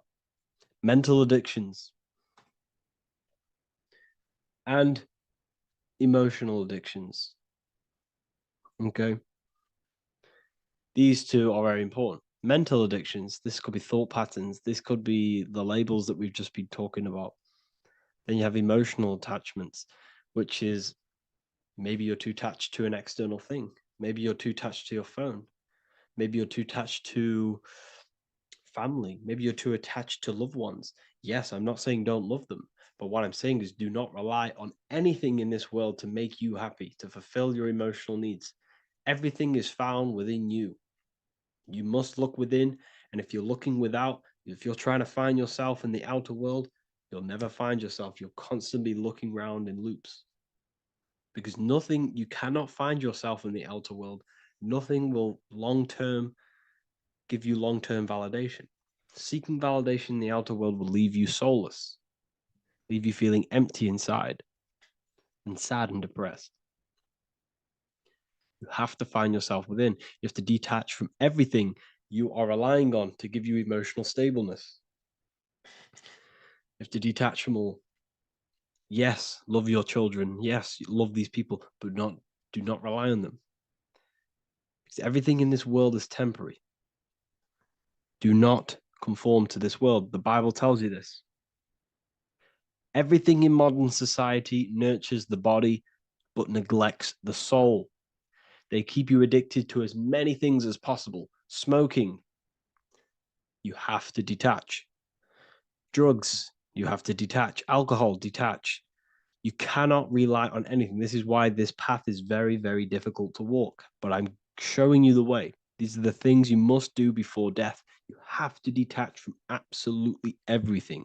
If you die and your mind and soul is still addicted to these worldly things, then guess what? You're going to reincarnate. You're going to reincarnate because your mind is still thinking about these material earthly things. And if you are operating in that vibration, you're going to project that vibration and come back here. You have to detach. You have to master the soul and master the mind. Like I said, the matrix is designed to keep you addicted to as many things as possible. Your phone, food, smoking, drugs, alcohol, clubbing, all of these things. Everything in society is made to trap your soul and reincarnate in this world. That's why it's very, very, very difficult to walk this path. Very difficult. Matrix, matter tricks. John 2:15 to 17. Do not love this world, nor the things it offers you, for when you love the world, you will lose God. Do not love this world, nor the things it offers you. Do not conform to the pattern of this world, but be transformed by the renewing of your mind. Great quote. Do not conform to the pattern of this world, but be transformed. Let this world transform you. Learn from this, expand from this, but do not be mentally and emotionally attached. Okay? What good will it be for someone to gain the whole world yet forfeit their soul? Like I said, everything in the Bible is telling you the truth.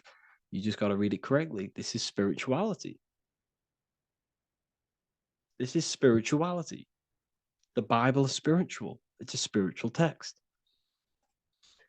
We must disconnect from everything outside of us and connect with the true soul. Here we have the Egyptians showing you the soul leaving the body. Here we have the soul here. Here we have the Masons showing you the soul coming out. The soul is real. You are the soul. And when you leave this physical plane, you will go into the astral plane. That's where you came from. You came from the astral. You came from the stars. You incarnated into this physical body. Your consciousness fell into this material form to experience limitation, to experience a 3D world.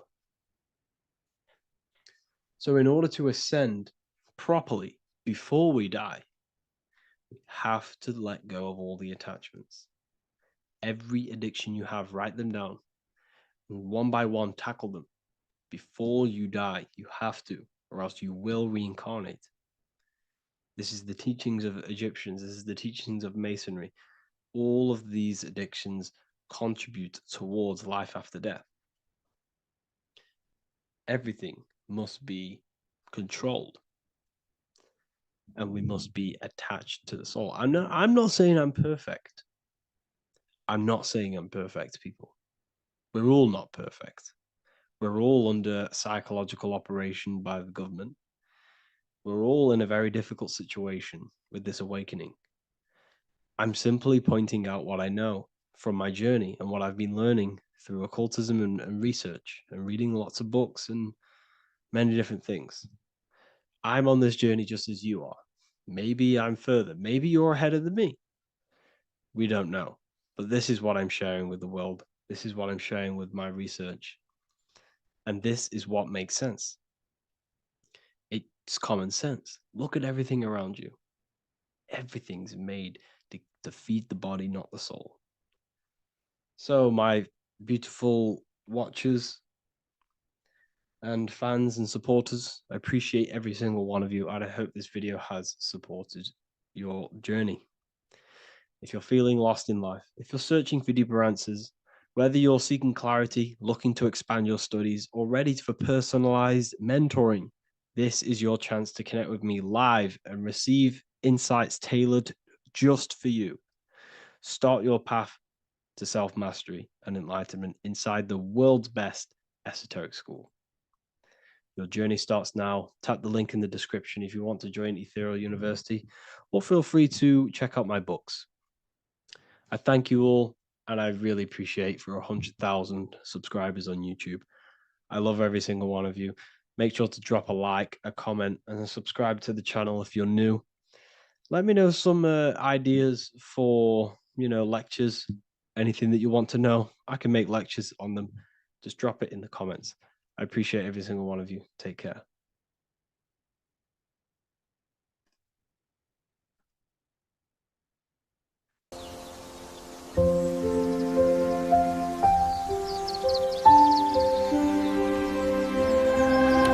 www.wellofwisdom.com.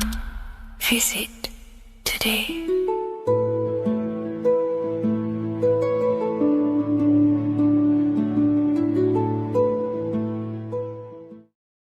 Welcome back, people, to another occult lecture by Revival of Wisdom. Today, we're going to be talking about magic and how it's being used on us for the New World Order. Magic has the word mag within it, which is magnetism. Magnetism is the force. Magic is influencing forces, natural or supernatural forces, and using it for a certain agenda to gain something out of it. Now, magic is not what everyone's being thought. It's not some sort of fantasy thing. It's actually very common, and we all do it, whether you believe it or not. Magic is all to do with the mind. As I said, always say in my lectures, your mind is what creates matter. Your mind is what creates your external world. So it's all about manipulating and planting seeds within the mind, because your mind is a garden, and thoughts and words are seeds which are being planted in that garden. Your life, your physical life, the people you have in your life, your friends, your car you own, the job you have, is all a reflection of the thoughts that you've been thinking in the past. You are where you are in life because of the thoughts that you've been thinking. Therefore, your life is a direct reflection and manifestation of your mind, the Garden of Eden. Okay? The mind is what they are targeting. What you see, say, and hear has a direct effect on your mind. Me talking to you is influencing you. The words I'm saying is planting seeds within your mind. Now, it's up to you to consciously act on these thoughts or these words, or to maintain these words. As above, so below. As within, so without. What's inside of me is outside of me. What comes into the storehouse comes out of the storehouse. You have the left, you have the right, you have the up, and you have the down. As above, so below. Whatever is in your mind will be expressed in some sort of way, consciously or subconsciously, spiritually or physically. The mind is what manifests everything. And this is what we need to understand. We need to understand is that the mind is not physical. All things spiritual manifest physical. All things seen come from the unseen. The words you're thinking, that everything you have is coming from the unseen. The actions that you do come from the unseen mind. Another expression for as above, so below is you are the universe itself. You are a universe, a mini universe. But just because you are mini does not mean you are the whole thing. If I take a little piece of infinite, let's say there's an infinite light source. Let's say I take a little chunk of that infinite light source. That little chunk I took is still infinite because it's been taken from infinite. You are the universe. Your awareness, your mind is the universe. It's information. You are the universe experiencing itself. This is why we say we are all God. As above, so below. What is in me is outside of me. The sun, the physical manifestation of the sun, is your soul. The 12 constellations are manifested in the physical body. The 5 elements are manifested in the physical body. They're manifested in the 5 fingers you have. As above, so below. This is manifested, well, this is a symbolized in Freemasonry and secret societies as the 2 pillars. the mirroring reflection, the reflection of reality, the mirror, as above, so below. What happens in the mind, what happens in the astral, happens in the physical. This is Aleister Crowley. This is all symbolism. This is the two pillars with the all-seeing eye and the triangle at the top. Aleister Crowley was a master magician, very powerful dark magician, black magician. There's two types of magic. You have white and black, just like the checkered board, the Masonic checkered board. You have white and black. You have good and evil. White magic is influencing natural forces to gain something that will help the collective consciousness, help the collective, help the earth, help other people. Black magic is something you manipulate something so you can get something personal out of it. Doesn't matter if it's good or bad. It's still considered as black magic because you're being selfish. Everything you do should be contributing towards the collective consciousness and helping others. And this is why the ancients lived in a system where everything was in unity. We understood that I am you and you are me. What I do to you happens to me because I am you and you are me. We are the same mind substance on the inside. We're all the same mind substance being expressed in different bodies. So what I do to your mind will have a ripple effect on my mind because all of our minds are connected within the mental plane. So this is why they know all this knowledge. They know all this knowledge. So yeah, this is the mirroring effect of reality, the two pillars, or symbolizes the number 11. The number 11. We'll go deeper into that. The technology we're using is magic. It's a form of magic. Television is tell a vision. They're telling a vision into your subconscious mind, into your memory. And when you turn on the television, you get a program because they're telling a vision to create a program within your subconscious mind. You see, the conscious mind is only 10% of your mind,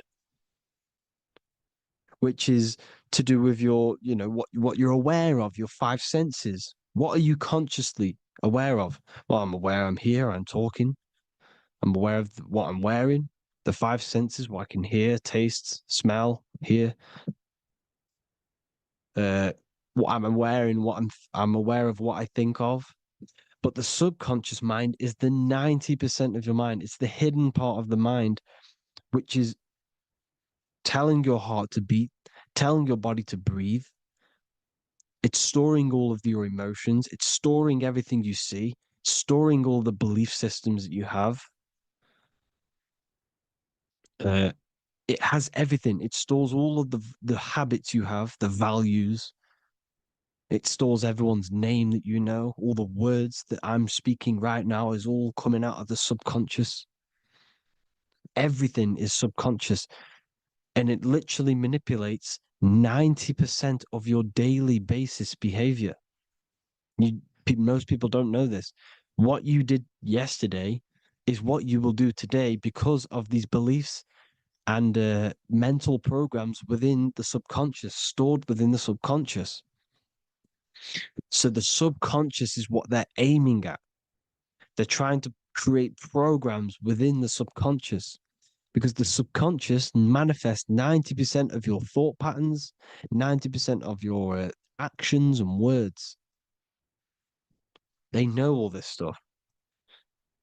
So the subconscious mind is the most powerful part of the mind. Another way the subconscious manifests and influences your life is, let's say you were in a car crash years and years ago, 10 years ago. Let's say you're in this car crash, right? And you really hurt yourself. The emotion you felt in that time when you were injured in that car crash had a great impression on your subconscious mind. You see, the stronger you feel something emotionally, the stronger impact it has on the subconscious. You can remember and recall that moment and very vividly because of the impact it had on the subconscious. For example, you become that terrified of cars that it manifests into your life today, that you are wary to go in certain cars. You don't want to go in cars at all, maybe because of that moment that stored within the subconscious, and it will manifest into anxiety. It will manifest into not going into cars. It will manifest into depression, maybe. These things, these emotional, very emotional, traumatic events have a great impression on our subconscious, and they control your life. This is why you need to meditate and let go deep within yourself and let go of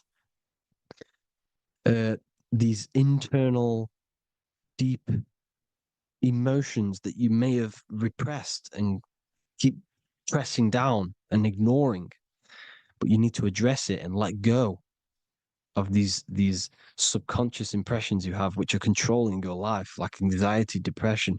All of these things are stemming from things that are stored within your subconscious years and years ago, more than likely. Broadcasting. They're casting spells to a broad audience, to news, north, east, west, and south. They're casting spells. No, if you watch the news, everything's red. Breaking news in red writing or the red background, everything's red. Why? Because red's the root chakra, which is all to do with survival. They want to stimulate this root chakra because they want you down there in survival mode. They want you in survival mode because you're easier to control. They control out of fear. And not only they're casting these spells as if, because most of the things they cast in the news hasn't already happened. They're constantly bombarding you with there might be a war breaking out, war this, war that, kill here, kill there, murders.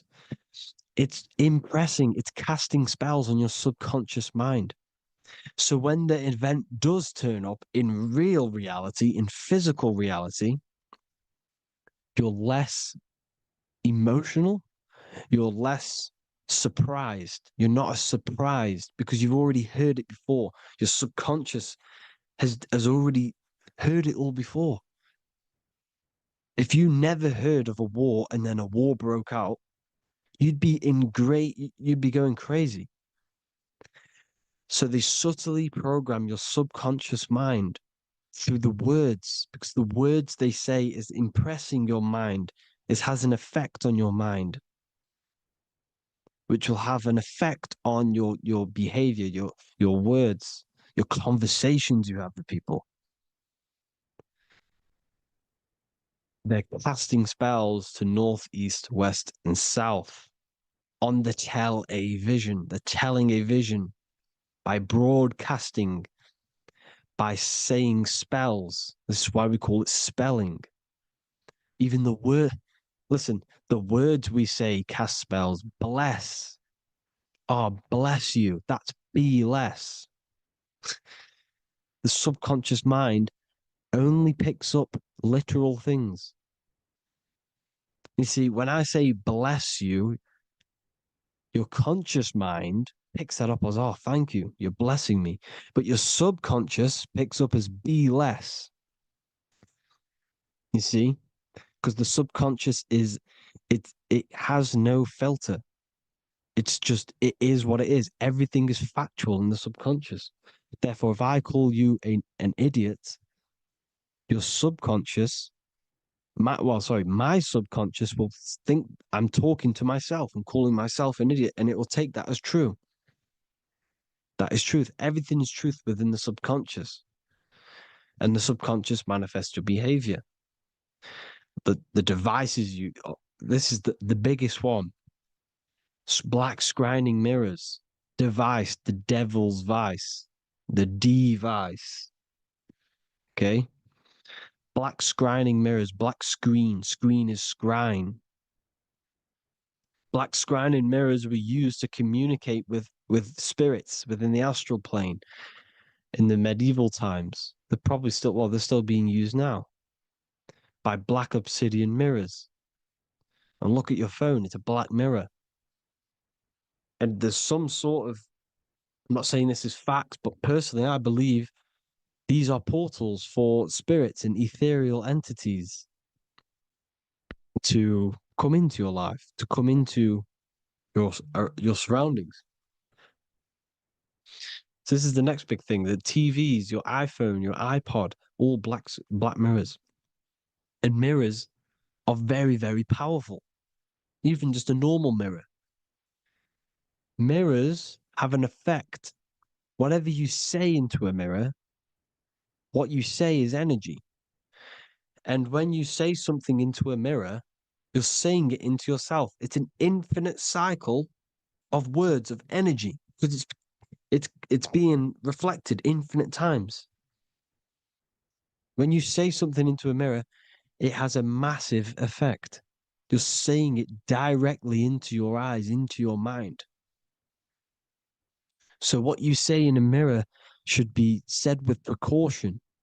Never say anything negative into a mirror, because mirrors are very, very powerful ways for you to reprogram your subconscious mind for the good. You can say very positive things into mirrors and it will reprogram your subconscious mind. Okay? Manifesting is all magic. It's all magic. Everything is magic.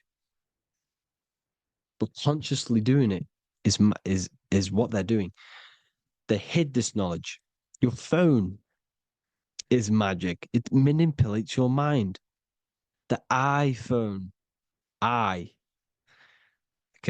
See, magic isn't all of this with wands and see, Harry Potter, okay, that was created to give you this perception of a mystical and amazing form of magic with magic wands and all sorts of stuff like that.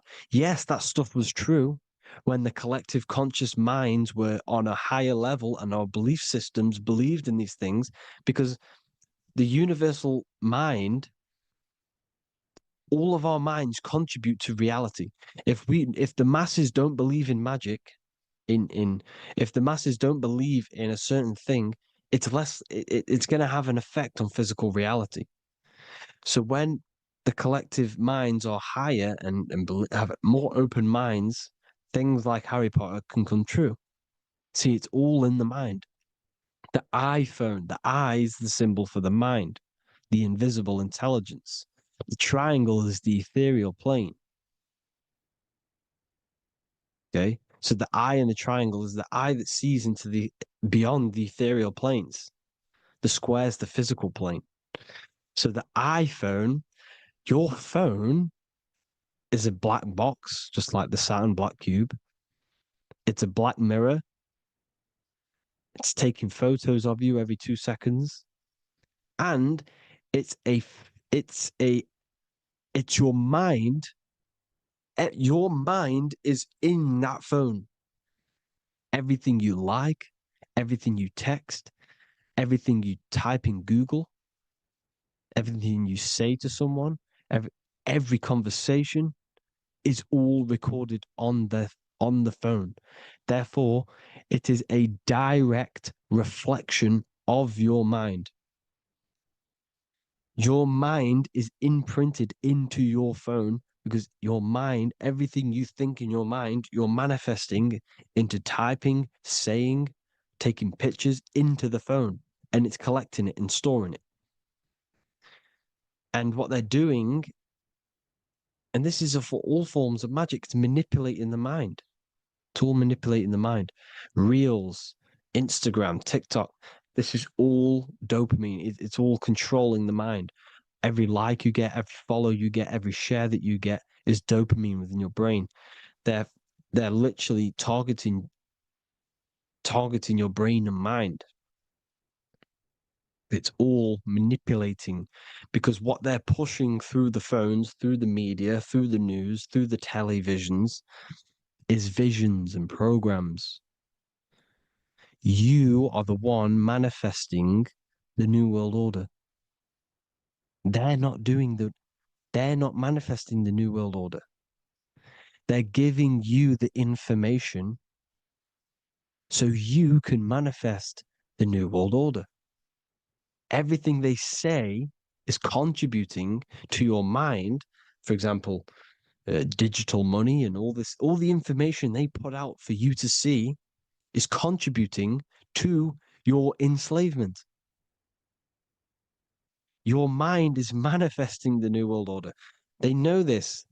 They don't manifest it. There's billions of us. We could easily run over them physically, but on a mental level, these people have the knowledge and they hide it from us, and they let us manifest reality because we are the collective. They give us the information which manifests their agenda.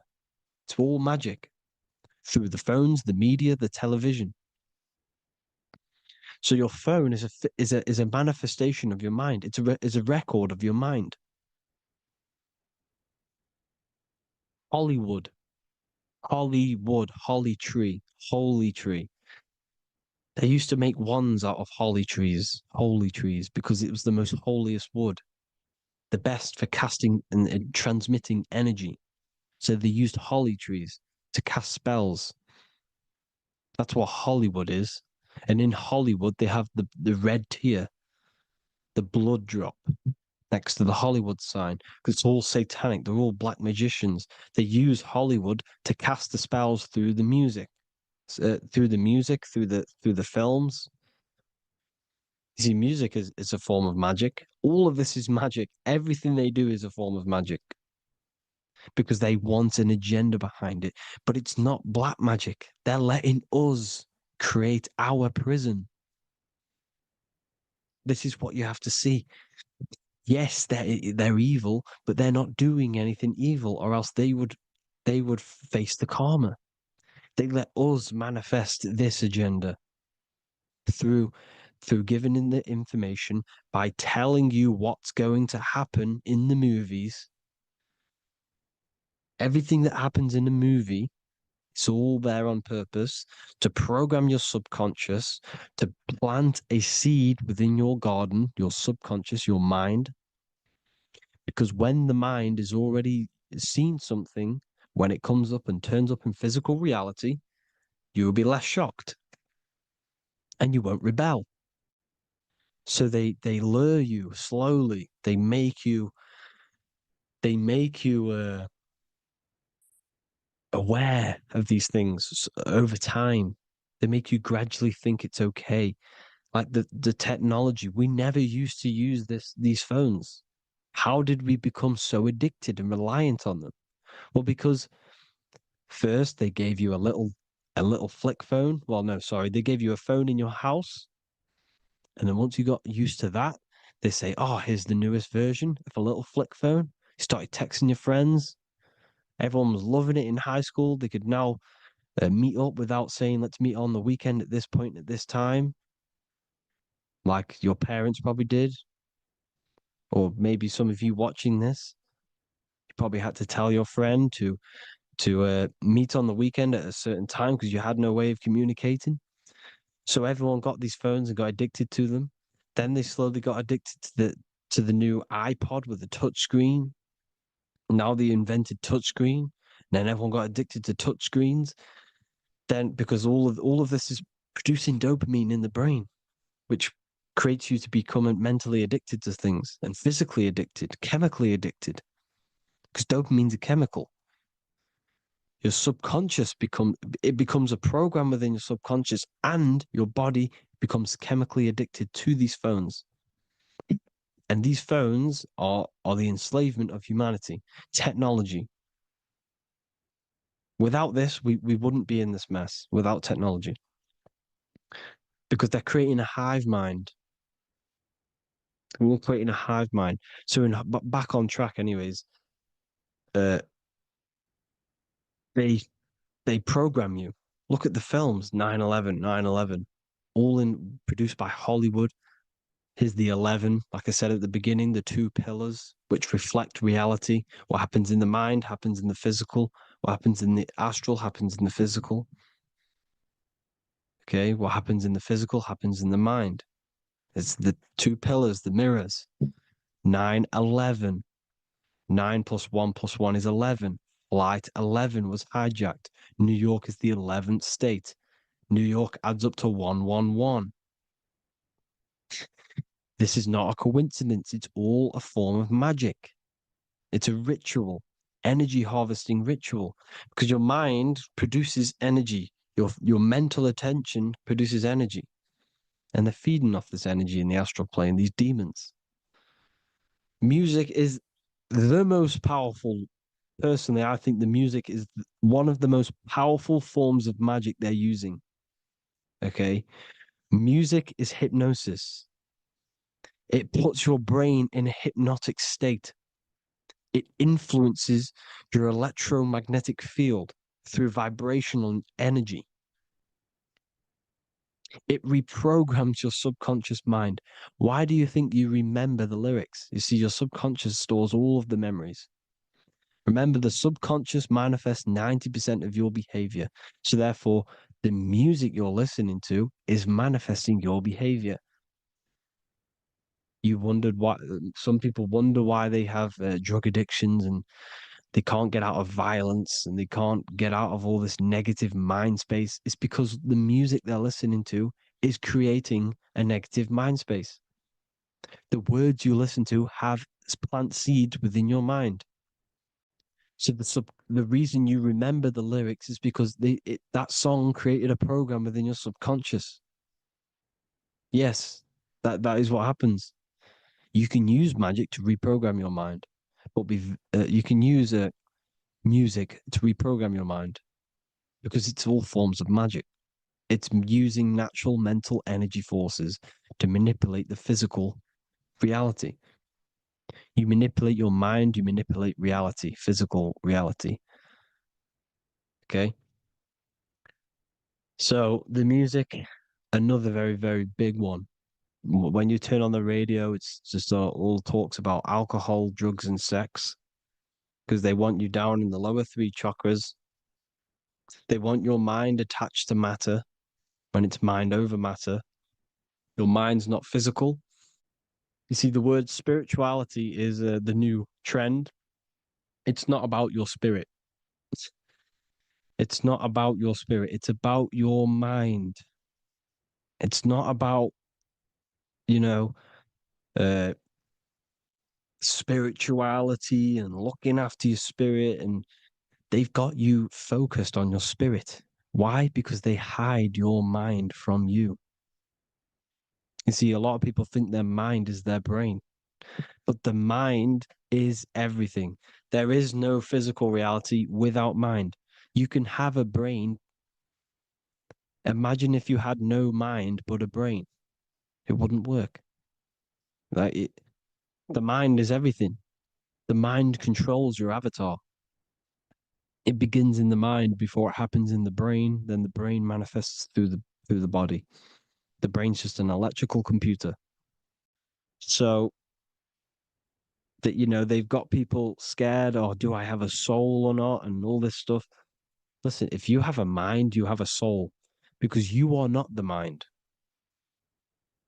This is why everything is sort of an illusion, because beyond the mind is your soul. But what is the soul without a mind? You can't have a soul without the mind. But if the mind didn't exist, the soul doesn't exist. You are the person listening to your mind. I shouldn't say person because you're not the body. You're the entity behind the mind. But if you didn't have that mind, you couldn't understand what you even were. You would just be an observer who couldn't think. So yes, we all have a soul. If you have a mind, you have a soul. Everything is mind. Everything has mind. Mind creates everything. God is mind. And then manipulating your mind through TV, your phone, uh, every little thing. The school, it's all about the mind, people. Control your mind, you control your reality. Just the last thing, here you go. Aleister Crowley, the Dark Magician, Kanye West doing the exact same thing because they're implementing magic in the music.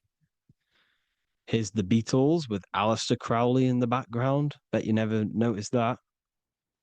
Aleister Crowley was influencing music and placing magic within the music to influence the subconscious.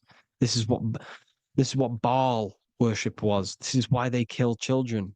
They sacrifice these children. Why? Well, because in order to ascend, in order to raise your consciousness internally, godly, by being good, God, or being in order to be good and raise your consciousness and to get something in the physical world, you have to sacrifice yourself. And what do I mean by that? In order to raise your consciousness and ascend, you have to sacrifice the lower nature of yourself. You know, you got to abstain from having sex to retain your sexual energy, to transmute it, or staying away from negative, some poisonous foods like meat. So, staying away from blood. We shouldn't be consuming other animals' blood. We should be keeping our blood pure. We are humans. We shouldn't consume chicken blood, chicken germs. We are the most divine creatures on this creation. We are the most intellectual creatures in this creation. Therefore, we should keep our temples pure. We are not animals. If you want to associate yourself with an animal, go out in the wild, go and find a wild boar and go and try rip its guts out with your bare teeth, because you can't do it. You're not a cat. You're not a carnivore. Okay? So in order to ascend, you have to kill and sacrifice your lower part of yourself to ascend up to your spirit self, your mind self, the highest version. And the elites don't want to do this. So they sacrifice other things like babies to kill them, to exchange their life over to the astral plane, so these demigods in the astral plane can give them something in return in physical. They don't want to sacrifice their lower self, so they sacrifice other things for exchange, for physical pleasure. But the godly person sacrifices their lower self for their higher self to do good and ascend. So this is what all the Baal worship is, people, and this is why they're doing it. Hope you all had an amazing lecture. If you haven't already, go and get the Book of Wisdom for more information. You know, I don't go into dark stuff in this book, because all I do is enlighten people in this book. You can get it in Spanish, English, German, Italian, and French. Worldwide shipping. You can get the PDF or paperback. Or there is also a new one called the Human Health Guide 2.0. It gives you a list of all the foods, grains, oils, nuts, you know, everything that's alkaline and positive for the body and not man-made and hybrid. It tells you all the products to stay away from, how to fast, how to improve vision, how to improve everything, literally. So the Human Health Guide has been released. If you want that, I'll pull all the links in the bottom in the description. Hope you all enjoyed the lecture, people. God bless you all.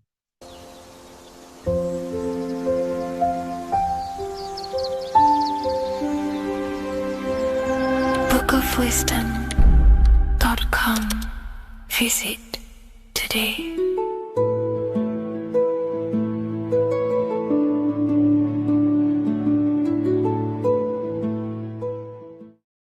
Welcome to Revival of Wisdom. Today we're going to be breaking down Saturn worship and how the occult are linked in with Saturn. Okay, so first of all, let's start with the celebrities. All these celebrities are doing 666. Okay, covering the one eye, which also symbolizes the all-seeing eye, which is another occult symbol. But we're focusing on the 666, the 6 with the 3 fingers. Also, we have CERN with the 666 within their logo. Also Disney, okay, as you can see here, 666 within their logo. Pepsi, Coca-Cola, and even Cadbury's. Monster energy, when the 666 in Hebrew numerals unleash the beast. So what is 666 to do with Saturn? Because on Saturn, there is on the north pole of Saturn, there is a six-sided hexagon, okay? So Saturday is named after Saturn Day, the sixth planet. It is also the sixth day of the week and has a six-sided polygon on its north pole, 666. Not only that, when you create a star out of the hexagon, you will create a six-pointed star, okay, with six triangles within the star and a six-sided hexagon, which all adds up to 666. Okay, so this is why all these symbols contain 666. So why do they worship 666? Saturn. Because Saturn is the god of time and death, okay, and order and lessons. Okay, Saturn is a very cold and dry being. That is the sixth planet from the sun. Okay, Saturn represents the winter, which symbolizes death. Okay, because all nature dies within winter because the sun's not there. So it represents darkness and death. It rules the zodiac sign of Capricorn. Okay, so in the celestial cycle, Saturn is always opposite the sun. So it's the opposite of the sun. So they're worshipping this energy which is death-like. Okay, this god which is death and does not bring life. Okay, also is the god of time. Okay, also in the Roman and in Greek it's called Chronos. Okay, which is just a translation for time. It's also known as the Father Time, aka the Grim Reaper. Okay, the Grim Reaper. Keep that in mind. We'll come back to this. Here are some more logos with Saturn. Okay, NAG, Internet, Wi-Fi. Okay, all these occult logos all worship Saturn. They are a satanic occult. They worship this death god, this evil god. Okay, this is where the cube now comes in. Okay, because what color is associated with Saturn? It's black, because it's the absence of light. It's opposite the sun. So black is the color associated with Saturn. Each planet has its own color associated with it. Okay, so when you make the cube, okay, as you can see here, the cube out of the polygon, it creates what? A black cube. Okay, and the Kabbalah, okay, Kabbalah means cube, Allah means the god, the cube god. These religions are secretly worshipping this cube god, the god of death, Saturn, Satan. It's the same entity behind it all. Okay, so also we have these black cubes in Australia, Denmark, all around the world, these black cubes, because this occult is worldwide. It's Saturn, Satan taking over this realm. Okay, also with this black cube, they walk around it like the rings of Saturn. It's around the black cube of Saturn with the rings, they walk around in circles. What are circles? Cycles. What is a cycle? Time. The time god. This is why it has a ring around it, because it represents time, cycles. Okay, and this is another depiction of Saturn, always depicted with this Reaper staff. Okay, keep in mind this staff, just like we associated with aka the Grim Reaper. The Grim Reaper also wears a black robe, representing Saturn with the same staff. Can you see it? This is where it comes in.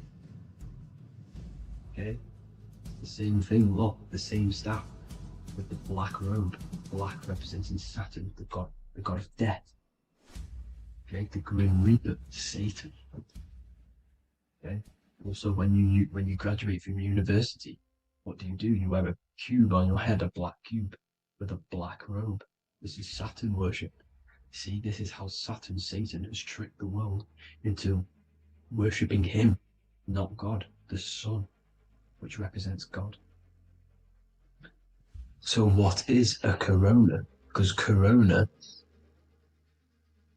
corona is a crown, a circle, okay?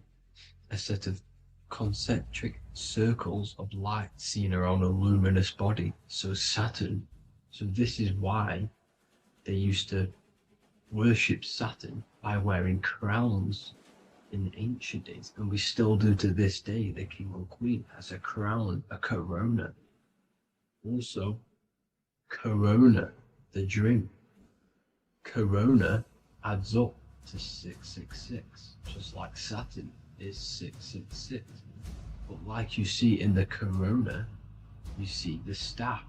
You see this staff, just like the staff of Saturn, the Saturn god, like the Grim Reaper, with the black robe and the staff, just like the Saturn god.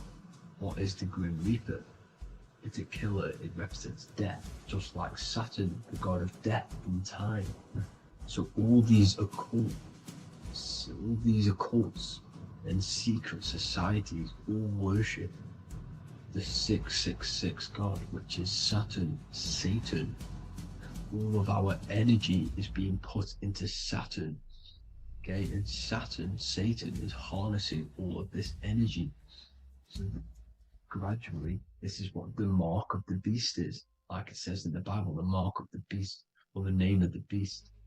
Here is wisdom. Let it know that you have to understand and count the number of the beast, for it is 6. It is the number 6 of a man, and is 600, 6, 666.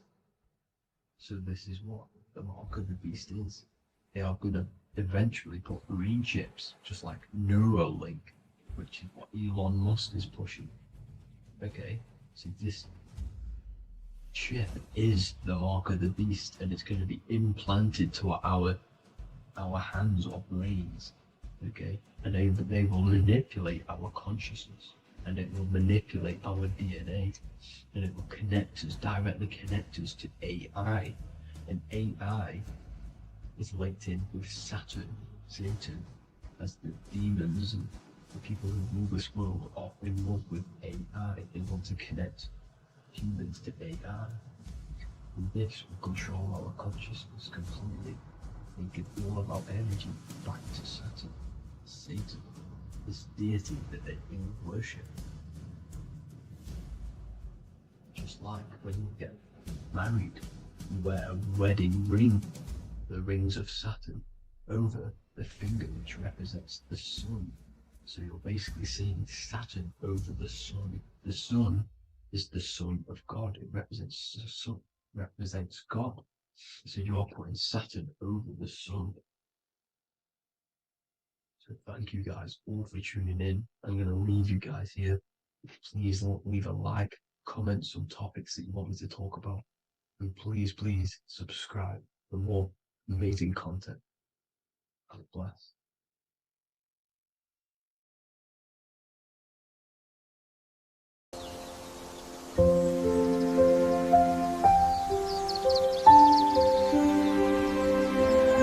bookofwisdom.com.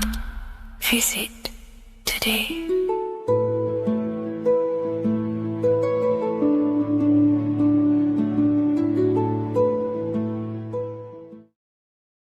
So depression doesn't actually exist, and in this video I'm going to show you how depression is actually a choice. And I'm going to give you some solutions on how to deal with it. And this is probably going to change your life forever just by doing this alone.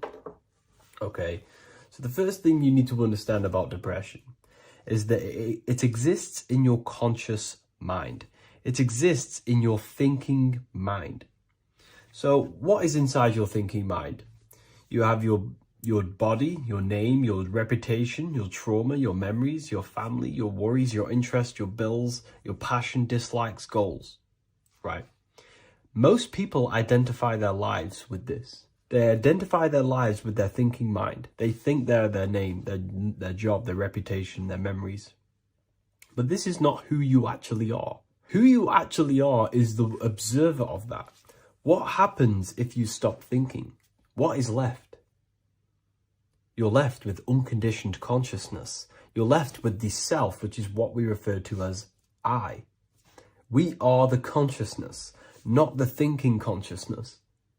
You are not these labels. You are not your thoughts. You are not your job, your name, your reputation.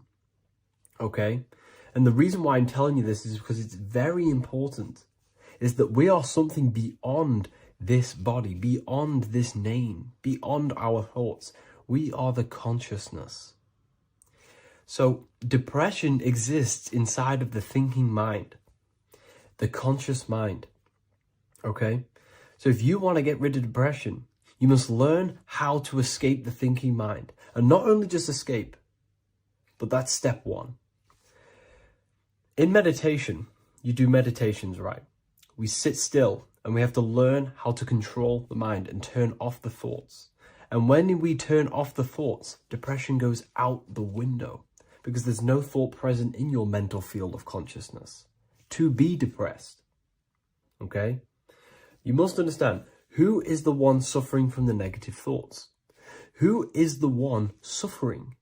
Your mind is not suffering because the mind is producing the thoughts. Your body's not suffering from the negative thoughts. You are suffering. And who is you? You are a soul. You are that feeling. You are that person beyond the thoughts, beyond the feelings, beyond that. You are the one experiencing. You are that. Meditation gives us the ability to turn off the thinking mind. This allows us to escape our thoughts. Okay? And it gives us, over a long period of time after meditation, you'll be able to turn this switch. And this switch will be able to turn off your thoughts. And by doing this, we will be able to control our conscious mind directly by the hand. So when you notice yourself gaining them negative thoughts, we can then turn off the switch of turning off the conscious mind and rising to our authentic self and knowing the thoughts are just illusions. Now, let me tell you something that's very powerful. Most of your thoughts are coming from beliefs. Most of your feelings are coming from beliefs. So if you have a feeling of lack, this is coming from a belief that you don't have much. If you are feeling alone, this is coming from a belief that you are alone.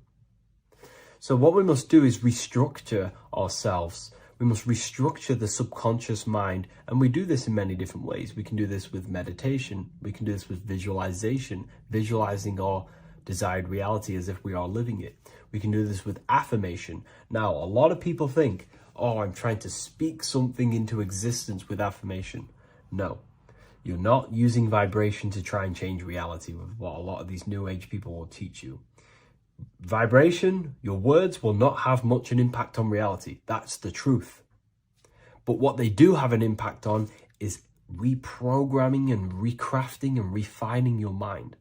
If you repeat, I am wealthy all day long, your subconscious mind, that word will be lingering inside your subconscious and you will start to mold that into your conscious. You'll start to be consciously thinking about this.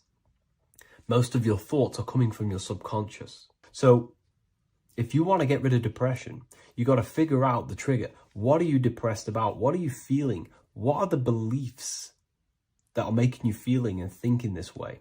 And that's what you must restructure. You must restructure your subconscious mind through visualization, meditation, and affirmation. You do these all the time. You do these every single day, and you will slowly, if not surely, restructure your subconscious mind. While by doing the practice of meditation, you'll gain the off switch as well. Sometimes depression comes from not living in your authentic self. You're not doing the things that your soul is telling you to do. We all know what we should be doing at all times. I don't care what you have on. We all know we should be doing something. We all know that we have there's a higher aspect of our mind that tells us, oh, we need to be doing this, but I'm actually sat here on my phone. Oh, I shouldn't be eating this, but I'm doing it anyway. There's always that higher voice. And that is the voice that has to be connected to. And when there is not when that voice, when your body's not acting out the voice of the soul, then the soul becomes sadder, sadder, and suffers more and more and more. There has to be a connection between the soul, the mind, and the body. They have to work in unison. Okay? So I hope this video helps with depression, with whatever you're going through mentally. What if I told you the devil is closer than you think, and it's not actually a real person, force, or spiritual entity outside of you, but a being and an aspect of your own mind and psyche? In this video, you will learn exactly what the devil is and the true esoteric meaning of the devil. The first thing we need to understand is that the universe is a mental universe. Look around you. Every action, every building, everything you see around you was begun first as thought in the mind, then manifested. We use the mind to build and shape our reality. The universe, the world, only exists inside of our mind. Therefore, God and the devil exist inside of our own psyche. So first of all, the devil is not a literal being, but a symbol of the lower self. It represents the unmastered, ego-driven part of the human mind, a symbol of destructive thoughts, emotions, behaviors, lives in realms of chaos, fear, hatred, lust, and ignorance. This is why we see the devil as red, because red is the lowest vibrational color on the color spectrum. It also corresponds with the root chakra, which is all to do with survival instincts. Red represents chaotic and intense emotions like hatred and anger. When we are angry, our face turns red. The devil represents our animalistic fundamental needs, our instinctual needs, our survival state of consciousness. We have a survival state of consciousness and a godly state of consciousness. Our godly state of consciousness is creating, not just experiencing in the animal state, but consciously creating reality. This is why we see the devil with a goat head, an animalistic head, and the head is where the brain is. The animal head represents living off instinct, the part of our mind that lives on urges, impulses, and instincts, eating, sex, power, ego-driven actions, and ego-driven thoughts. Animals are only aware of themselves. Animals live on instinct. They have no ability to consciously create like humans. This is our lower desires for the material world. That's not to say the material world is evil. However, when our consciousness is only seeking material things, this leads us down a path of self-destruction, because nothing material can ever satisfy our soul. Everything material is temporary. Therefore, the devil represents the part of us that seeks only material desires, only material fulfillment, the ways of thinking where we only think about ourselves and ego-driven thoughts. It also represents the unchecked, unconscious self, where we have no mastery over our thoughts, over our emotional impulses, and no mastery over our actions. We're living in instinct and impulsive states, which causes chaos, selflessness, destruction, and keeps us bound to our lower material 3D state of consciousness. It's important to recognize that the word devil was never present in the earliest Gospels. Instead, what was mentioned was a spirit of evil. This distinction is crucial because it underscores that the idea of the devil, as popularly conceived, does not actually exist as an independent entity. Rather, it is a personification of the lower aspects of the human mind, a facet of our own consciousness. The term spirit of evil was not meant to denote a specific deity or being, but rather any force of negativity, whether it manifests as a destructive thought, emotion, or action. A spirit is a force, an energy, and we have three forces that create our reality: thoughts, emotions, and actions. We have full control over these three aspects, which transform and mold reality. A destructive thought, a destructive emotion, a destructive action is a spirit of evil, and it originates from the darker aspects of the human psyche. So now, because we're on the topic of the devil, we have to look at the pentagram, which is obviously connected to the devil heavily. The upright pentagram represents spirit, air, water, earth, fire. Upright, which represents spirit, the most important element on top of the earthly elements, showing showing spiritual principles over material principles. As spiritual beings as we are, we have to put our spirit first, our higher self first, and material things second. Why? Because material things never satisfy us long term. Seeking material fulfillment will leave us feeling unfulfilled in the long run and very unhappy, and we can lose ourselves in illusions. We have to put our spiritual principles first. Seeking wisdom, knowledge, connection to the divine, and connection to our higher self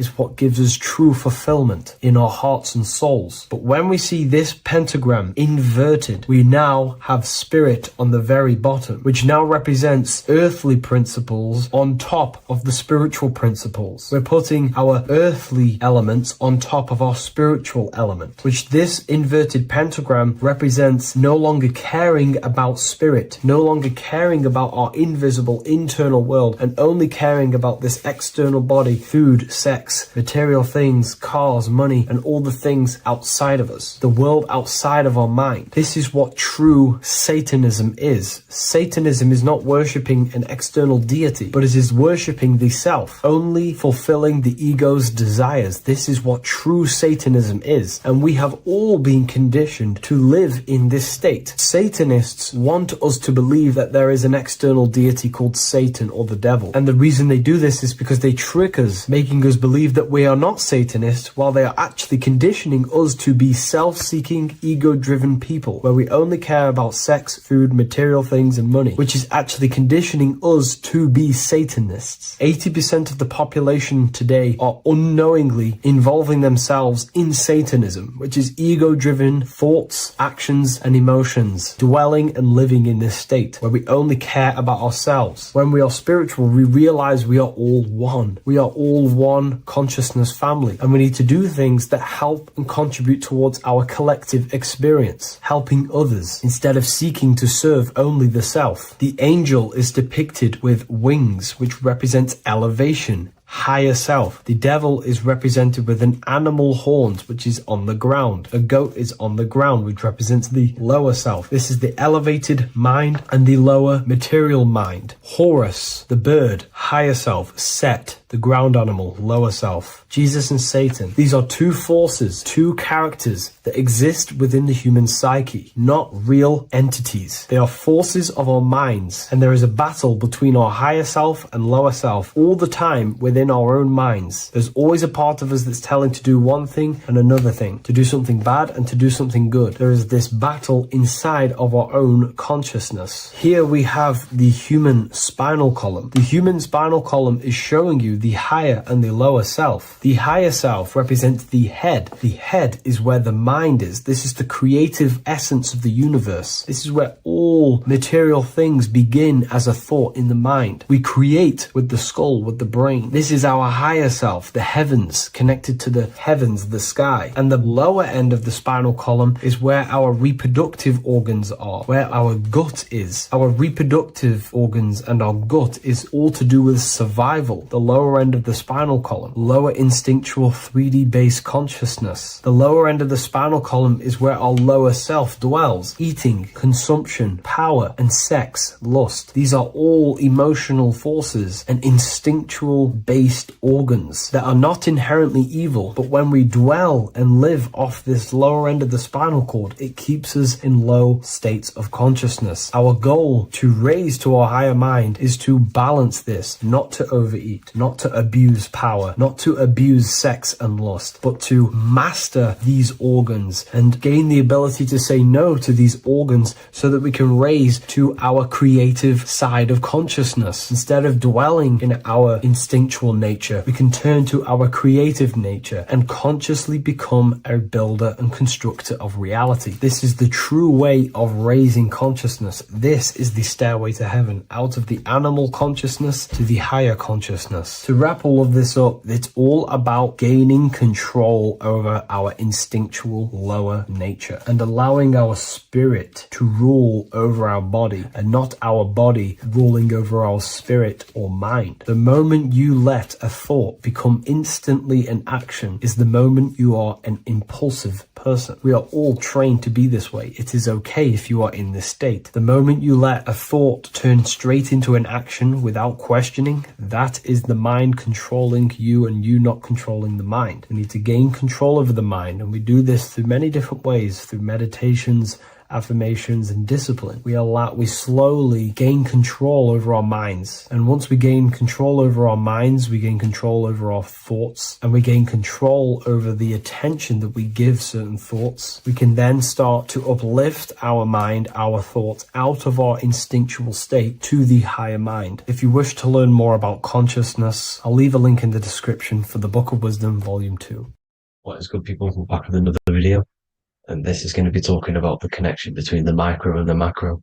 You are the universe. Everything is inside of you. So the first thing you need to understand is that the law of mentalism, we are a thought in the creator's mind. Everything's being thought into existence. We have a spark of this mind, this same mind of the creator. And everything is a state of mind. Particles or atoms, whatever you want to call them, are a mental thing. They're a product of the mind. Everything's thought into existence.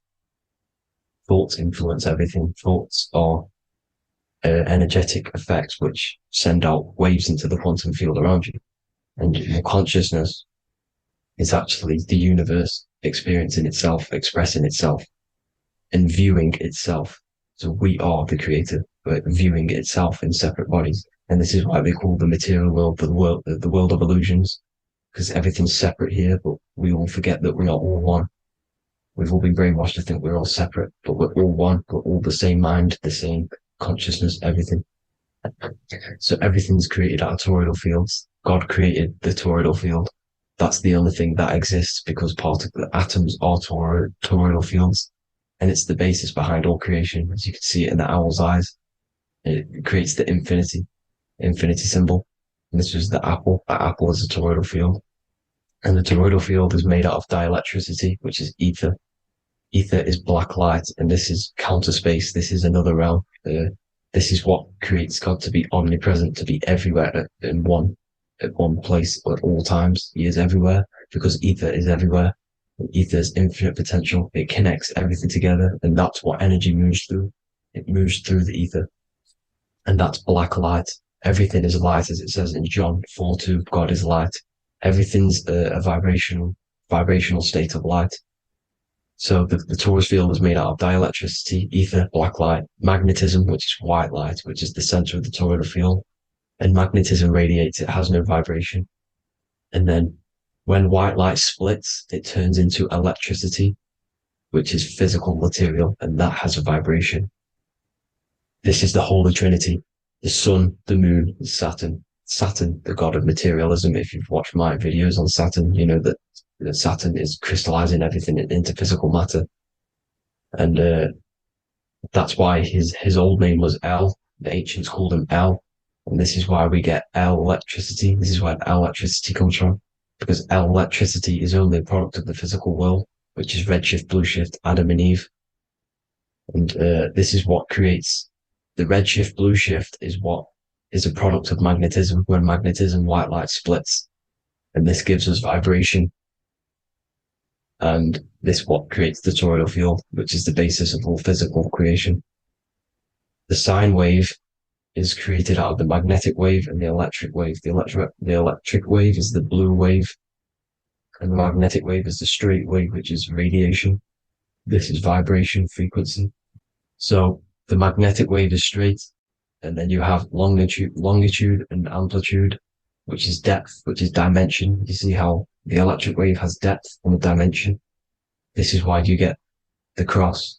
This is the cross of Earth. This is the symbol of Earth, of bondage, of physical matter, because it consists of magnetic wave and depth, which is electric wave. And this is where you get the sun cross or the Earth cross, whatever you want to call it.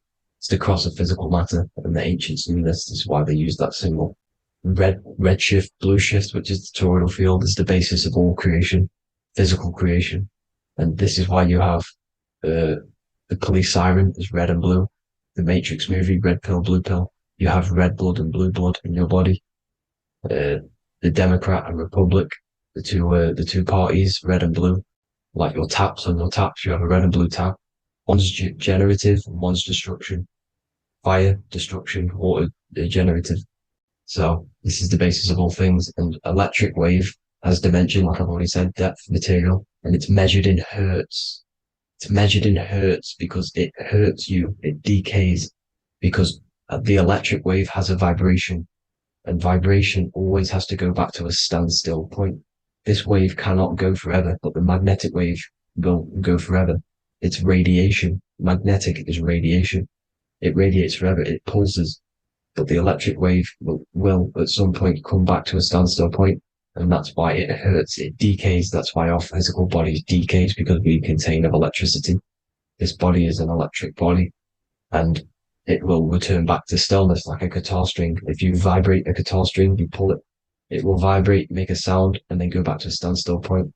It's the exact same with every single toroidal field within the body. It will decay, and this is why our bodies decay, and everything in creation decays. So we're born into sin, the sin of Eve. The sin of Eve is always biting into the tree of knowledge of good and evil, which is the systems in the body. And the sin of Eve is biting into the sine wave. We bit into the sine wave. The sun moves in a sine wave. Our DNA is a sine wave. Time is a sine wave. Everything in this creation is a sine wave. This is why the dollar bill is a sine wave. Magnetism and electricity and electric waves in one. And this is the sun doing its sine wave, which creates, when you go bowling, it kind of creates that pin that you hit over. That's the pin of the sun. The zodiac sign is a sine wave because the zodiac sign is an expression of the toroidal field, because magnetism unfolds into 12ness. And that's why you have 12 zodiac signs, 12 systems in your body, 12 cranial nerves in your head, in your brain. So if you can imagine this, see where my pointer is. Always starts with Aries. Aries is the head. It's the first thing that's created in the womb. And this is Aries, the ram. And this is why it's called a cerebrum in your brain, which is the first thing that creates when you're in the womb. And what's the element of Aries is fire. Fire is the first element. Fire, first, because it's the first thing on the wheel, the first expression of energy. As you can see here, my pointer, this is the center of the toroidal field. It would go Aries, Virgo, Capricorn, Pisces, Scorpio, Cancer. Then we go back to Libra. Libra would be center. But you see how the toroidal field is the expression of the 12 energies. That's what the constellations are, the energy expressions of the toroidal field. So it would go outwards, starting from Aries here, all the way back to Pisces, which is beyond the bottom half. But Libra would be the center. That's why Libra is the equinox. It's the equinox. Libra is when it goes from summer over to autumn. It's the equal. It starts to transition into the winter side. Equinox, equal, which is Libra. And that's why Libra has the two scales. It's symbolized with the two scales. That's because of, the sun moving over. It's being judged. It's equal now, but then it's going to tip over into the winter. That's why Libra is here, the center of the sine wave. Like I said before, magnetic energy unfolds into 12ness. Magnesium is number 12 on the periodic table. It's the sacred number. And this is why the scientists are NASA is trying to bring in another constellation to destroy the holy science of astrology. So Aries rules the head, which is Mars. Taurus rules the neck, the lower head. Gemini, the two twins, which is your lungs, your two twins, your arms, two twins. Cancer, the breasts, or the chest area. Leo, the heart, which is the sun, which is fire, the center of the toroidal field. Virgo, the belly, which is the intestines. Libra, the kidneys, the two scales, the kidneys, balancing out everything. Scorpio, the sex organs. Sagittarius, hips and thighs. Capricorn, I've missed that out, which is the kneecaps. Capricorn, kneecap. Aries, which is the ram, which is the cerebrum in your brain. And then Aquarius, the calves and the ankles, and the Pisces, the two fish, the 2 feet. So everything corresponds, as you can see here. This is an ancient way of depicting it, of the folded human. And this is everything. Each constellation rules that part of the body. gives energy to that part of the body, makes you do certain things. So magnetic energy unfolds into 12ness, electricity unfolds into sevens. That's why when you get electric, the light spectrum that we see, it consists of 7 colors.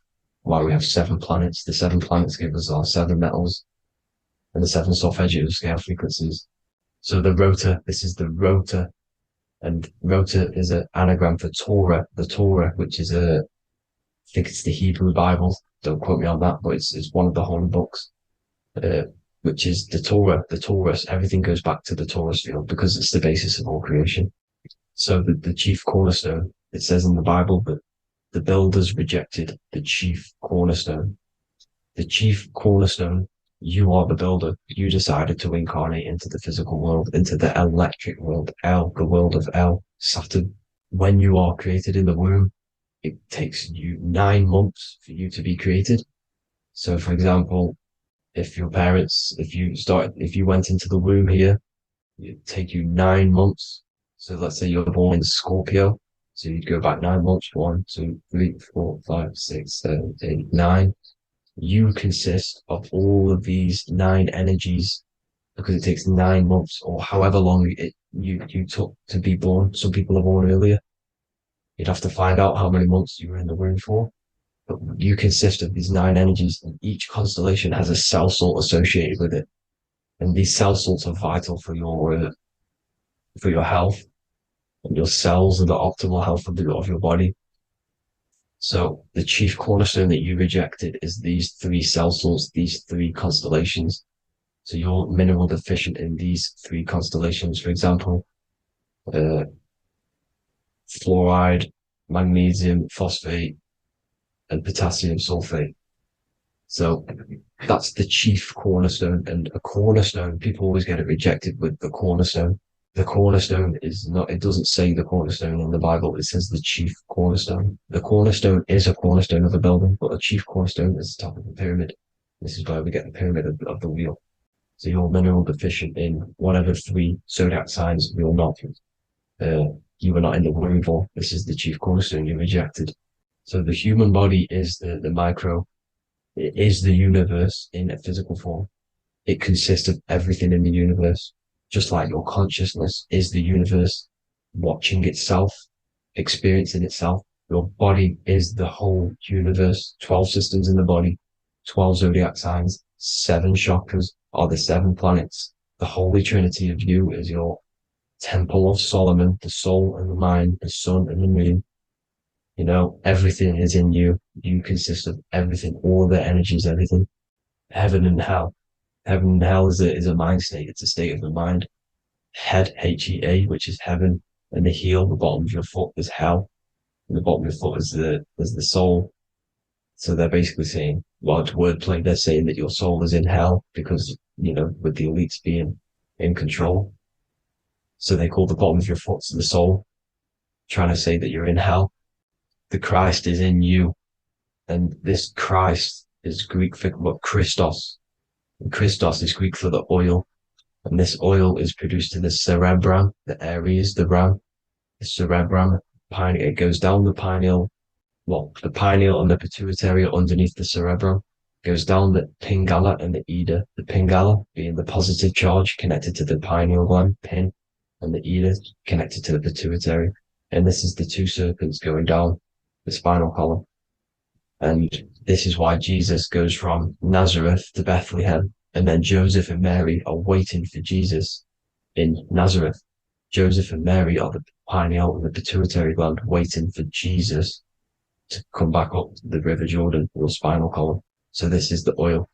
This is the story of Santa as well. Santa comes from the North Pole. Why? Because the North Pole of the Earth is the center of the toroidal field, and the North Pole of you is your spinal column, which is the North Pole of the toroidal field. The North Pole, he comes from the North Pole. This is the North Pole. This is the South Pole of the toroidal field. Comes from the North Pole, which is your mind. And he goes down the chimney and then back up the chimney. This is the chimney.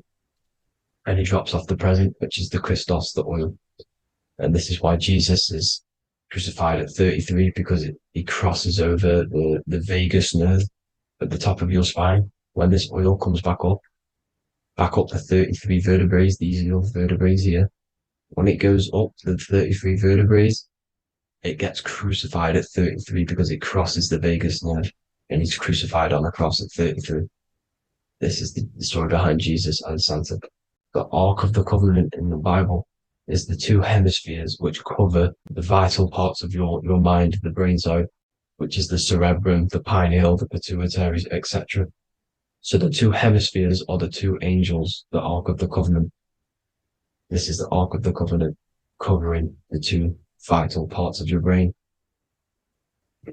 So these are the optic thalamus is another part, and it protects the Christ oil, which is inside at the center of the brain.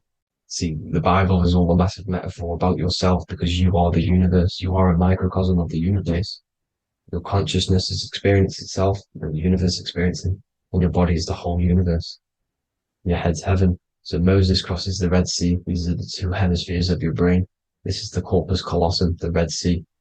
So he's pretty much saying that he's uniting the two hemispheres of your brain, because most people in this generation are stuck in the left brain, which is just logic, reasoning, science and maths, writing. And this is what school teaches you to do. It keeps you stuck in your left brain. And you want to cross over to you want to cross the Red Sea, which is the corpus callosum, to the right brain, which is awareness, art awareness, creativity, imagination, intuition, insight, using the higher mind, creativity, imagination. If you don't have intuition, then you can't read energy, you can't pick up on bad things. This is what Moses is symbolizing by crossing the Red Sea. And it's also the upper room where Jesus met the 12 disciples. 12 disciples are the 12 cranial nerves in your brain. It doesn't just represent the 12 zodiac signs, the 12 disciples. It symbolizes many different things. It's like I said, the universe consists of 12ness. So you have 12 cranial nerves in your brain, and that's the 12 disciples as well. And they want you stuck in your left brain, which is the five senses, materialism. So they say in the Bible that Satan blinds the mind. Satan is Saturn. If you've watched my videos, Satan is Saturn.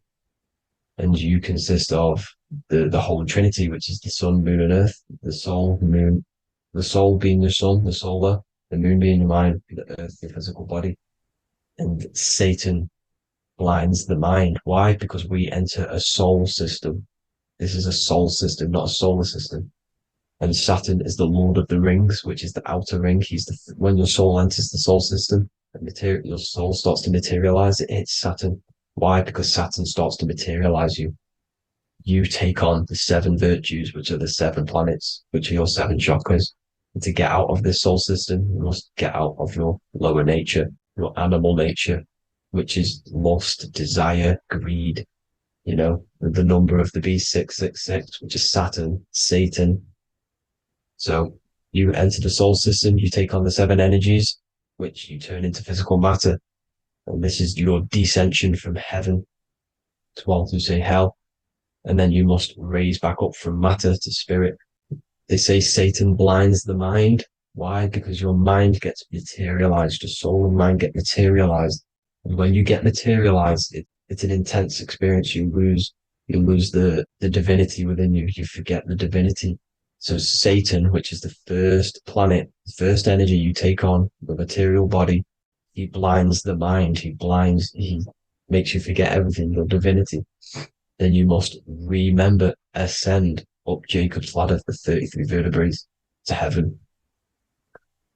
And this is a microcosm of the macro, because you will ascend back up to heaven if you do this, when you leave your physical body, when your body decays. So when it talks about in the Bible, completely destroy them, the Hittites, the Amorites, the Canaanites, all the ites. This is what God says to the Israelites. It says completely destroy them. It's basically symbolizing saying destroy your lower nature. The Canaanites, cannibals. We're under a Canaanite system now, which is cannibalism. And this is flesh eating, lust, greed, all the demonic stuff, all the lower vibrational stuff, the lower nature, eating, sex, and survival, the lower 3 chakras. You must get out of these lower 3 chakras and return back to spirit, which is heaven, which is spirit, love, being holy, being truthful, being passionate. going back to Satan blinding the mind. All of the planets are made out of these three symbols. Satan blinds the mind. And that's why Satan's symbol, this is the symbol for Saturn, Satan, the symbol for Saturn is the cross, which is physical matter, the earth, over the moon is your mind. So the Saturn symbol saying matter over mind, he blinds the mind, Satan blinds the mind once you enter the soul system. And you must remember, in the Bible, it talks about the Genesis, which is Eve, the sin of Eve, which is biting of the tree of knowledge. The serpent which wraps around the tree, it says the serpent placed himself on the tree. Well, the serpent is the spinal column. It's the serpent telling you eat from the tree of knowledge of good and evil, which is your nervous system. And eating from the tree of knowledge of good and evil is doing bad things. For example, over-sexualized, overeating, eating the wrong food. That's eating from your nervous system. It's decaying you. And it's preventing you from achieving the God self, the God consciousness. This is the symbolism of, the tree on the serpent, telling you to eat from the left brain, with the left brain being the sinister. Sinister is Latin for left. That's sin. Sin is left. And left is lefty Lucy, Lucifer, right, righteousness, right, God, godly. The tree of knowledge of good and evil, which is your nervous system, because it determines good or bad. That's the only thing you experience in this world is your nervous system. And then the tree of life is the cardiovascular system, and the Garden of Eden is your body. So that's it for this video, people. I hope you've got a greater understanding of how you are the universe and everything is inside of you. Just keep in mind you are the universe experience in itself, and your body is a reflection of everything. The 12 constellations, the 7 planets, everything's inside of you. This world is an expression from the inside outwards. You can't affect the outside world to manipulate reality. Everything's inside of you. I hope you got a greater understanding of this. God bless.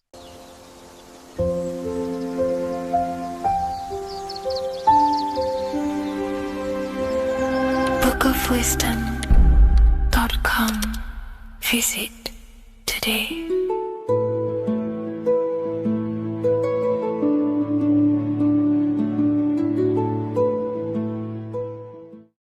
You're living in 4 planes of existence right now, but most people are only aware of one. And that's why they feel lost, disconnected, and stuck in cycles they can't explain. If you don't understand the blueprint of reality, you'll keep trying to fix the physical, while the real causes lie in the unseen dimensions that you have direct access to. You must understand is that the universe only exists in the mind. Everything is a projection of consciousness. Therefore, consciousness produces everything. Our internal world is consciousness. Our external world is this physical body, physical world.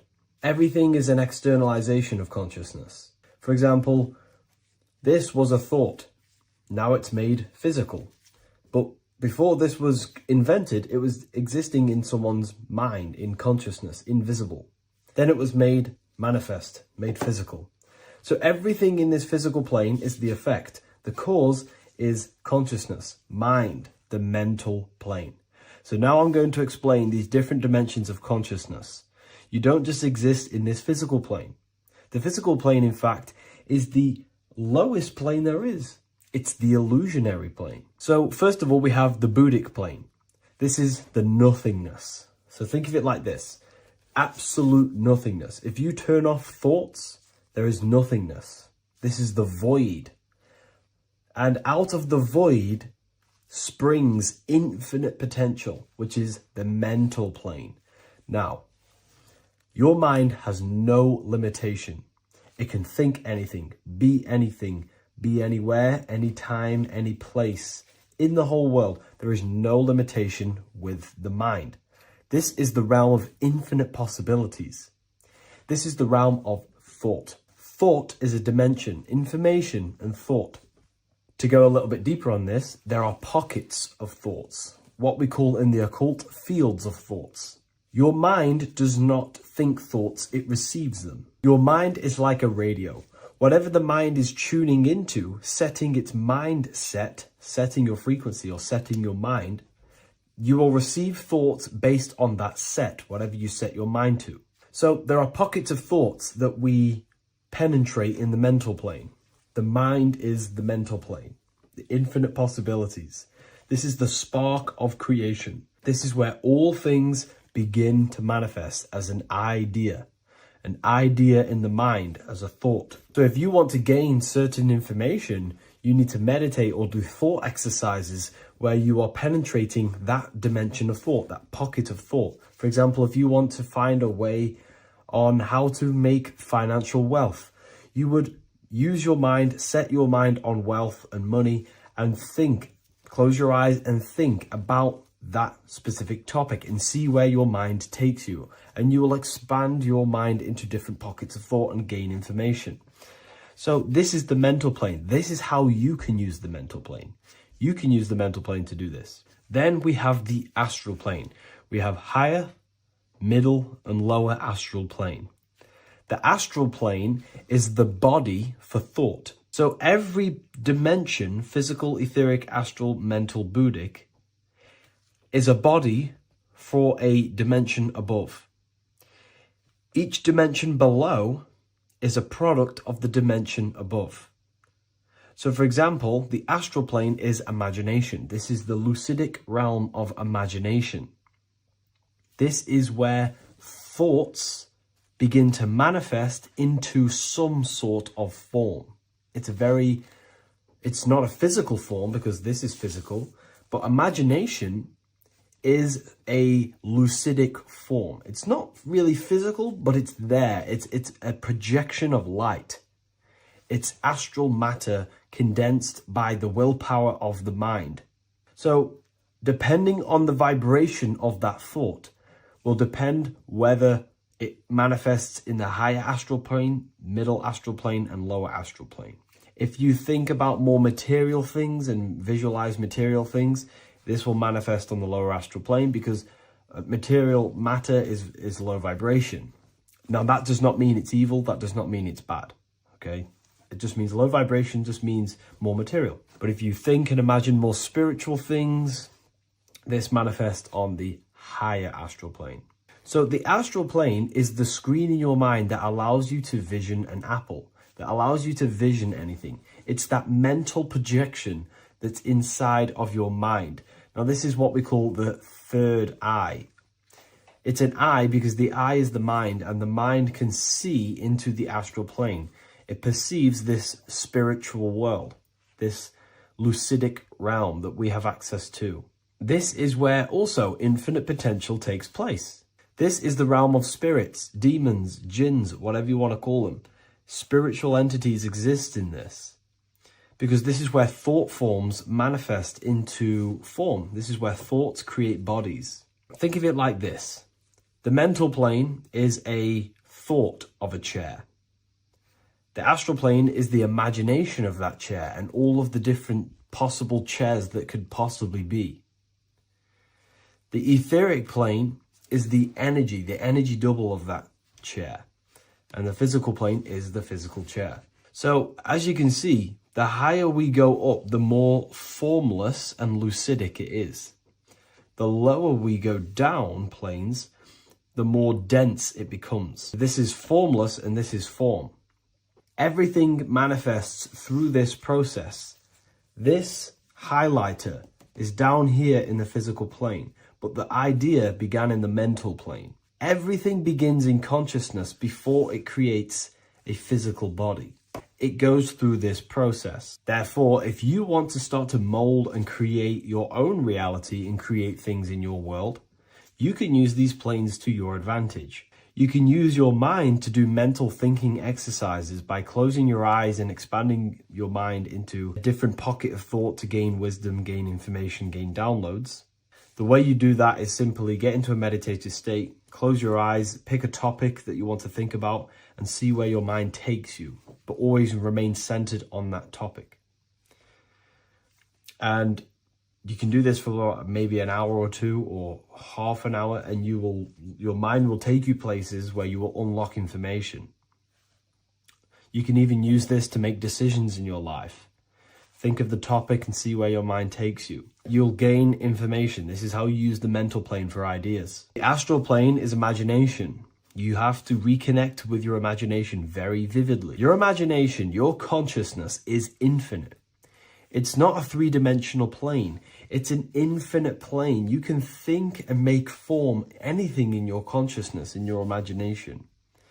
You can think anything and you can imagine anything in the most vast details. You just have to reconnect with your imagination. I have a free book on my website. I'll leave the link in the description. It's an ebook. It's called Activating the Inner Eye. This is going to help you reconnect with your imagination. It's a practical guide on how to imagine. So once you know how to use the mental plane and astral plane, thought and imagination, you pretty much need to use the physical plane to take physical action with this physical body that you have and start to manifest these desires you have in the higher planes. Now, it's very important that we master the mind, because the mind is the very fabric of reality. We become what we think about. Your life is a product of every thought you thought in the past. It is the mind that directs the flow of consciousness. And wherever this consciousness is flowing is what you will create in your life. Consciousness is the most potent force in the universe, and the mind is pretty much the universe in a microcosm form. It is infinite potential, and your mind will continue to expand into new realms of thought forever and ever and ever. You are eternal. You are not this physical body down here.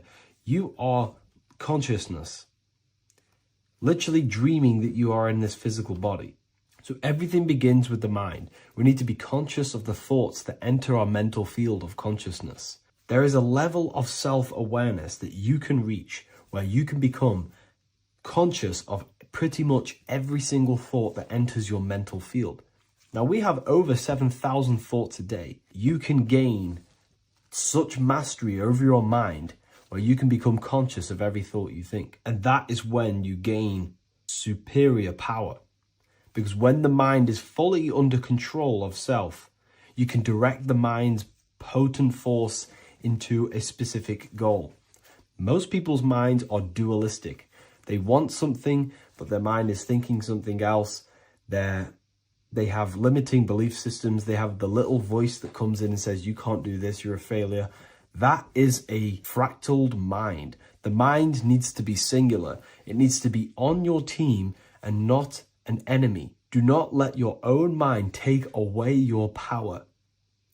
Your mind should be on your team, giving you power, giving you the best possible thoughts and the best possible beliefs. When the mind is in this condition and on your team and not taking away your power through the destructive thoughts, it becomes a potent, powerful force used for manifestation to create anything. And the way we get the mind on your team is through constant meditation to learn how to control the mind and turn it on and off. Subconscious reprogramming through visualization, affirmations, cultivating emotions associated with your goal. All these three ways we can reprogram the mind slowly over time so that it becomes powerful and becomes on your team and doesn't give you negative contradicting thoughts. When the mind is fully aligned on one thing, it can create massive empires and things in your physical reality. So I hope this video helps, and I'll see you in the next one. Welcome to Revival of Wisdom. Today, we're going to be talking about portals, portal symbolism, what portals are, okay, and how they show them to us, because they have to tell you the truth, guys. This is the thing with the universal law. They have to tell you the truth. And they tell you through symbols, they tell you through movies, and different things like that. But let's jump straight into this. So first, I want to talk about the Freemasonry symbols. Okay, so first we got, obviously this is some Freemasonry art, but notice how you've got the ladder with a key. Okay, so this is ladder symbolism with a key. So maybe this is talking about ascending. Okay, because look, because this is ascending into the heavens, because it's a ladder with humans going up it with a key. In order to ascend, you must have the key. Okay, so what else do we have with a key? Well, the Netflix show Lock and Key, which is all about portals and keys. Because what the keys do, they open doors, gateways. Okay. So what's interesting about this is that they've got this key here, which represents the Kundalini energy rising up the spine. Okay, but we'll come back to this.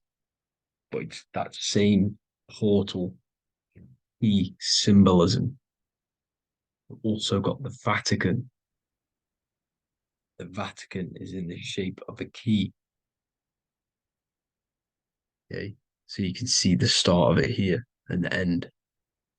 So this is key symbolisms. Keys open doors. And notice how it's got the 8-pointed star. Okay, what is the 8-pointed star? Okay, we'll come back to this. This all ties in, guys. I'll break it all down for you. But then you've also got the god Janus. Janus, okay, is known as the god of the doorways. He's an ancient god of Rome, and they worshipped him. However, he's not a god, he's more like a high level ranked demon. Because he is the god of the doorways. And notice how he's got two faces. Because doorways always have two sides. You're going into somewhere, there's always two sides of a door. And he's always depicted with two sides of a face and a key, because he holds the key to the doorways, to the portals, to other worlds and realms. Okay, as you can see, he's always got two faces and a key. Okay, so now we have the Sumerians, the Anunnaki, and they are always depicted with the two faces. Why do they have the two faces? Because they're symbolizing doorways, and the Anunnaki come to Earth through doorways and portals. So these are what these gods are symbolizing in their artwork. But they always have the 8-pointed star. Okay, what is the 8-pointed star? You see how they always have. Look, let me try to find another one. It's the 8-pointed star. This 8-pointed star is Polaris. Okay, Polaris, just like the Vatican has the 8-pointed star with a key. Polaris is the center star. Polaris is a fixed star, it doesn't move. Okay, so the Anunnaki symbol is also the 8-pointed star. So this is symbolizing the portals and doorways that they come through in order to get to the earth. But Polaris is that center star which does not move. It's always symbolized with the 8-pointed star, just like a compass. Why is a compass the 8-pointed star? Because at the center of our realm is where the most electromagnetic energy is stored. As you can see, we have an aura field, an electromagnetic aura field. So does the earth. And in the center, so like our heart, for example, is where the most energy is stored. And like the center of the earth, this is why all compasses point to the center, because this is where the most electromagnetic energy is stored. Because it's at the center of our realm. Okay. So like I was saying with the lock and key series, see this here? The Kundalini energy rising up the spine, just like your Kundalini energy rising up the spine. me try. I can't zoom in. But you know what I'm trying to say here. Let's go back to Polaris. Because at the center is where pole. Can you see the pole of electromagnetic energy? Polaris, the North Pole. It's symbolized. The truth is in the words. It's like a pole of electromagnetic energy. And this is where the aurora borealis comes from. Notice how it's got the word aura in it because it's the Earth's aura, electromagnetic field, just like you have an aura, also known as the northern lights, because it's coming out of this center hole in the center of our realm where the black sun is. And this is where the electromagnetic energy is coming up from.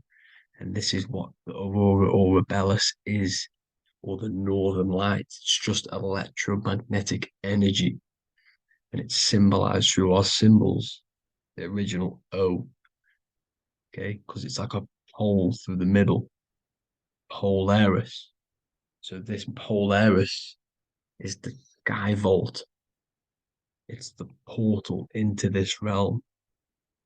Because this is what the Anunnaki are always talking about, always symbolizing with the 8-pointed star. And just like a compass, it's the 8-pointed star pointed to the center, to Polaris. Okay. See here on the Sumerian tablets with the 8-pointed star again.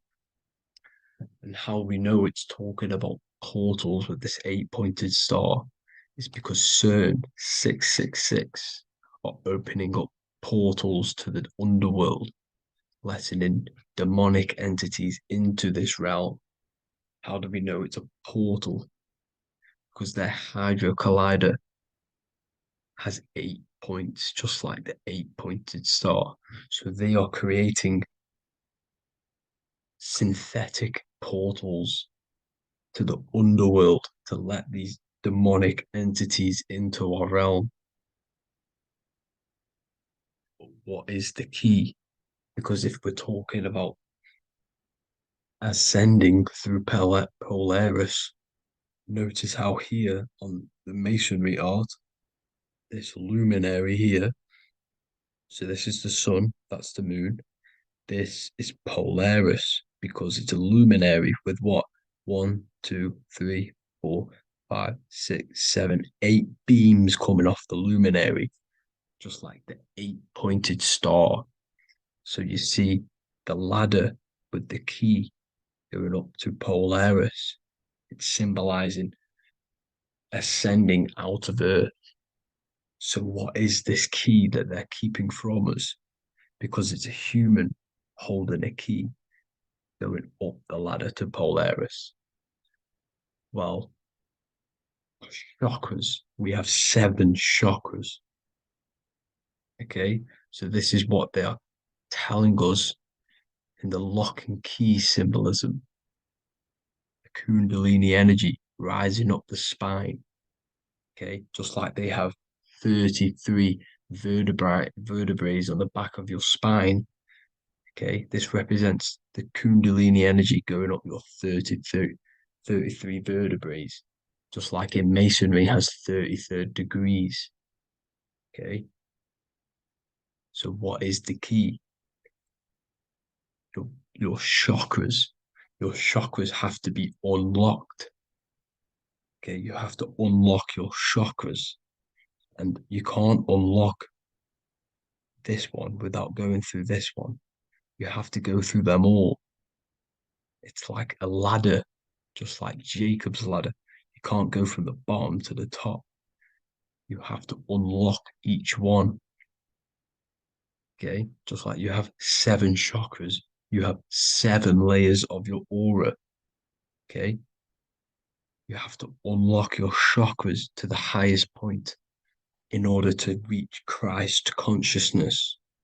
And this is the key that they're talking about. They're symbolizing the organic portal within each and every one of us to ascend out of this realm.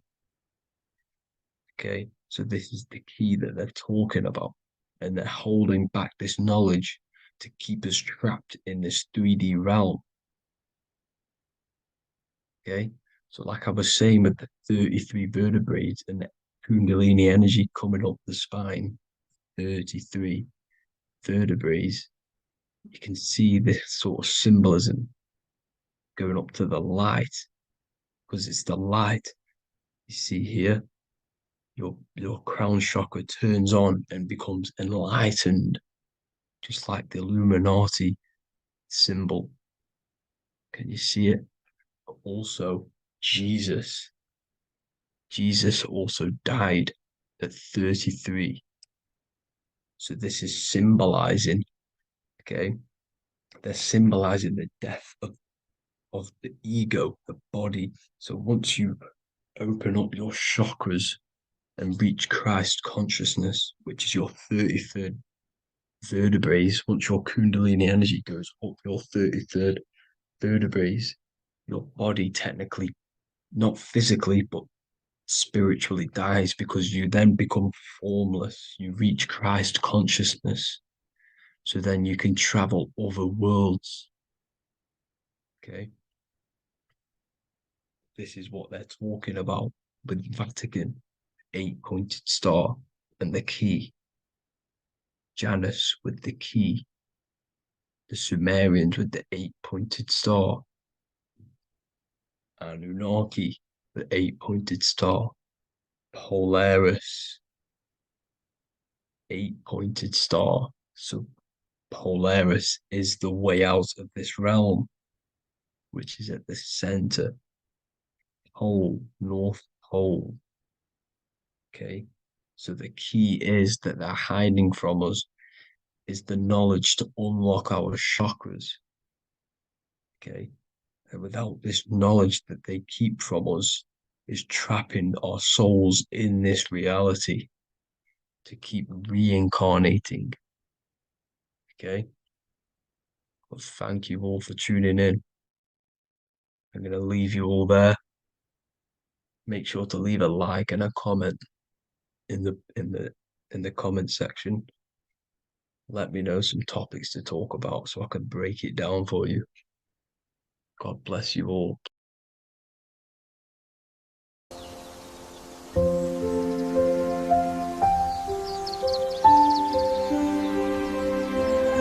bookofwisdom.com.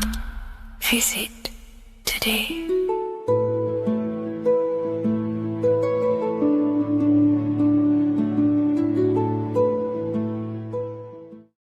What if I told you that the seasons don't just change the external world, they also change your internal world? They have a psychological and a spiritual effect on your consciousness. If you're new to esotericism, you may not really understand this. But if you have some deep understanding of as above, so below, you already know this. But today we're going to be explaining it in great detail. So tune in, take a pen and paper, maybe make some notes. So we have 4 seasons. The sun is the main source of life on the earth, and it changes the circumstances on the earth in 4 different ways. Of course, we have spring, summer, winter, and autumn. These are the 4 states of the earth due to the sun's cycle. Not only do they take place on the earth, they also take place on you, your body, your mind, your spirit, your consciousness. They change things internally and externally. The first thing we need to understand is that we have a dual nature. We have a mind, and in that mind, we have an internal self. That's what we call the spiritual self.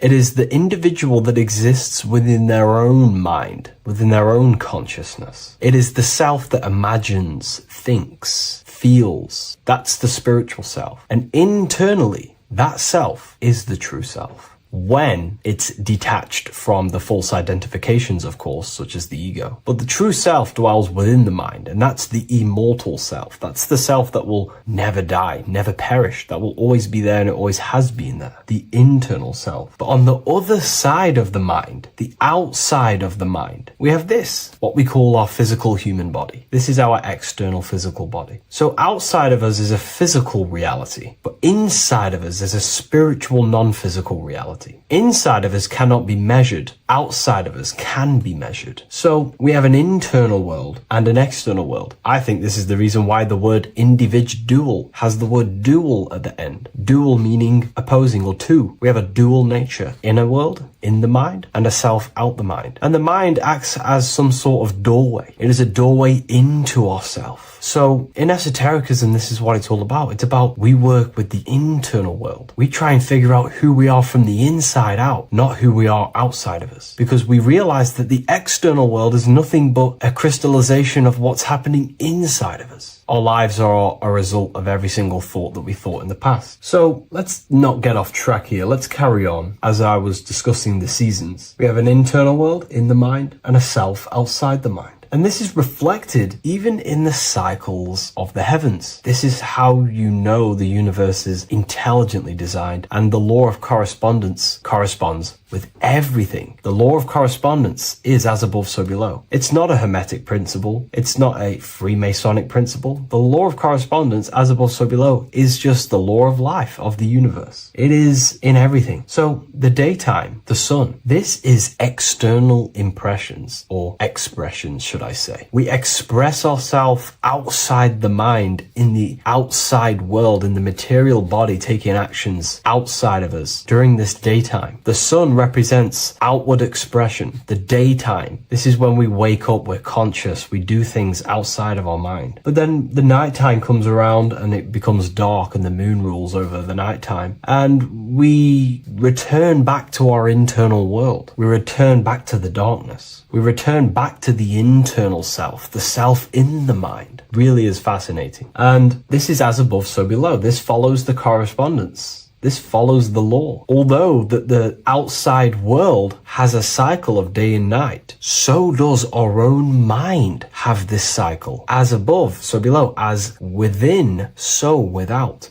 What's happening outside of us is also happening inside of us. The mind is also going in a cycle. Because in the daytime, the mind wakes up and we express things externally. But when the sun goes away and the electromagnetic rays of the sun are not very strong, our brainwave decreases, our body activity decreases. It slows down and we return to the internal self. The body switches off and we return to the internal self in the mind. We enter in the doorway of the mind and return to the internal, the spiritual self. And when the body is less active, this is when we are more connected to the internal world, our spiritual true self. So as above, so below corresponds with the day and night, the sun and the moon. The moon represents our internal world, the world inside our mind, the self inside the mind. And the sun represents the external self in the external world. So not only are these cycles happening in nature, the darkness outside of us when the sun goes away is the same darkness that we go within ourselves when we go to sleep. It's the same cycle. Our bodies are in the cycle of the external world also, as above, so below. But then we can even take this even further. This fractals down even further. If we look at the cycle of the yearly cycle of the sun, which is what we call the 12 zodiac signs, we notice that these 4 seasons also take place in every single cycle of the day. So a yearly cycle can be seen as a big version of a daily cycle, or a daily cycle can be seen as a smaller version of a yearly cycle. For example, if we look at Aries, which is spring, this is when the sun springs everything back to life in the spring. This is when the crops start to spring up and start to grow again. But we could see that at 6 a.m. in the morning, when the sun rises and just cracks over the horizon and starts to bring light into our day. Aries is associated with the morning time also as spring. Morning time is a smaller version of spring. Then we look at the summertime. The summertime is midday, when the sun is at the top of the middle of the sky. This is when the sun is most powerful, most radiant in our day. This could be seen as the summertime. Then when the sun starts to set, this is associated with autumn. Autumn time is the sunset. Then the winter time is associated with the nighttime, the midnight, when everything's very dark. So a daily cycle is basically a smaller version of a yearly cycle. And just how I explained how the cycle of the sun outside of us also happens inside of us with our consciousness falling asleep when the sun goes away, is also happening to us on a yearly cycle also. So the daytime is associated with the summer and the nighttime is associated with the winter. The winter is like the inhale. The summer is like the exhale. It's the breath of the universe, just like how we breathe in and out of our lungs. Everything takes this rhythm and polarity, okay? So winter is associated with the self and the world inside of ourselves, inside of our mind, the spiritual self, the internal. Because the winter is when the sun's rays, electromagnetic rays, are not very powerful. And this decreases brainwave activity, making us more connected to our internal world, inside the mind. But the summer's the complete opposite. The summer is when the sun is very, very powerful. And the sun's powerful electromagnetic rays increase brain activity, making us more actionable in the physical world outside of our mind, in the external world. So summer is the daytime and winter is a big version of the nighttime. Vice versa. Just like how in the winter, we're more in the house. We're inside buildings because it's very cold outside. Animals hibernate. They go inside. They go into little places. They collect all their food and prepare for the winter. They go inside. They go in darkness to hibernate. So does our consciousness, our spirit, the self inside of our mind. We can use these cycles to our advantage, to evolve spiritually, to connect and be more balanced. You know, I've mentioned a lot of this inside the university to my members, to the family inside of there. We discussed this. We had a great discussion about this. And, you know, the live calls we have are priceless. The conversations you can have with someone when they're awake, you never forget them. You always have deep, meaningful conversations. And we discussed this deeply, and we're going into some interesting things about how we can use these types of changes in the seasons for our spiritual growth. We even discussed about spring and autumn and how they're associated with the different spiritual bodies that we have. But anyways, let's not get off track. Lucid dreaming,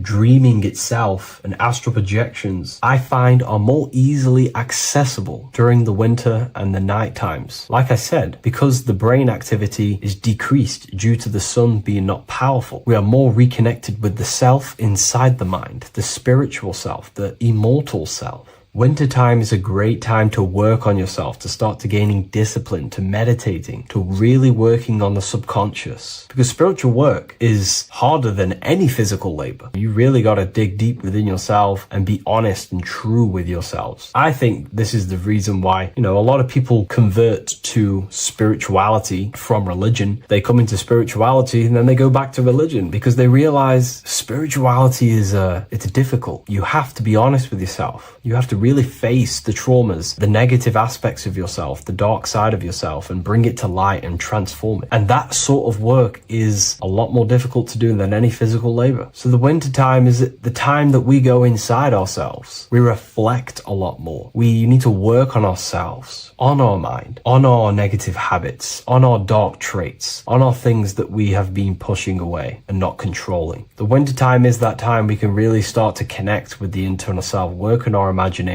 work on our mental willpower, work on all of these things like lucid dreaming, astral projections, and purifying ourselves, removing any mental barriers, any negative belief systems that may be subconsciously holding us back. It's easier to access the subconscious in the nighttime and in the winter, especially the winter. That's why I made this video, because we're in autumn now. We're transitioning into the winter. So I thought I'd share this with you all. And it's important to understand that you are a microcosm of God. Like I said, the law of correspondence associates with everything in the universe, people. Everything. And that's the best thing with the law of correspondence. And I've been using this for the past 3 to 4 years, right? The law of correspondence has determined and filtered out so many lies that was given to me, that's given to you, that's given to everyone in the world. The law of correspondence is like a filter. If someone gives you a piece of information, for example, gravity, and it does not apply with the law of correspondence, then you know it's a lie, because it's a universal thing. What happens inside of me also happens outside of me. What happens in my astral world happens in my material world, more than likely. As above, so below corresponds with everything. The same structure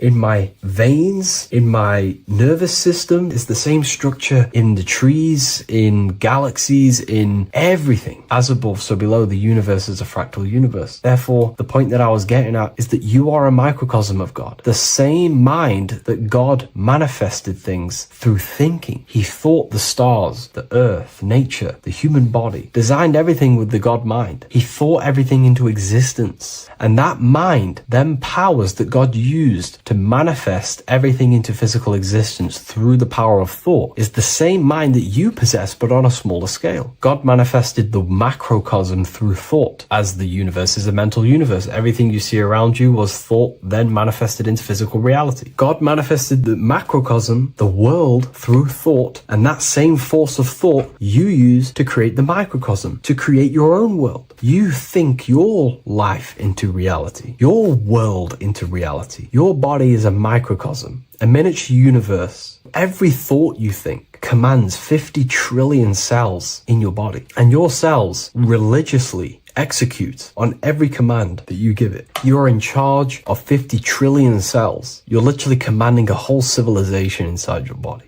And this is how you are a reflection of the divine. The God mind created the macrocosm, the world, and you create your own world inside that world using the same power as thought. Very powerful. So everything that happens outside of you is also happening inside of you. The law of correspondence is the most important, the law that you could possibly learn, because it makes everything so clear for you in the universe. Makes life so clear. You see the reality for what it truly is. It's a reflection of the higher dimensions. Just like how reality right now is a reflection of what's happening inside of people's minds and consciousness. We can't blame the elites for all the negative things that's happening in reality, because all the negative things that's happening in reality is the negative things that's happening in people's minds. We need to take control of ourselves. So with that being said, thank you all, everyone. If you wish to read more, 90% of you watching this video have already got this book. I want to say thank you for your support. It means the world to me. It makes me research more and write more books, and the book of symbolism is coming very soon. So thank you, everyone. I'll leave a link in the description for the university,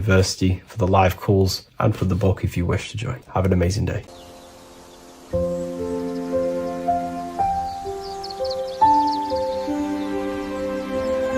bookofwisdom.com. Visit today.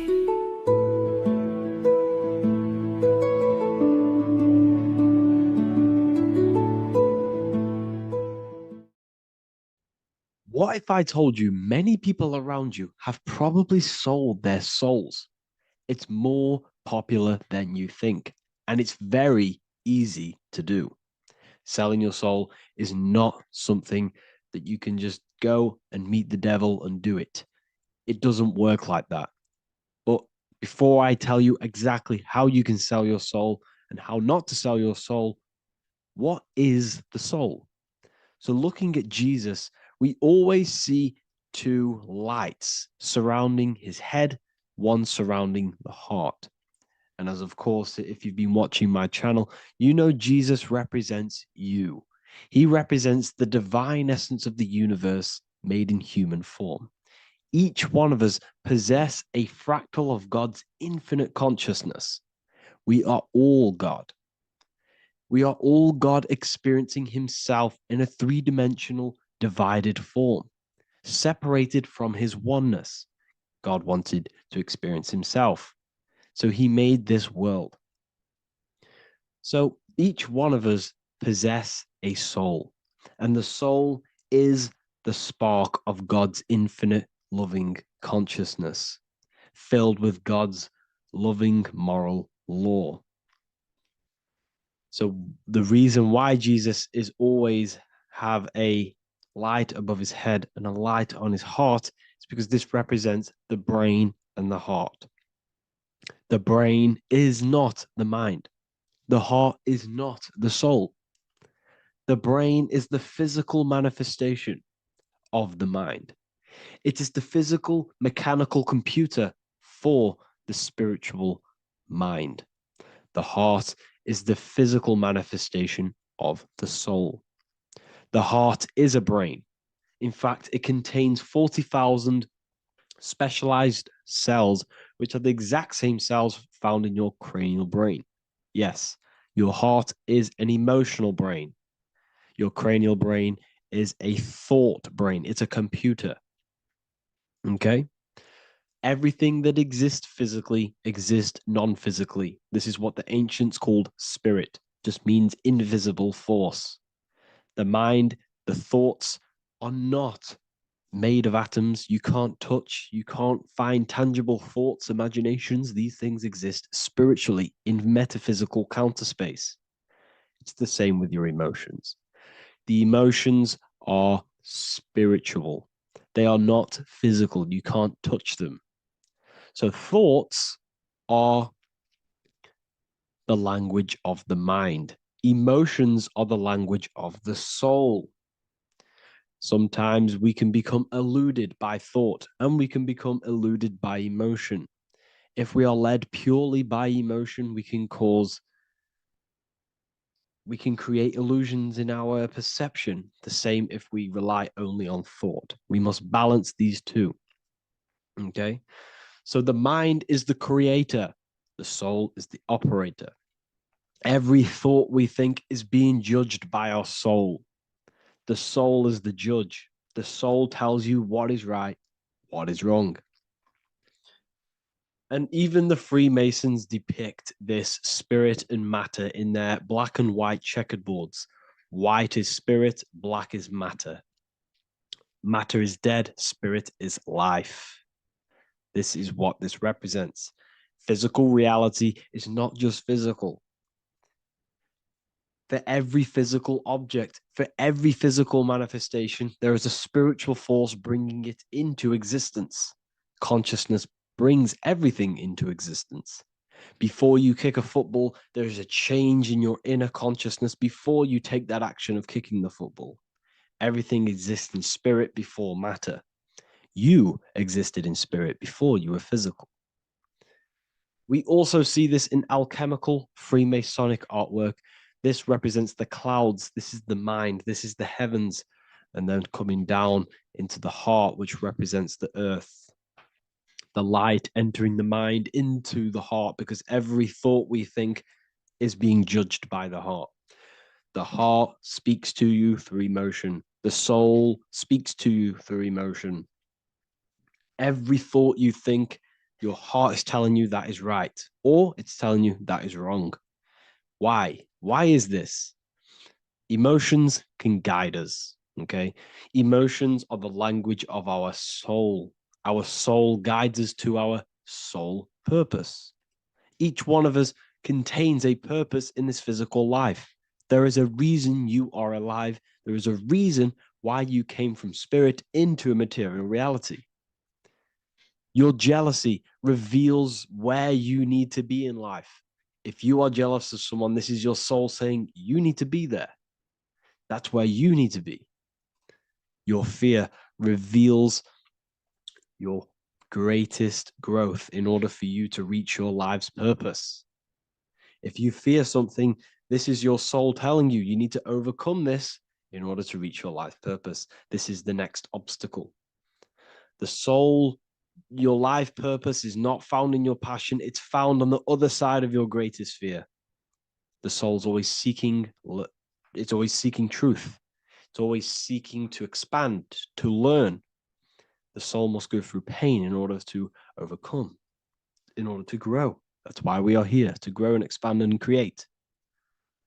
We also see this in alchemical artwork. Again, the mind in the clouds, the heart and the soul. They must work in unity. Each one of us contains the spark of the divine, which is the soul. Okay? Which is the soul. This is the operator. God, generator, operator, destroyer. The generator is the mind. The operator is the soul. The destroyer is the body. Everything will generate, everything will operate, and everything will die. That's the Trinity, the Father, the Son, the Holy Spirit. There's always a Trinity, Brahma, Vishnu, Shiva. Okay, so each one of us contains God's law, and it's encoded within our consciousness, within our soul, within our heart. That is what's judging everything you do. Every time you hurt someone, you can feel it. If you've ever punched someone, you can feel it. You know it's wrong. if you've ever stole something from someone, it doesn't matter what you've learned in the past. If you steal something, you know deep down within your soul is wrong.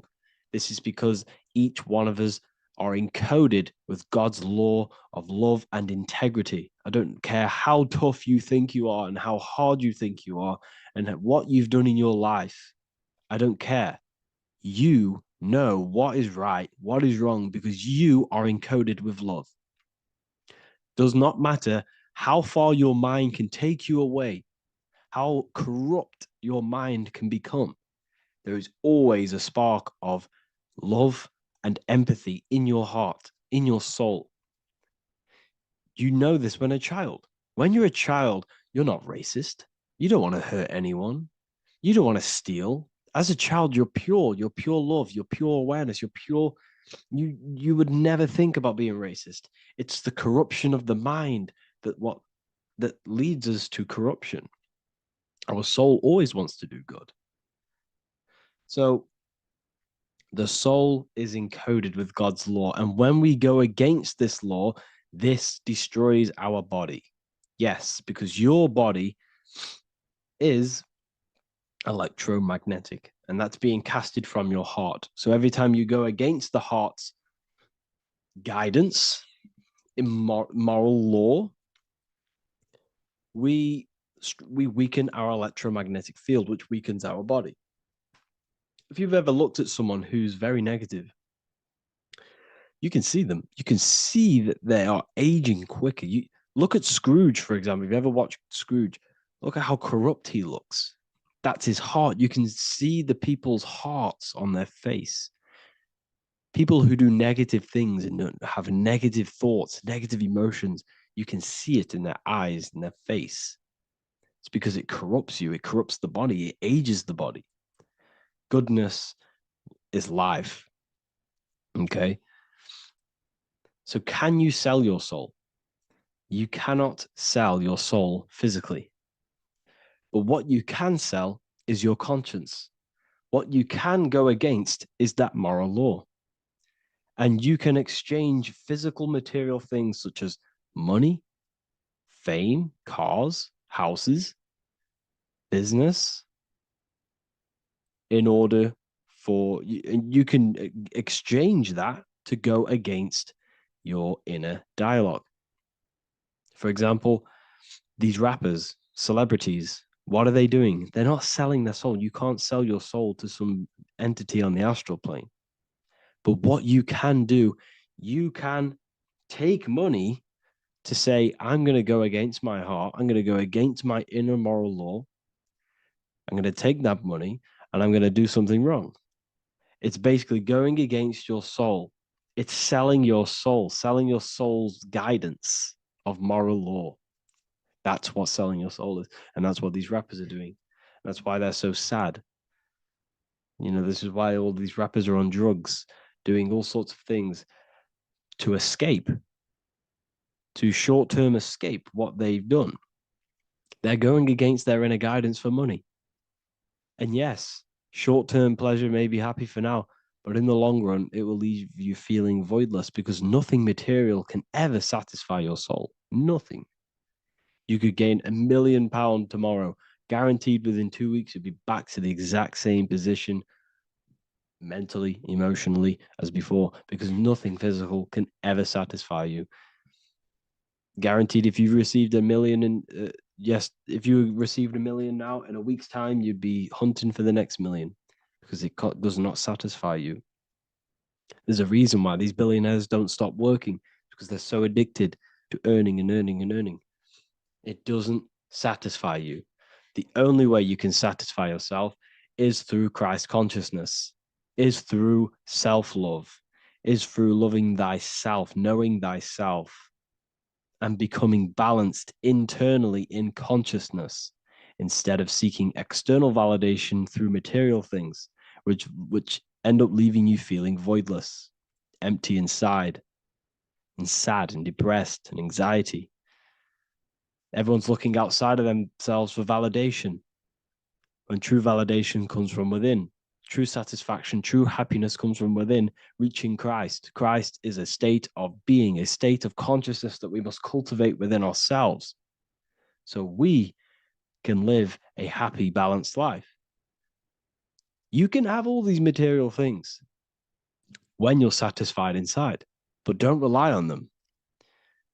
Me, I enjoy material things, but I don't desire them. I don't chase them. I don't rely on them for happiness, for validation.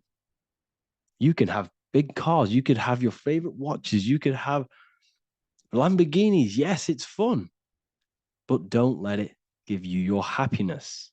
As long as you're happy on the inside, it's okay to have these things. You should seek balance with your inner world and outer world. Okay, so this is what they are doing. Rappers, celebrities, actors, Hollywood, this is what they've done. They've exchanged their inner integrity, their inner law, their inner moral compass for exchange for material wealth, fame, money, and cars. That's what they've done. And power. It corrupts you. They slowly corrupt you. So yes, you cannot sell your soul.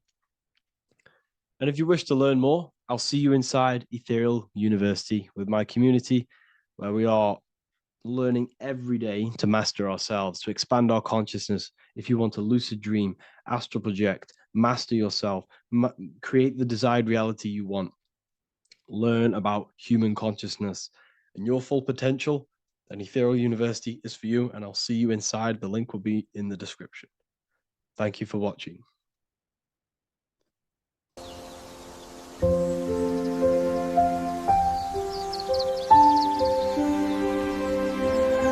bookofwisdom.com.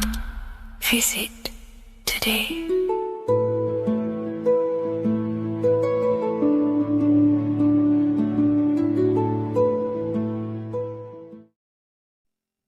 What is good, people? How are we all doing? Today we're going to be talking about the different planes of existence, the occult side of the world, the things they don't teach you in school. And of course, you can only find that on this channel, so welcome. So you need to understand is that your consciousness moves through these different planes of existence, these different states of consciousness, which make up all of you. Okay? They are all interlocked planes. They are all interpenetrated into each other. They are all one. They melt into the plane above and below. You see, each plane is a product of each plane. As above, so below. Now, the higher you go, the more fluid, the more dreamy, the less dense it becomes. The lower you go, the more denser it becomes, the more solid it becomes. The lowest plane is the physical plane, which you are obviously aware of. You are inside of the physical plane now. But while you are in this inside of this physical plane, you are indeed inside of all these other bodies which you have not awakened yet. You have to awaken these different bodies. You have these bodies. Okay? It's like a ripple effect. And the center is the most dense, the most solid. This is earth, heart, the heart of the ripple. And the lower you, the further you go out from the center, the more dreamy, the less fluid, the more fluid, the more less dense it gets until you're one with the all. You see? And this is what it's like. This is what this system is. It's like a ripple effect. Now, let's jump straight into the planes. First, you have the physical plane, made out of 4 elements. Five elements.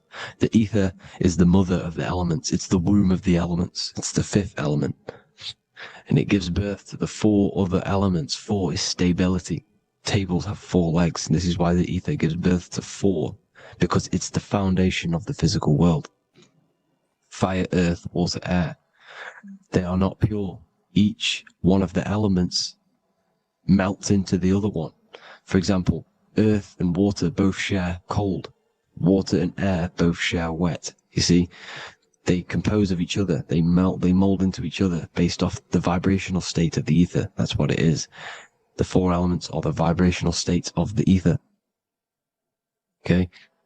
So you have the four physical elements making this, physical world. It's the lowest world. It's the world of effect. This world, whatever you see, whatever you experience, it's the effect. You can't change anything by manipulating this world. You got to manipulate the higher worlds to affect this world, you see? As above, so below. This is the lowest plane. It has three-dimensional. It's the third dimension. Space, height, and thickness. That's all it is. Front, backwards, upwards. You see, it's three-dimensional.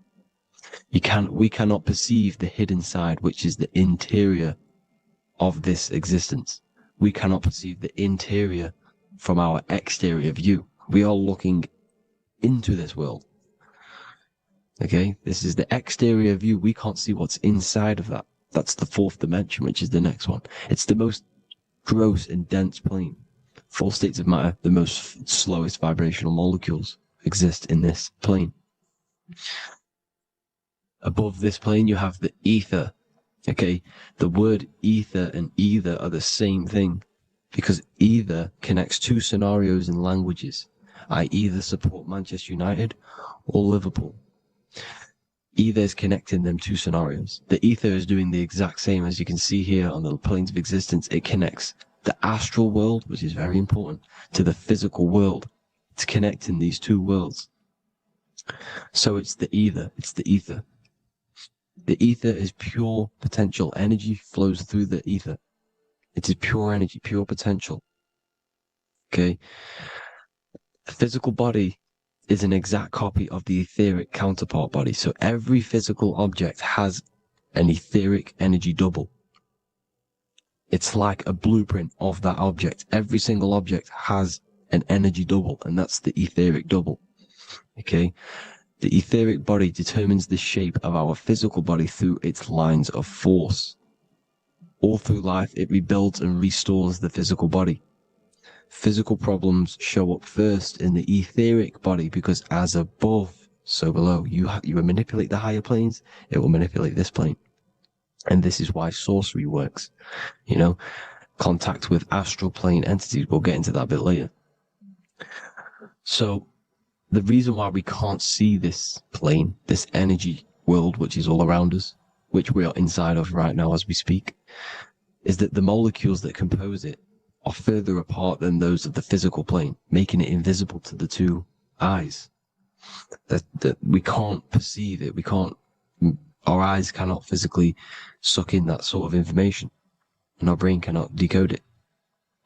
This is why, they brainwash us with all these programs to keep us asleep, to keep these other bodies we have asleep, so we don't find out about these other bodies, and is to make you believe that everything's just a material. Only the material world exists. They don't want you to know is that everything that you see is a result of something you cannot see. As above, so below. There are realities within this reality. This is what I'm breaking down now, these different planes, on how this reality works. So your etheric double is your energy body. You can see here the physical, etheric, astral. Astral is your spirit. The ether is a part of the physical plane. It's like just above the physical plane, but it's still part. But then the astral plane is completely separate. It's another plane, but they're all interlocked. Don't think they're apart. They're all interlocked. They're all one. They all melt into each other. The chakras that we have are inside of our etheric body. They are our sense of organs which tune us to the fourth dimension. These 7 chakras connect us to the astral world, the fourth dimension. Okay?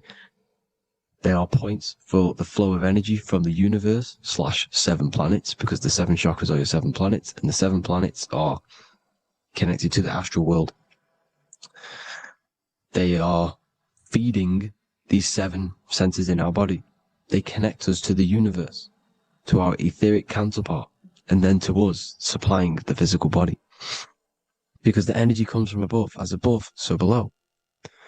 These 7 centers, these 7 etheric chakras, are being supplied with energy from the universe, the 7 planets, the solar system. Then it supplies the physical body. You see?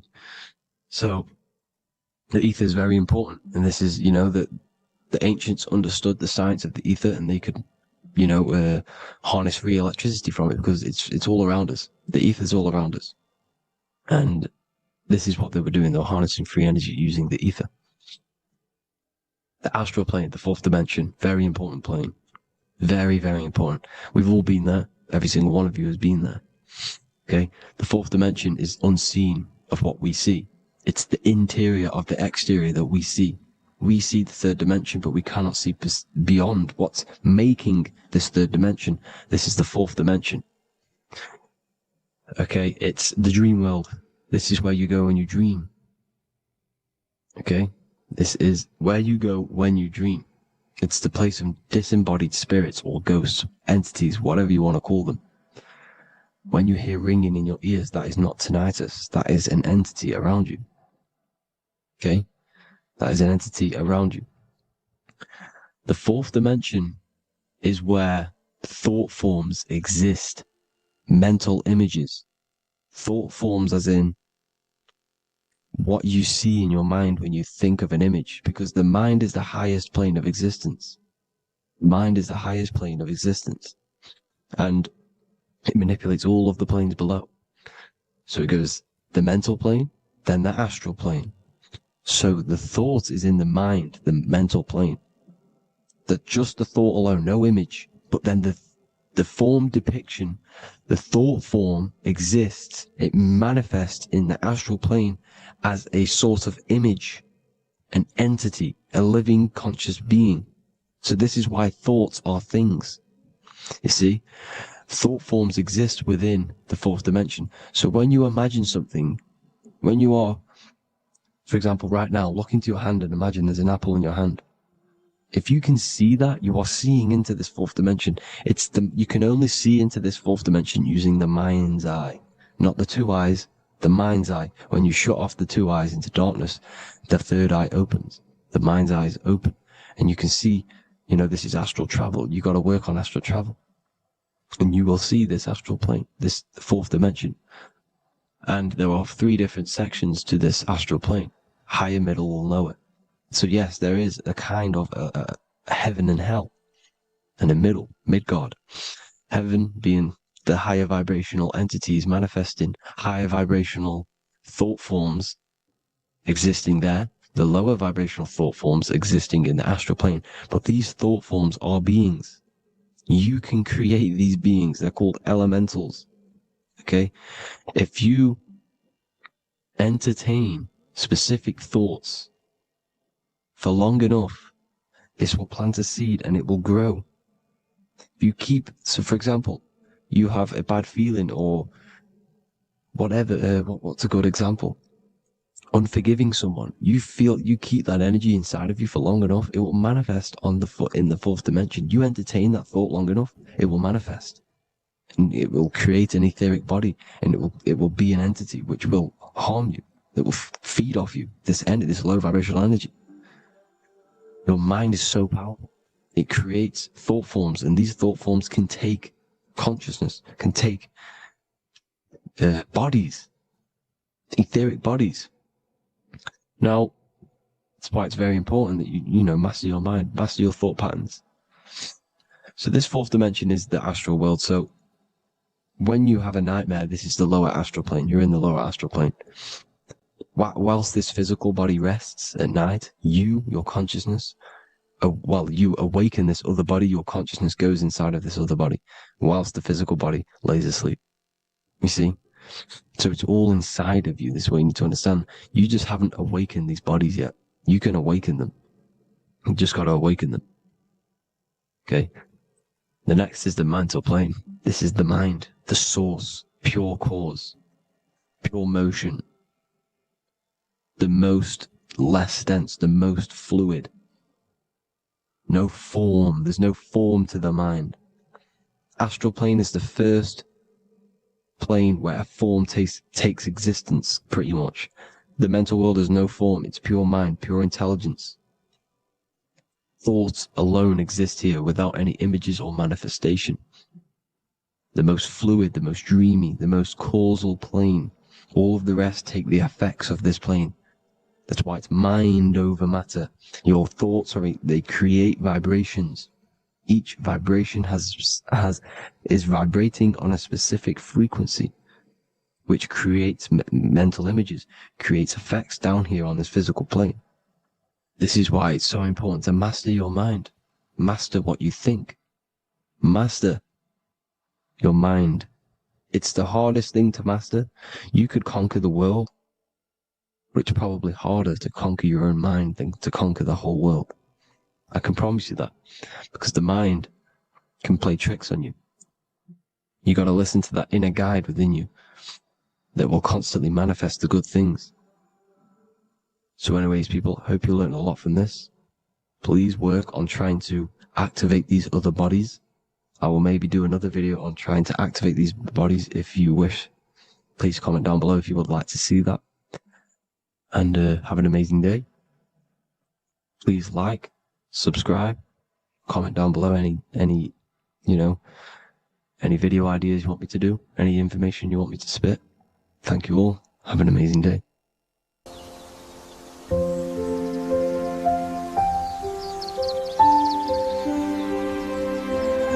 bookofwisdom.com. Visit today.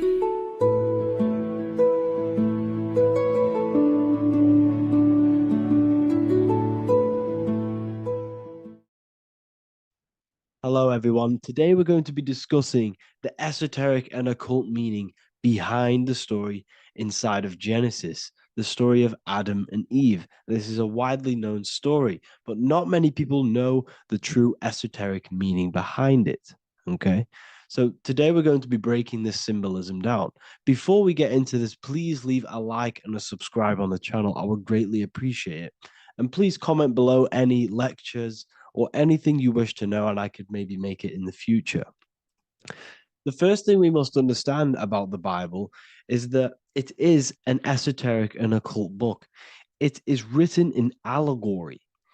It is written in such a way that we understand the book compared to our level of perception. Now, what do I mean?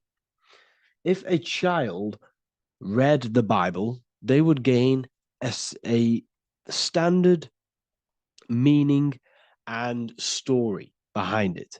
They would gain a normal interpretation of the book, of being good, praise God, and be a good person. However, me, who have studied the occult and esoteric and symbolism for a very long time, when I read the Bible, I see a deeper meaning. I can read between the lines of the allegories, which means the Bible is written in such a genius way that it speaks to your level of intelligence. Depending on how advanced you are mentally and with knowledge, will depend on how you decipher this book and how the parables inside the book can speak to you in your personal life. Okay. So the Bible is the greatest psychological book ever written in history. This is why it's known as the greatest story ever told. It's a story. What we must understand with the Bible is that the Bible creates on the surface a logical way of thinking, which is what we call religion. We read the Bible and if we think logically and we take that book literally, then we gain a religion.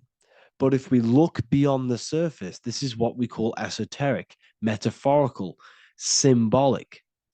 You can read between the lines using our right hemisphere of the brain in deciphering this book and what it truly means to us and the evolution of our mind, body, and soul. What this book actually reveals between the lines is instructions and stories which teach you how to level up your consciousness, how you can sync the mind, body, and spirit and the soul all together so you can live like a god. This is what the esoteric is. It's the purification of consciousness. Now, when it comes to Adam and Eve, okay, what we must understand is that this is the beginning of creation. This represents the beginning of your life in an esoteric way. This is symbolic for the beginning of your incarnation into this physical world. Okay. And we have Adam, masculine, Eve representing feminine. These are the two masculine and feminine energies which create the whole material universe. Okay. And as we are born with a pure consciousness. We are born with pure consciousness. Well, now, what do I mean? As a baby, we have no knowledge.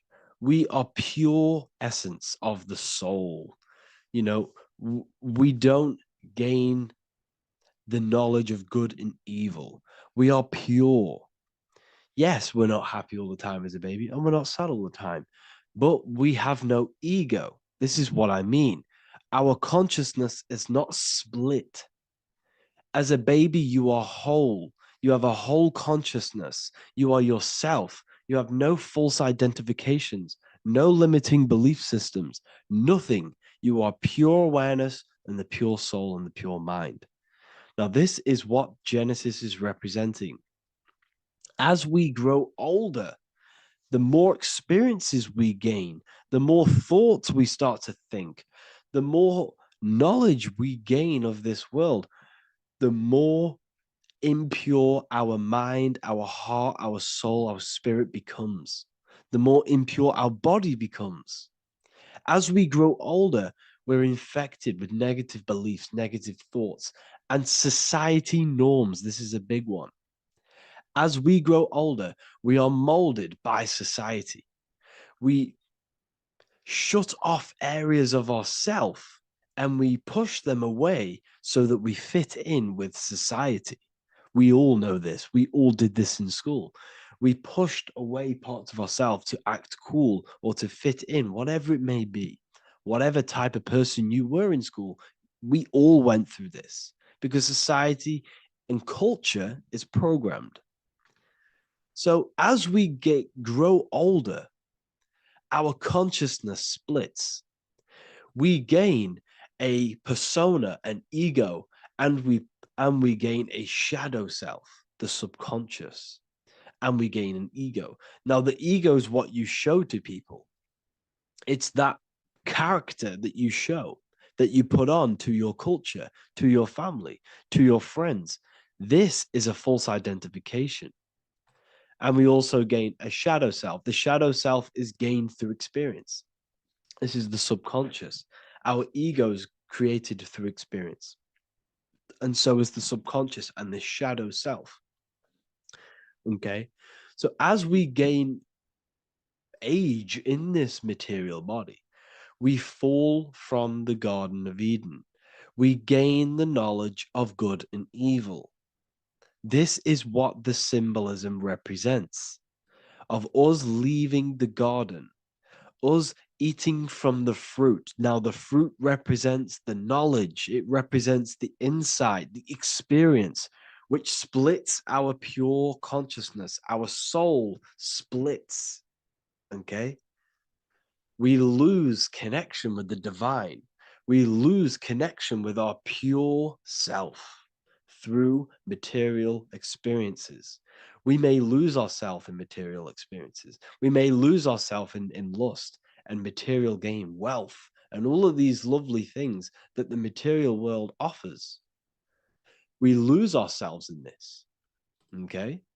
And not only that, there's another symbolic thing that we're missing with being a child. There's another symbolic meaning behind this tree in this story of Adam and Eve. And this is sexual energy. Okay. As we are a baby, we have no ability to create another human life. We have no sexual urges. We have no desire for the material things as a baby. Nothing. As we grow older, our sexual energy cultivates around the age of, it's like 10, maybe earlier for some people or later for some people. This is what we call puberty, when our sexual energy activates. This is when the masculine and feminine energies are present within the body. And we are now given the ability to create human life. We're now given the ability to bring in a soul into the material world. No, this is what we believe and know in the esoteric world. That is what sex is. You're bringing a soul from the astral into the physical. Okay. So as you grow older, you gain this ability to use the power of creation. You gain this force within you that allows you to open a portal in the astral and bring in a soul to the material. Now, this power can be misused. This power is very powerful and should not be misused. In occult and esoteric teachings, we teach and learn sexual transmutation, how we transmute sexual energy into different areas of our life so we can grow and create. Because sexual energy is creative energy. It creates a whole new human being. So if we retain it, we can transmute it into creativity. So this energy is kind of corrupting us as well. And now I'm not saying growing up is evil, all this thing is evil. This is a natural cycle that we must go through. The soul of us must go through this cycle so that we learn, so that we overcome it, so that we gain mastery of ourselves, so that we expand ourselves. I recommend you watch the Evolution of Consciousness lecture that I did on my YouTube. An amazing lecture. Talks about the evolution of consciousness and how we're on a never-ending cycle of life and death and expansion. So leaving the Garden of Eden is symbolic. You see, Eve represents emotion. She's feminine. Adam represents action. That's why he bit the apple. You see, Eve takes the apple and tempts Adam because she's the emotion. She's the sexual desire. And Adam eats it. He releases, he misuses the power of his creation. He misuses his consciousness because of material illusions and material desires. This is natural. Okay. As we grow older in this life, our soul has to experience sin. We have to experience negativity. We have to experience evil. Okay. And we have to misuse this power within us to learn about it so we can overcome it and gain control over it. Now, this is why the Bible says in Genesis 3:6, for God doth know that in the day ye eat thereof, then your eyes shall be opened. Ye shall be as gods, knowing good and evil. This is very, very, very symbolic. We come into this world to experience a dualistic way of reality. We come into this world to challenge ourselves so the soul can grow, because the soul comes from pure love from God. But we come into this world so the soul may know what it's like to be evil. You see, we are like a seed. Our soul's like a seed. And when that seed grows, okay, and it's planted, them roots must grow to hell in order for the top of the tree and the roots to grow to heaven. In order for the soul to reach the highest states, it must descend down into the lowest states. Good and evil. This is the story of good and evil, okay? And this is the story, a psychological story of how the human mind has functioned in this life. This is what this story is representing of how our soul and mind is functioning, how our consciousness is splitting and growing up and evoluting. Okay. Like I said, snakes represent sexual energy. They represent, snake, when you've been snaked. This is why we say you've been snaked, because it represents a temptation of sexual energy. This is why the Kundalini is symbolized as a snake. This is the serpent within us that we can rise to activate dormant brain cells in our brain. Now that's called the Kundalini Awakening. I'm not going to get into that into this video, but this is what it symbolizes, the tree and the knowledge of good and evil, because our body is the tree. Our central nervous system is the tree. The snake is our sexual urges and this false temptation that tempts us to interact with sin, the material world, okay, and go against our higher divine self. This is what it represents. Now, it's very, very symbolic. Not everyone is going to agree with this, but this is my interpretation of Genesis based on my research of occultism, symbolism, metaphors, and me studying the Bible. This is my interpretation, and I hope it resonates with you. It might not resonate with you, but this is what makes sense to me, and this is what has made sense to many other occult researchers who are in this space as well. Okay. So please leave a like, leave a comment, leave a subscribe. I'd greatly appreciate if you could, just give me some support on this channel. We're nearly at 100,000 subscribers, which is insane. I just want to say thank you all. And yeah, I will see you inside the university if you join. I'll look forward to mentoring you, connecting with you on the live calls. There's a new symbolism course which is going to be available very, very soon. And yeah, if you join the university, you also get a 30% discount on all of my products, astrology readings, one-on-one calls, all of my books. Yeah, so I hope you gain some insight on this video, and I'll see you in the next video, and I'll see you inside the university. Have an amazing day.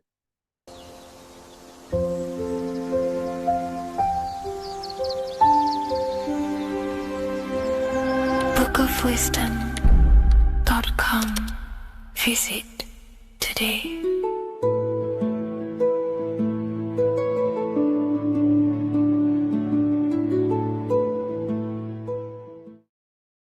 Greetings everyone, it's Revival of Wisdom. I facilitate human enlightenment through occult and esoteric teachings.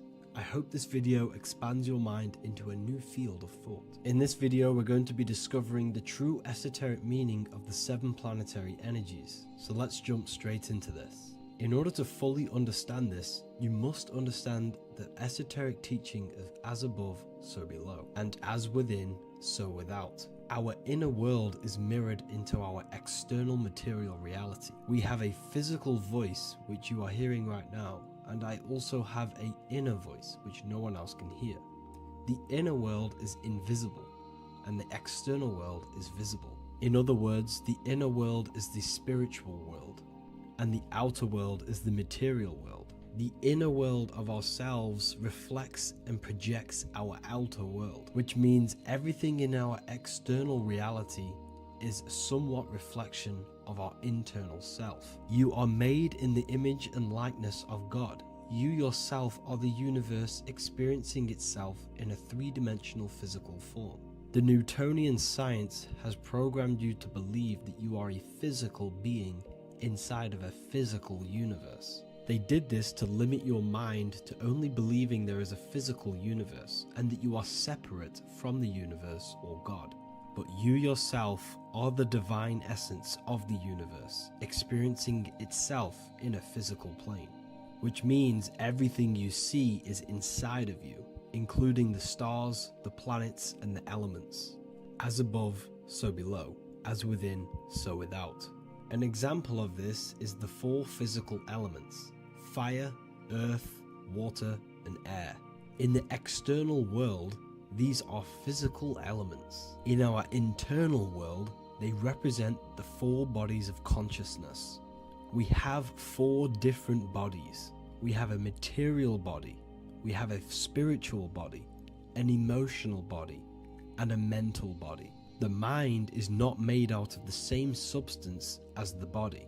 The emotions is not made out of the same substance of the mind and the body.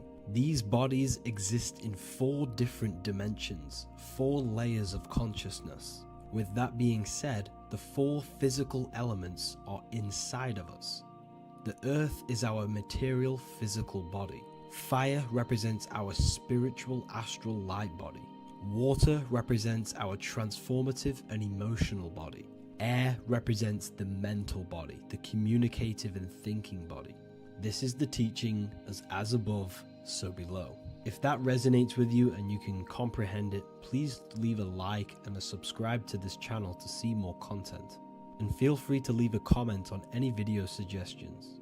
Okay, so now we've gone over the 4 physical elements and how they correspond with your inner world of consciousness. This is going to make it easier for you to understand what the planets actually are. The planets are a bit more in-depth and more detailed aspects of our consciousness. The 4 physical elements are generic, but the 7 planets go deeper. They are deeper aspects of ourselves. On a macrocosmic scale, the 7 planets rule the material realm. Every object, every animal, every plant, every stone, everything we see in this plane is governed and created under one of the 7 planets. I don't really like calling them planets. They are energies. They are spiritual forces that drive things into existence. An example of this is if we look at a tree. The roots of the tree are governed by Saturn. The stem of the tree is governed by the sun. The leaves of the tree are governed by the moon. Any offspring or fruit of the tree is governed by Jupiter. Any defense mechanisms of the tree is governed by Mars. The communication and networking of the tree is governed by Mercury. The smell and the look of the tree is governed by Venus. Everything we see in this material plane is governed by one of these specific energies. Everything material has a spiritual force that brings it into physical existence. This is the reason why we have 7 days of creation in the Bible. The 7 days of the week, all governed by the planetary energies. Monday is moon day for the moon. Mars governs Tuesday. Mercury is Wednesday. Jupiter is Thursday. Venus is Friday. Saturn is Saturday. And Sunday is for the sun. This is the reason why there are so many 7s in this physical plane. 7 days of the week, the 7 colors, the 7 chakras, the 7 diatonic musical notes, the 7 lamps on the Jewish candlestick, the G inside of the Masonic square and compass. G is the 7th letter. Now let's go a little bit deeper into every planetary energy. Saturn in the external material plane governs the foundational and enduring aspects of existence, such as roots of plants, the bones of our body, and even the insects that dwell beneath the ground. Saturn represents the dull, hard, and unyielding forces of life, symbolizing structure, limitation, and conditioning. Under Saturn's influence, things become rigid, bound by restrictions and boundaries. This is the reason why Saturn is known as Father Time, because Saturn rules anything that is a restriction and a limitation, which is time. The whole of this material plane is governed by time. You will be born and you will die. This explains why there is so much Saturn symbology in this material plane. Saturn is one of the most important planetary energies. You are a spiritual being in a physical body. Your light, your consciousness is bound to the physical body until you learn how to escape the physical body. The body is a limitation for our infinite minds and spiritual bodies. Our infinite mind is stuck in this material body, governed by Saturn's limitation of time, matter, and space. Now let's dive into what Saturn means to our consciousness within our internal world. We've gone over what Saturn means in the external world. What does it mean to our consciousness? Internally, Saturn embodies the conditioning within our consciousness. When the Saturnian aspect of our consciousness dominates, we become overly rigid, fixated, and restricted in our thinking and actions. For example, Saturn's influence is strongly felt in today's world, where many people's minds are confined to societal norms and conditioned responses. Saturn is the aspect of our consciousness, our minds, such as limiting belief systems and limiting thoughts and emotions. This is the negative thought that you can't get rid of, that's holding you back. This is a Saturn aspect of our consciousness. However, this is not a negative thing. The Saturnian aspect of our consciousness is a great teacher, guiding us through difficult life lessons that ultimately lead us to growth and expansion. Saturn's energy allows us to experience and overcome fears and limitations so our minds can expand into new fields of thought, into new life. Although Saturn's energy is harsh and often challenging, it helps us develop resilience, discipline, and wisdom. However, in the modern day, this Saturnian energy has overpowered the minds of the masses, fostering excessive rigidity and limitation. This is why we see so much Saturn symbolism. It's literally everywhere because our minds are being dominated by the Saturnian limiting aspect of our consciousness. Now, let's move on to the moon. The moon, or lunar energy in the external material macrocosm plane, governs the elements of water, influencing the natural cycles such as the ocean tides, which rise and fall in harmony with the moon's phases. Beyond water, the moon also guides instinctual behaviors such as animal migrations. Birds, insects, and other creatures rely on the moon's subtle energies to navigate their journeys. For example, dung beetles use polarization patterns in the moonlight to orient themselves and travel safely home. The moon creates the months. M-O-N is moon. There are 28-day cycles, and this 28-day cycle of the moon is reflected in the woman's body, known as the menstrual cycle. The moon is a feminine energy, governing the feminine elements such as water and the feminine cycles of the body. The moon is the womb. This is why eggs have the same color as the moon, because eggs are ruled by the moon's energy. Now that's the external world. The internal world, the moon symbolizes the emotion aspect of our consciousness. It represents the subconscious mind, the seat of intuition and psychic abilities. Just like in the external world, things are born out of the moon, such as eggs and the womb. The subconscious mind acts as a womb for our conscious mind. Our deep subconscious emotions and programs are born into light into the conscious mind and controls the conscious mind. The moon represents our hidden psyche, our shadow self. Now let's go on to the sun. The sun represents the life force. In the material external world, the sun is ruling over pretty much all life. The sun gives life to all things. Without the sun, animals could not exist, the human body could not work, and plants would not grow. The sun is the life force. It's the soul of the world. Now, in our internal world of consciousness, the sun represents our passion, our drive, our conscious mind. The aspect of our internal world that wants to drive things and give life to physical manifestation. Now we go on to Mars energy. Mars is well known for being the god of war. Mars energy manifests into the material plane through anything that seeks to protect or defend itself. For example, the holly tree. The holly tree leaves are very sharp and they defend itself. Anything that is protective in the material world has Mars energy and is governed by this specific aspect of consciousness.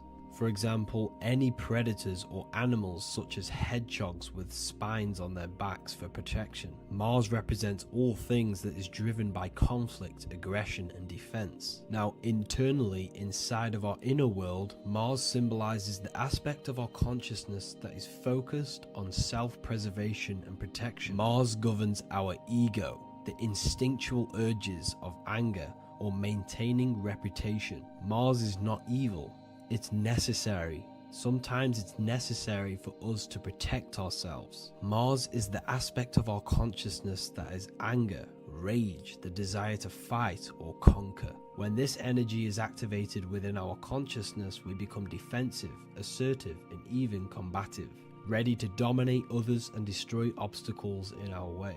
Now let's move on to Venus energy. Venus in the external material world manifests its energy through the aesthetics of creation. This planet governs the beauty and harmony found in nature, including the nurturing environment of a mother's womb where life begins. Venus embodies the essential love, not only in romantic relationships, but also in the bonds between family members and all living beings. Venus represents relationships. We have relationships between plants, animals. They all depend on each other to give life.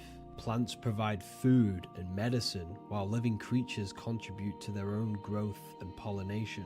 Internally, Venus represents the aspect of our consciousness that yearns for relationships and connections with others. This is an aspect of our consciousness that encourages to care for our physical appearance and embracing beauty. Aesthetics play a role in our interactions and self-expression. This is why there is a beauty brand called Venus. Now let's move to Jupiter energy. Jupiter in the material plane manifests its energy as forces of fortune, abundance, and wealth. This energy manifests itself as plants, as fruits that we can consume and eat in abundance. Anything that is nourishing and cultivated by the earth for humanity and animals. Jupiter embodies the giving energy that provides for and sustains life, fostering growth and ensuring that resources are available to all. Its influence is seen in the natural cycles of abundance, where fruits must grow and ripen before they are enjoyed, symbolizing the importance of effort and patience. Internally, in our spiritual world, Jupiter represents the aspect of our consciousness that yearns for abundance and seeks growth in various aspects of our lives, including wealth, knowledge, and personal development of the mind, spirit, and the soul. This is the aspect of our consciousness that wants to gain wealth, that wants to gain expansion and abundance in our lives. However, when Jupiter's energy dominates our consciousness excessively, it can lead to feelings of stinginess and greed. It represents material possession. The last planet is Mercury. Mercury in the external world governs the vital elements such as seeds, air, communication, education, and electricity. Known as the messenger of the gods, Mercury rules over intellect, communication, and the transmission of knowledge. Mercury's states of consciousness manifests itself in the material plane as the network between trees and plants, how they all communicate together. It represents the intelligence behind all physical things. It's the intelligence behind the seed that allows it to grow into a plant. Mercury's creative energy is manifested in the nervous system of the human body and all living animals. The intricate messenger that transmits signals from the body to the brain and then to the mind. This intelligence within us allows us to facilitate thought and movement. Internally, in our spiritual aspects of consciousness, Mercury is the state of consciousness that seeks knowledge, understanding, and intellectual growth and expansion. This part of us is curious, eager to learn, and driven to communicate ideas and information. It represents our mental body. The Roman god Mercury is often depicting flying because this symbolizes the air. Air represents our mental body. When the Mercury aspect of our consciousness dominates, we become highly intellectual, constantly seeking information, analyzing situation, and communicating our ideas. While this can enhance our understanding and ability to interact with the world, an excess of Mercury's influence can lead to overthinking, excessive analysis, and focus on intellect over emotions or intuition. Okay, so they are the 7 planetary energies in the external world and your internal world of consciousness. These energies are manifested in the Roman mythology as human beings. They are depicted as human beings, but this is nothing but symbolism. These gods never existed physically.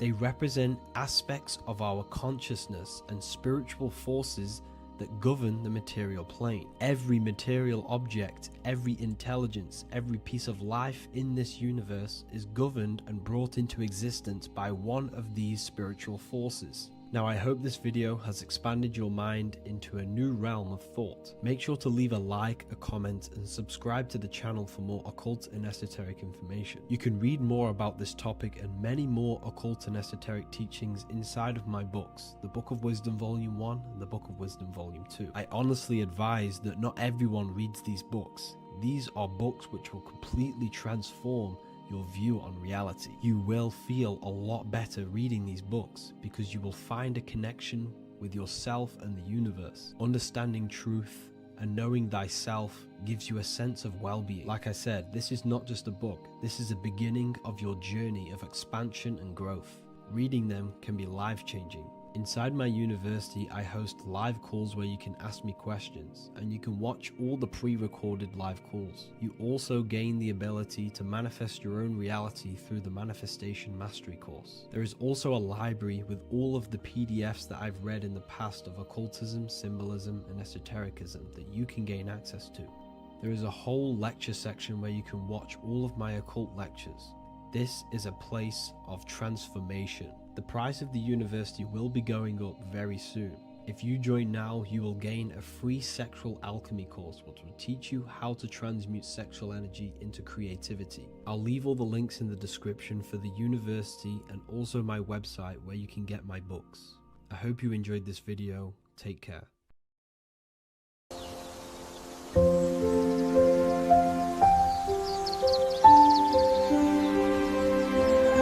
bookofwisdom.com. Visit today.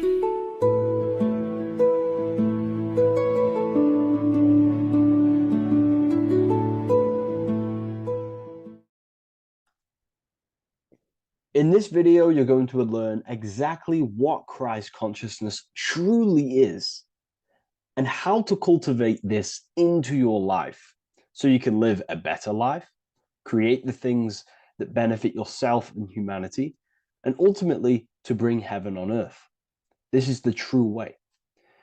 If you're familiar with my work, you know that, I'm pretty much obsessed with symbolism.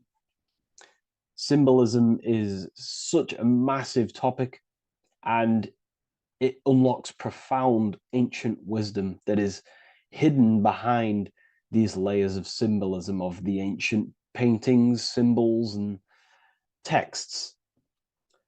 So I was going through some Christian artwork and I came across this painting. It's a well-known painting called The Sacred Heart of Jesus.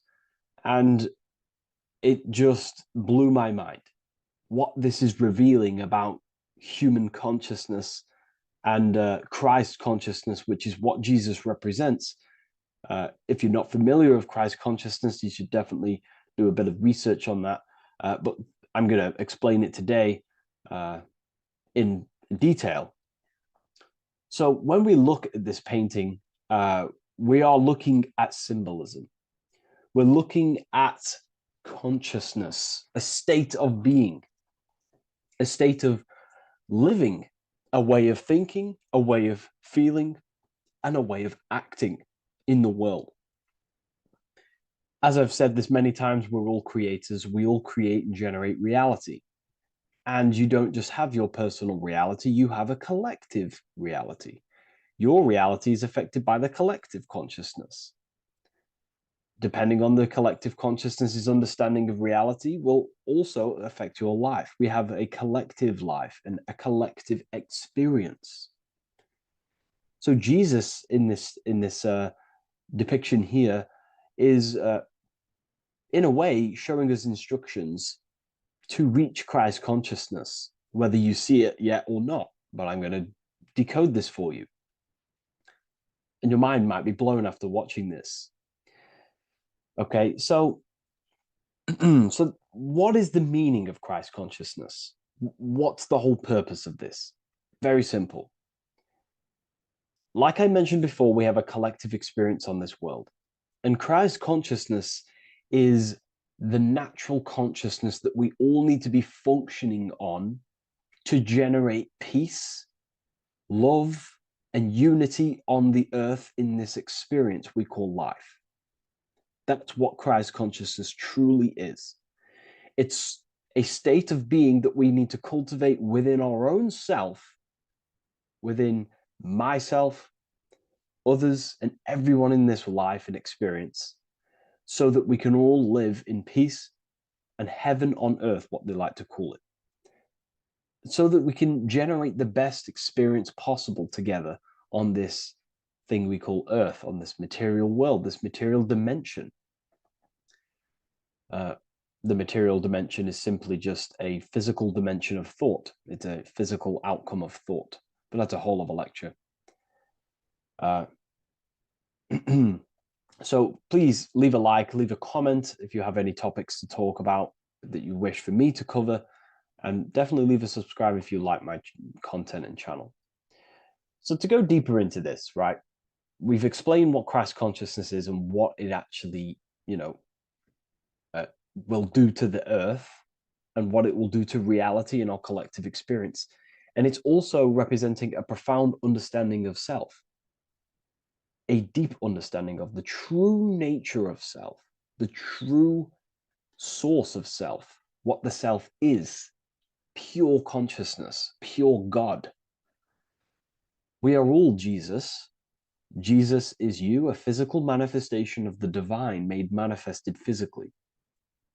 A physical manifestation of consciousness, okay, of spirit descended into matter. However, Jesus is a symbol that should not be worshipped, but something that we need to cultivate, maybe look up to, and cultivate within our own mind and hearts and actions. So he is someone that we should embody into our own very own being. We need to reach a level of intellect, the mind, a level of emotional understanding, and ultimately this creates Christ consciousness. Okay, and now I know that was very, very vague what I just said, but I'm going to explain it a bit more. I don't want to give it fully away yet because you need some more information, more keys. So let's observe the top end of this painting. Jesus with this circular light emanating around his head is symbolic of the mind, of our thinking aspects of consciousness, the way we generate thoughts, ideas. The mind is also good at also ruling communication. It also rules what we give attention to. Okay, so this is symbolizing the mind of every human being. The mind is a very powerful center of consciousness located in the head, of course. This is why Jesus is the head at the top with the circle around it, representing the mind. Now, to reach Christ consciousness, we need to purify our minds. Purification of the subconscious mind. The subconscious mind is the hidden aspect of our mind with all of our memories, belief systems, and everything we've ever experienced is stored within there. We have traumas there, we have bad belief systems that hold us back. So it's about reprogramming the subconscious and aligning the subconscious with higher consciousness, with higher understanding of self, removing any mental blockages from the mind. Because in today's world, most people's minds, including myself, before I, purified myself, and I'm still continually purifying myself. That's not to say I'm perfect, because I'm definitely not. But what I was saying was purifying the mind so we can have a powerful mind. Because, like I was saying, most people's minds are not their own friend. They let their mind control them. They let their thoughts create negative influence on them, negative emotions. They let their mind destroy their confidence, destroy themselves. We do not want a mind like this. We need a mind that is our best friend, that receives powerful thoughts, that gives someone power. We do not want our mind taking away our power. Okay, so in this specific image here of Jesus, this represents a light mind, a powerful mind, enlightenment. The word enlightenment means light and ment coming from mental or mind, light in the ment. This means a powerful mind. Light is also symbolic of knowledge, information. When someone's very intelligent, you call them a bright person. It's a bright mind. It's knowledge of self. So the mind is conscious of self. That's another thing. We need to be conscious. A lot of people are not conscious, including myself before I did this, before I woke up. Most people are not conscious of their actions. They're not conscious when they're actually awake in the day. They do things unknowingly. Are we conscious of our thoughts, emotions, and actions, what we're giving attention to in our mind? Because ultimately this shapes our experience. There's a great quote, I think it's Julius Caesar or one of the Roman emperors, who says the quality of your life is dependent on the quality of your thoughts. Something along them lines. I don't know if I'm 100% correct there, but it's very true. Our thoughts dictate our happiness. So to cultivate Christ consciousness, we need to be conscious of our actions, conscious of our thoughts that we're giving attention to. There is a level of mastery that we can achieve within ourselves where we become conscious of every single thought that enters our mind. That sounds easy, but it's definitely not. But that's a high level of mastery that we can achieve and cultivate within ourselves. So we're looking at a powerful mind here from Jesus, a powerful mind, a purified mind. And we purify the mind through, affirmations, meditations, ritual work. Rituals are things we do every single day with an intent in our mind and an emotion in our heart to impress that state of consciousness into our subconscious, so we can slowly rewrite our consciousness and align our consciousness and sync it with higher thoughts and higher emotions, with love. We can sync our consciousness with love, which is ultimately what Christ consciousness truly is. Well, now we're going to go on to that now. So we've gone over the mind. Now we go over the heart. Now notice, before we go into the heart, Jesus is revealing. He's pulling back the robe, symbolizing opening the heart, revealing the heart, revealing the soul, the light of the heart.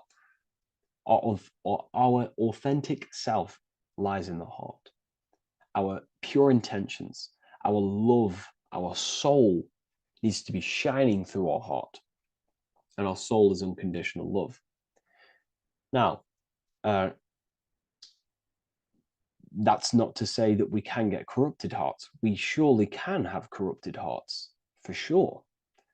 We can love sick and twisted things, and that's evident in today's world. People love killing people. People love hurting people, manipulating people. People love power. Now, that's obviously an inversion of the natural state of consciousness for humans. When we're born with a natural state of love, of unconditional love for the self, for everyone else, for animals, insects, the earth. We love everything as a child. And not only do we love everything, we actually act upon this. As a child, we do not act on anything we know is not good. And I'm talking early stages of being a child, before we're indoctrinated, before the mind and heart become corrupted. We are pure. This is symbolizing this. Light represents also purification and truth, because when you shine light on something, it's the truth. You see it. You shine it through the darkness. It reveals. So light, this is symbolizing revealing the light of the soul, of love consciousness, holding love in the heart, true love, not love for sick and twisted things, but true love for the self, the body, and for everyone else and all things. Holding love in the heart. There's a famous saying of keeping the sun in your heart. Keep the sun in your heart. It's a very famous saying. What the sun is a symbol of love. What does the sun do? It gives abundantly. All it does is give light, give energy, power, light to the earth, and everything is feeding off this source.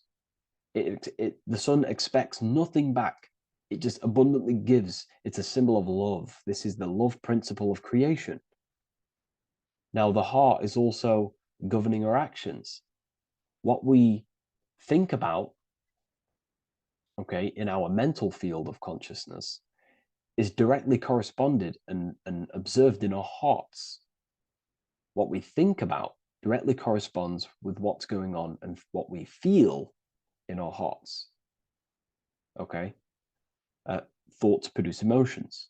So if we give attention to negative thoughts, there's no wonder we're having negative emotions in our hearts. So purification of the mind is also having an effect in purification on the heart. Because when we purify our thoughts and only give attention to powerful thoughts and positive thoughts that uplift yourself and humanity, then we're going to also see this change in the heart, see this emotional change in our consciousness. Okay, so this represents the purification of, a purified heart, the light emanating around the heart. love for the self, love for one another. And you're revealing this. You're shining the heart on others. This represents, revealing your true self to everyone without suppressing aspects of self. Revealing the light, not holding back the light. Because people in darkness will look at people who are spiritual and say, oh, he's into the woo-woo stuff. It's about revealing that and not caring about others. Because when you shine a light, you're also planting seeds in other people. Now, I'm going to tie this together with the hand gesture. Now, what we're looking at here, we're looking at a hand gesture with 2 fingers up. We have the middle finger and the index finger upwards. And notice how they're crossed over. They're crossed. They're not separate. They're crossed, representing unification. Unification here. This is a unified 2 fingers. 2 represents division. Crossed over represents oneness. It's the unification of the mind and the heart. A lot of people talk about this, but not many people go into detail about it because, for many reasons. But this is the unification of thought with emotion. This is how we truly reach Christ consciousness. And ultimately, when we do gain the love in our hearts and we do slow, it's a gradual process of cultivating love for the self and everyone else in the world, because we're so programmed to be divided. But it's a slow progress. But when we do cultivate love in our hearts for the self and one another, love is a very, very nurturing and growing force. Like I said, the sun earlier, that is pure love energy. It makes everything grow on the earth. While love in your heart grows connections with people. It grows care. You go out your way to do things to people and give people things. It's a very nurturing and growing energetic force. And me personally, I think the whole universe is built upon love. The whole thing. Without love, without the love, there is nothing. Nothing is, love is the only true emotion that truly exists. Everything else is either an opposition of love or a different degree and branch of love. Love is the only true emotion, and everything is built upon that principle. Okay, love is what guides us to a higher consciousness. When we cultivate love in our hearts, we become a vessel for light, more energy, more vibration. Our electromagnetic field expands, or biofield, when we hold love in our hearts. It's a very powerful force.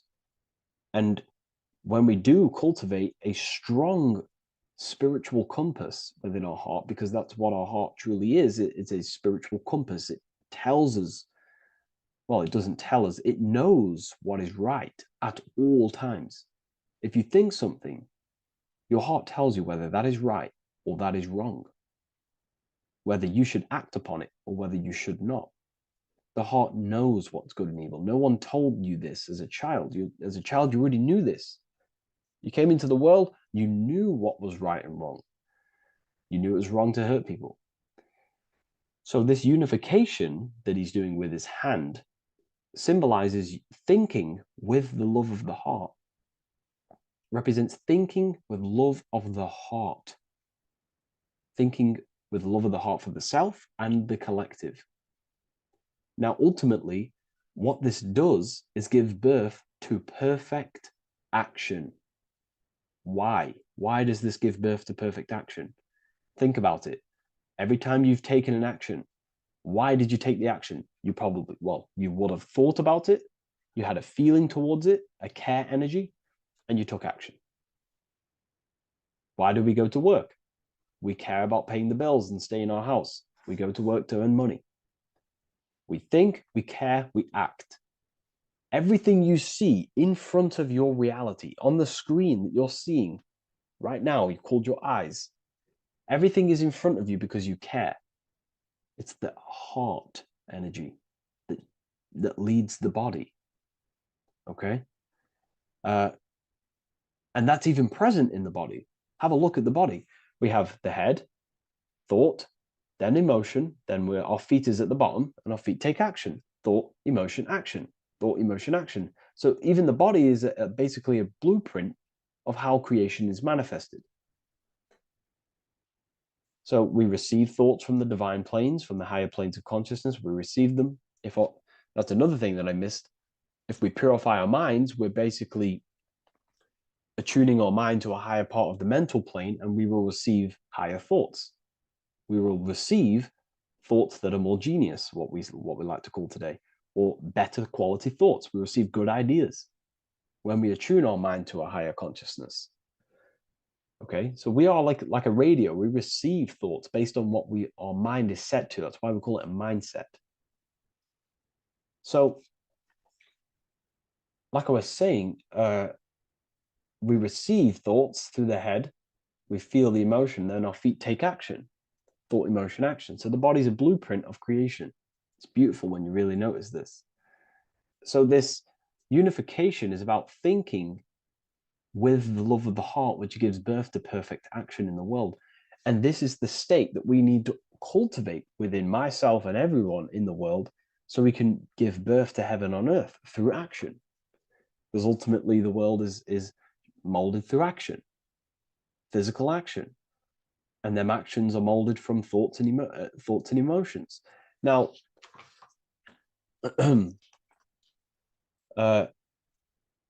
just to have a little announcement, I am now opening 10 more spaces inside my symbolism masterclass. With 10 more spaces, you're going to learn about a lot